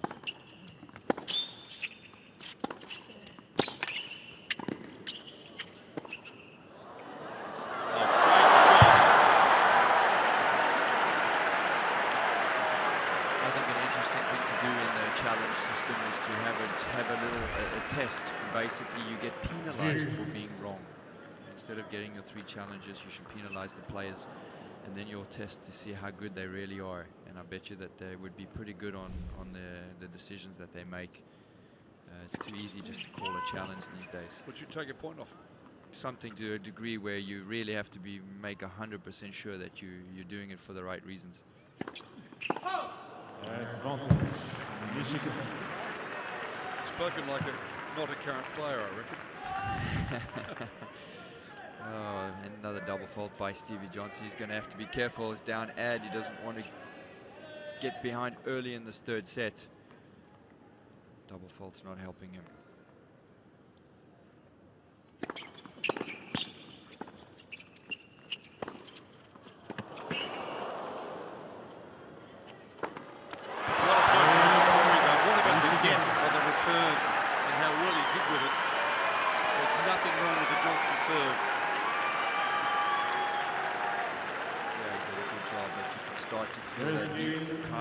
Picking the sides a little bit better. Maybe Johnson is sort of having a little bit of a show on the way that he's throwing the ball up, and Nishikori did well to get that return back.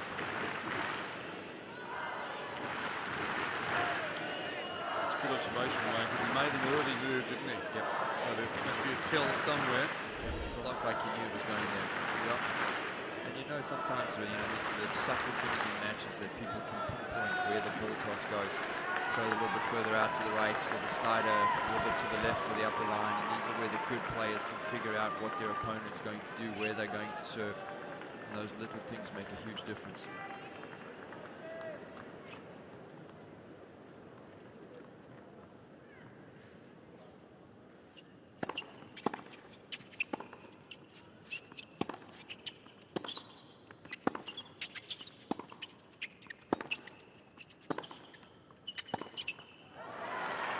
Depth of the Nishikori ground strokes putting plenty of pressure on Johnson. 15. Yeah, he's looking a little bit deflated at this stage, and he's got to be careful. He's got to stay on top, stay confident, stay positive. Otherwise, this match is going to run away from him.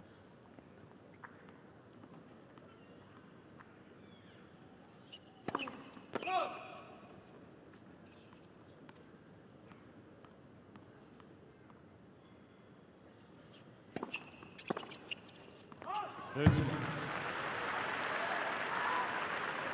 return that he was making in the 1st set. Now he's missing those little things, those little changes.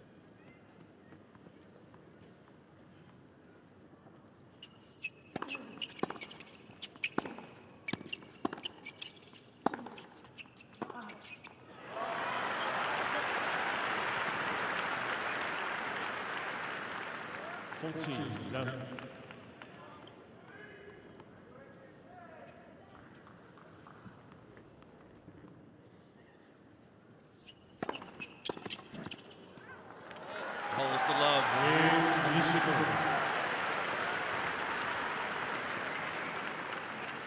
Nishikori leads 2 games to 1.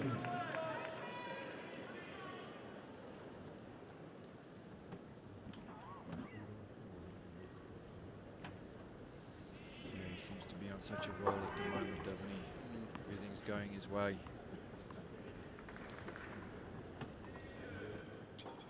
If you were in Stevie's camp right now, what would you tell him?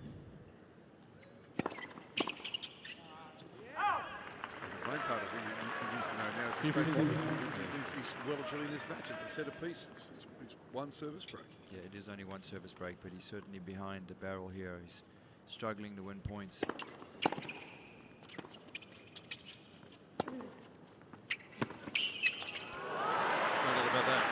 First serve that he was getting 3 points on and now coming back. Those are the things that make a big change in the match. Nishikori doing a good job again on that first serve, picking the right side, getting it back in play.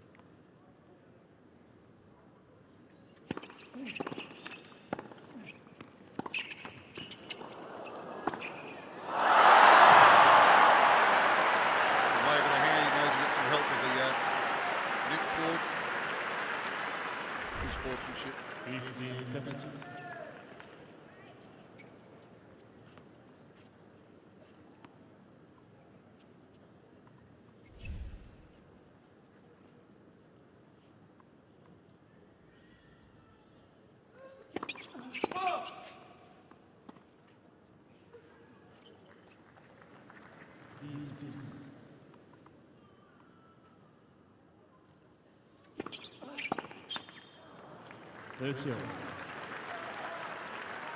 Ladies and gentlemen, for the comfort of the server, please do not react to the first and second serve. Thank you. Message from the chair for the crowd to stay silent.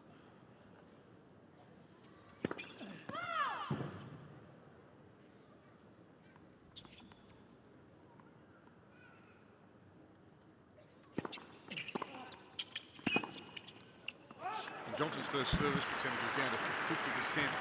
I know it's early. It's only the second service game of the set, but that's where it's sitting at the moment in this set. Another break point.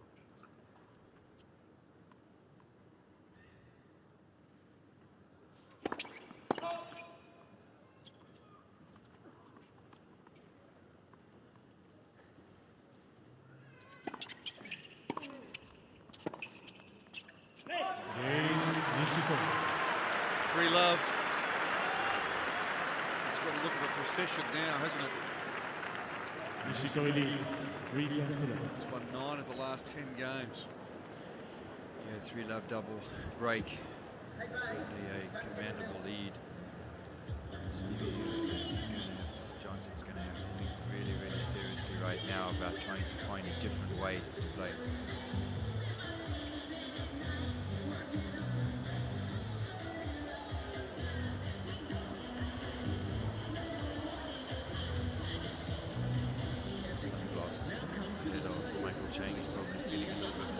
Now he doesn't have to hide his face like he was in the first set.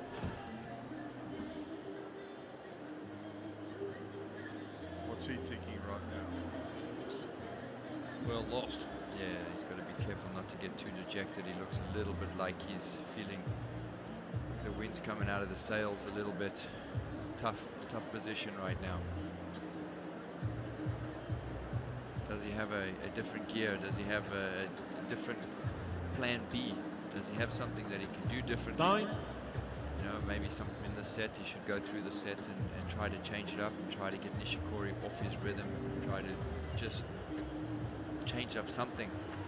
The only thing he really hasn't tried at this point in terms of taking pace off is doing it with the forehand. He's been using that slice backhand. Eventually open up the big forehand that he's got. Does he take some pace off the forehand? No, at the moment, what he's doing certainly isn't working. Well, he's actually, if you notice the last 3 or 4 games, he actually hasn't hit a slice backhand, so he's just taken that out of his game. It did work for him a little bit in the first set. But he should try to get Nishikori off his rhythm a little bit, try to maybe come up with some junk, a higher loopy ball, just something just to take the momentum away from him. And maybe charge a second serve.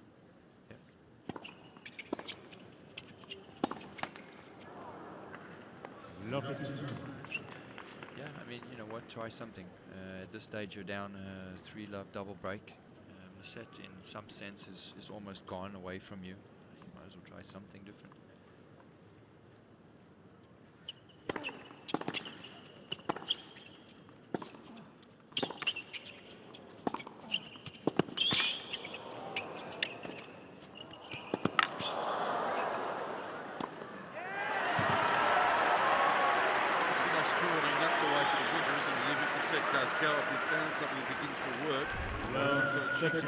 Work on in the 4th set.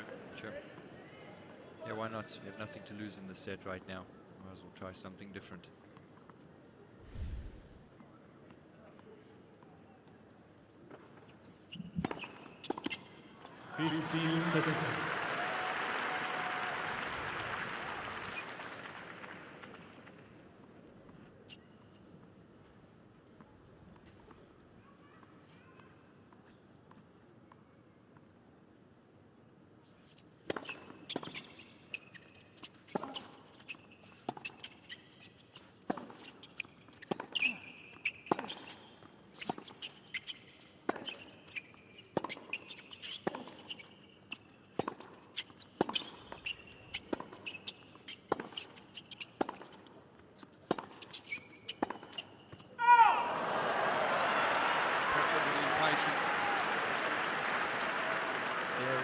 a good place to go, just not necessarily go for that much. But a good point, you know, good rhythm here. Using the ball nicely, a couple of slices early on in that point. A little bit more positive.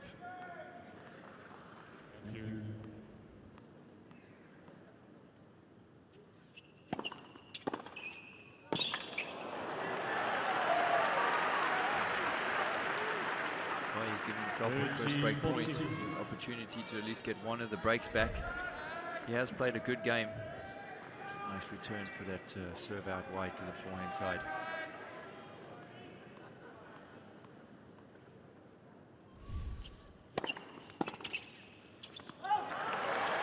Nishikori serving and bowling for the first time in the match. Nice time to do it. Little change up that took Johnson by surprise. Yep, not a bad time to do it. You know, change it up a little bit, throw him off. Well done.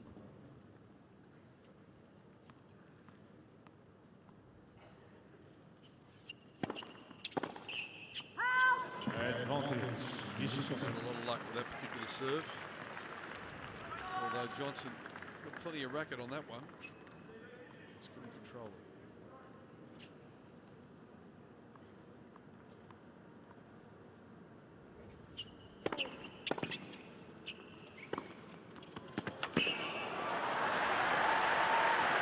So it's 10 in the last 11 games Nishikori's way. Nishikori leads 4 games to 0. Steamrolling it like this, Wayne, how do you stop becoming dejected? Yeah, it's very difficult. This is a very tough time for Johnson right now. He's going to have to try to get his mind refocused, try go back to those positive memories of the first set. But you have to give Nishikori credit. He's certainly reading the serve a little bit better. He's getting a few more balls back. He's making less unforced errors. He's making it awfully difficult.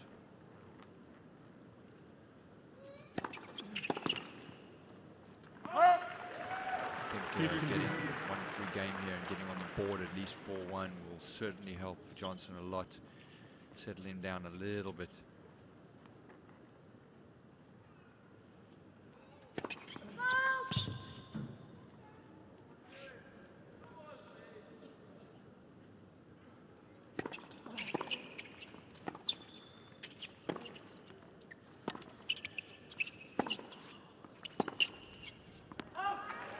Take a bathroom break at the end of the set.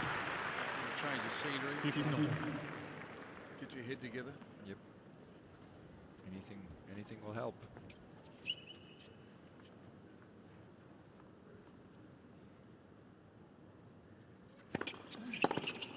It's just amazing that after that first set and how close a contest it was, that it's just changed so dramatically in the second and half of third set. Tennis is a funny game.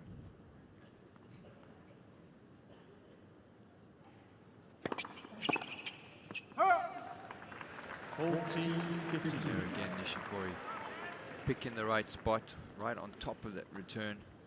Not doing a good enough job with it, but knowing exactly where that serve was going.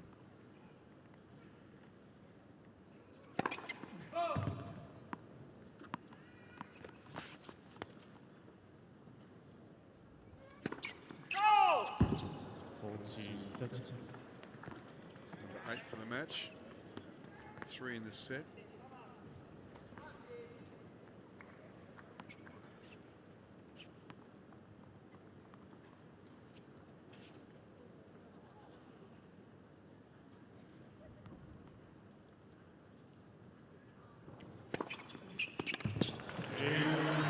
Serve though to hold, so he's finally on the board in the third set. Nishikori still with the double break.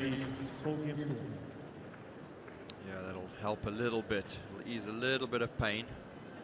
Not much though. He's still down 4-1 double break. But having your name on that board, getting that bagel out is helps. He's busted a couple of rackets by now. There's been no displays of emotion or anger. Yep. Not quite sure if Johnson is one of those ones to do that. I haven't really watched him enough. I've seen him play a few times, and times I have seen him play, he's been pretty good. It doesn't seem like guy to smash rackets. But he certainly needs to try to get some fire in his belly here somehow. And, sometimes breaking the racket and doing that does help, as long as it's positive. Or just even just a shout. Something. A cry of anguish at the moment. Time. Just a little shell shocked. Yep. We can look at the stat unforced errors by set. And basically see Nishikori just going down and down each set. 11 unforced errors in the first set, 5 in the second, and only 2 in the second. Even though Johnson won that first, it's been about Nishikori. He's the one who's just become solid. He's just doing everything just a lot better. Yeah, and 33 winners. Yep. He's definitely stepped up his game. 12 of those off the ground. So, yep. Sorry, 12 of those off aces and 21 of them off the ground. It's really all been about Nishikori in this last 2 sets. Serving with you balls now.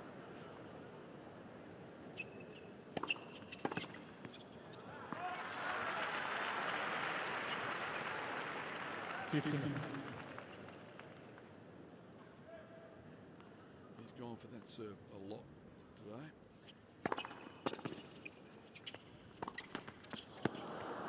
I like it. 59. That's the one side that Nishikori can make a few unforced errors on that forehand side. He has a bit of a western grip. Flat through the ball. Sometimes hits it in the net like that. Oh.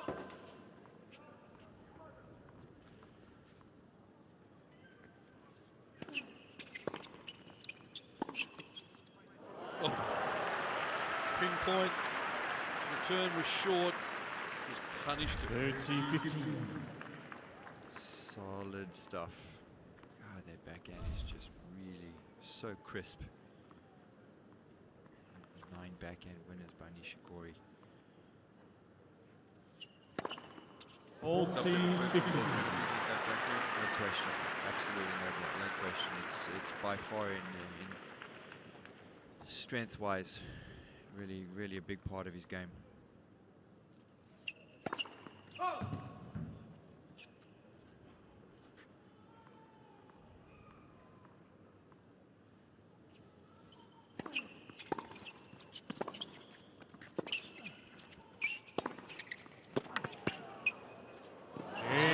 Nishikori. 5-1.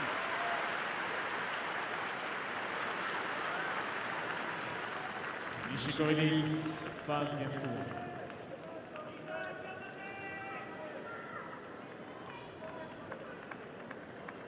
Crowd getting into it.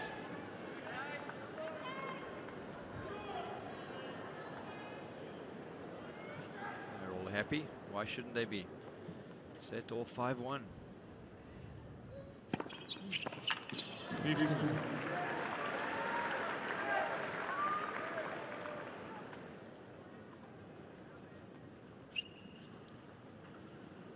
It's almost like both of these players are just playing to get the set over with to start the 4th. Yeah, and Johnson's got to treat that like an entirely new opportunity. Yep.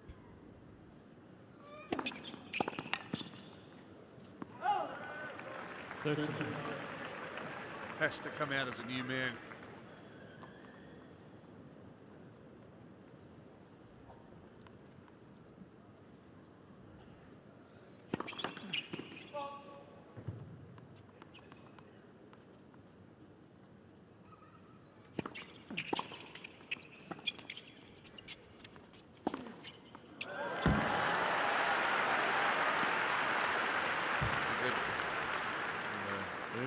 Into the stat column for Nishikori.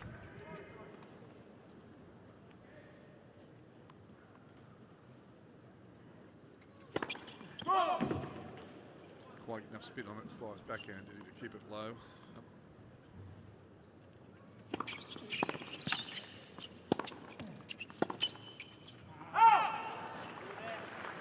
There's a chance to hold on. It'll help his mood, his confidence.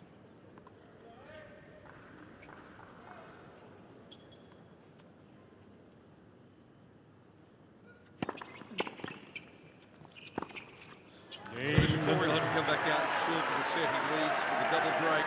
It's one set apiece. Nishikori leads 5 games to 2. Good serve game by the Johnson. Did a good job to stay in the set, but I think it's more of a formality than it is anything else. 5-2 double break. It's a tall task for him to come back, especially how well Nishikori has been serving. 13 aces so far in this match, which is a lot. And he's been very, very good. 76% first serves in, 77% won on first serve, but a real telling tale is he's won 75% of points on second serves, which is very high. That's why he's up 5-2 double break in the set.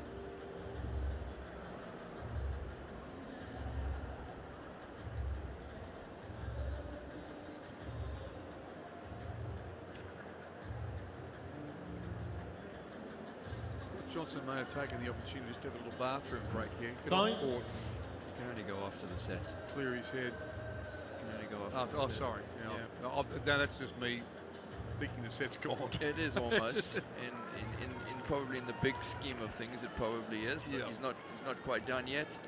But you're right. It might not be a bad time for him to go and just clear his head a little bit and change it up and take some time. Take some time away from Nishikori, let him sit down on the chair and let him think about maybe something else besides tennis, and maybe he'll lose a little concentration.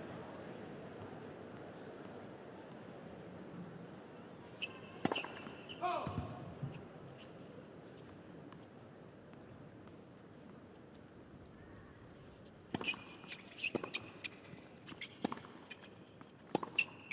you said yourself, there's a bit of a feeling that both players are playing just to get the set over and done with almost. Pretty much, yeah. I would think that Johnson would feel like this one's too far away from him. Have a swing if you happen to hit a couple of clean winners.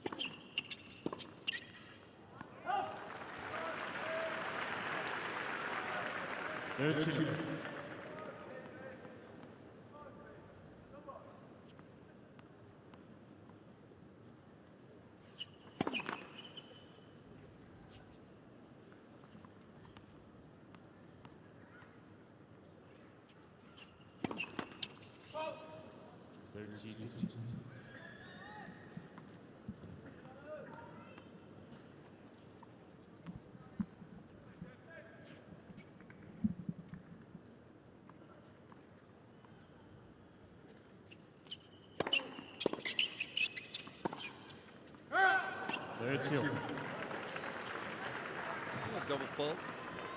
Good return. Forced the half volley.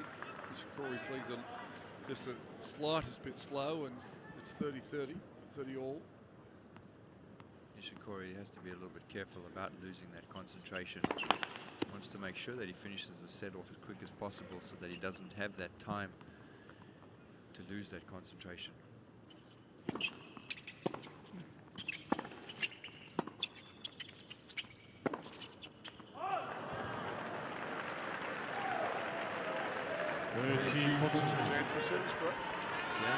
Maybe Johnson, the best thing he could do is to try to hang in the set as much as possible so that Nishikori does do what he's done in this game so far and put in 2 really poor unforced errors, giving him a chance for a break point to get one back.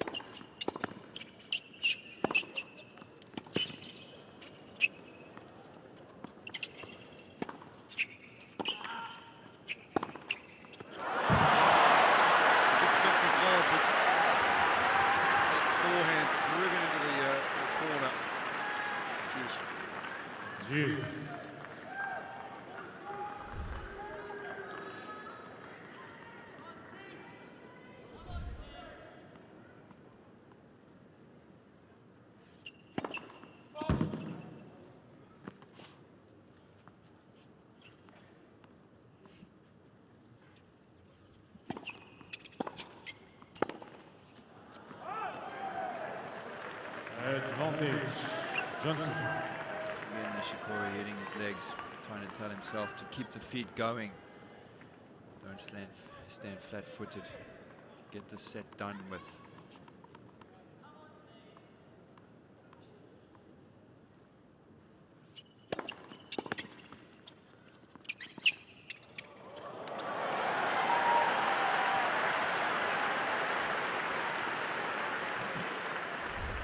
Views. Good first serve. Always in trouble when you slice that forehand on the return. There's nothing much good that can come out of it.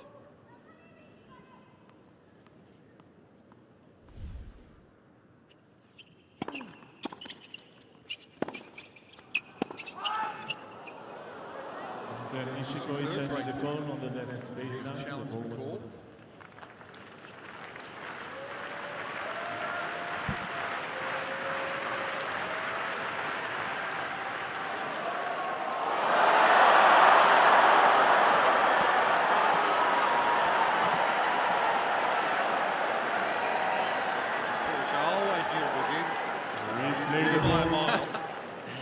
Yeah, sure. Yeah, sure. That couldn't have been any closer.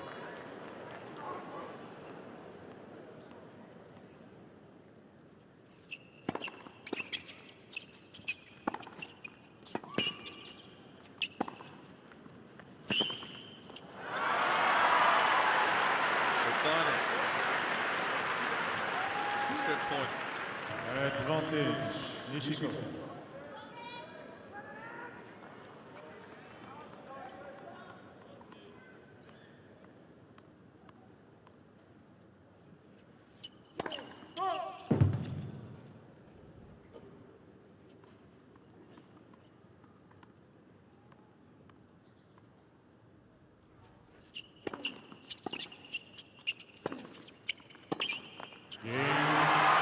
First set, Nishikori. So he takes a set, leads 2 sets to 1. Scoring. Nice, 6-7, then 6-1, 6-2. Nishikori leads 2 sets to 1. Very important for both players to come out and start to this 4th set. And there you go, Stephen Johnson's doing exactly what you told him to do, leaving the court. But I want him to do it with a game sort of play. Yeah, he'll go off and take a break as Wayne steps through the 3rd set summary. Yeah, and again, it's going to be all Nishikori. 9 winners to 4 from the Nishikori rackets. 7 unforced errors to 11 of Johnson. So more winners, less unforced errors is always a telling tale. But 10 extra points won. Again, dominant by the Nishikori rackets. 2 break points to 1. Johnson having 3 chances to break. Not getting that, but it really, again, just too good from Nishikori. Came out solid in this 3rd set again. Started off really, really well, breaking Johnson in the first service game that he had in the set, and basically ran away with it. See some highlights for set number 3, and most of it's going to be just the winners from Nishikori. A lot of winners and a lot of good points from these squads. Yeah, 38 winners so far for the match. Johnson, he did try hard and put in some good effort in that set, but was just outclassed by Nishikori. Does that wonderful topspin lob off the backhand set. Beautiful tennis. And plenty of fans. Johnson's still in the locker room at the moment. Yeah, a lot of Japanese fans, and obviously feeling a lot more relaxed right now than they were after the 1st set. Certainly enjoying themselves out here, and why wouldn't you? Weather's still pretty nice. Sun's still out. You can see a little bit left of it on the court, on the side of the court. Other than that, all in shadows. I'm sure it's still pretty warm down there. Yeah, it would be.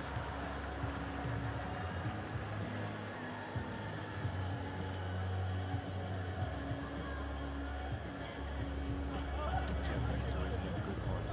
Always do some nice posters.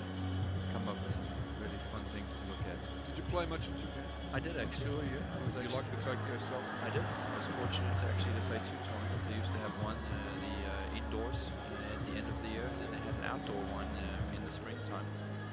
And I used to enjoy going over there and playing, both in Tokyo. I went to Osaka once to play in an exhibition. Very fortunate to spend some time in Japan. Yeah, it's a wonderful country. Great hospitality, fantastic food. Oh, we're on telly. Get there, 15 seconds of fame. Yeah. At least they're still having a good time.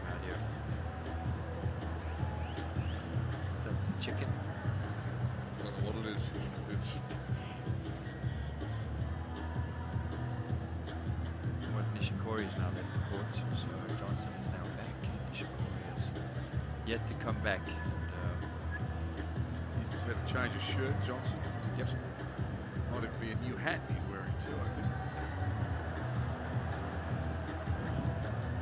It's funny, I was talking to Robbie, who had a good conversation with Becker after his win over Hewitt. And he said when he left the court after 2 sets, he went in there and abused himself. He said, this is unacceptable. And basically got rid of all the negative energy. It's not going to come out of you personally. He changed everything, all of his clothes, his rackets, the lot, came back out. Well, it certainly worked for him. Yeah. Maybe Johnson should have stayed in there and done that. Nishikori taking a lot of time to come back out. You always wonder, is there a time frame that you have to get back in? How long are you allowed? It's a bit like a boxer crossing himself before he hops in the ring. You've got to be able to fight. It doesn't help if you can't fight. And at the moment, Nishikori just looks to have too much game for Johnson. Absolutely. Johnson hasn't had a win over a top tenor. Yeah, he hasn't, and you know his game is good, but there must be some things in it. You know, a lot of times, and I think maybe the issue that he has is that Nishikori has started to read his game a little bit. So he plays a little bit of a one-dimensional game, especially on the serve. There were a lot of players in my time who you would start, and the first time you played against them, you would have a hard time figuring out the serve, but as the match went along, you kind of picked out the patterns that ended up going in the same areas, and then it became increasingly easy.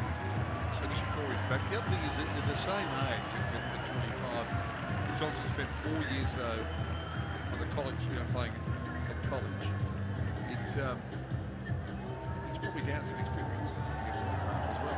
Yeah, and listen, playing in college can give you some good experience on how to play under pressure, especially in situations where you're playing in the NCAAs and you're playing against a home crowd, and they're pretty vocal. It's like a Davis Cup match in a way. You know, you learn to fight through. Not only are you playing for yourself, you're playing for your team. And I've watched a lot. I used to volunteer assist at Cal Berkeley, and I watched a lot of matches, and I've never seen more choking in my life. Really? Oh, it's unbelievable, because the pressure that they have is immense. I mean, a lot of them, it's a lot of pressure for them, because like I said, they're playing for a team. They're not playing for themselves, and all the matches are lined out and everything. And I think you gain a lot from college tennis in that sense. You learn how to play under pressure, and you learn to be able to get through it. So I think that was very valuable for him. I mean, he certainly had an incredibly successful college career. Yeah. So Johnson to serve. First game of the 4th set. He's seen a 1-set to love lead slip away.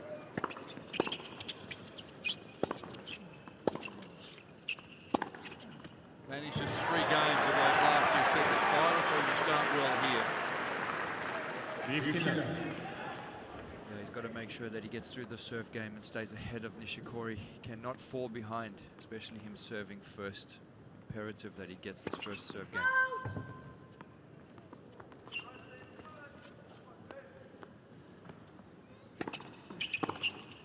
Talking about that. It's too good. Not much you can do about that. A couple of feet inside the baseline, taking the bounce out of play.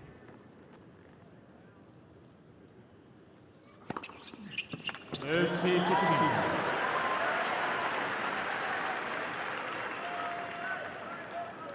a pretty good response, though. Yeah, slider on that juice court.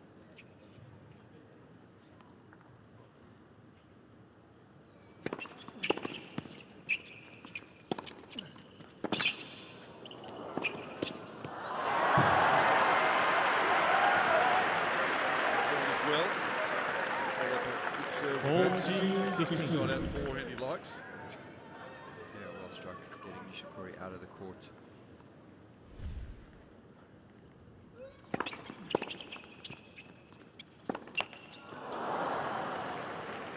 Needed to bury that, and the game's over. Yeah, and he put a little bit of spin on that ball. Too flat. Going over the higher part of the net, you've got to give it a little bit of air to get it to drop in.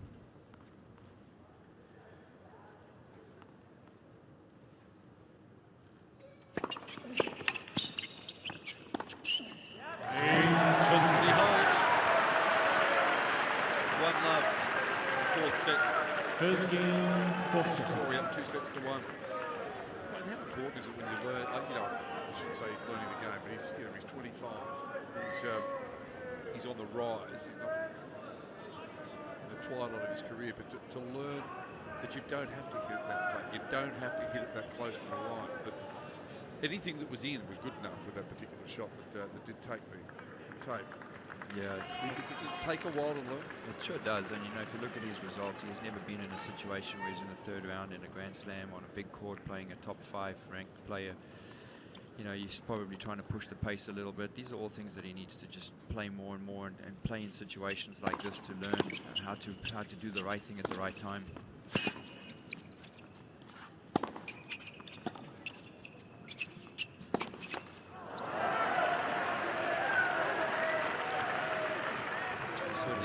Full set well. Good first frame, and he's up love 15. Small little chance.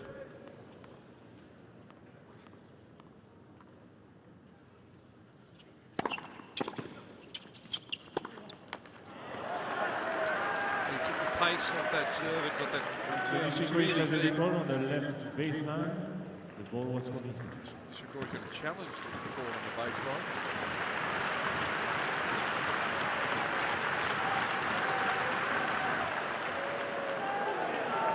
One of his 3 challenges is gone. Mr. Ferrero is in charge. He'll be taking a point off him. I guarantee you that if he was deducted one, he wouldn't have challenged that one. Yeah.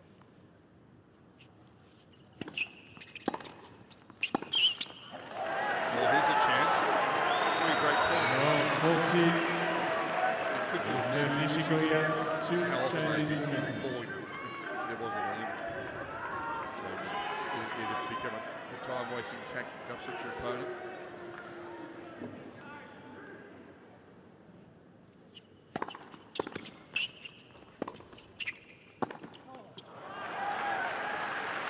One saved. 15-14.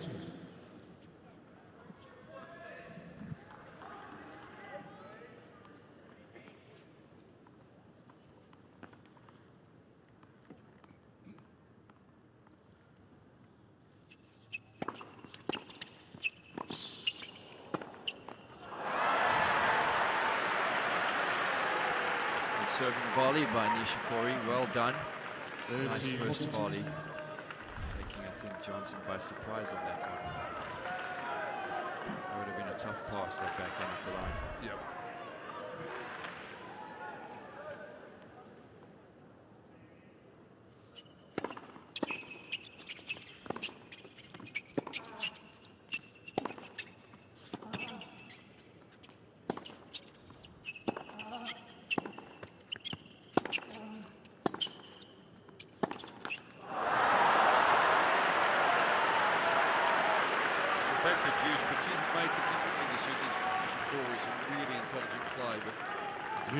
Twice now where he's decided to serve and volley. It's been when he's been under a bit of stress and he's taken his opponent by surprise. Yep, both at break points. Yep.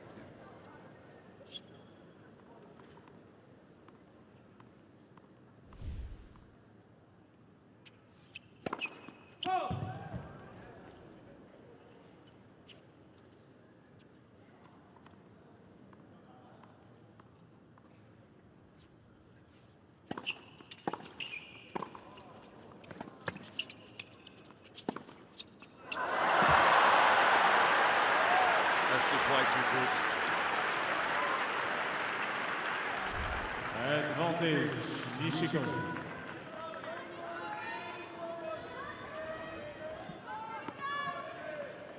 Such good footwork.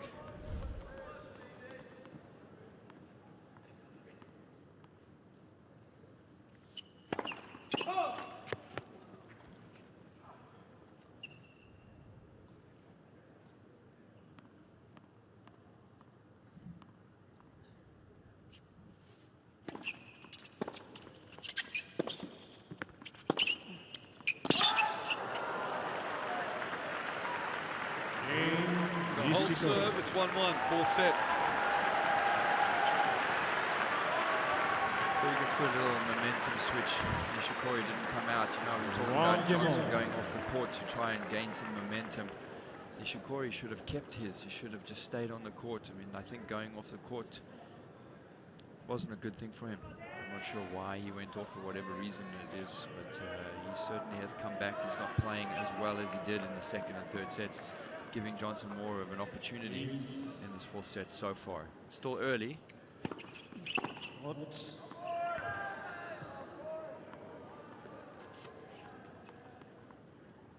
Overall from the chair. No 15. Now double. One thing you know with Hawkeye is the chair doesn't overrule and get it wrong too often. No, especially on that close line. It's right in front of him. He's got the best shot of it.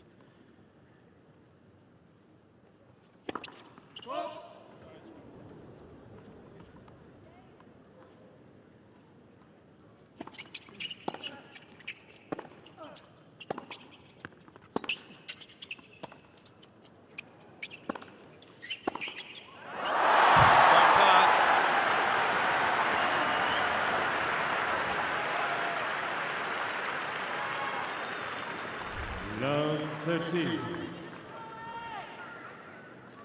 Certainly going to have to hit a better approach shot than that one. Nishikori's not going to give him an opportunity if you're going to hit it up the middle and try to come in.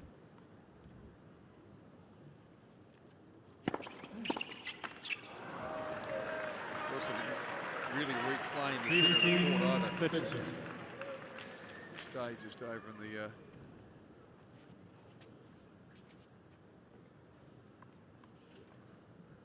left-hand side of the court. Can't buy a first serve.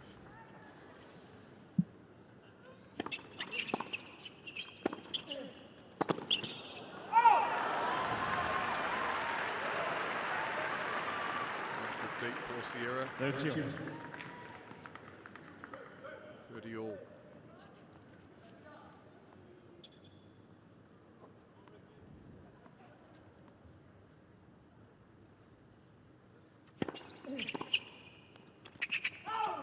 Oh. 14-13.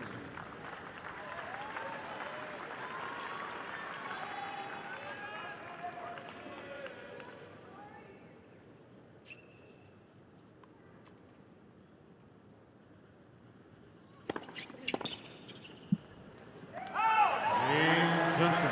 Well done. It's 2-1 on serve in the fourth set. Johnson needs 2 games to 1. And a good hold by Johnson again. He's doing a good job to try and stay in this match. He's done a good job, but I just think that Nishikori has taken the foot off the gas a little bit. He hasn't come out in this fourth set like he did in the second and third, giving Johnson a couple of freer points, not playing as tight as he did. He was ruthless in those previous 2 sets. There's just this sense that he thinks that, I'm not saying he thinks that the job's done, but is that a plane? No, Maybe that's the camera. That's the camera. Yeah. Camera in a plane.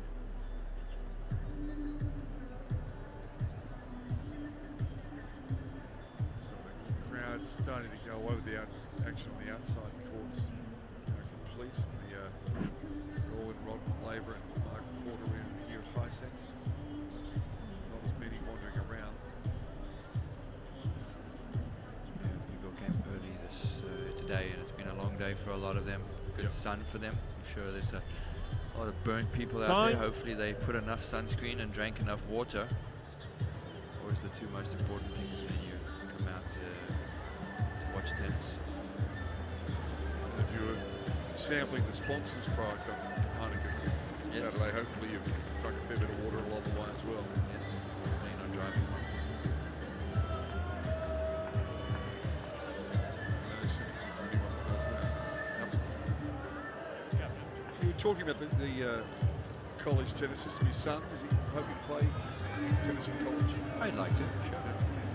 It's tough. There's a lot of good players out there, a lot of people wanting to make college an option for them. Nowadays, with the way that the age has turned in tennis, where it's become much older, where you have a little bit more time to wait before you have to become a pro, a lot more people are taking college as a first option. I think the college level is going to improve a lot in the next couple of years, and you're going to get a lot more people like Johnson coming out of college being able to make it on the tour. Back in the days, if you made the option of choosing college, you kind of almost gave away your professional career, but now it's just a step in the right direction. Yeah, it was a way of getting your education, wasn't it?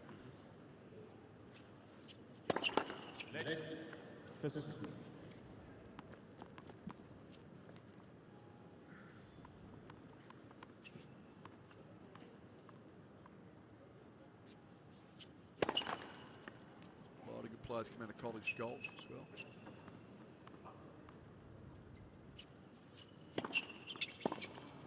Second set. Golf, I think, is an easier sport to come out of college because it's really about you practice tennis. You know, it's about the strength that you play again, and there's quite a discrepancy between the levels of tennis from college to pro level. It's quite a big difference, so you know you don't get as many good matches as you would out on the tours. So that's the only difference. Yeah, they chose another one with college golf. Wayne, there's a bit of a pathway too. If you can perform well as an amateur, you end up getting yourself some invites into some of the open tournaments. Sure. And so you pick up some experience there. Tennis offers that too. If you win the NCAAs, you get a wild card into the US Open. So they do have 1 or 2 opportunities for you as a college player. They also give you some wild cards into some challenges and futures. Brilliant backhand again, holds to love. 2-2. Yeah. 2 cancel. NCAA or US Amateur,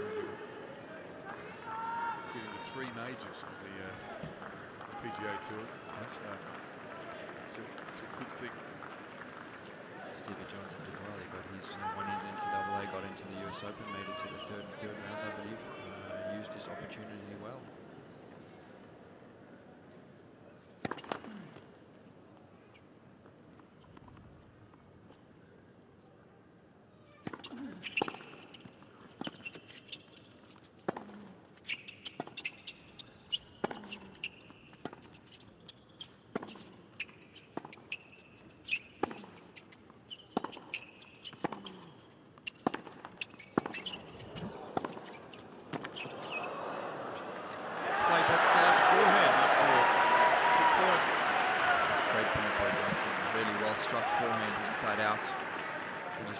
Stevie Johnson's stats, the first 3 Grand Slams that he played at the US Open, he was awarded a wild card 3 times, probably coming from the college, so good opportunity to give him a start.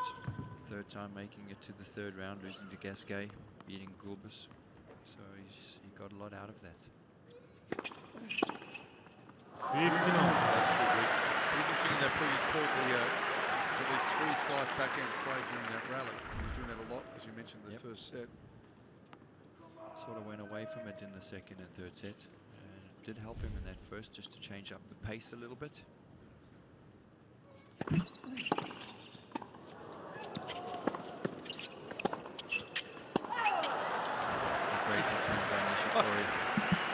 They came back at him so quickly, all he could do was reach out and get up in the half volley. So 15-30, some danger signs here at 2-2. Big point.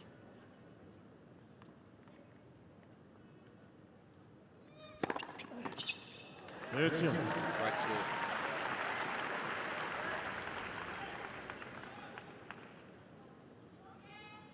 I don't know. You may know the answer. I'm assuming he doesn't get to keep the cash if you're still at college and you take that wild card. I don't know exactly the new rule, but I believe that you're allowed $10,000 now as an amateur. 40, 30. Expenses, so you are allowed to make prize money of $10,000. But when he was doing it, he couldn't take anything. I think they've made some new rule changes.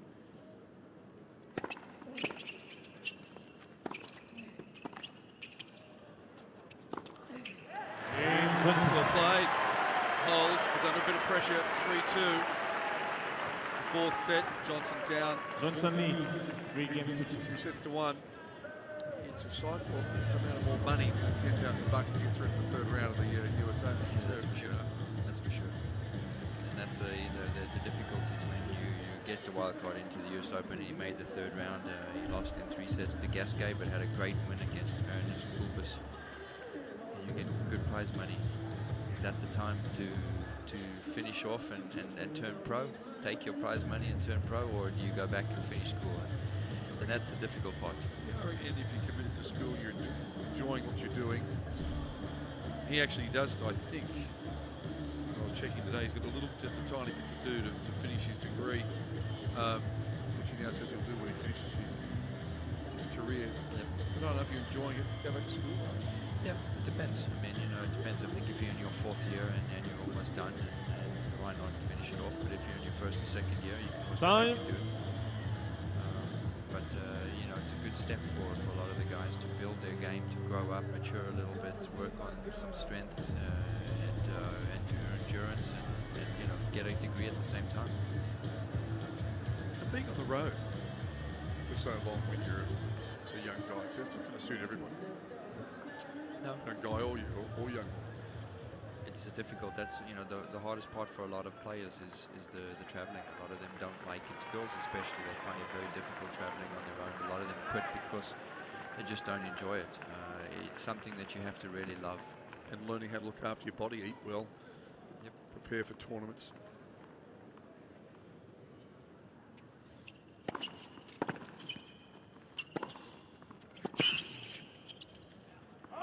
So Nishikori serving. 2 sets to 1. We're on serve 2-3 in the 4th set.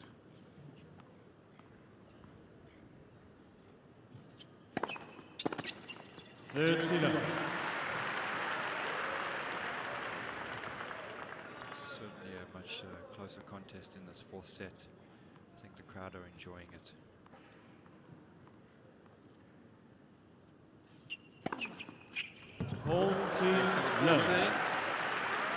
First for the set.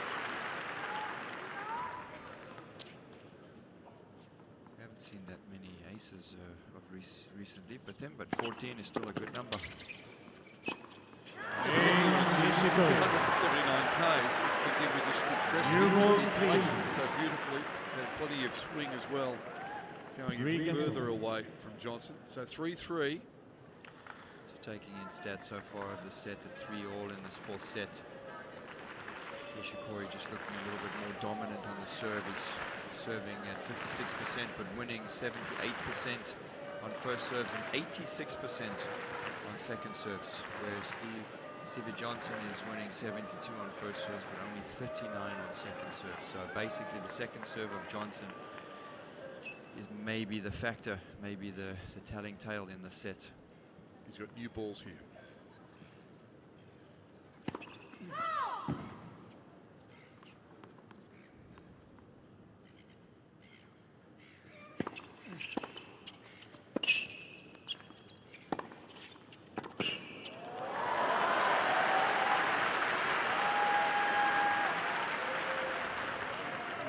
He's earned a lot of money with that backhand over the years.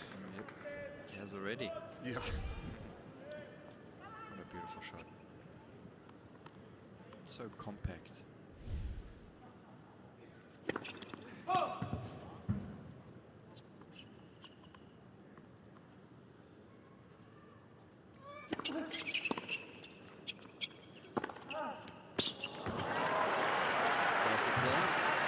Beautiful backhand, but having to go for it more than he would possibly on a normal stage. Having to go hard early. And one working out for him.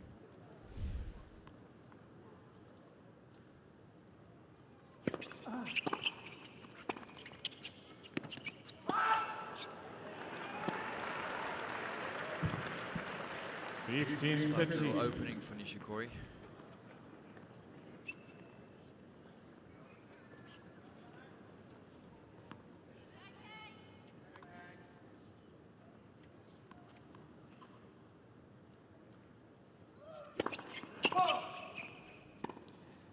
Feeling the context of the match if he drops here, serve here, Johnson.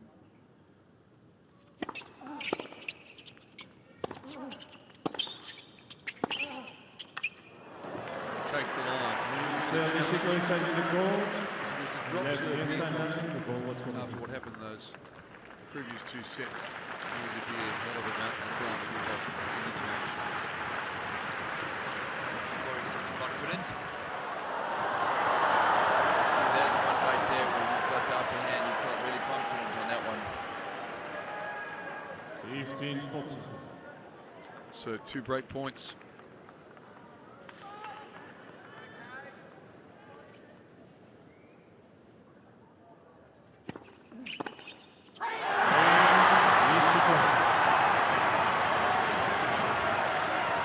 What a good game by Nishikori.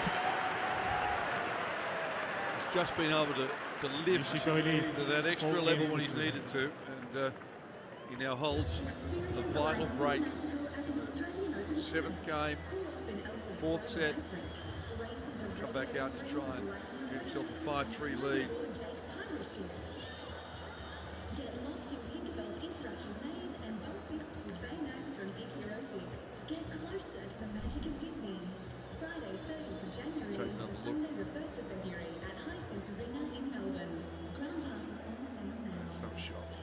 It is a good shot, but you know, he basically went straight out for that again. He's starting to really read the serve of Johnson, and Johnson, whenever he's in a little bit of trouble, he's opting for that slider out wide on the due side. He's hitting it a little bit more than he should. Nishikori is just, in a sense, waiting for it.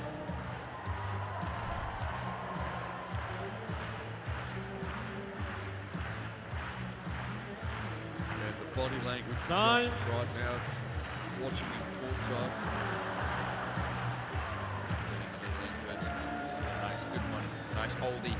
Yep. Oldie but goodie. Men at work. Great Aussie band.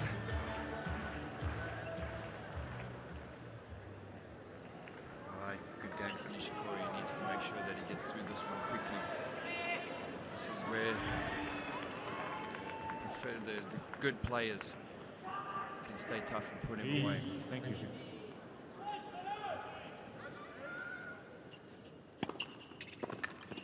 His last service going to Love.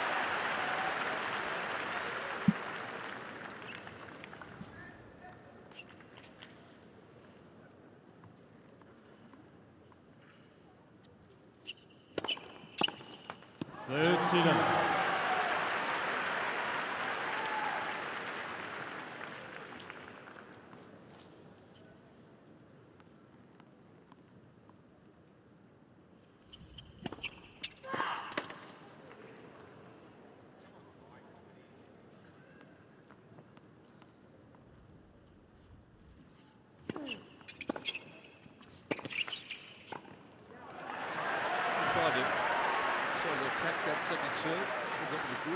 Third serve, 15. Let his hit that approach and come in after that return of serve. Maybe a play he should use a little bit more, because that was done to absolute perfection.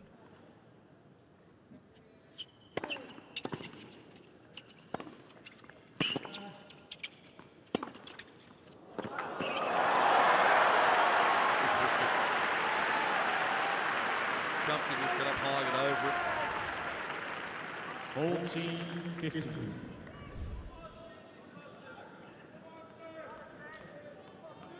off the ground when he makes contact to that forehand.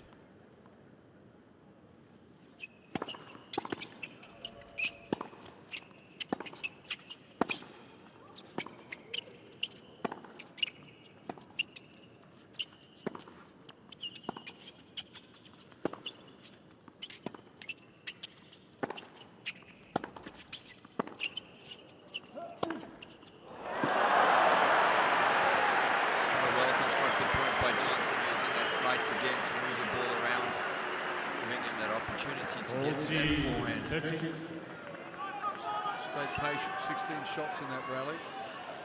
Beautiful finish. Equals a lot of power.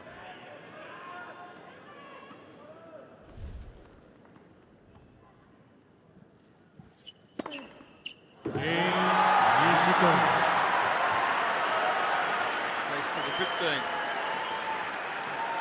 Hull serve for 5-3.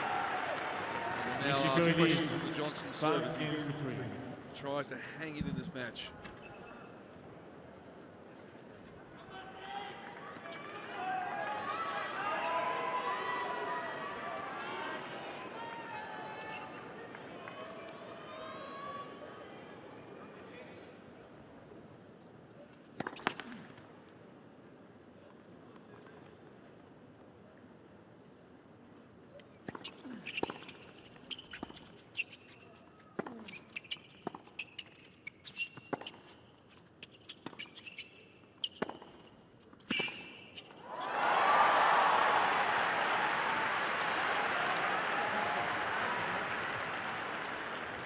Love 15. Line by Nishikori. Madison only managing to go for that slice forehand.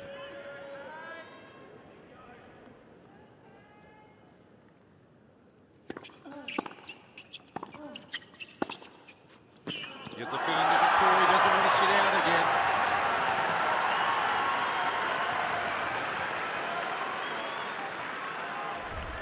Love 13.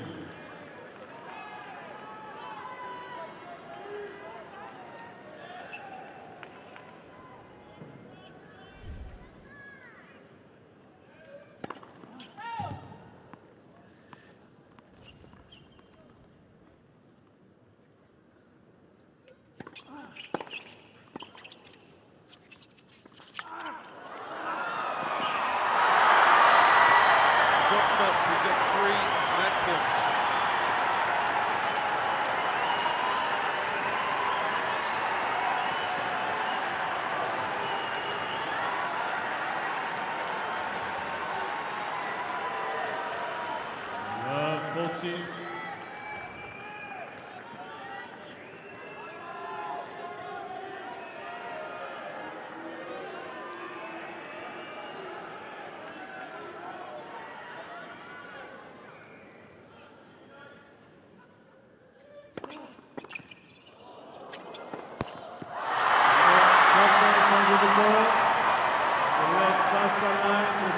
Now there's a challenge here.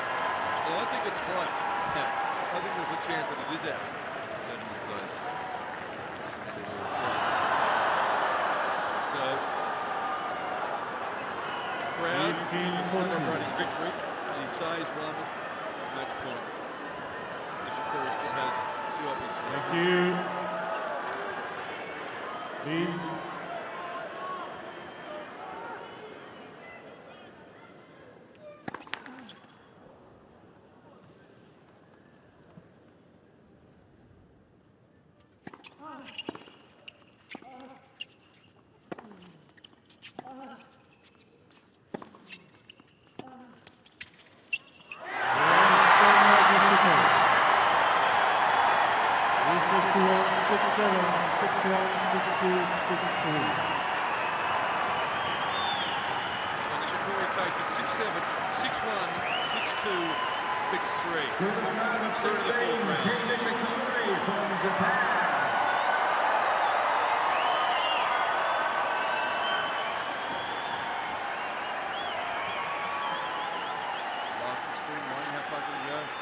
Certainly can go very, very far. I mean, he's in that section that is a little bit lighter with more openings. And, you know, he's playing the best tennis. I mean, as good as anybody is out there, and he can certainly go all the way.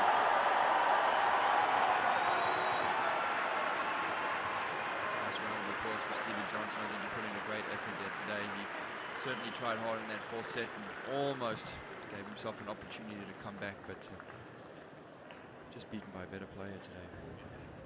Wasn't really much more he could have done. There was that period in the second and third set where he was completely dominated. He did well to make the fourth set competitive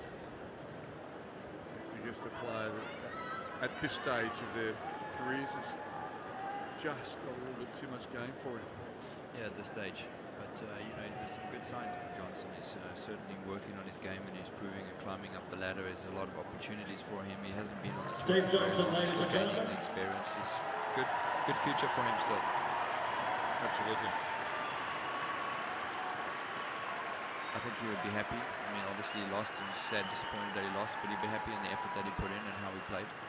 He gave him a run for his money. And another third round of the Grand Slam when the last 7 he's gone out in the first round. So it matches his best performance. You mentioned the US Open where he made the third round, first up as a qualifier.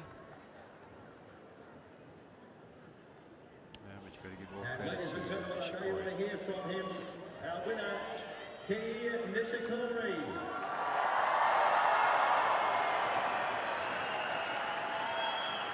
Taking a while to put all of his goodies back in his bag. Yeah.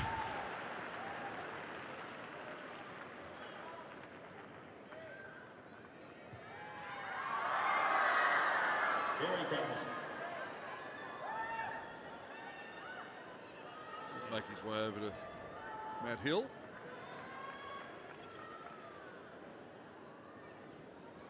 Congratulations. 4 sets, well done.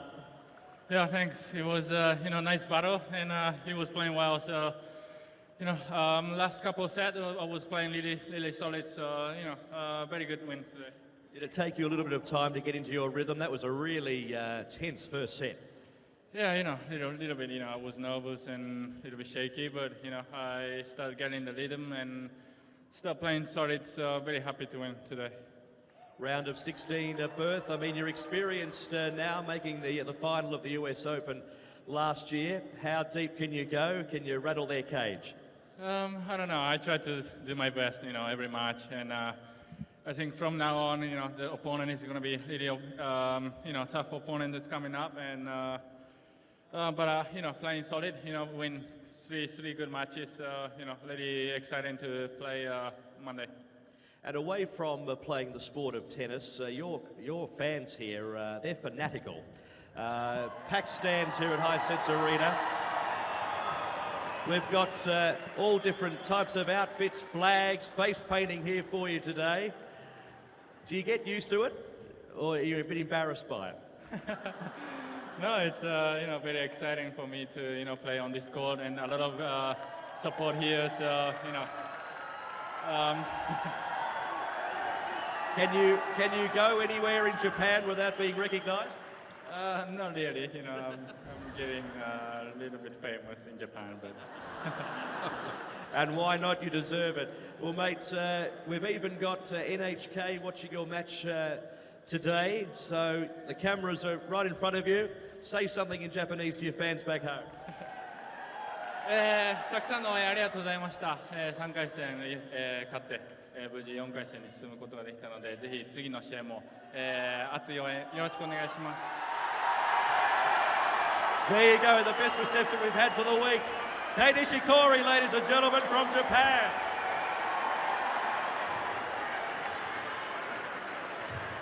He'll play either Ferrer or Simon in the next round, either the 9th or the 18th seed.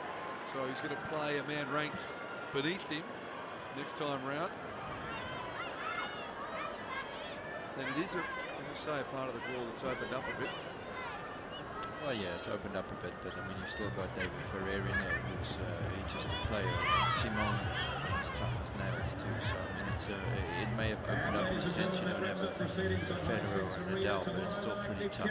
As a tough competitors. And he could wind up with the defending champion in the quarters, depending on what happens. Sure. So yeah, so it's not that easy. Huh? Let's have a look at the match summary one. Yeah, match summary. I mean, it's going to be winners 49 to 35, which is obviously a good tale from Nishikori, but I guess the unforced error is 43 for Johnson's racket to 24 from Nishikori. It's always important to have a much higher winner to unforced error ratio, which Nishikori does a better job. 137 points to 105 from Johnson, and that's really just the dominance that he had in that second and third set.